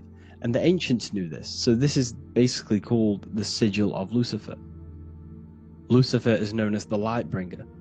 Lucifer in Latin means to bring the light. This is the sigil of Lucifer, which shows the visual field and the brain. We also see this in the Google Play symbol. It's a powerful symbol showing you the visual field, which is basically a symbol that tells you that reality is inside of the brain. The brain is what produces reality, but consciousness is not produced in the brain. The brain is essentially a consciousness downloader. It's a computer, and it's a reality simulator. The body is a simulation of physical reality. You are inside of the body experiencing the body simulation. The body produces this reality. It's a piece of technology. So Lucifer is to bring the light. Lucifer is the light being produced in our brains. Okay? So this is why they say Lucifer can tempt you. Lucifer can be the devil, because it represents physicality. It represents the false light. Lucifer can trick you because it represents the physical world can trick who you truly are. So now that you understand how the brain is basically an energy decelerator and it creates and simulates a reality to your consciousness, you are no longer a person in a universe, you are the universe itself experiencing itself. Therefore, geometry is heavily linked in with the brain. Geometry is essentially how your brain and how your eyes decode energy. So what you are seeing is the mathematical codes of your brain creating reality. So what they teach you is the external is that geometry is God's way of creating this world, and these are the mathematical codes God's created. But now I'm telling you the internal. This is the truth. Geometry is how your brain mathematically condenses energy and light into a physical reality. So therefore, your brain is a computer program. So now geometry is nothing outside of you. Geometry is not something created by something else. It's created by your brain. Your brain produces these patterns through mathematical codes by breaking down energy into physical reality. And this is why you see geometry in everything around you. This completely changes your view on geometry. It's in your ear, it's in your face, it's in everything. Geometry is everything. Okay? So now that you understand this, now, as we were talking about the visual field earlier, the ancients knew about this. The ancient Egyptians knew about this. We can see this symbolism inside of the casket, the Egyptian casket. See, this crossover represents the visual field. This represents the back of the brain. This is the left hemisphere, the right hemisphere. And now some of the most simplest teachings in geometry is that straight lines are masculine and curved lines are feminine. And we even see this in the human body. The feminine human body is curvy and the masculine human body is liney. And even with the genital reproductive area, we have a line and a curve, 0 and 1, the binary code of all creation, 0 and 1, because that's basically all that exists. Nothingness and one, nothingness and God, nothingness and consciousness, that's all that exists. Now that I've told you that, the basics of geometry and the line and the curve and the feminine and the masculine, what do we have here? You see this stick here? This is a curve. And what's the right hemisphere? The right hemisphere is the feminine, the feminine energy, the feminine aspect of our brain. Then we have a straight line. This is straight lines. Now this represents the left brain. So the Egyptians are showing you the left masculine brain and the right feminine brain because of the curve and the straight line. And this is the visual field, the crossover. So there's a crossover in the brain. The left eye is connected to the right brain. The right eye is connected to the left brain. Okay, so the left eye is connected to the right brain. The right eye is connected to the left brain. The solar and the lunar. So, like I said, everything outside of you is basically energy. Your body is basically a holographic avatar, condensed energy produced by your brain. There's nothing actually outside of you. Your 5 senses are electrical threads of light. And when you touch something, this is basically electrical signals in your nervous system, which are reporting back to the brain. Therefore, what you touch is actually, you're not touching. The feeling that you feel when you touch something is not the true feeling. That's your nervous system you're feeling. You're feeling your nervous system in the brain. It's electrical signals to your brain. So the 5 senses do not decode, well, what you're experiencing as the 5 senses is not outside of you. This is your brain interpreting electrical signals. You don't experience the world, you experience your nervous system and your brain. The nervous system is an extension of the brain. So this is the truth. This is not woo-woo spirituality. This is true consciousness science. But I'm teaching you here. Okay? So nothing is truly outside of you. It is a universe. You yourself are the universe, the fabric of the universe itself. The only thing that exists outside of you is essentially energy. That is it. And your body and your brain condenses this energy into reality. So when we look into architecture, why is architecture, the ancient architecture, so important? Because what did I tell you at the beginning? Shapes and physical matter is condensed energy. Each shape holds specific energy. Some shapes hold more energy, emit more energy. Some shapes condense energy. Some shapes transfer energy.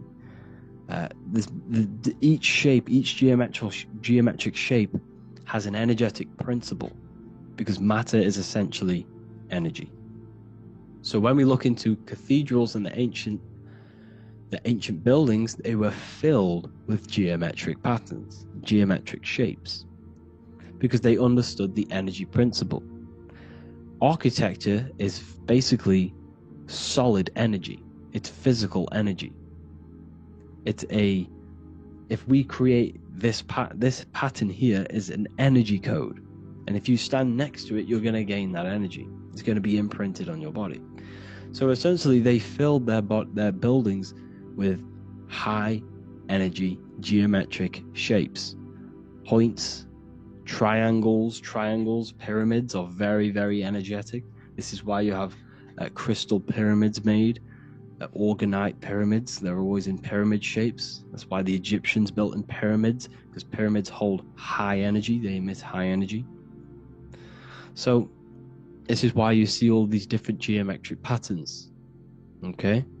So in the real reality, in the energetic plane, this building would basically look like this. Lines and grids of energy.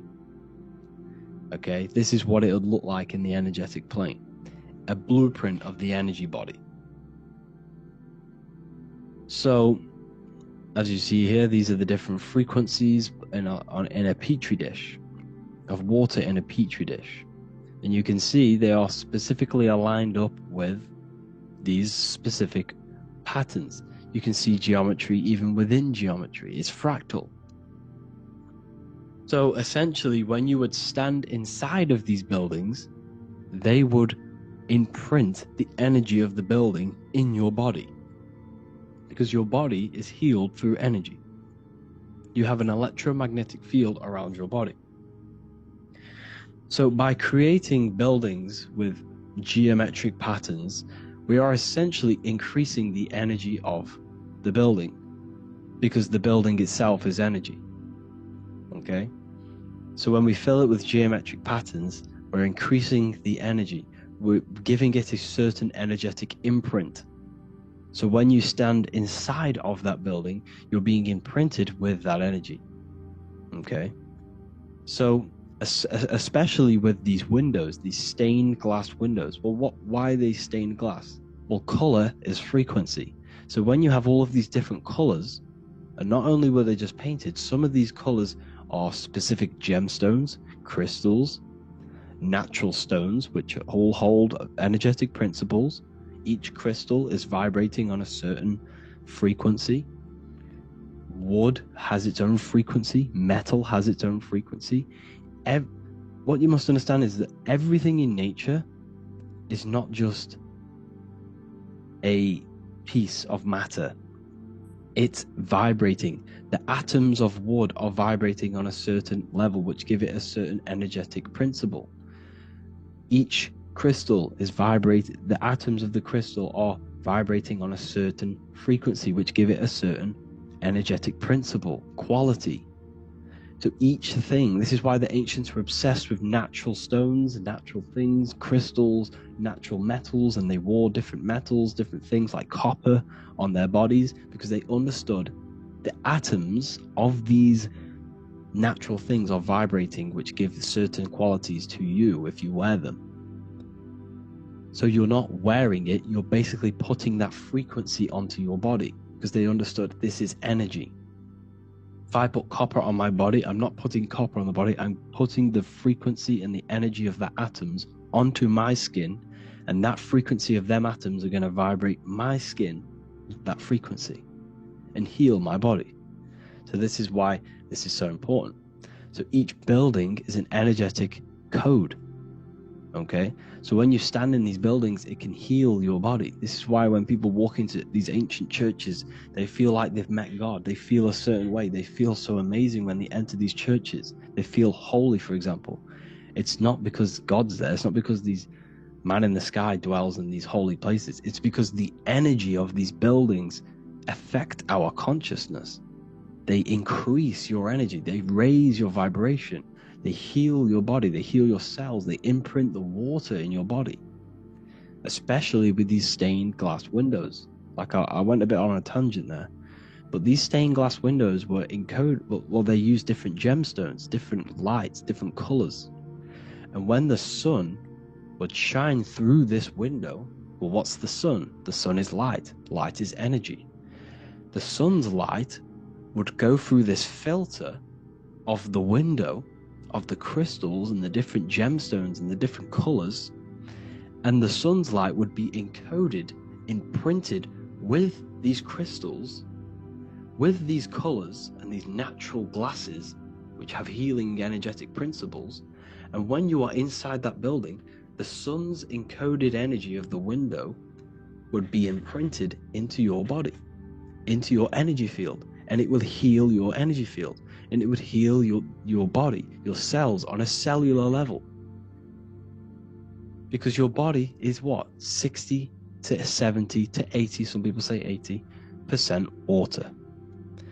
And water is encoded with vibration. If you say certain things into water, it gives it a specific geometric pattern. Like I broke down in the beginning. If you say love to a water and then freeze it, it will go to this. If you say hate, it will go to a distorted pattern.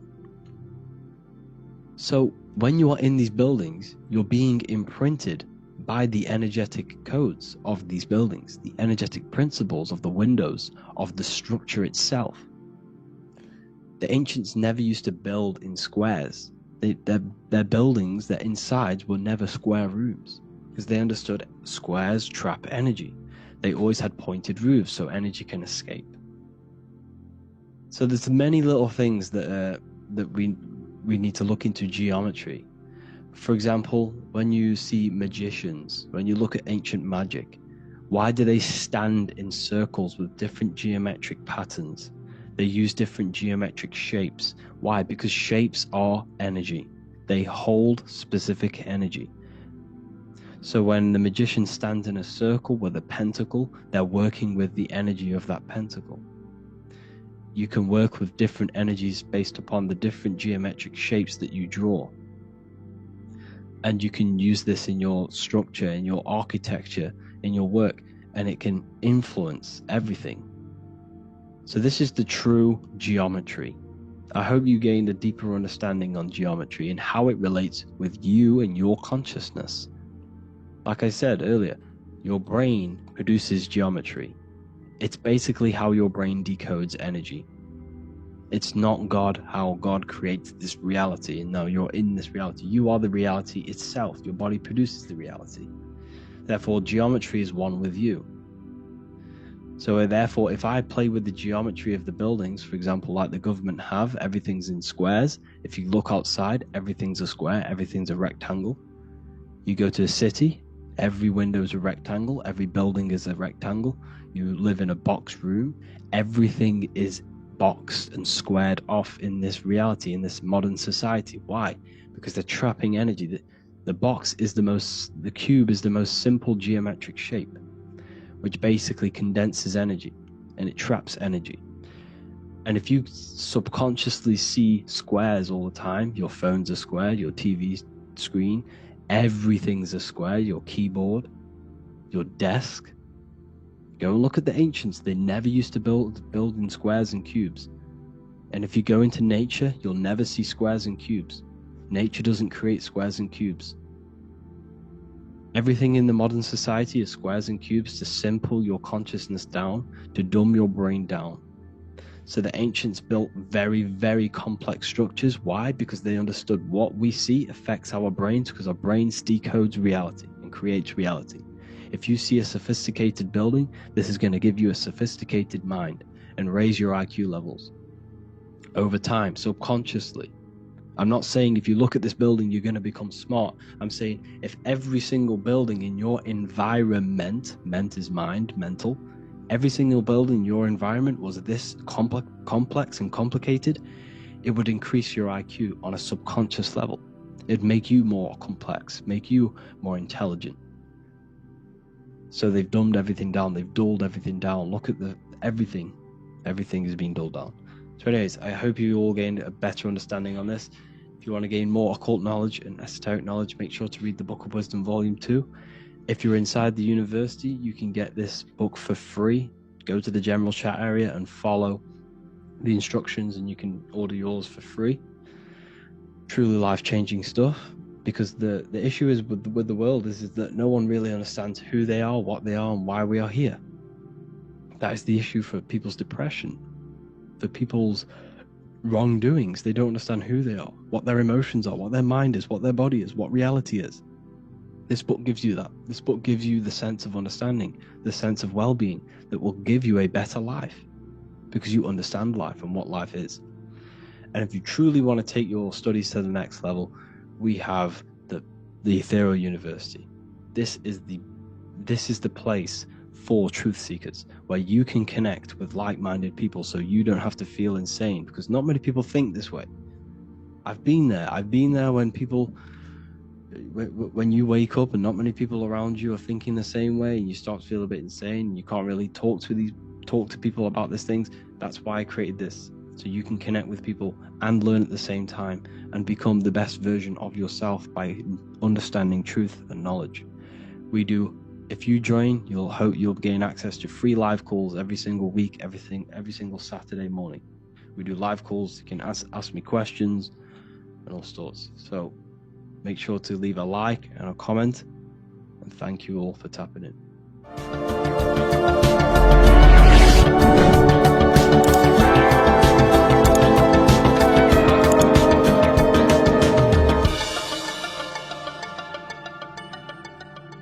Welcome to Revival of Wisdom. Today we're going to be breaking down Saturn worship and how the occult are linked in with Saturn. Okay, so first of all, let's start with the celebrities. all these celebrities are doing 666. Okay, covering the one eye, which also symbolizes the all-seeing eye, which is another occult symbol. But we're focusing on the 666, the 6 with the 3 fingers. Also, we have CERN with the 666 within their logo. Also Disney, okay, as you can see here, 666 within their logo. Pepsi, Coca-Cola, and even Cadbury's. Monster Energy with the 666 in Hebrew numerals. Unleash the beast. So what is 666 to do with Saturn? Because on Saturn, there is on the North Pole of Saturn, there is a 6-sided hexagon, okay? So Saturday is named after Saturn Day, the 6th planet. It is also the 6th day of the week, and has a 6-sided polygon on its North Pole, 666. Not only that, when you create a star out of the hexagon, you will create a 6-pointed star, okay, with 6 triangles within the star, and a 6-sided hexagon, which all adds up to 666. Okay, so this is why all these symbols contain 666. So why do they worship 666? Saturn. Because Saturn is the god of time and death, okay, and order and lessons.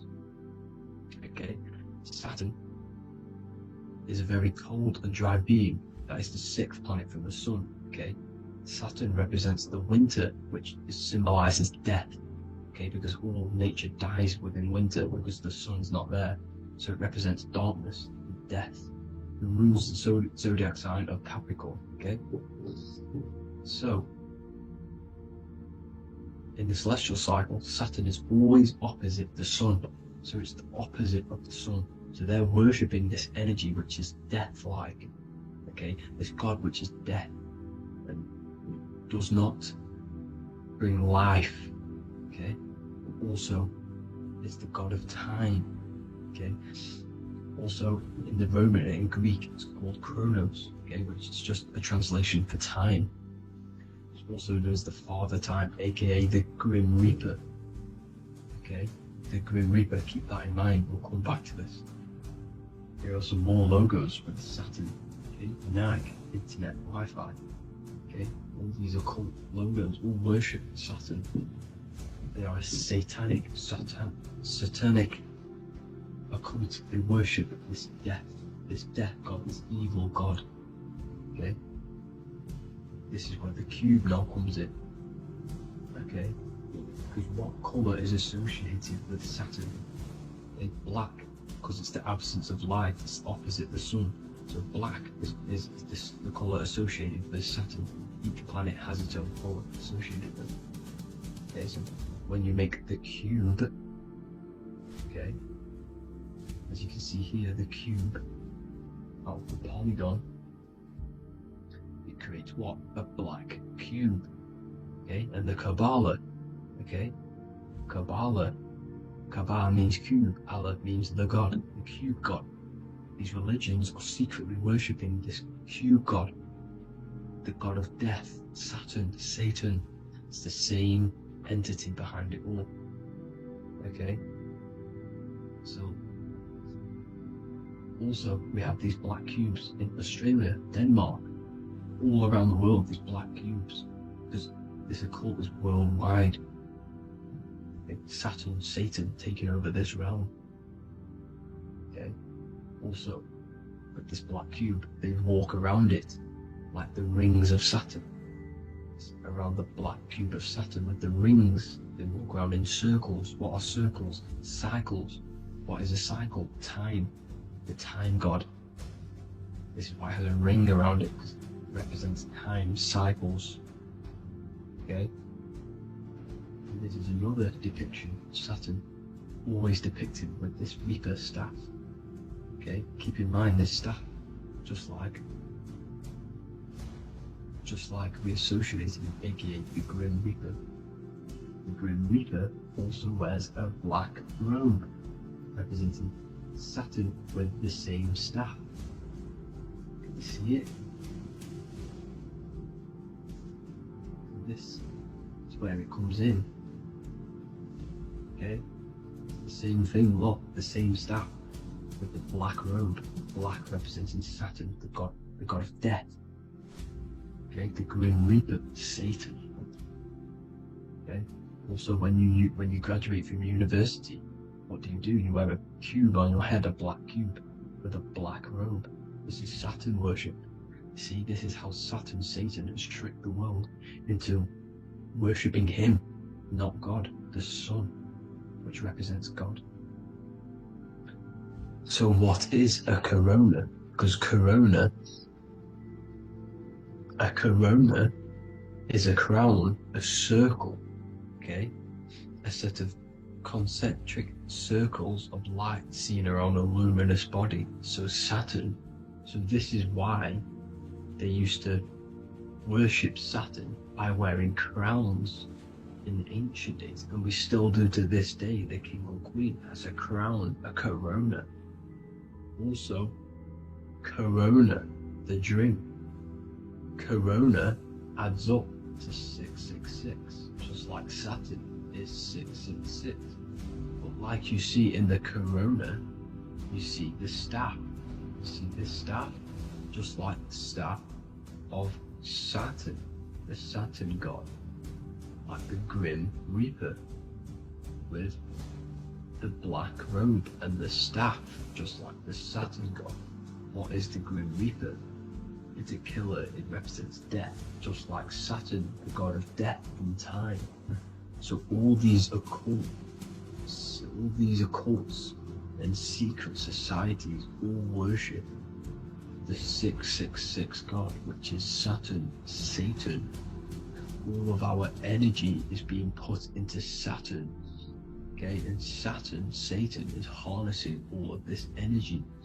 So gradually, this is what the mark of the beast is. Like it says in the Bible, the mark of the beast, or the name of the beast. Here is wisdom. Let it know that you have to understand and count the number of the beast, for it is 6. It is the number 6 of a man, and is 600, 3 score and 6, 666. So this is what the mark of the beast is. They are going to eventually put green chips, just like Neuralink, which is what Elon Musk is pushing. Okay, so this chip is the mark of the beast, and it's going to be implanted to our hands or brains. Okay, and they will manipulate our consciousness, and it will manipulate our DNA, and it will directly connect us to AI, and AI is linked in with Saturn, Satan, as the demons and the people who rule this world are in love with AI. They want to connect humans to AI. And this will control our consciousness completely and give all of our energy back to Saturn, Satan, this deity that they all worship. Just like when you get married, you wear a wedding ring, the rings of Saturn, over the finger, which represents the sun. So you're basically seeing Saturn over the sun. The sun is the son of God. It represents the sun, represents God. So you are putting Saturn over the sun. So thank you guys all for tuning in. I'm going to leave you guys here. Please leave a like, comment some topics that you want me to talk about, and please subscribe for more amazing content. God bless.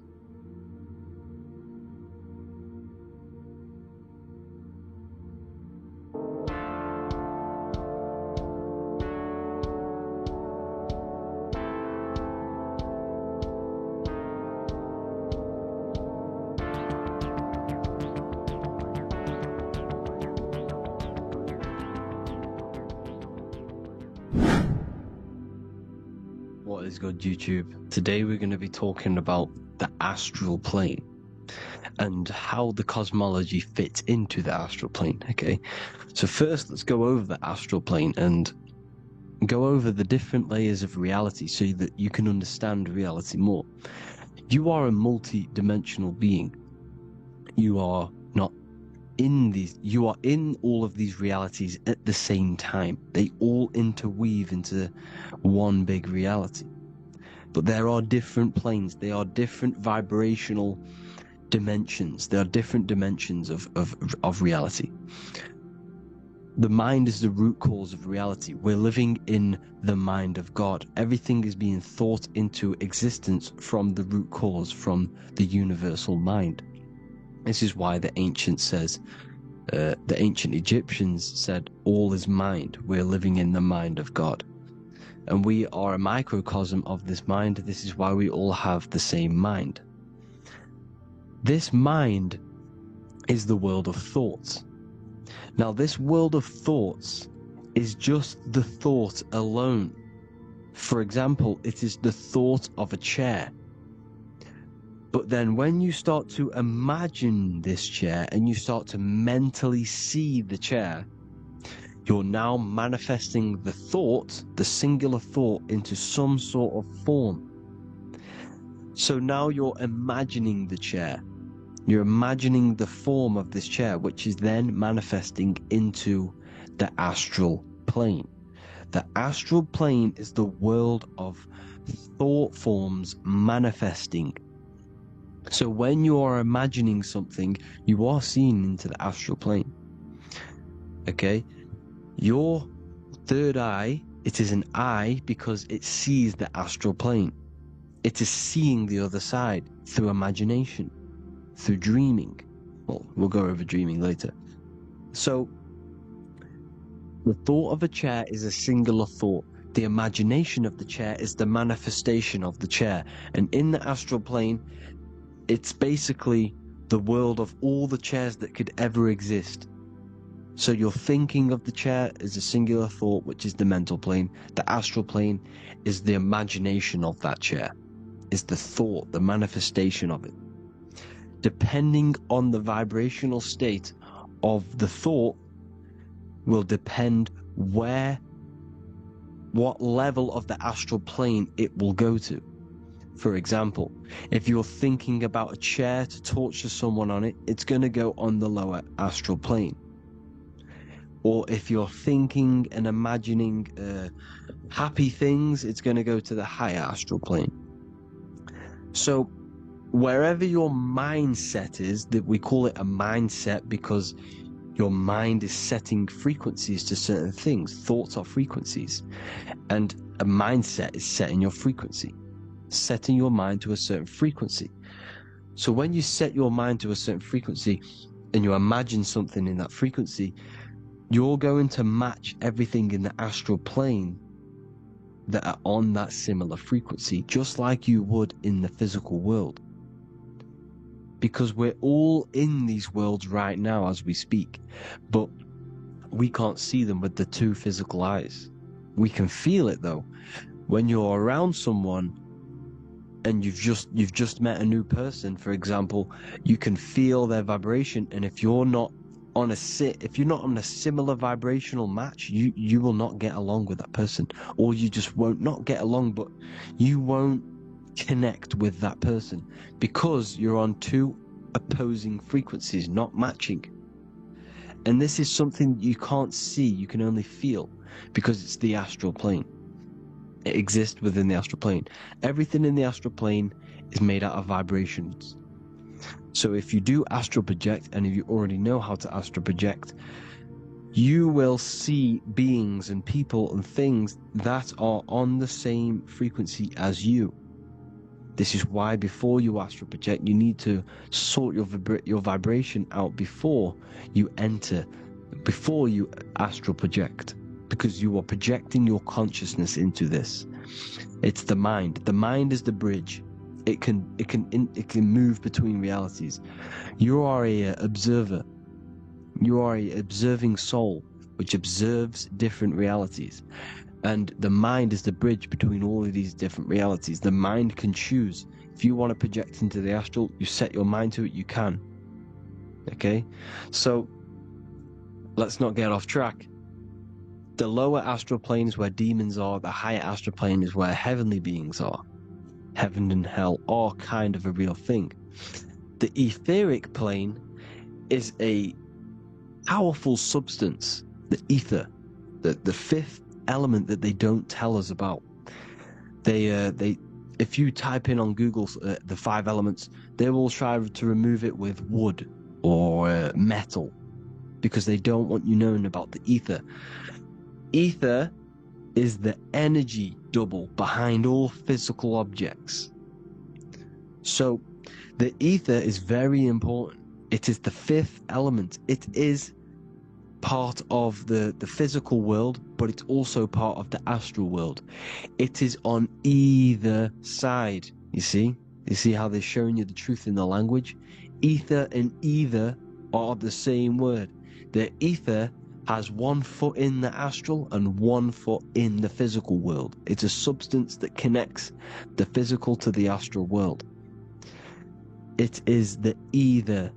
It's on either side of reality. It's on the other side. Other, either, same word. Ether is connecting the physical to the astral plane. It's the world of frequency. Frequencies, EMFs, torus fields are in the etheric plane. It is the energy plane. It's where energy moves through the ether. Okay? So then you have the physical world, the world of effect. Everything you see in the physical world is the effect of the higher planes. Each plane is a product of the plane above. So, and it melts into each plane. The physical plane is the lowest plane, it's the most densest, and the highest is the most fluid. This is the most fluid, this is the most dense. This is where we get the saying, as above, so below from. As above, so below comes from the different planes of reality. And magicians understand this. This is why magicians always say as above, so below. Because they understand if you manipulate the higher planes of reality, you manipulate the lower planes. Because the astral plane is a direct copy of the physical world, but in the astral plane. It is mirrored. The physical world is mirrored in the astral plane. They are both the same world, but just different vibrational states of the world. Kind of. It's hard to put this in words, people, so just try and understand. The astral plane is the double. It is whatever happens in the astral plane happens in the physical plane. This is why magic works. This is why demons work. This is why spirit communication works. Because if you manipulate the higher planes, you manipulate the lower planes. As above in the astral, so below. Leonardo da Vinci showing you to look up, pointing up. You gotta look up. He's telling you to change the mind, you change the physical world. You change your emotions, you're on the astral plane, you change the physical world. You change your reality by changing the higher planes. This is the Masonic 11. The 2 pillars. This is the 11 also symbolizing the 2 hemispheres of the brain here. But the 11 symbolizes the 2 mirrors. 11. 11. 9, 11. 9, 11 adds to 11. 9 plus 1 plus 1 equals 11. The Twin Towers were in 11. Flight 11 was hijacked. Because it's a mass ritual within the astral plane. Now, we're going to go deep into that later, and I'll show you these rituals they do in order to manipulate the astral plane. So, this is what the 11 is. It's the mirroring of reality. If you contact spirits and conjure spirits, you can either summon or attract demons and spirits. Summoning is creating a spirit. You create demons. Okay? Like I said here, the mind is the root cause of reality. If you think of if you think of a traumatic event that happened in your life over and over and over and over again for years and years and years, where attention goes, energy flows. The mind is the director of energy. If you are directing energy into the specific emotion, the specific thing that is torturing you in your mind, that will manifest as some sort of being in the astral plane, which is called an elemental. And this elemental being that you have created through your thought forms and emotions will latch onto you and feed off this energy. So it's important that you get your mind right, okay? It's important you sort that you file the mind and you discipline the mind. Make sure it's only entertaining positive things, because you are quite literally creating your own demons. The word demon has the word mon in it, and if you've watched my videos to know mon means moon. The moon is your mind, the sun is your soul, the earth is your physical body. Demon is mon means mind, moon is mind. You create demons with your mind, summoning. Now this is where the rituals come in. 9/11 was a ritual because everyone was thinking about this big fearing, the death of 9/11. Everyone was thinking about it, and all of their minds thinking about this horrific thing will manifest and summon a negative energy spirit elemental within the astral plane. That's how all of this works. This is why it was a mass ritual. Okay, Chris Brown, new album name 11/11, release date on the 11/11. This will be my 11th album and contain 11 songs. All of these people know the occult. This is Hermes Trismegistus with the star of Saturn, the six-pointed star, as above, so below. The mirroring of reality, physical and astral, the two Masonic pillars. So as above, so below. What's above us? The stars. The stars are connected to the astral plane. This is why we call them stargates. When we dream, we are experiencing these different realities. And what are stars? They tell in the Bible, it says Genesis 1:14. And God said, "Let there be lights in the firmament of the heaven to divide the day from the night, and let them be for signs." Signs translates to things to come. Why things to come? The stars tell the future. Why? And why do we say as above, so below? As above us is the astral plane and the etheric plane. As above, so below.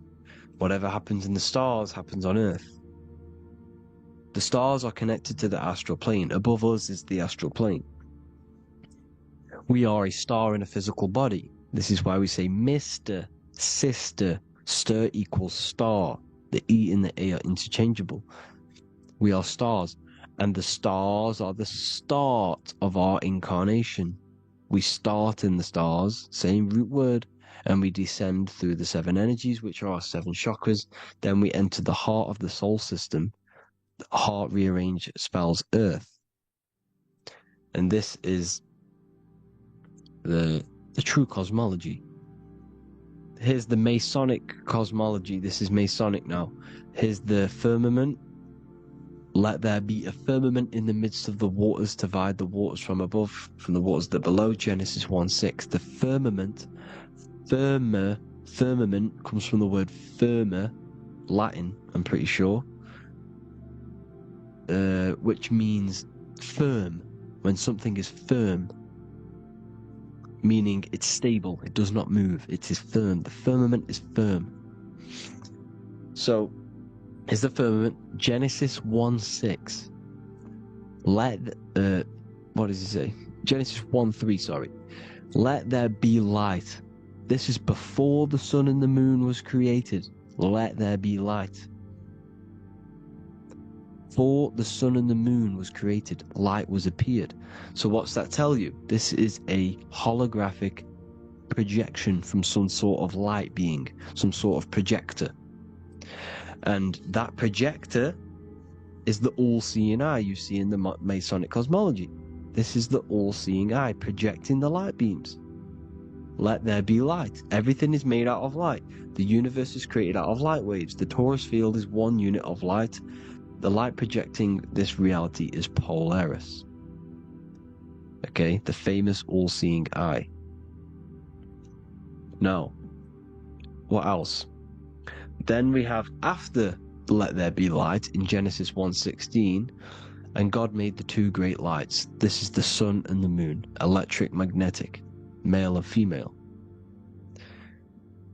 Then we have the Masonic checkerboard, the black and white symbolizing dualities within the dualistic reality we're in, spirit and matter, light and matter, rest and motion, positive and negative, good and evil. Everything's dualistic here. Okay? And it's a dance. The universe is a dance between flickering of white and black light, which is the Taurus field. We're not going to go over that, but this is all connected to the astral plane. This is the true cosmology. The astral plane cannot work on a spinning monkey ball in the middle of space. Does not work. Cannot work. It's impossible. Okay? Impossible. So, even in the Quran, it says, Allah has made the earth for you as a carpet, flat. Quran 15:19. And the earth we have spread out like a carpet, set there on mountains, firm and immovable. It is immovable. In the Quran, it also says 65:12, it is Allah who has created the seven heavens of the earth. The seven heavens meaning the seven layers of heaven, the seven planets. And Psalms 104:5, he set the earth on its foundations and it can never be moved. Never. So here you see in Isaiah 40:22, he sits enthroned above the circle of the earth and its people are like grasshoppers. He stretches out the heavens like a canopy and spreads them out like a tent to live in. We live in a tent. This is the tent. The projection of light. Here you see an ancient picture here. Here you see the ethereal barrier, meaning the firmament, the etheric barrier. And here you see his head popping out. Why is his head popping out? Because your head is heaven. Your heel is hell. Your head has access to the astral plane. This is why your head is heaven. The pineal gland, when stimulated, has access to project itself, project consciousness into the astral plane. Here you see another ancient picture here with the Masonic Royal Arch, with the zodiac here, the zodiac on the top, arching, because there's a firmament above us. Here's God in the brain. Consciousness is God. Here you see the Masonic Royal Arch, symbolizing the firmament. George Washington above the Masonic Royal Arch. These are the stars. This is Polaris projecting reality. Here's ancient churches with the dome. Polaris projecting reality with Jesus. Disney World is under the dome. The seven layers of heaven, ancient paintings, all depict the if you go and look at the ancient paintings, they'll all depict the firmament, the arch above us. This is where we get interesting. The Masonic Royal Arch has the 6-9, which is Cancer. The constellation Cancer, which is 6-9 is associated with portals, because CERN is the 6-9. Okay, CERN is opening portals. They're trying to create a portal to the other side. Cancer has the word CERN within it, so there's a link between Cancer and the opening, the firmament opening above us to ascension. Here you see the Masonic Arch with the Royal Arch and the light and the opening. Here you see the light and the opening. This is the opening of the firmament. Here's the Hebrew cosmology with Sheol, the underworld, and the opening. So Cancer is definitely some sort of portal in and out of this reality. I'm just connecting dots here. Now, we're going to go change a bit now. These celebrities that you are seeing they have not sold their soul to Satan, okay? They have not sold their soul to Satan. Satan is a demonic, low vibrational energy that has been summoned over the thousands and thousands and thousands of years of evil occult arts. So since Babylon was summoning this demonic energy, and this demonic energy in the astral plane will grow and grow and grow. It has no form. It has no physical form. Okay? But you can see it in the rappers. If your third eye is open, you can see clearly that these people are demonic. You can sense the energy that they're manifesting. Selling your soul is not what you've been told. It is gaining, because your soul is pure love, okay? Your soul does not want to do anything bad. So when you sell your soul, you're gaining physical gain, you're gaining physical wealth, for example. Like for these rappers, they will be given millions of pounds because the people in control of the music industry, which is the dark occultists trying to brainwash the masses, the people in charge, they're dark occultists. They understand Satan and the energy. They are satanic energy, which has been summoned in the astral plane. They see that they have influence over the masses, so they will go to them and say, I will give you this amount of money forever if you manifest this satanic, demonic energy through the music and through social media to blind the masses, to brainwash the masses into this demonic energy. Because when you listen to music is frequency. Whatever you listen to, you become that frequency. So if you're listening to these people, they're throwing energy, this demonic, satanic energy that they sold out to. Soul, same word. When you sold something, you've got your soul involved. They have exchanged money, physical gain, so that they manifest this satanic energy within the astral plane and through the music, through the videos, through social media, to keep us in this vibrational frequency, in this low state of consciousness. This is what it actually is. It's not, you're not selling your soul to some sort of devil. This satanic energy has no physical form it is formless in the astral plane. It's a summoned energy. Now, the root chakra is red. This is why the devil is red, because it symbolizes the animal nature of man.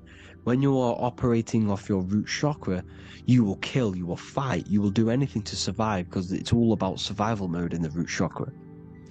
They want you keeping in that fighting mode, that surviving mode, so that you are manifesting this low vibrational frequency, this satanic energy, this demonic red energy. This is why the devil is red. And the devil has a tail with the red arrow pointing down, because it symbolizes your light body. This is your Merkaba. Your Merkaba is your light body. Mer equals light, Ka equals spirit, Ba equals body. Merkaba, this is the devil's tail pointing down, the descension, your heel, up to your heel, hell. Ascension to heaven, head. You see? This is the all-seeing eye with the illumination coming off it, your head, when you're illuminated. The Merkaba is your celestial sphere to portray different planes of reality. It is the vehicle of ascension. It's your light body. It's in the word Kabbalah. Kabbalah. Ka, spirit, Ba, body, La, light. Same thing. Kabbalah. Merkaba. Same thing. It's all about the light body. This light body sees different realities. So when you see the goat in the music industry, it's this satanic summoned energy that's been summoning for thousands of years within the astral plane. When it becomes to the physical plane, it will manifest through different things. A goat, an owl, Satan, Moloch, Baal, same deity, same demonic energy that's been summoning in the astral plane. And this is why the Baphomet has a goat head. Drake's new album is the goat.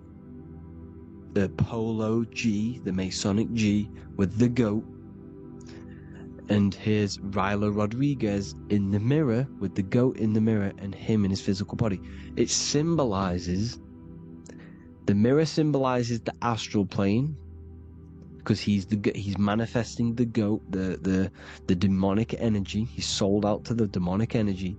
And in the physical plane, he's his physical body. The mirroring, the Masonic 11, the mirroring of reality, the astral and the physical. And what do you call them when they're an amazing rapper, the best rapper? You call them the GOAT. Because the GOAT, you're the GOAT because you're manifesting the GOAT energy, this satanic, demonic energy within the astral plane. So Baal, Moloch, all the same thing.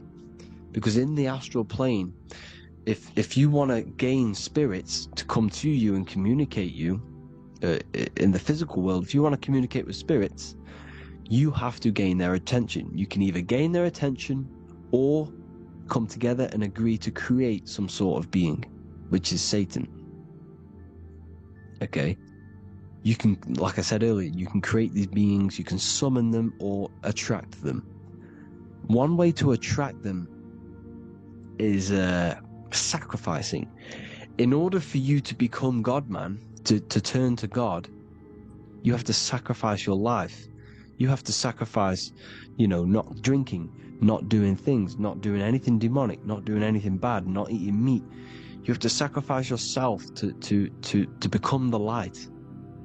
However, if you want quick, instant gains in the physical world, you can sacrifice something else to communicate with these spirits, because these demonic energies feed off demonic energy, your demonic energy. So these dark occultists will give away babies, they'll sacrifice, torture babies so that they gain, so that they can communicate with these spirits for physical exchange. Yes, you can do this. These powerful spirits, these powerful demons can give you powers. They can give you certain things. And this is what they are doing. They're summoning and attracting these demonic energy. This is why, trafficking is one of the most, Balenciaga. Baal is the demonic energy in the astral plane, which requires child sacrifice for his presence. Balenciaga, and they were trafficking children. They were trafficking, killing them, and offering them to the spirits. This is what they are doing. Balenciaga. It's in the name. Here you see, you can see here a stick man with two horns. The goat, obviously, it's all the same deity. Baal, the goat. Moloch, is Moloch the owl, the Egyptian owl, because it comes from the owl of Moloch, which is Baal, which is Satan, all the same demonic energy. And it's on the dollar bill, a tiny dollar bill, tiny, on the $1 bill. All the same thing. Bohemian Grove, they worship the big owl, Moloch. It's all the same thing. It's all one big demonic energy which has been summoning in the astral plane. And it's trying to take over Earth, the physical plane. That's what it's doing. So I hope you all gained a deeper understanding of the astral plane and what's actually going on in the world. Please leave a comment if you can to help the algorithm. Drop a like if you like this content. And hope you all learned something today. And God bless you all. Thank you all.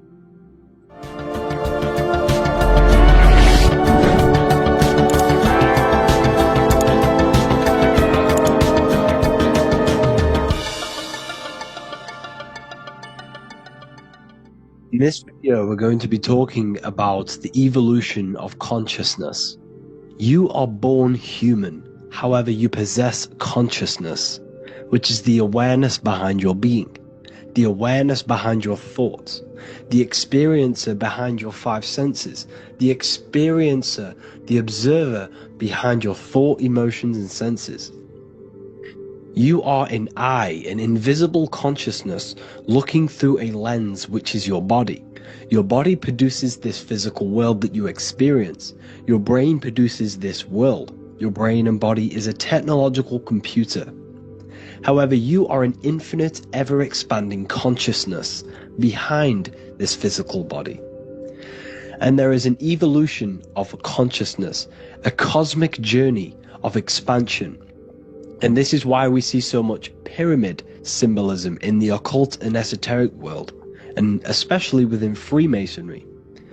Because the pyramid represents climbing, an evolution, a raising state of consciousness, a journey. Steps symbolize a journey upwards. This is the raising and the evolution of consciousness, our inner world, the transmutation of our inner selves, of our souls and consciousness and our minds. So when we see this pyramid, we're seeing a evolution, a way up to source consciousness. And the eye in the pyramid represents your source consciousness. It represents illumination. It represents divine guidance through this evolution of consciousness. This is why we see the ladder. Consciousness is ever expanding on an infinite journey of evolution. Each individual is a part of this cosmic process, contributing towards the ongoing expansion of both mind and awareness. As we evolve, we collectively explore deeper levels of existence, expanding the boundaries of thought and consciousness. The mind has the ability to expand infinitely into new realms of thought, into new dimensions of mind. The mind cannot be filled up. It is not a physical substance. The body can be filled up because it is a physical thing, but you cannot fill the mind. Therefore, the mind is constantly expanding, ever expanding into new fields of thought. So what we see in Freemasonry, the ladder, is again a journey, an elevation of consciousness. When we are born with an infant consciousness, and as we gain older, we gain an adult consciousness. Our inner world, our inner mind, and our emotional intellect changes and evolves. We are significantly different from when we were very young as an infant. It's because our consciousness evolutes, it changes, it alters like water. So, just like this evolution of your own consciousness as growing up, there is consciousness of beings existing in cycles beyond our own. And their consciousness is unimaginably different from ours. They operate on a higher level of understanding and knowing, experiencing reality in ways that transcend our current comprehension. Our minds right now cannot comprehend the highest state of consciousness.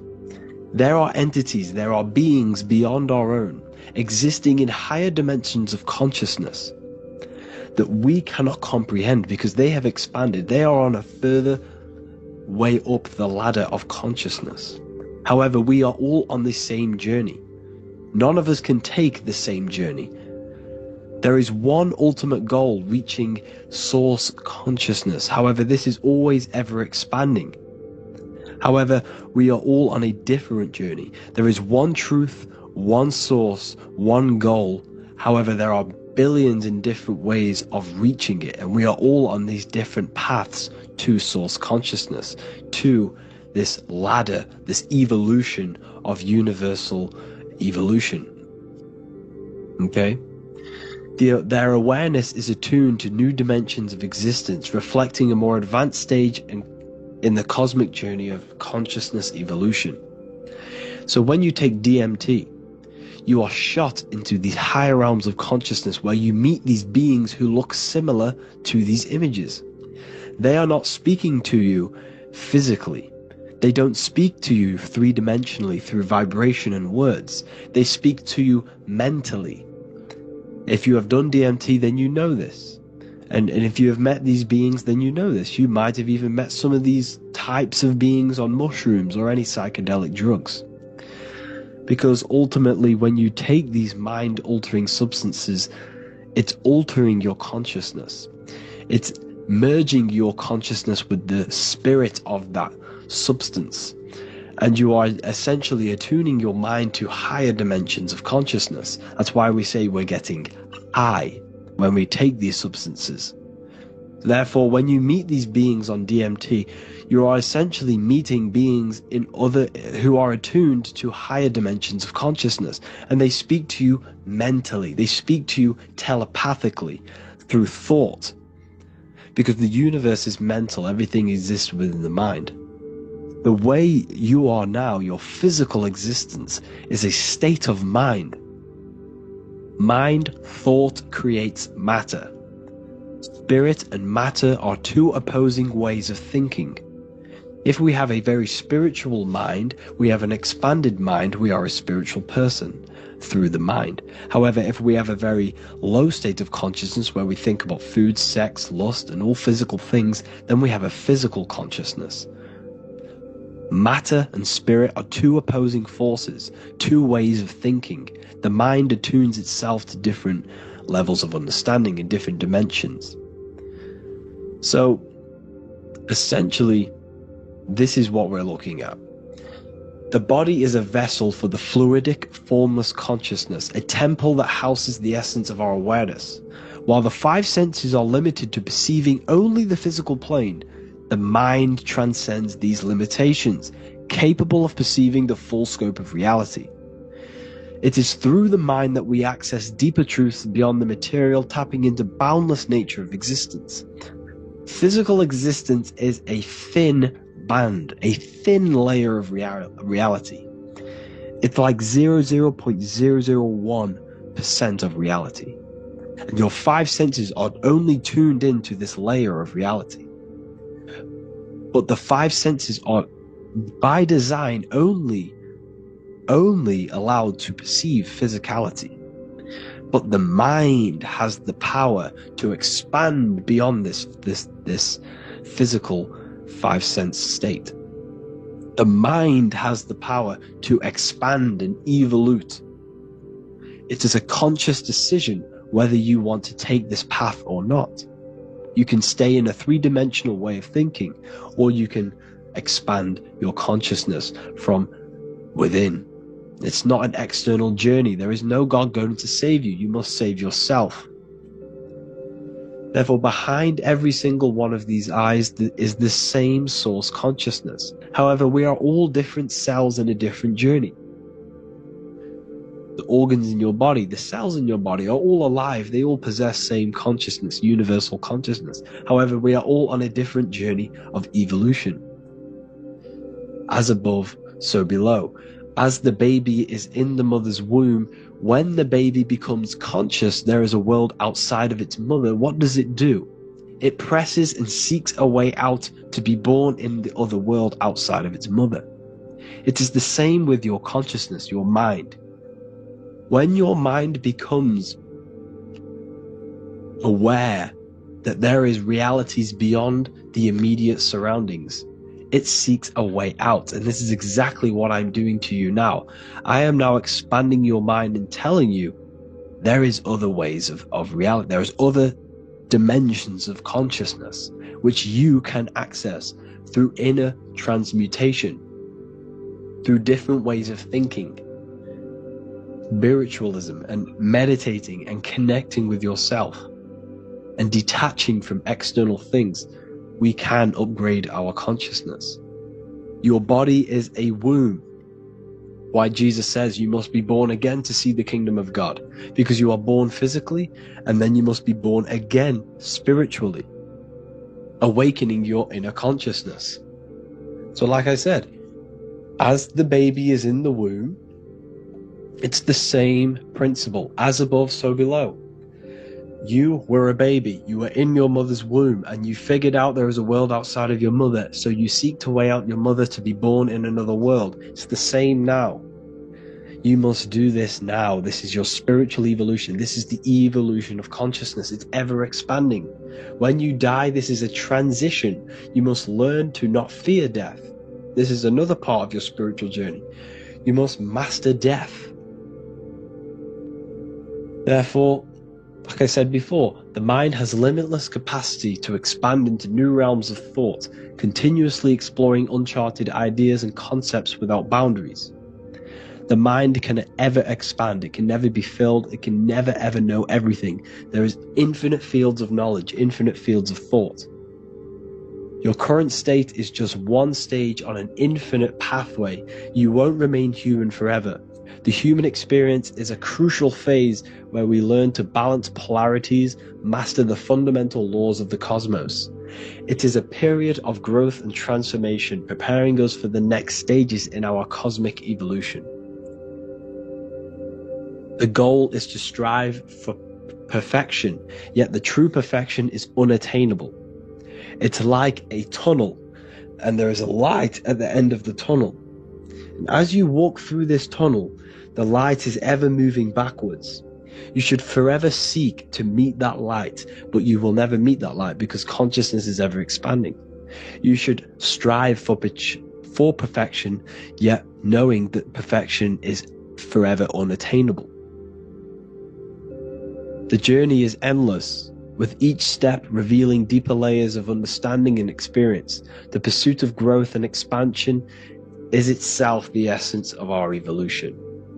You can find all of this knowledge in the amazing book that I have read for years. I have read this book, The Emerald Tablets of Thoth, the Atlantean, by M. Dorial, translated by M. Dorial. I'm telling you now, this book, now that I've told you this, you have some context on the book. The whole book is about evolution of consciousness. He's talking about higher dimensions beings. He's talking about how you can transcend this physical plane. It is truly the most amazing book you will probably read. One of the best spiritual texts you'll see. It's hard to understand, so you must read it over and over again. And the more your mind progresses, like for me, I read this every couple months. And the more I learn about consciousness, the more I expand my own consciousness.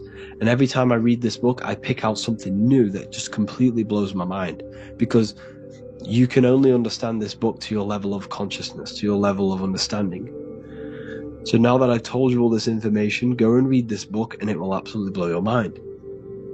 And so will the Book of Wisdom Volume 2, which is now available. I released it the other day. I'm just going to read a page out now. This page is called Spirit and Matter.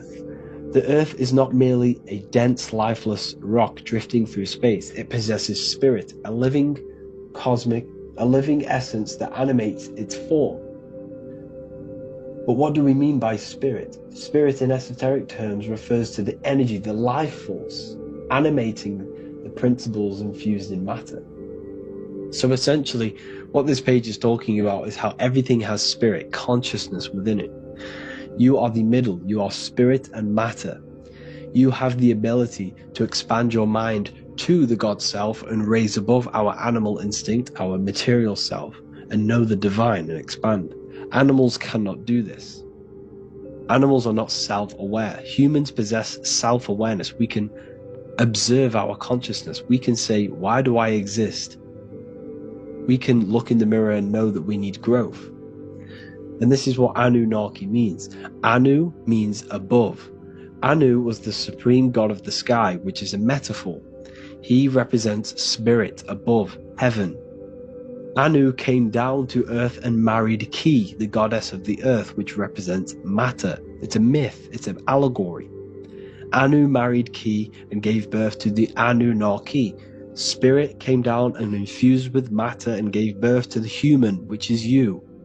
You are spirit infused in matter, Anu and Ki, Anunnaki. You are the Anunnaki. And this is just one of the teachings in my book. Honestly, this book is absolutely amazing. If you truly, truly want to expand your consciousness, give this book a read. And obviously, if you're inside the university, I give you this book for free. A paperback version. If you join the university for general chat, you'll be able to download this book. Sorry, not download it. Order a paperback for free. All you have to do is pay for the shipping.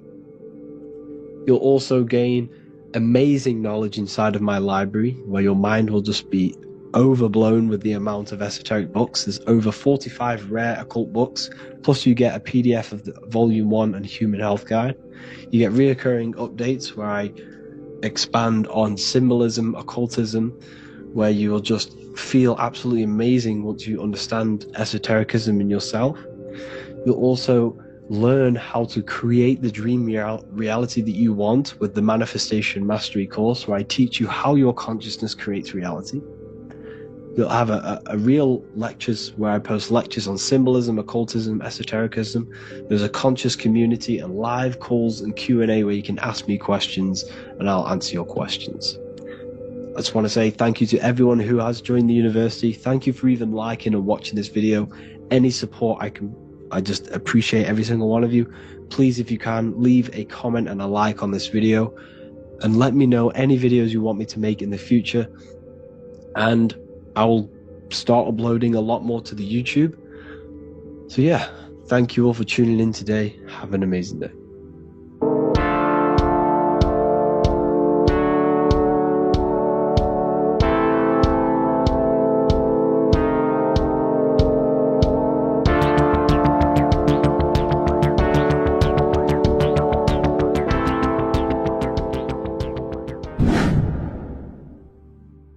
What is good, people? We're back with another video, and today we're talking about the chakras.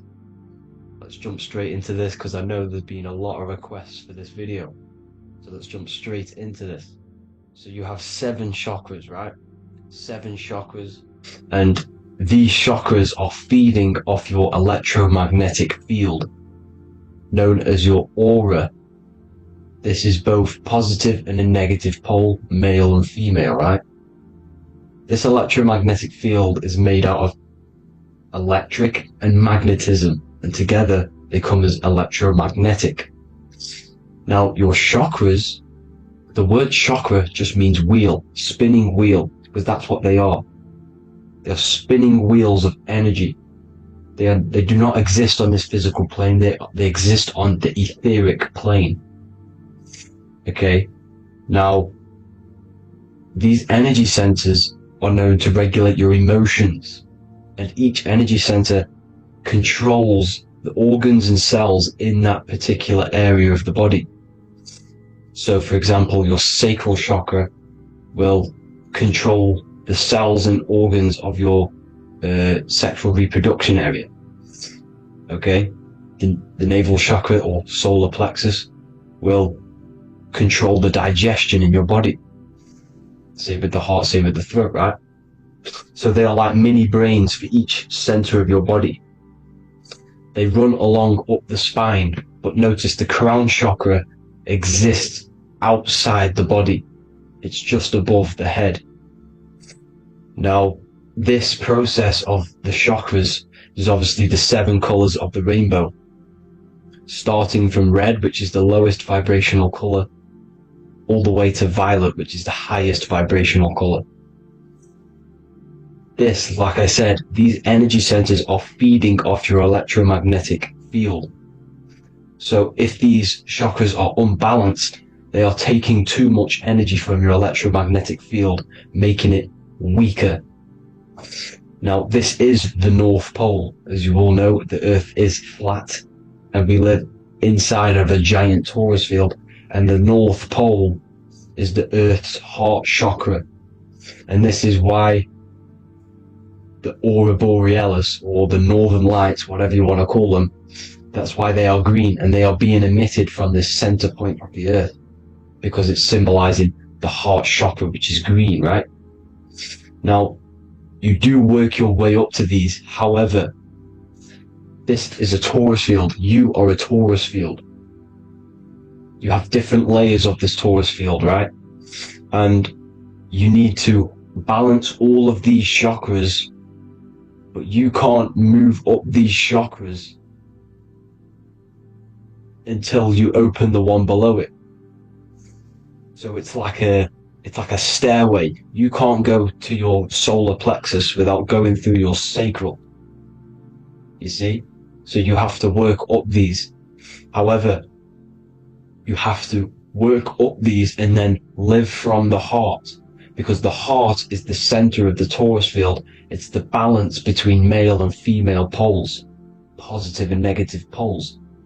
So you have to balance all of these chakras and then bring them all into one, which is the heart chakra. Now, they exist on the etheric plane. They exist on the etheric plane, and the etheric plane is a layer of the material plane. It's the one higher than the material plane, and then after the etheric plane, it melts into the astral plane. So they exist just between the physical and the astral aspect. Now, this is the yin and yang matter, which is the lowest root chakra, physical matter, and then to spirit, because high vibrational matter turns into spirit, low vibrational spirit turns into matter. So they're interchangeable. This is the yin and yang. Now, when you see ancient paintings with the halos, you see this is like a toroidal field coming out the top of his head, you see, with a halo. This was symbolizing in the old days, in the ancient days, that they've aligned their chakra, they've reached Christ consciousness, which is God consciousness, right? Now, this electromagnetic field is the apple that we bit out of in the Bible, because you see the apple is a torus field. So they were metaphorically or personifying the torus field. That's what the Bible is. It's a massive personification. It's all metaphors. You have to read it properly. It's got a greater meaning behind it. Now, when we bit from the apple, we ate from the tree of knowledge, which is good and evil. Our lower mind took over, so we materialized to feed our physical bodies. We materialized through Saturn. That's what Saturn does. Now, if you don't understand that, go and watch the video previous to this one called Occult Secrets of Saturn, and that will show you how Saturn is the materializer. Now, this is one of the secrets behind the Masonic compass: electric and magnetic, male and female, duality, positive and negative. Now, like I said, they teach you about the torus field, about a magnet in school, but they don't teach you about your electromagnetic field. Everything alive has a torus field. It is the building block of this creation. Absolutely everything has a torus field. There's not one thing without it. And as you can see here at the center of the apple, that's where the seed is. That's where the life is. The reproduction of that organism. As you see, this is where the most electromagnetic energy is stored, in the center, because this is where the two duality, this is where the field meets at the very center. This is why the seed is at the very center. Now, your spine is a elongation of the brain. The brain is heaven, and the bottom of the spine is hell. So this is Saturn, which is the root chakra. The 7 planets are associated with each chakra. Moon equals mind. Okay? Now, Saturn is physical matter, as I've just explained. This is the lowest vibrational color. And they want you trapped down here, which is your hell state, your animal nature, your physical nature. They want you to identify as the physical body. They don't want you to reach these higher states of consciousness. Okay? Now, in the brain, you have 12 convolutions. Now, this is what they were symbolizing in the Bible with the 12 disciples. And obviously in the Bible, it says the upper room where Jesus met with his disciples. This is heaven, the brain, the higher states of consciousness. Now, this is your North Pole. This is Jacob's ladder. Okay? This is why you have 33 levels of Freemasonry, because it's symbolizing the 33 vertebrae, which are these little things here on the back of your spine. Because once the Kundalini energy from the bottom of your spine rises to the top, this is when you get enlightenment and opens your third eye. Spiritual enlightenment. As you can see here, this is Jacob's ladder. This is the Kundalini symbol, right? And they're even showing you this in the medical symbol. They're putting it in your face. But the serpents are wrapped around the spine. Now the serpents symbolize how the energy moves around the spine, because it's a torus field, you see? At the center of the torus field, it wraps around the center pole. It wraps around it, and this is how the energy moves up. So they're symbolizing it with the serpents. Okay? Now, every religion has a sacred river. For the Egyptians, it's the River Nile. For Christianity, it's the Jordan River, right? This river is the canal, the energy canal at the center of your spine, all the way leading to heaven, to the Holy Land. This is the chamber which the energy rises up, right? Now, they used to say the gods descended from heaven to man. This is just heaven. This is the mind state. And they said the gods were connected by a rainbow bridge. That's the chakra system, the rainbow bridge. Okay? Now, the ancients called this place Midgard, Earth, where both evil and good live, right? Midgard. But you can go to heaven, which is a pure mind state, because once you're in heaven, nothing negative can ever bother you. That's completeness. Pure Christ consciousness. Now this is why Jesus dies at 33. He didn't actually die, but it's symbolizing the death of the physical body. Not the death of the physical body, but his consciousness rising above the physical body to, as I said here, matter to spirit. Matter died off and he came spirit consciousness. This is symbolized by the 33 vertebrae, which is obviously the 33 levels of Freemasonry. And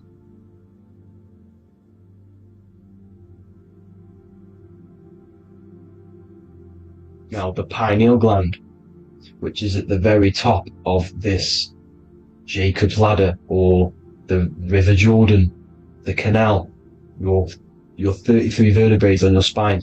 This is where the pineal gland sits, right? At the very top, at the center of your brain. Now, there's multiple ways this was symbolized. The Eye of Ra, which is used by the Egyptians.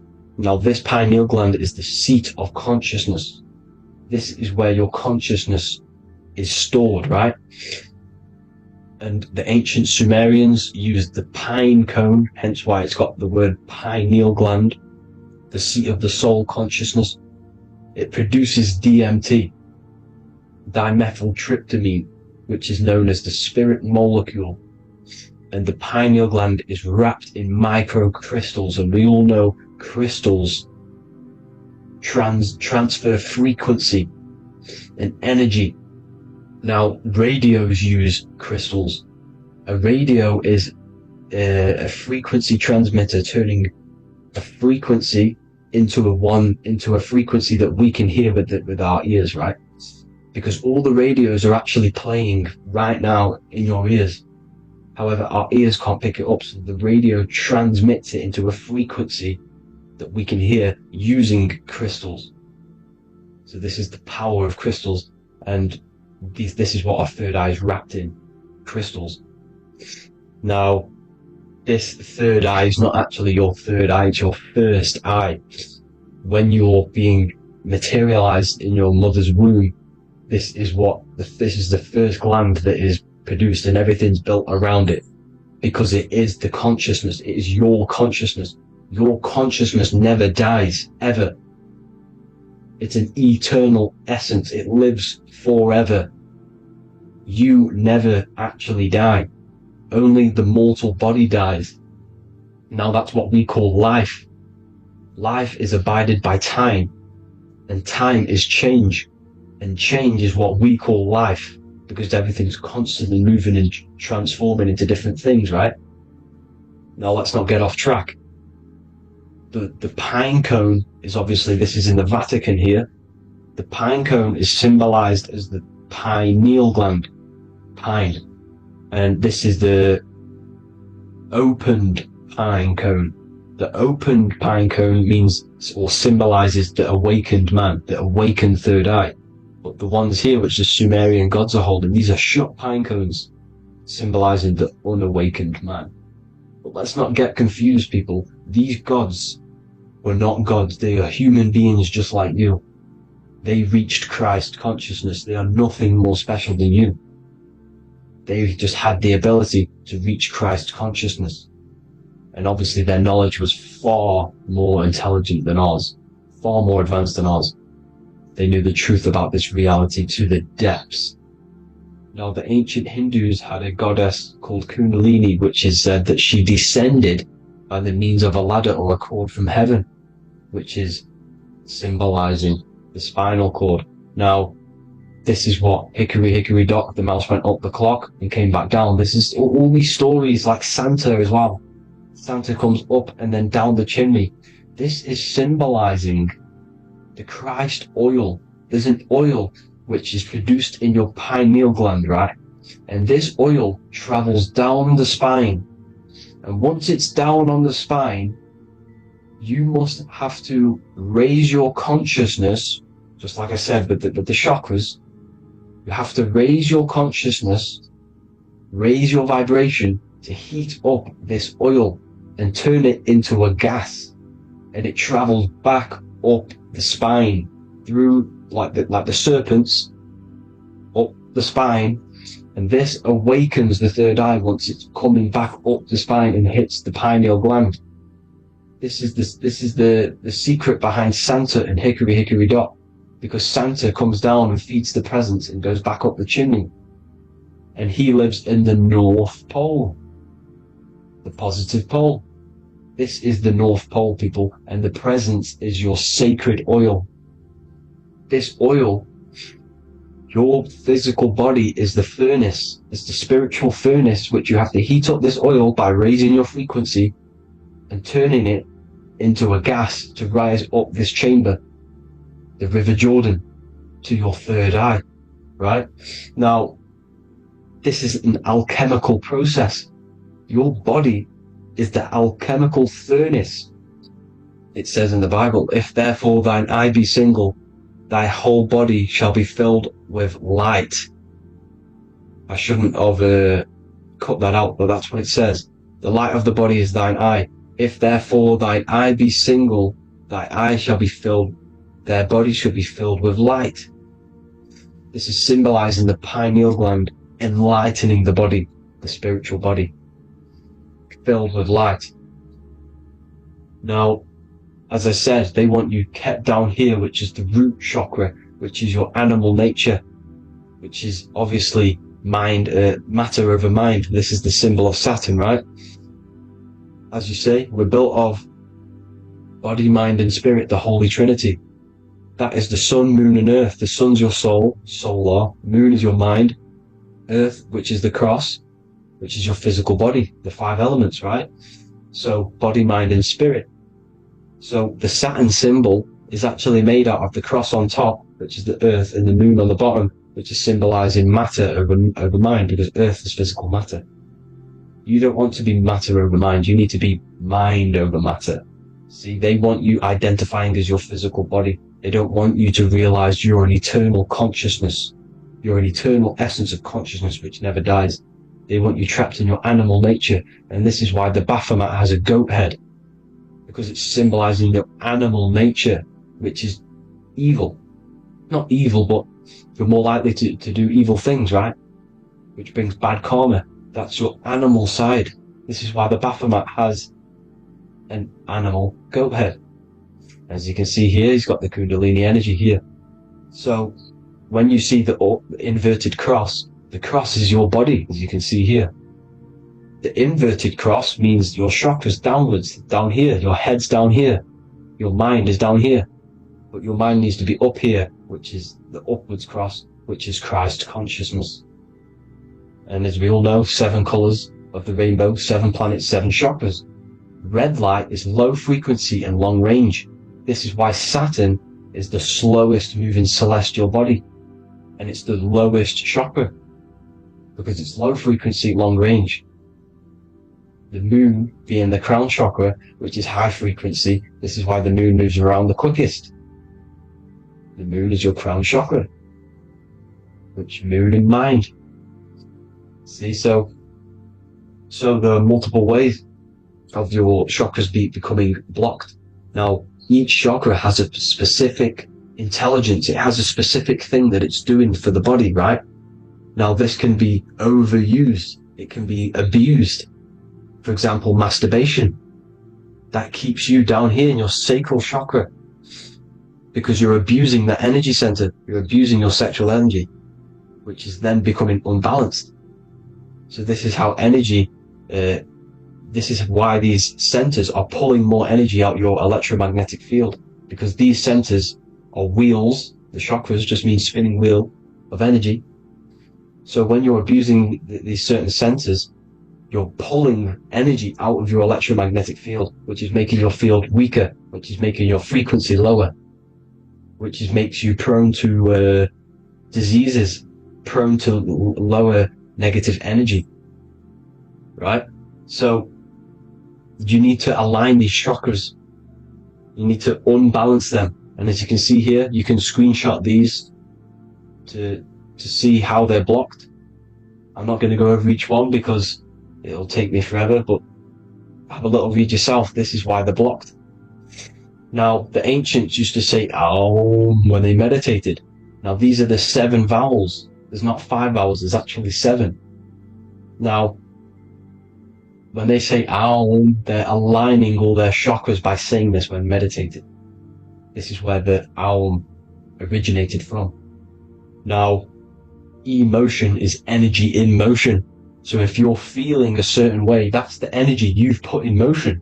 It's a reflection. We live in a mirror reality. Everything's mirrored. Everything's mirrored. As within, so without, as above, so below. Everything's a reflection of some sort. So whatever you're feeling, you're doing something wrong. It's telling you you're doing something wrong from the root cause. Because your energies are the effect. You're feeling the effect of something you've caused. The law of cause and effect. Nothing escapes it. Now, the Jehovah's Witness believe that exactly 144,000 faithful Christians go to heaven or be resurrected, right? This is not true. This is symbolic. 144,000 go to heaven. Now, the petals on the chakras, this is the root chakra, this is the crown chakra. Now, if you add up the first 5 chakras, the petals, add up the petals on the first 5 chakras, you get 48. And then you get to the third eye, which has 2 petals. 48 times 2 equals 96. 96 plus 48, which you got from here, equals 144. The last chakra has 1,000 petals. Times 144 times 1,000, you get 144,000. This is a frequency. This frequency is the frequency of the ascension up your chakras. This frequency is a high frequency which turns that oil into gas, which rises up the spine, activating your third eye. Right? So this is all the religions are all symbolic for this sacred secret of Christ consciousness. As it says in the Bible, the kingdom of God is within. It's not out there, people. You must look within yourself. You are God. You are a spark of His consciousness. Infinite consciousness, right? So 144,000 is a frequency, and you must achieve this. Like I said, these people in the past, they're not gods, people. These were just humans. Nothing special. They just reached Christ consciousness. Now, they keep you in these lower vibrational states with the food, right? And as you can see here, all of these fast food restaurants are mainly are red and yellow, which are these lower states, these lower 2 chakras, lower vibrational colors, because they want you trapped down here in matter. And these foods are so low vibrational, they will keep you down here, because your gut produces, I think it's like 80% of melatonin. Melatonin is your feel-good hormone. These foods will not make you feel good. This is very low vibrational. Meat. It's not meat, it's raw flesh. these animals are stripped from their family, put on a conveyor belt, watch their friends be tortured, and then get slaughtered in a slaughterhouse. Think of all the fear that's running through their blood, all the hormones, all the fear, and you're going to go and eat that very low vibrational energy. As you can see here, this is the light photons within fruit. You can see the light, the life force in this fruit. You must think, feel, and do positive to raise your vibration. As you can see, earth equals heart. If you rearrange it, everything in nature is green, right? The aurora borealis is green. You must align all these chakras and then live from the heart, because the heart's the center of the Taurus field. You must become the consciousness in the center. So that's it for this video, people. Thank you all. God bless.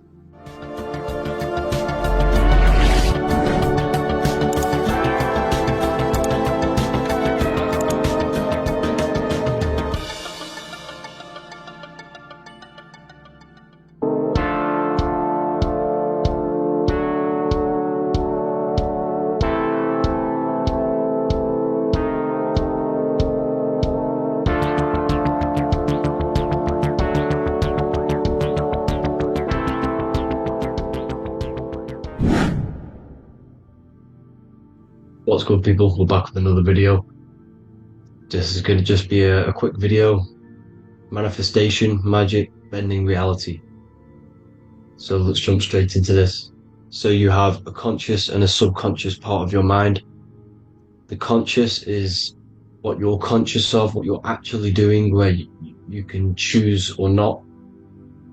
However, the subconscious is the part of your brain which is automatic. So all of the systems in your body, like the digestive system, your heartbeat, these are automatically being ran.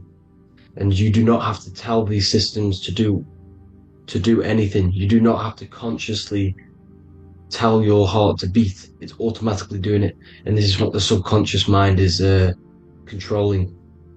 It's like the dark aspect of your brain or your mind. It is the way bigger aspect of your mind. Okay, it controls all the systems in your body. Okay, and this is where all of your programs are.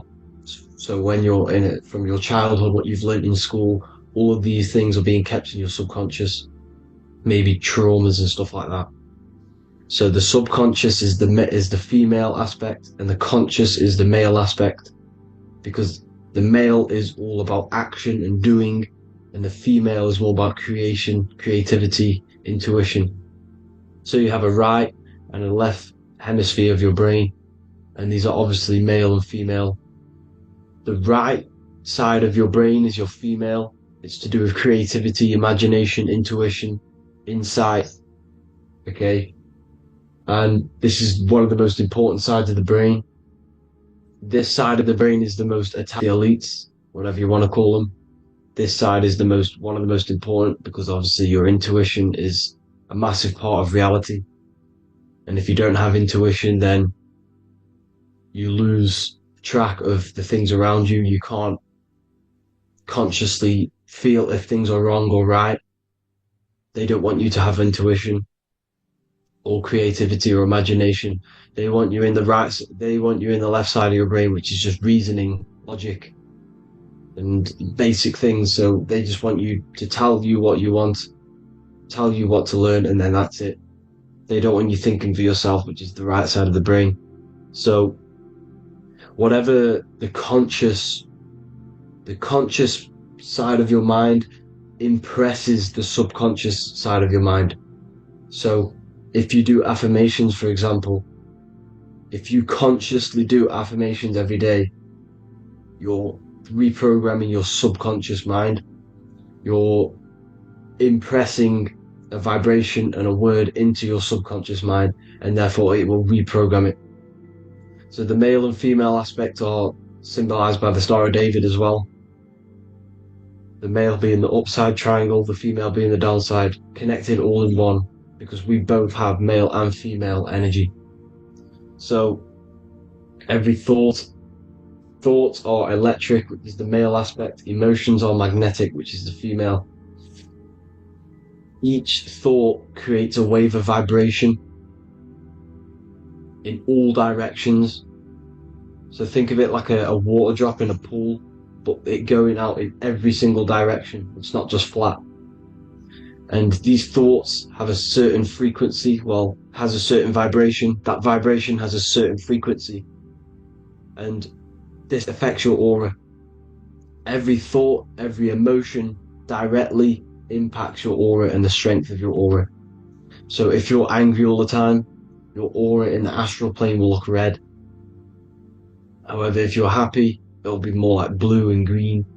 So it's very important. Your electromagnetic field is created out of your emotions and thoughts. And that affects reality. Because you're 60% water. And frequency and vibration create certain patterns and has a certain effect on water. We'll get into that after this slide. So each thought that people are thinking around you, you are actually subconsciously picking up these thoughts because it's emitting this vibration in all directions. So this is why you can pick up thoughts of other people on the odd occasion. However, when you're more in tune with your intuition, your right side of your brain, you can start to pick up on vibrations, thoughts, and other people's auras. You can pick up on the energy once your third eye is open, and you know whether you should be in that environment or not. This is what we call an atmosphere. When we go into a room and you can feel the tension if someone's been arguing, for example. This is the atmosphere, this is the vibrations, these are people's auras emitting these certain frequencies and vibrations. Okay? So, our aura is contained of multiple layers. Obviously, we have the physical body. This is the electromagnetic layer. However, you have the different planes of existence, the spirit, mental, astral, etheric, and then physical. The physical is the lowest plane of existence. And the physical plane is a product of all of the planes above. So the mental impresses on the astral impresses into the etheric, and then the etheric creates the physical object. So the mind is the root cause of reality. The mind is the cause of everything. Your consciousness is pure cause. There's no effect. Everything you see in this reality is the effect. Everything that you experience is the effect. Because the root cause was the mind. The decisions you made you experience that certain experience. And that decision was created on the mental plane. And this is just pure thoughts. And thoughts are things. If it exists in your mind, it is a thing. It's a certain frequency. So, if you have a certain level of thoughts, if you're thinking positive, for example, you're going to have a strong aura, you're going to have a higher vibration. And that attracts like. Like attracts like when it comes to thoughts and vibrations and electromagnetism. So if you're thinking positive all the time, speaking positive, doing positive, you're then creating a higher vibration, and that's going to attract people on that similar frequency to you. Everything is electromagnetism, frequency and vibration. Everything. You see, so this is why, for example, if I put my hand to a TV screen, if my finger was the same vibration as the TV screen, it would go straight through it. However, the particles in my hand and the particles on the TV screen are two separate vibrations, and this is what causes the friction to stop, and not my finger to go straight through it. So like I said, when you don't feel the vibe of someone, when you don't feel right, you don't really get along with someone, this is a vibration. Your vibrations are not matching, they're not similar, they're two complete different vibrations, and they're not aligning properly. So music has a massive part on this. Music is a massive, massive tool for the elites, because music is frequency. And in 1975, the musical instrument are all tuned to 440 hertz. So Spotify, Apple Music, most of the music on YouTube is all set to 440 hertz. And 440 hertz is not divisible by 3, 6, or 9. And when you can't divide a frequency by 3, 6, or 9, it's not a natural frequency. As you can see here, this is 432 Hertz. This makes a nice geometric pattern. However, 440 Hertz is a distorted pattern. So when you listen to this, this actually shuts off the whole right side of your brain. Like I said at the start, this is the most attacked side of your brain. It's to do with creativity, imagination, intuition. When you listen to 440 Hertz, it shuts off the whole right side of your brain. And obviously shutting off all of these forms of your brain. Music is very, very powerful tool for the elites because it's the only thing which can enter your soul or your ears without consent, your body without consent. Everything else has to be through consent. You choose whether to eat something, you choose whether to drink something, but frequency, you're going to hear it no matter what. This is why it's so powerful, and music influences the body in many different ways. It's the most powerful imitator of everything. It directly affects all listeners. It directly affects intentions, gestures, movements, and actions. It stimulates your mind, and certain songs, certain catchy songs, can reprogram your subconscious mind, invoking certain emotions. This is why when you listen to slow beat songs, it makes you feel more sad. When you listen to upbeat songs, you feel more energetic. This is because these frequencies have a profound influence on reality and on how you feel. Because like I said, you are 60% water, and as you can see here, each frequency creates a different geometric pattern, and inside of you is 60% water. So like I said, 440 Hertz is going to make a distorted pattern in your water, and this is going to have a profound effect on your emotions and your reality. So like I said, health is not just the body. You are made of body, mind, and spirit. You need to look after what you put in your body. You need to look after your spirit and look after your mind. It's very important to keep all these in balance, because once one of these are unbalanced, it affects the other two. So if you're eating wrong, it's going to affect your spirit and mind. If you're thinking wrong, it's going to affect your body and spirit. These are all interlocked. You have to look after them all. So it's very important you understand music. Stop listening to low vibrational music. To be honest, you want to listen to music without any sort of speaking inside of it. You just want pure frequencies, which are the solfeggio scale, like one of these, for example, 432, 528 Hertz. These are all good frequencies. It's called the solfeggio scale. And these frequencies make you more in tune with nature. 528 Hertz is what the earth vibrates at. So it's very important. And the Rockefellers are the one who changed this to 440 Hertz. The Rockefellers, one of the elite families. So if you want to manipulate reality, it's very important to have your chakras aligned and having a high vibration, because the higher your vibration, the more powerful your words and your intentions are on reality. So the lower your vibration, the harder it is to affect reality, because you're on a lower state of consciousness. Like I said, you have the mental, astral, etheric, and physical. Everything is a product of the one above. As above, so below. This is what Hermes Trismegistus was saying in the Egyptian days. This is where it comes from. As above, so below. If you affect above, it directly affects below. So like I said, meditation helps on this, helps align your chakras. Think positive, feel positive. Like I said, your feelings are magnetic, your thoughts are electric. So once you combine these two together, you're then creating an electromagnetic frequency, and that will have profound effect on reality. So the law of cause and effect. The law of cause and effect. Every effect has the root cause. Like I said, your mind is the root cause of everything.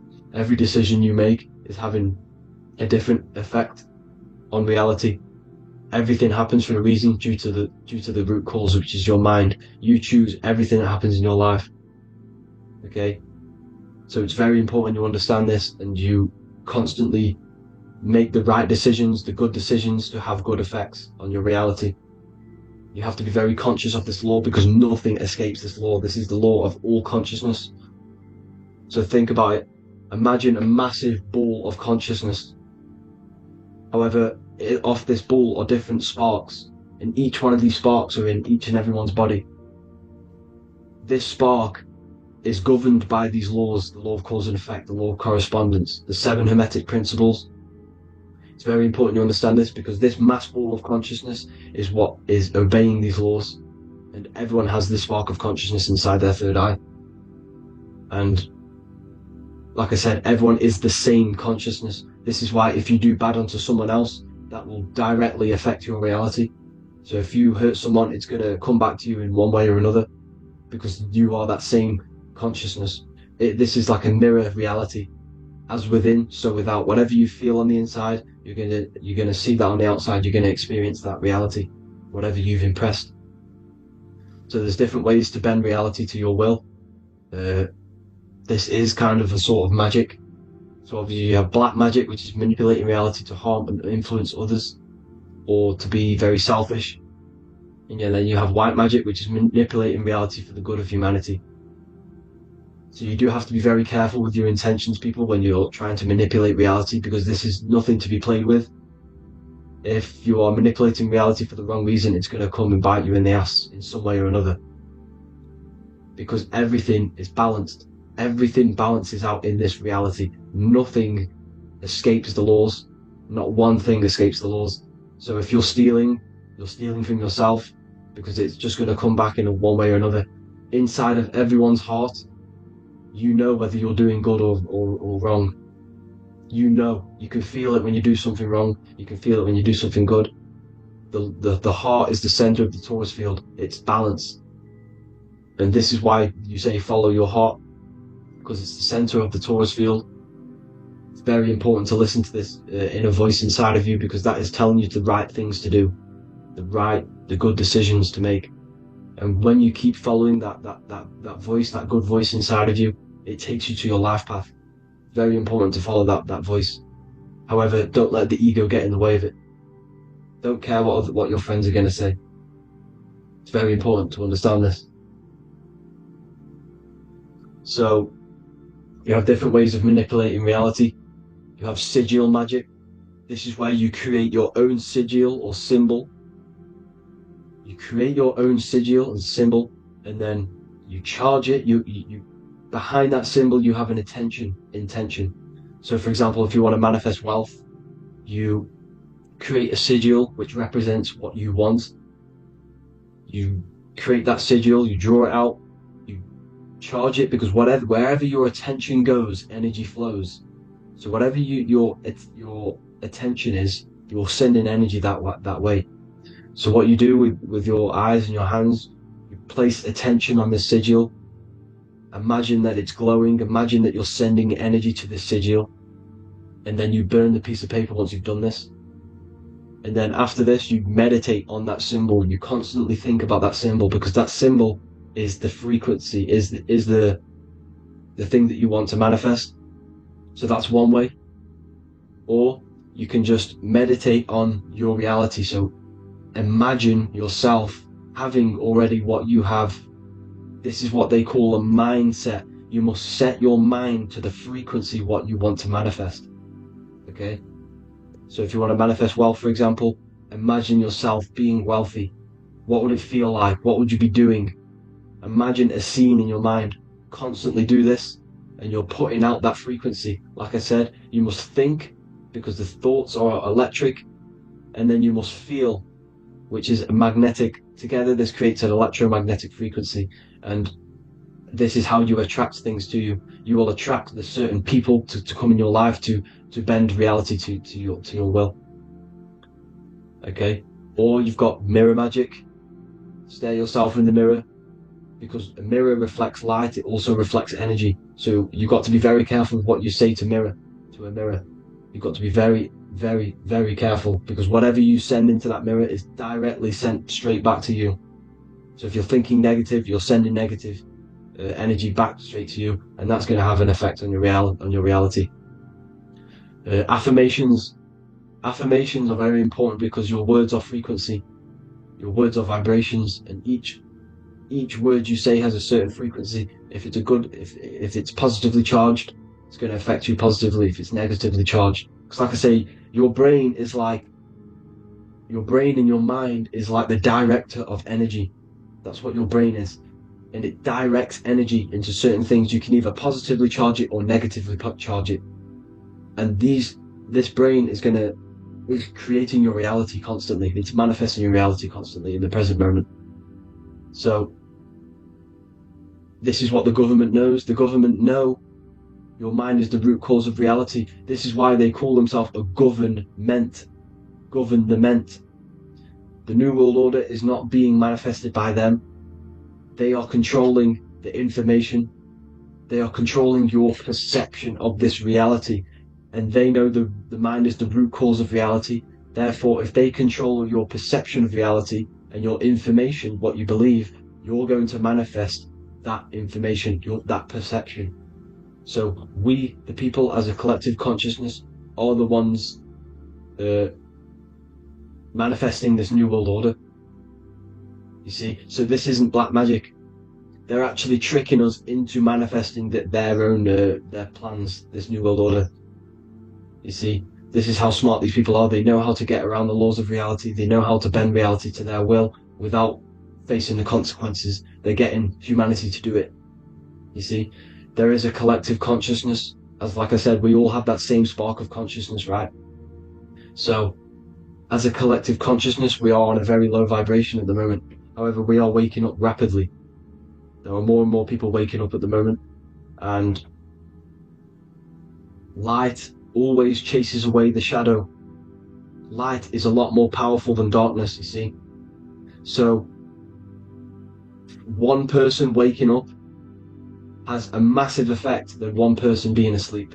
It has a profound effect. Because like I say, the light always chases away the darkness. It's more powerful. The light is always more powerful. High vibrations are more powerful than lower. So that's it for this, people. I hope you all enjoyed. This is a short, quick video. God bless you all.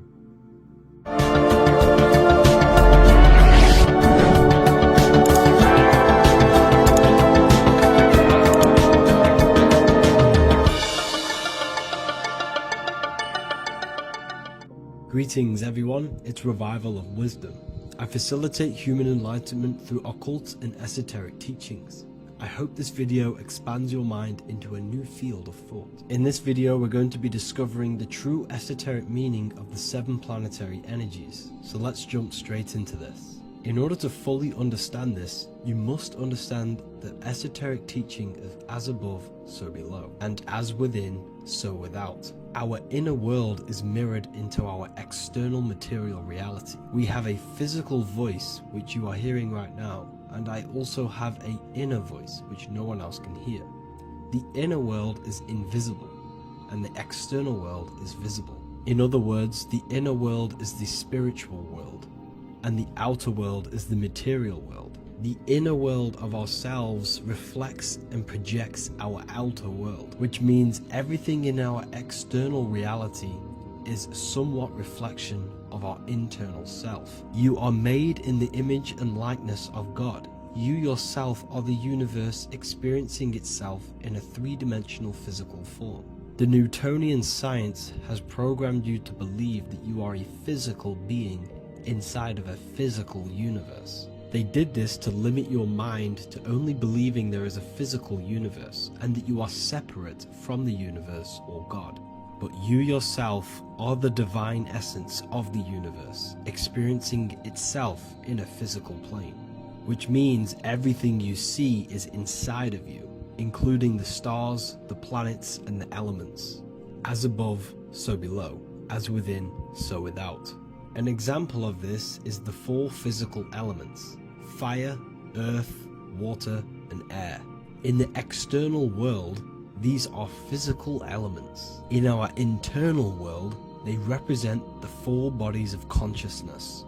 We have 4 different bodies. We have a material body, we have a spiritual body, an emotional body, and a mental body. The mind is not made out of the same substance as the body. The emotions is not made out of the same substance of the mind and the body. These bodies exist in 4 different dimensions, 4 layers of consciousness. With that being said, the 4 physical elements are inside of us. The earth is our material physical body. Fire represents our spiritual astral light body. Water represents our transformative and emotional body. Air represents the mental body, the communicative and thinking body. This is the teaching as above, so below. If that resonates with you and you can comprehend it, please leave a like and a subscribe to this channel to see more content. And feel free to leave a comment on any video suggestions. Okay, so now we've gone over the 4 physical elements and how they correspond with your inner world of consciousness. This is going to make it easier for you to understand what the planets actually are. The planets are a bit more in-depth and more detailed aspects of our consciousness. The 4 physical elements are generic, but the 7 planets go deeper. They are deeper aspects of ourselves. On a macrocosmic scale, the 7 planets rule the material realm. Every object, every animal, every plant, every stone, everything we see in this plane is governed and created under one of the 7 planets. I don't really like calling them planets. They are energies. They are spiritual forces that drive things into existence. An example of this is if we look at a tree. The roots of the tree are governed by Saturn. The stem of the tree is governed by the sun. The leaves of the tree are governed by the moon. Any offspring or fruit of the tree is governed by Jupiter. Any defense mechanisms of the tree is governed by Mars. The communication and networking of the tree is governed by Mercury. The smell and the look of the tree is governed by Venus. Everything we see in this material plane is governed by one of these specific energies. Everything material has a spiritual force that brings it into physical existence. This is the reason why we have 7 days of creation in the Bible.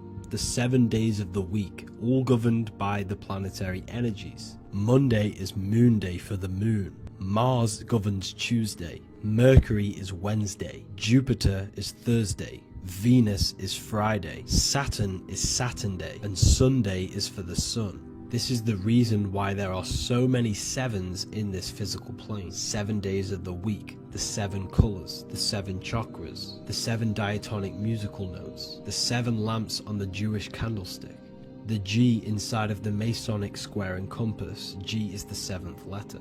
Now let's go a little bit deeper into every planetary energy. Saturn in the external material plane governs the foundational and enduring aspects of existence, such as roots of plants, the bones of our body, and even the insects that dwell beneath the ground. Saturn represents the dull, hard, and unyielding forces of life, symbolizing structure, limitation, and conditioning. Under Saturn's influence, things become rigid, bound by restrictions and boundaries.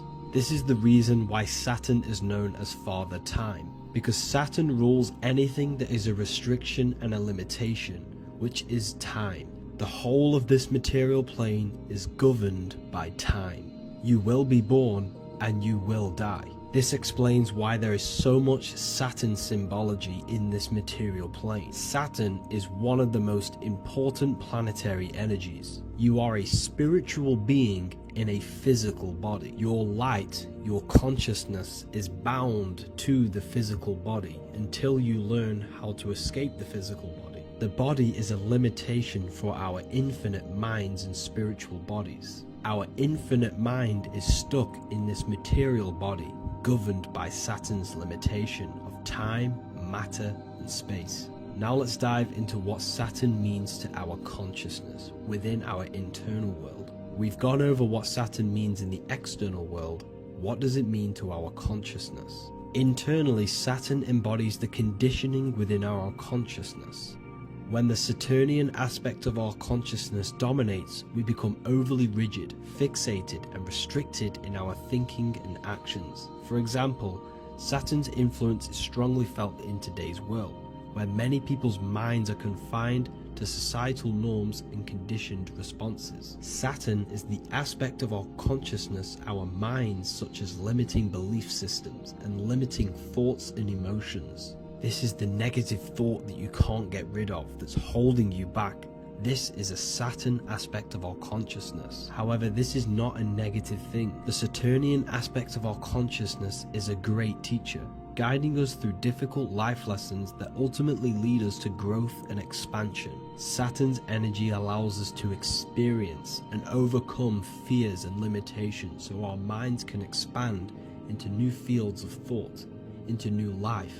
Although Saturn's energy is harsh and often challenging, it helps us develop resilience, discipline, and wisdom.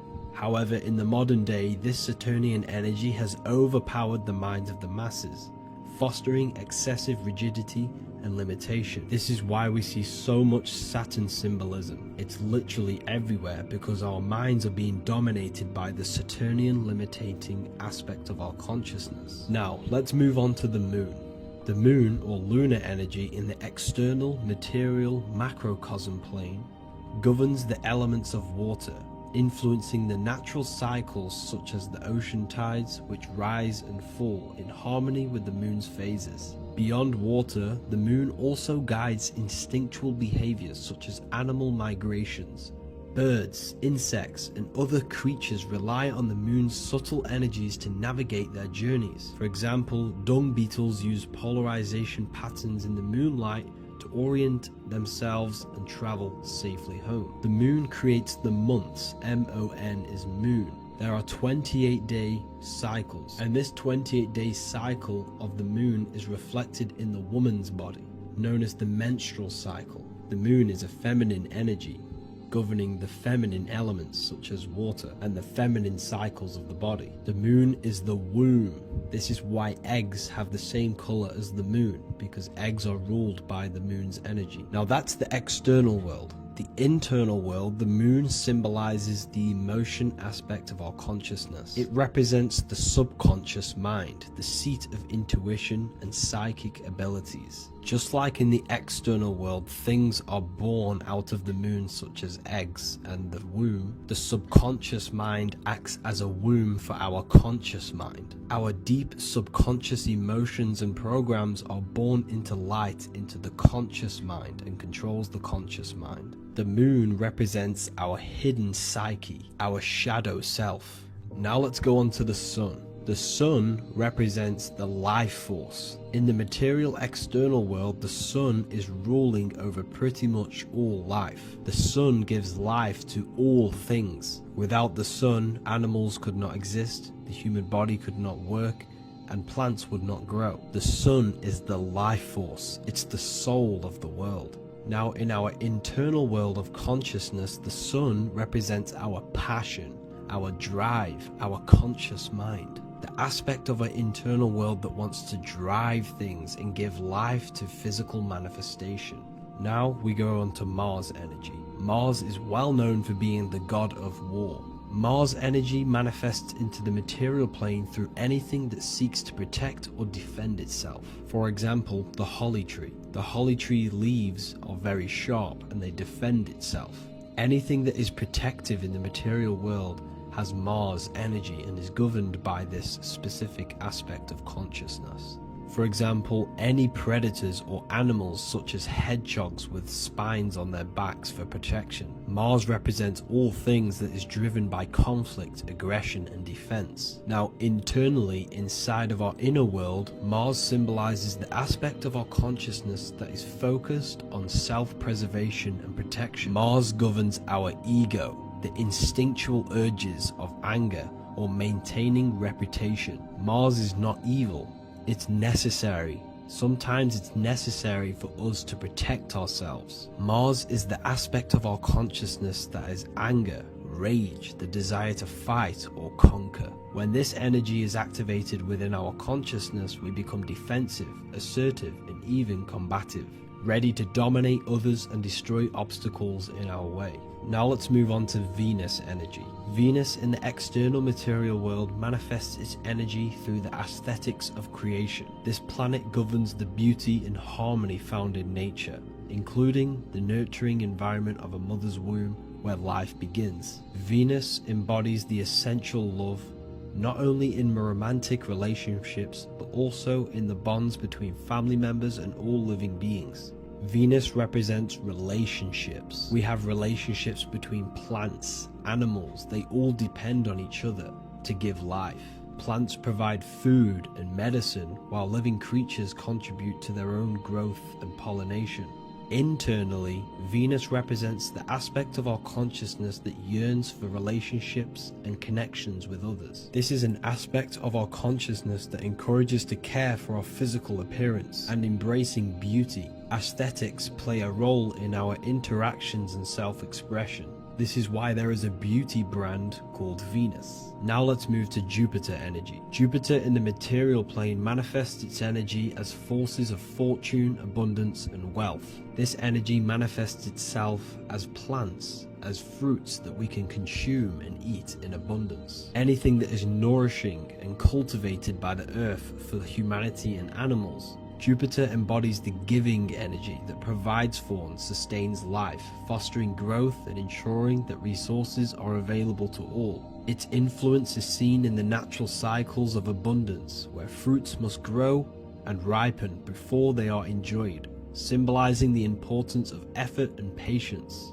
Internally, in our spiritual world, Jupiter represents the aspect of our consciousness that yearns for abundance and seeks growth in various aspects of our lives, including wealth, knowledge, and personal development of the mind, spirit, and the soul. This is the aspect of our consciousness that wants to gain wealth, that wants to gain expansion and abundance in our lives. However, when Jupiter's energy dominates our consciousness excessively, it can lead to feelings of stinginess and greed. It represents material possession.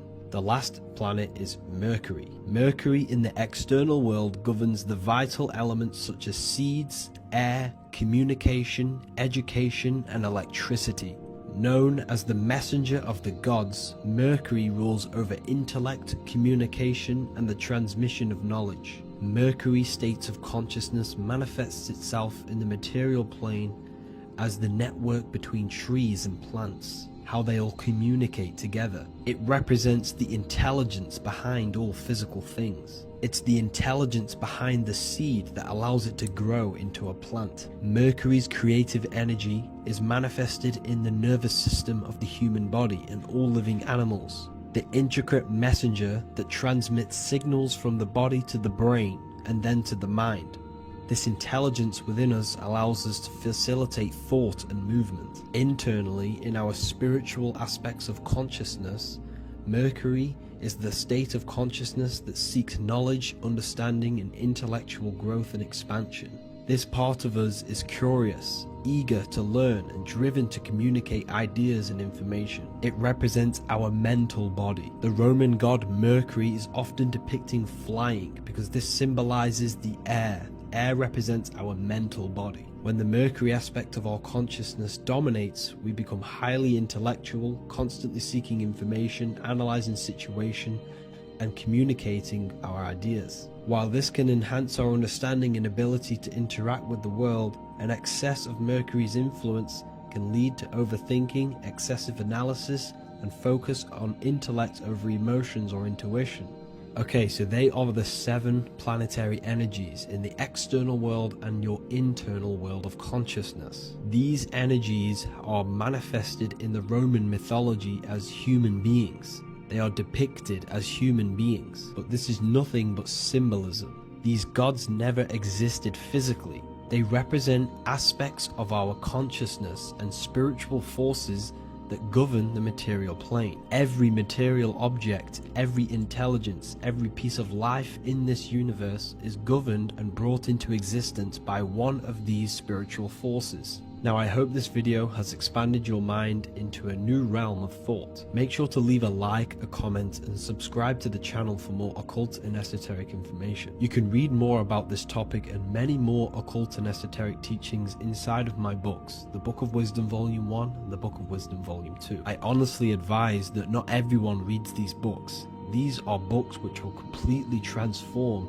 your view on reality. You will feel a lot better reading these books because you will find a connection with yourself and the universe. Understanding truth and knowing thyself gives you a sense of well-being. Like I said, this is not just a book. This is a beginning of your journey of expansion and growth. Reading them can be life-changing. Inside my university, I host live calls where you can ask me questions, and you can watch all the pre-recorded live calls. You also gain the ability to manifest your own reality through the Manifestation Mastery course. There is also a library with all of the PDFs that I've read in the past of occultism, symbolism, and esotericism that you can gain access to. There is a whole lecture section where you can watch all of my occult lectures. This is a place of transformation. The price of the university will be going up very soon. If you join now, you will gain a free sexual alchemy course which will teach you how to transmute sexual energy into creativity. I'll leave all the links in the description for the university and also my website where you can get my books. I hope you enjoyed this video. Take care.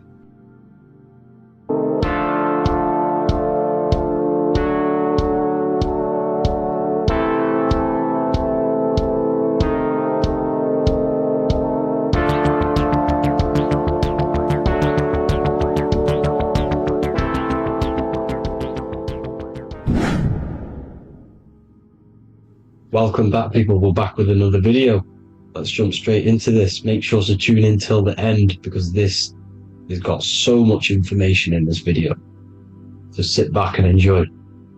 So everything's Taurus fields. The Earth's a Taurus field. Everything's Taurus, which is electromagnetic field, electric and magnetic. The center of the Taurus field is where the two opposing forces meet in the center. And this is what creates the plane of inertia, the dielectric plane of inertia. Okay? You got red shift, blue shift, positive, negative, south and north pole, right? This is what the ancients were showing with the tree of life. As you can see here, this is the plane of inertia and this is the Taurus field.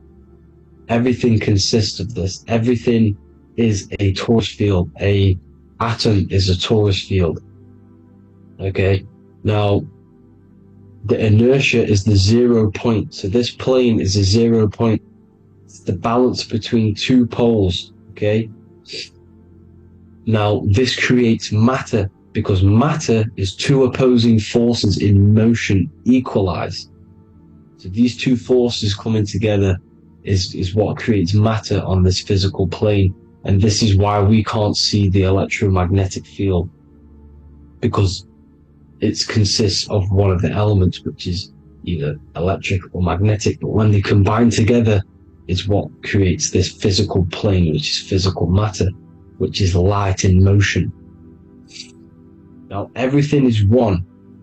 Don't get confused by duality.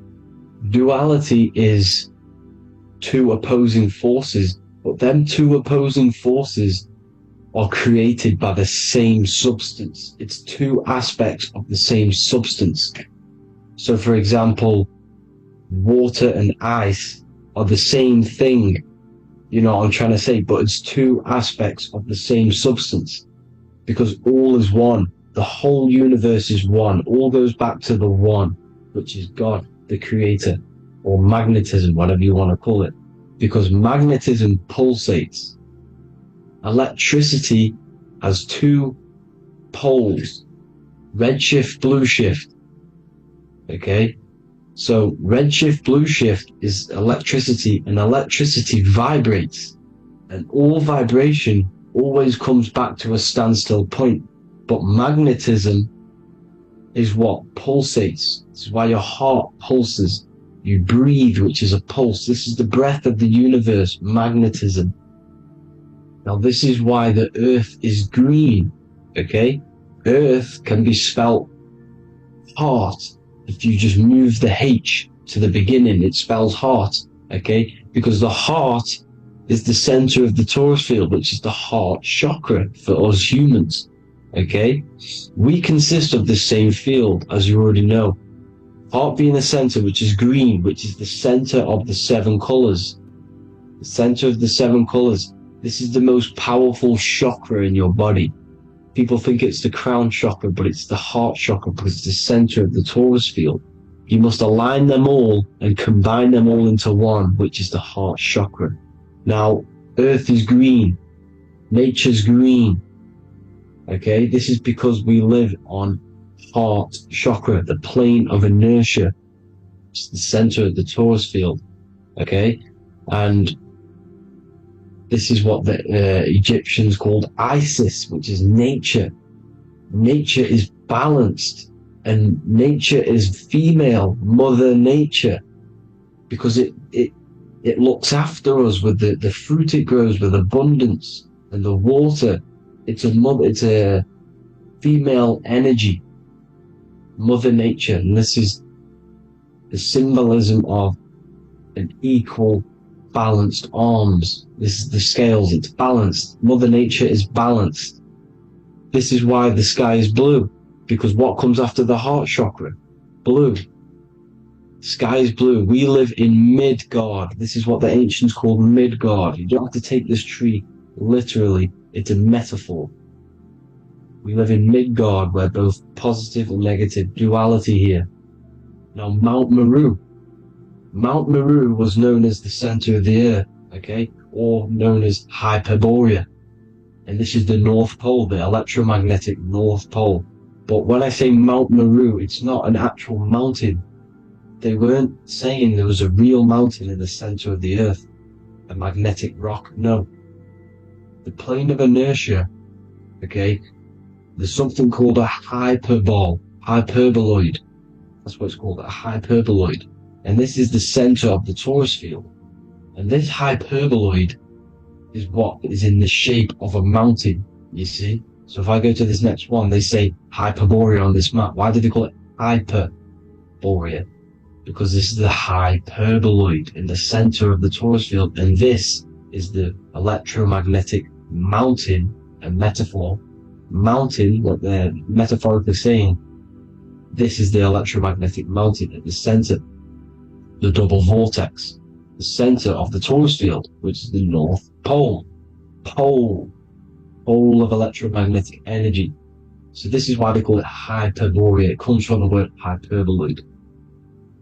And the center of the earth is so sacred, and they symbolize this with, obviously, the North Star, which is Polaris. And this is where the swastika comes from, because it's the 4 seasons moving around the North Star.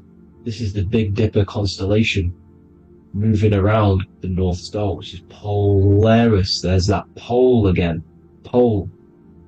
Magnetic pole of the torus field. And this is where the green, emerald green, Aurora Borealis comes from. It comes from this center hyperboloid at the center of the earth, where the most electromagnetic energy is stored. The center of the plane of inertia. The center of the plane of inertia. This is the all-seeing eye as well. As you can see, they got the sun, the moon. This is the Masonic cosmos. The sun, the moon, and the all-seeing eye, because the eye is Polaris, the eye of the stars. It's all the big eye. Now, the eye means a lot more as well. It's not just that. There's different ways you can interpret symbols. Now, this is the emerald tablets. Deep in Earth's heart lies the flower, the source of the spirit that binds all in its form. Okay? The flower of life is thine own place of thine spirit, and stream through the earth as thine flows through thy form, giving off life to the earth and its children, renewing the spirit from form unto form. This is the North Pole. This is what he's talking about. He's talking about the Aurora Borealis. Aurora Borealis. It's the Earth's aura. Emerald green. Heart chakra. Plane of inertia. Green. Earth. Heart. You see? All related. Now, there's many symbolism of this. So much symbolism of the ancients. The 7 layers of heaven. 7 layers of heaven, which are the 7 planets. Okay? These planets are the solar system. It's the solar system because we are the soul. We are the sun, the soul. And we're inside of a solar system, which is the 7 planets. That's why there's 7 layers of heaven. Okay? the rings of Saturn, the rings of the planets are moving around us, okay? So this is what the ancients were depicting in their cosmology. Now this is the Hebrew cosmology of the Earth. This is the Mayan cosmology of the Earth. You see, it's all an enclosed system. We live inside of a giant torus field. All is atum. It's what the ancients said, ancient Egyptians said. All is atum. Atoms are torus fields. Don't be tricked by the modern science today with the current model of an atom. It's completely wrong. They're hiding the torus field. They're hiding the electromagnetic field, which is in everything. Absolutely everything is in motion, and motion comes from this field. And you see, this is upside down, but this is I think it's pretty sure it's candles, but the 7 candles, the 7 planets, the 7 Elohim. You see? It all goes back to the stars and the heavens. Now, this is how the Earth really works, with the stars on the outside of the cosmic egg, and then the torus field spinning around the sun and the moon, the positive and the negative charge. The sun gives you energy, the moon takes your energy. The moon controls monthly cycles. Moon is mon. This is etymology. Mon, month, money, demon, monster. Stir is star, moon star. We are all stars. Youngster, minister, superstar, Hollywood star. We're all stars. We come from the stars, which is heaven. Our soul comes from the stars. You see? We are the universe, the image of man made in the universe. We are a microcosm of the universe. The universe is a macro. We are micro. We consist of everything. The body, mind, and spirit. The sun, the soul. Moon, the mind. Earth, the body, mind, and spirit. We have 12 systems in the body, which are governed by the 12 zodiac signs. Starting at the Aries, which is the ram, the ram of God, all the way down to Pisces. And Capricorn, kneecap. It all goes back to the stars. We are the stars. We are the universe. Everything is inside of us. Everything. Like they say, the Temple of Solomon, the Temple of the soul, and man. The soul, the temple is the body. The soul is the soul, and the man is the mind. The temple of the soul and the mind. Body, mind, and spirit. We consist of the 5 elements. Air, spirit, water, earth, and fire. We consist of everything. We are the universe. We're made in God's image, which is the universe. You see? Now, everything goes back to the stars. The ancients worshipped the stars because the stars govern everything. They govern the systems in the body. They govern your life. This is why your zodiac is so important, your sign. Each zodiac has a specific element associated with it as well. Aries, which is the first sign, the Ram of God, the Lamb of God, which is a fire sign. Fire first, F-I-R, this is etymology. The cerebrum, ram, which is in the brain. Aries, the ram, controls the head, the face, and the nose upwards. So it controls the cerebrum. The Torah, which is, I'm pretty sure it's the Hebrew Bible, which is the Taurus. Tornado comes from the Taurus field. You see? Everything's inside of you. It all goes back to the Taurus field, and the Taurus field is everything. Now, like I said, 12 zodiac signs, 12 systems, 12 cranial nerves in the brain, the 12 disciples of the Bible. All symbolic. Have to read the Bible properly. Now, this center, at the center of the earth, right? This is what's stirring the ether. And the ether consists of the 4 elements. Because there's 5 elements. Spirit can be called ether. People call it spirit or ether. Ether is pure potential. Pure potential, pure energy. It's what connects the astral to the physical. It's the dimension between the physical realm, which we're on, and the astral. So it has pure potential. It's pure energy. This is why we say either. I either want to go there or there. It's connecting 2 scenarios. That's what the ether is. It's connecting the 2 worlds, the astral and the physical. The center is like the cosmic womb. There's a black hole in the center. This is the center of the torus field. This is the womb of creation. This is the womb of creation. And inside of this black womb are the 5 elements, and everything's being stirred around. Everything's in motion. Light is motion. Everything's motion. Now, like I said earlier, light crystallizes into physical matter. They are the same substance. Spirit and matter are the same substance, but different variations, different aspects of the same substance. Low vibrational spirit turns into matter. High vibrational matter turns into spirit. Or light, whatever you want to call it. Matter is light crystallized. This is where we get the 7 metals from. The planets are light. Specific frequencies and vibrations of light.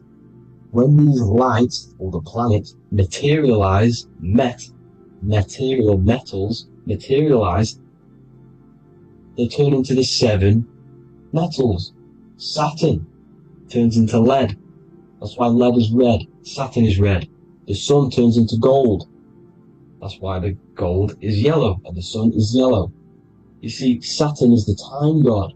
What happens in autumn? The leaves turn red and they die. This is why Saturn, Satan, time god, the reaper, everything is crystallized till it's death and then reborn again. You see, rust. When things rust, it turns to red. Because it's Saturn. Saturn crystallizes everything. He's the reaper who comes around in winter. You see? He's Satan. Jesus and Satan, the sun and Saturn. They say we live in a solar system. The solar system. I think I've already just broke this down. The 7 planets are the 7 chakras. Everyone already knows this. But I'm going through it anyway. But this is where we get the 7 planets from. And the 7 metals. You see, all the ancients knew it was an enclosed electromagnetic system. It's not a spinning ball in the middle of space, people. They want you to believe this so you get stuck in this material world. Because if you believe everything's material, you can never affect this plane effectively. You can never create your life effectively if you don't understand the planes of existence. Because the mental plane is a higher plane. And it breaks down and it controls the planes below it. The mental plane, hold on, I've got it here for you. The mental, the astral, etheric, then physical. Etheric connects the physical to the astral, but the mental is what's above them all. You see? Now, it's important to understand this. It's important. However, the ancients always talked about the enclosed system. Only NASA, which is introduced around the Roman times, not NASA, but the globe Earth was introduced around the Roman times. Okay? By these Masons. These Masons introduced this because they wanted to take over the minds of the masses and control them. These people worship the physical realm. They know how it works. They know the ins and outs of it. They know how to do the magic. They know how to do it all. They understand it all. That's why Masonry have to take the oath. The oath of not speaking. You're not allowed to speak about anything you learn about in Masonry. Because they're discovering the truth about your mind and how it creates reality and stuff like that. So, this is the Masonic cosmology. The 5-pointed star, the 5 elements. The checkerboard for duality, positive and negative, the 2 aspects of every substance. This is another ancient painting depicting the firmament, the stars inside the firmament, the sun. You see, the ancients worshipped the sun because it's so important for sustaining our life. It's the only reason we're alive is because of the sun. But then people think it gives you cancer today. They brainwash you to think the sun gives you cancer when it's the #1 source of all life. They want you to believe it's a big, spinning, dangerous ball in space. It's not. It's here to give us life. It's God's son. That's why Jesus is known as God's son. it is the Son of God. God created that to sustain us. You see? So it's important you understand the true cosmology of where you are, because if you don't know where you are depleted of all of your morals. You're depleted. You're demoralized. You're lost. You don't know where you are. You don't know where you exist. Okay? Once you accept the globe model, the heliocentric model, you will subconsciously think that you come from nothing. This is why they implemented the evolution theory just after the globe model was introduced by Charles Darwin. Charles Darwin came in after the globe model. He's a Mason, he was another Freemason, and implemented evolution where we came from monkeys, because they want you thinking less of yourself so they can manipulate your mind. You see? They want to manipulate your mind, and they have done since you got here. Since you came through that portal, you were manipulated from that day to believe this, believe that. The true cosmology, the truth will set you free. You will understand things better. You will feel better in yourself when you know the sun is here for you. You'll feel better in yourself that you know that you didn't come from a monkey. You were created as a human, a manifester, a creator.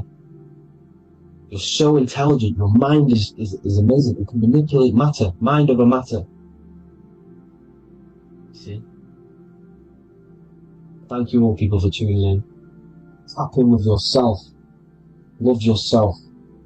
Find the truth. Spread the truth. Nothing dies.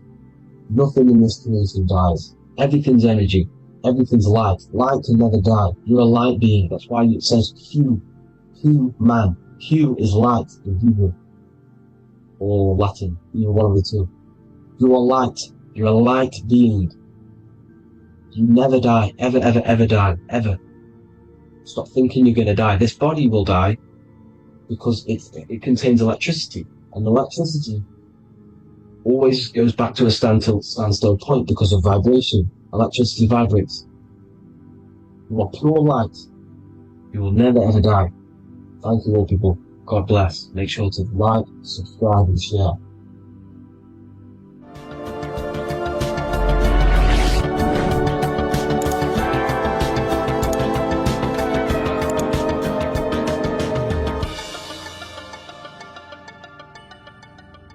Welcome to Revival of Wisdom. What is good people is Revival of Wisdom. We're back with another video. Today we're going to be talking about the importance of Saturn and the occult. Let's jump straight into this. So Saturn is the god of the earth, right? It's the time of God, change, destruction, physical matter. He creates and destroys because the energy of Saturn is the key to crystallization. It wraps things in physical matter, right? He creates everything, all life forms, and he takes things back because the day that you're born, that's the day that your expiry date is coming. The time is ticking until Saturn takes your life. This is why he's known as the Reaper. Okay? As he's personified as eating his child here in this ancient Roman painting. As you can see, he's eating the child. We are all children of Saturn, right? He creates physical matter, our physical bodies, right? He's the god of time because he's the slowest moving celestial body. He's the Lord of the Rings, as you can see here. He's the last one on the ring. He's the slowest one moving, okay? So, he is the Lord of time, destruction and creation, okay? This is why his name is Saturn, Satan. He's the devil, okay? But I'm not saying Saturn's evil, guys. It's a part of life. Everything lives and dies, right? He's the key to crystallization. Now, as we have the clock here, our god Saturn or Chronos in Greek just means time. He's also the god of time, as I've already said. 60 seconds in a minute, 60 minutes in an hour, 24 hours in a day. Add 2 plus 4 equals 6. 60 seconds, 60 minutes, 2 plus 4 equals 6. That's 666. Okay? And as you see on the clock, 6 take away 12 equals 6. 7 take away 1 equals 6. 9 take away 3 equals 6. 6 is the number of Saturn. It's associated with Saturn, right? He's the god of time, of justice. Everything goes back to the Reaper in the end. Everything lives and dies. Now, the artwork of him, he's always got the Reaper staff. You see, it's personifying death. Now, when you see this, the Romans were not saying Saturn was a real person, a real god in human form. No, this is personification. This is what the ancients always did. They personified, just like the Bible. It's all personification. So the personifying Saturn eating its children because it eats, it's the Reaper. No one can escape the Reaper. No one can escape death. Now, Saturn is 666, which is in the Bible, the number of the beast, right? The number of the beast, Satan, 666, right? So on the North Pole of Saturn, you have a hexagon which makes a cube, right? Now this hexagon, when you join up all the corners, creates the 6-pointed star known as the Star of David, right? In the Jewish religion. Now, as you can see, the 6-pointed star has 6 points, 6 mini triangles, and a 6-sided hexagon. That makes 666. And also, Saturday is named after Saturn, the 6th planet, the 6th day of the week, and has a 6-sided polygon on its north pole. That's also 666. Now, this Star of David, this symbol goes back thousands of years, and it originates from Saturn. It's not the Star of David, right? It originates from Saturn. It symbolizes the physical and spiritual aspect combined into one, which makes us humans, right? Also symbolizes the male and female combined into one. These two sacred energies create the human. We consist of both male and female energy, also known as the Seal of Solomon. And we all know if Solomon was a real person, he talks about communicating with 72 demons. He could apparently, in the text, he could communicate with 72 demons, and this is sorcery. This is black magic.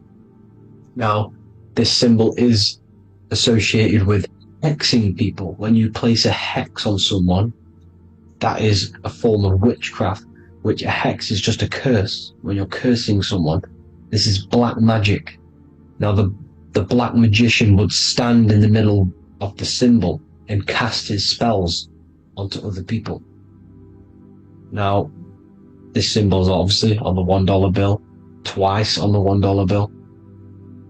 And it's very, very ancient symbol, and it originates from Saturn. And let's keep going. So the cube. So I've just said how you see the cube on the North Pole of Saturn, right? The cube is limited. It's a 3D shape. It symbolizes limitations to the physical 3D dimension, the third dimension, the physical realm which we are in. Now, as you can see, the color associated with Saturn is black, right? Black is infinite potential. Black is the creation of all things before there was light. Light is born out of blackness, darkness, okay? Now, black is physical matter. And as you can see, the black cube, black symbolizing physical matter, the cube being limited, as the physical realm that we are in is limited. It's not like the fourth dimension where everything can exist in a thought. The third dimension is limited, right? And this is what Saturn is. It limits you to the 3D 666. Your body limits you to your physical body. Now these black cubes are placed everywhere, as you can see: Australia, Denmark, Manhattan. There's one in New York. As you can see, the Apple have a cube. The Nintendo GameCube, Trump Tower is a black cube. This is worshipping the energy of Saturn, the god Saturn. Okay, it's not a god, it's a celestial energy. However, it rules over Earth because it pretty much created the physical realm. Now, as you see, when you go to a funeral, you wear black, a black suit symbolizing Saturn, which is the color associated, black. And as you see in Mecca, they walk around the black cube in rings. As you can see here, they're stood around in rings, like the Saturn, the rings of Saturn. The Mercedes symbol. You probably wouldn't notice that, but yes, it's Saturn. And when you graduate from university, you wear a black cube on your head. This is all symbolizing Saturn. Okay? Now, as you can see, the Jews here have a black cube on their third eye whilst they pray. Notice how he's shutting his eyes into blackness, darkness, and he's wrapped around a black strap around his arm. This is symbolizing the wrapping of physical matter, of how physical matter wraps things into existence. And as we all know, the Star of David is a Jewish symbol. So he has the black cube and the Star of David, right? So all of these religions are secretly worshipping Saturn. Okay, this is all Saturn worship, Kronos, the god of time and destruction, the physical reality. Now, as you can see, it's symbolized everywhere in all major corporations. Pepsi, internet, that's obvious. NASA, of course, NASA. NASA means to deceive in Hebrew. Universal, Walkers, that one's so obvious. Nike, Toyota.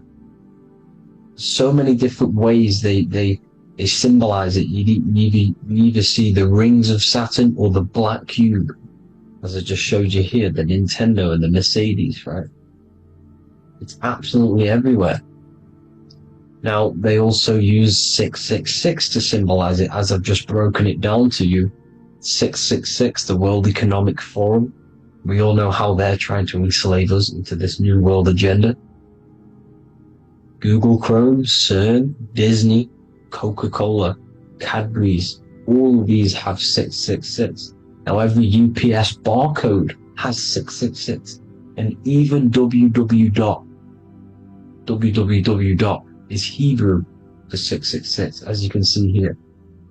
Monster. It's the same Hebrew letter that means 666. Drake, 6 god. That's his god, Saturn. Why? Because they love physical realm. They love the physical dimension, the third dimension. Because they can rule here through riches. They can build an empire here. It's not like the fourth dimension. They don't want to ascend. They want to stay down here in the physical realm. Okay? Now this is why they're cloning. They can move their consciousness into other clones to live forever. This technology exists. This is why they love the third dimension. As you can see, all of these sellouts here, Drake, Leonardo DiCaprio, you know, all of these people doing 666 because this is their god. This is their god. They love the physical realm. they sold their souls for wealth and fame in this physical realm. So why would they leave? You see? Now, this isn't all just evil, okay?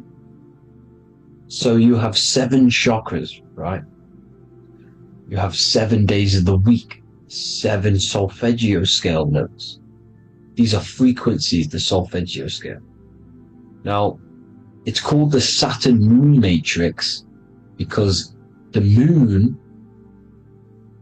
symbolizes your mind, because you're created out of the Holy Trinity, which is body, mind, and spirit, right? That's the triangle, the equal triangle, body, mind, and spirit. Now, the 3 main celestial bodies are Earth, Moon, and Sun. The Earth being your physical body, the Moon being your mind, and the Sun is your soul, hence why it's called solar. It's a solar soul.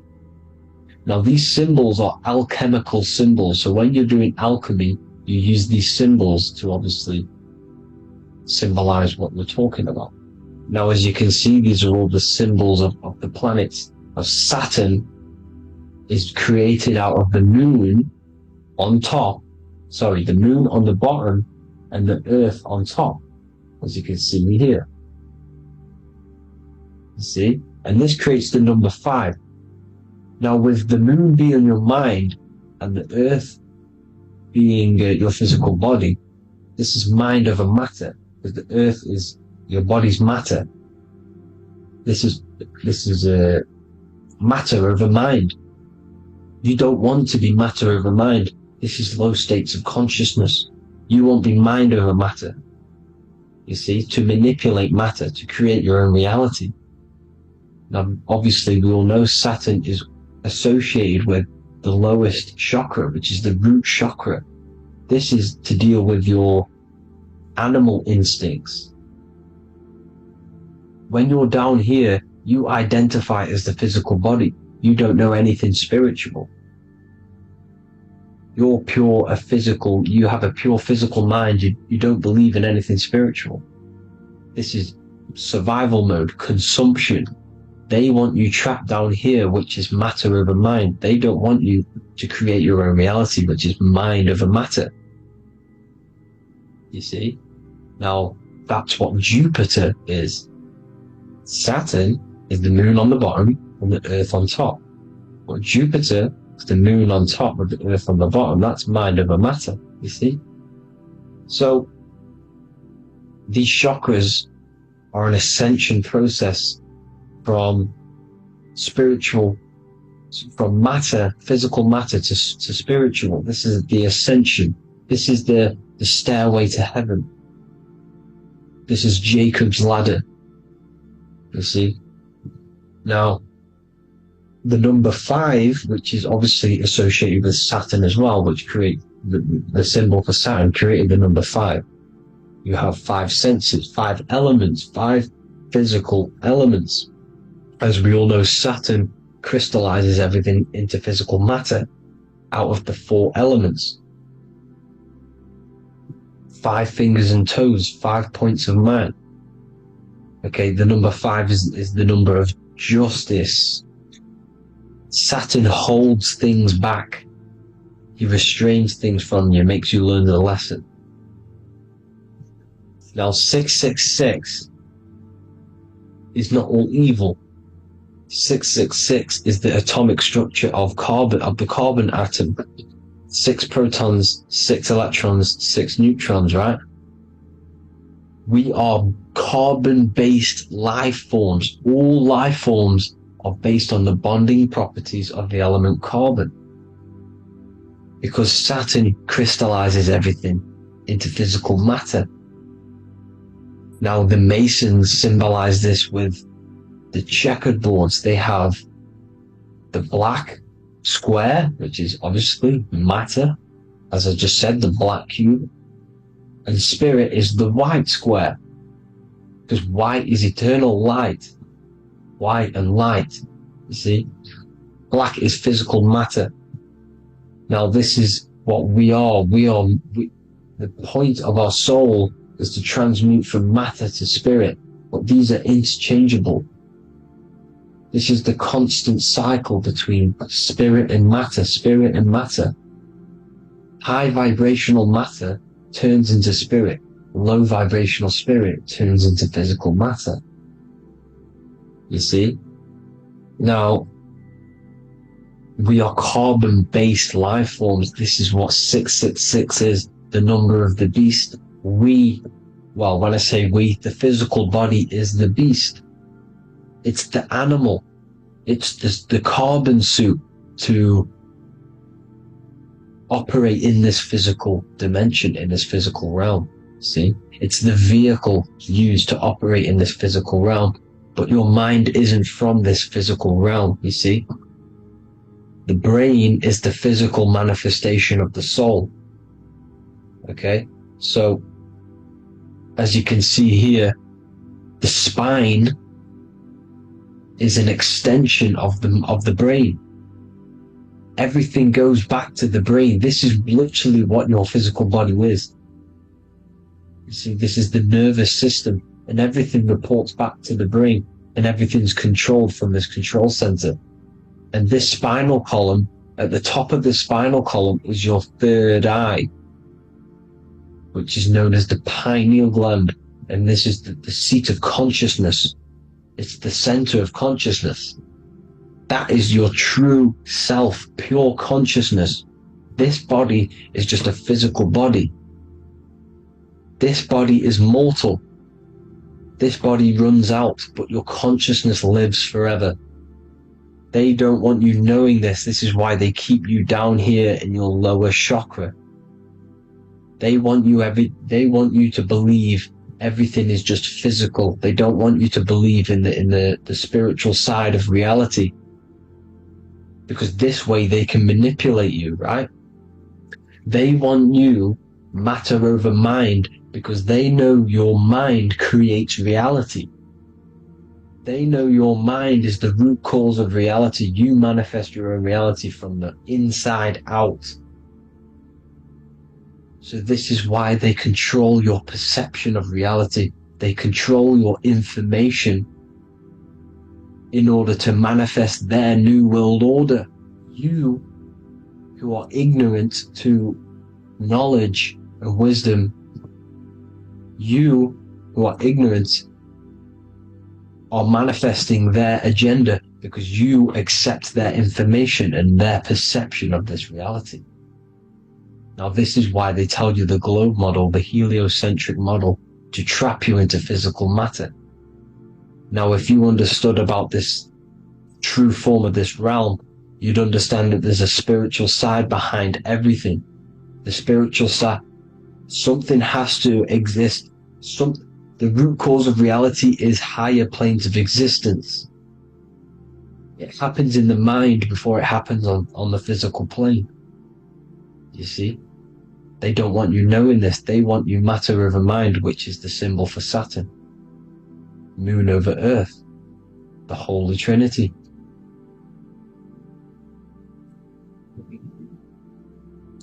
Now, as you can see, the cube also makes IXXI. This is Roman numerals. This is Roman numerals, and when it's translated from 9/11. Yes, 9/11. This is the secret code of the One World Order. The two twin towers, when the two become one. Okay, when the two become one, this is how you reach the higher states of consciousness, the physical and spiritual. Now, as you can see, the 9/11 memorial are two black cubes. It's two black cubes. This is all Saturn worship. Now, I'm not saying that Saturn is an evil celestial body, right? No, everything has a good side and a bad side, right? It's duality. The spirits of Saturn on the dark side are the most evil demonic spirits. Now, these are the spirits that these are invoking through these rituals, right? Yes, 9/11 was a massive ritual. It's a satanic ritual, okay? Now, we all know Elon Musk. Elon Musk is coming with the mark of the beast. And English gematria, this equals 666, right? 666, as I said, is the number of the beast. You are the beast, your physical body. You see how the Bible twisted things up to make things more confusing, right? But it's there. You just have to have the knowledge to be able to read the Bible properly. As we all know, we had this virus. I'm not going to say the name because I'll get flagged. This virus adds up to 666 because this is all part of the New World Order. It's all part of keeping you in this physical dimension. Okay? Now, as you can see here, Novus Ordo Seclorum on the back of his shirt, on Elon Musk's shirt, this is also on the $1 bill, Novus Ordo Seclorum. This means New World Order. Yes, New World Order. This is on the back of Elon Musk's shirt. And as you can see here, he owns Neuralink, which is the brain chip, which they're going to be putting into implanting this onto your brain. This is the New World Order to connect you and merge your consciousness with AI. Neuralink and Meta, he owns Meta as well, which is the metaverse. These are going to be linked in, hence why they have the same symbol, but just in a different format. It's the infinity symbol. And the infinity symbol comes from the torus field, as you can see here, your electromagnetic field from around your body. Now the end goal is, for this New World Order, is to trap your consciousness inside of an alternative reality being projected from the metaverse. Because the metaverse will be the reality, Neuralink will be the brain chip inside of your brain, projecting your consciousness into an alternative reality while they harness your energy of your physical 666 body. Now this stuff gets real deep, people. Now this is the end goal.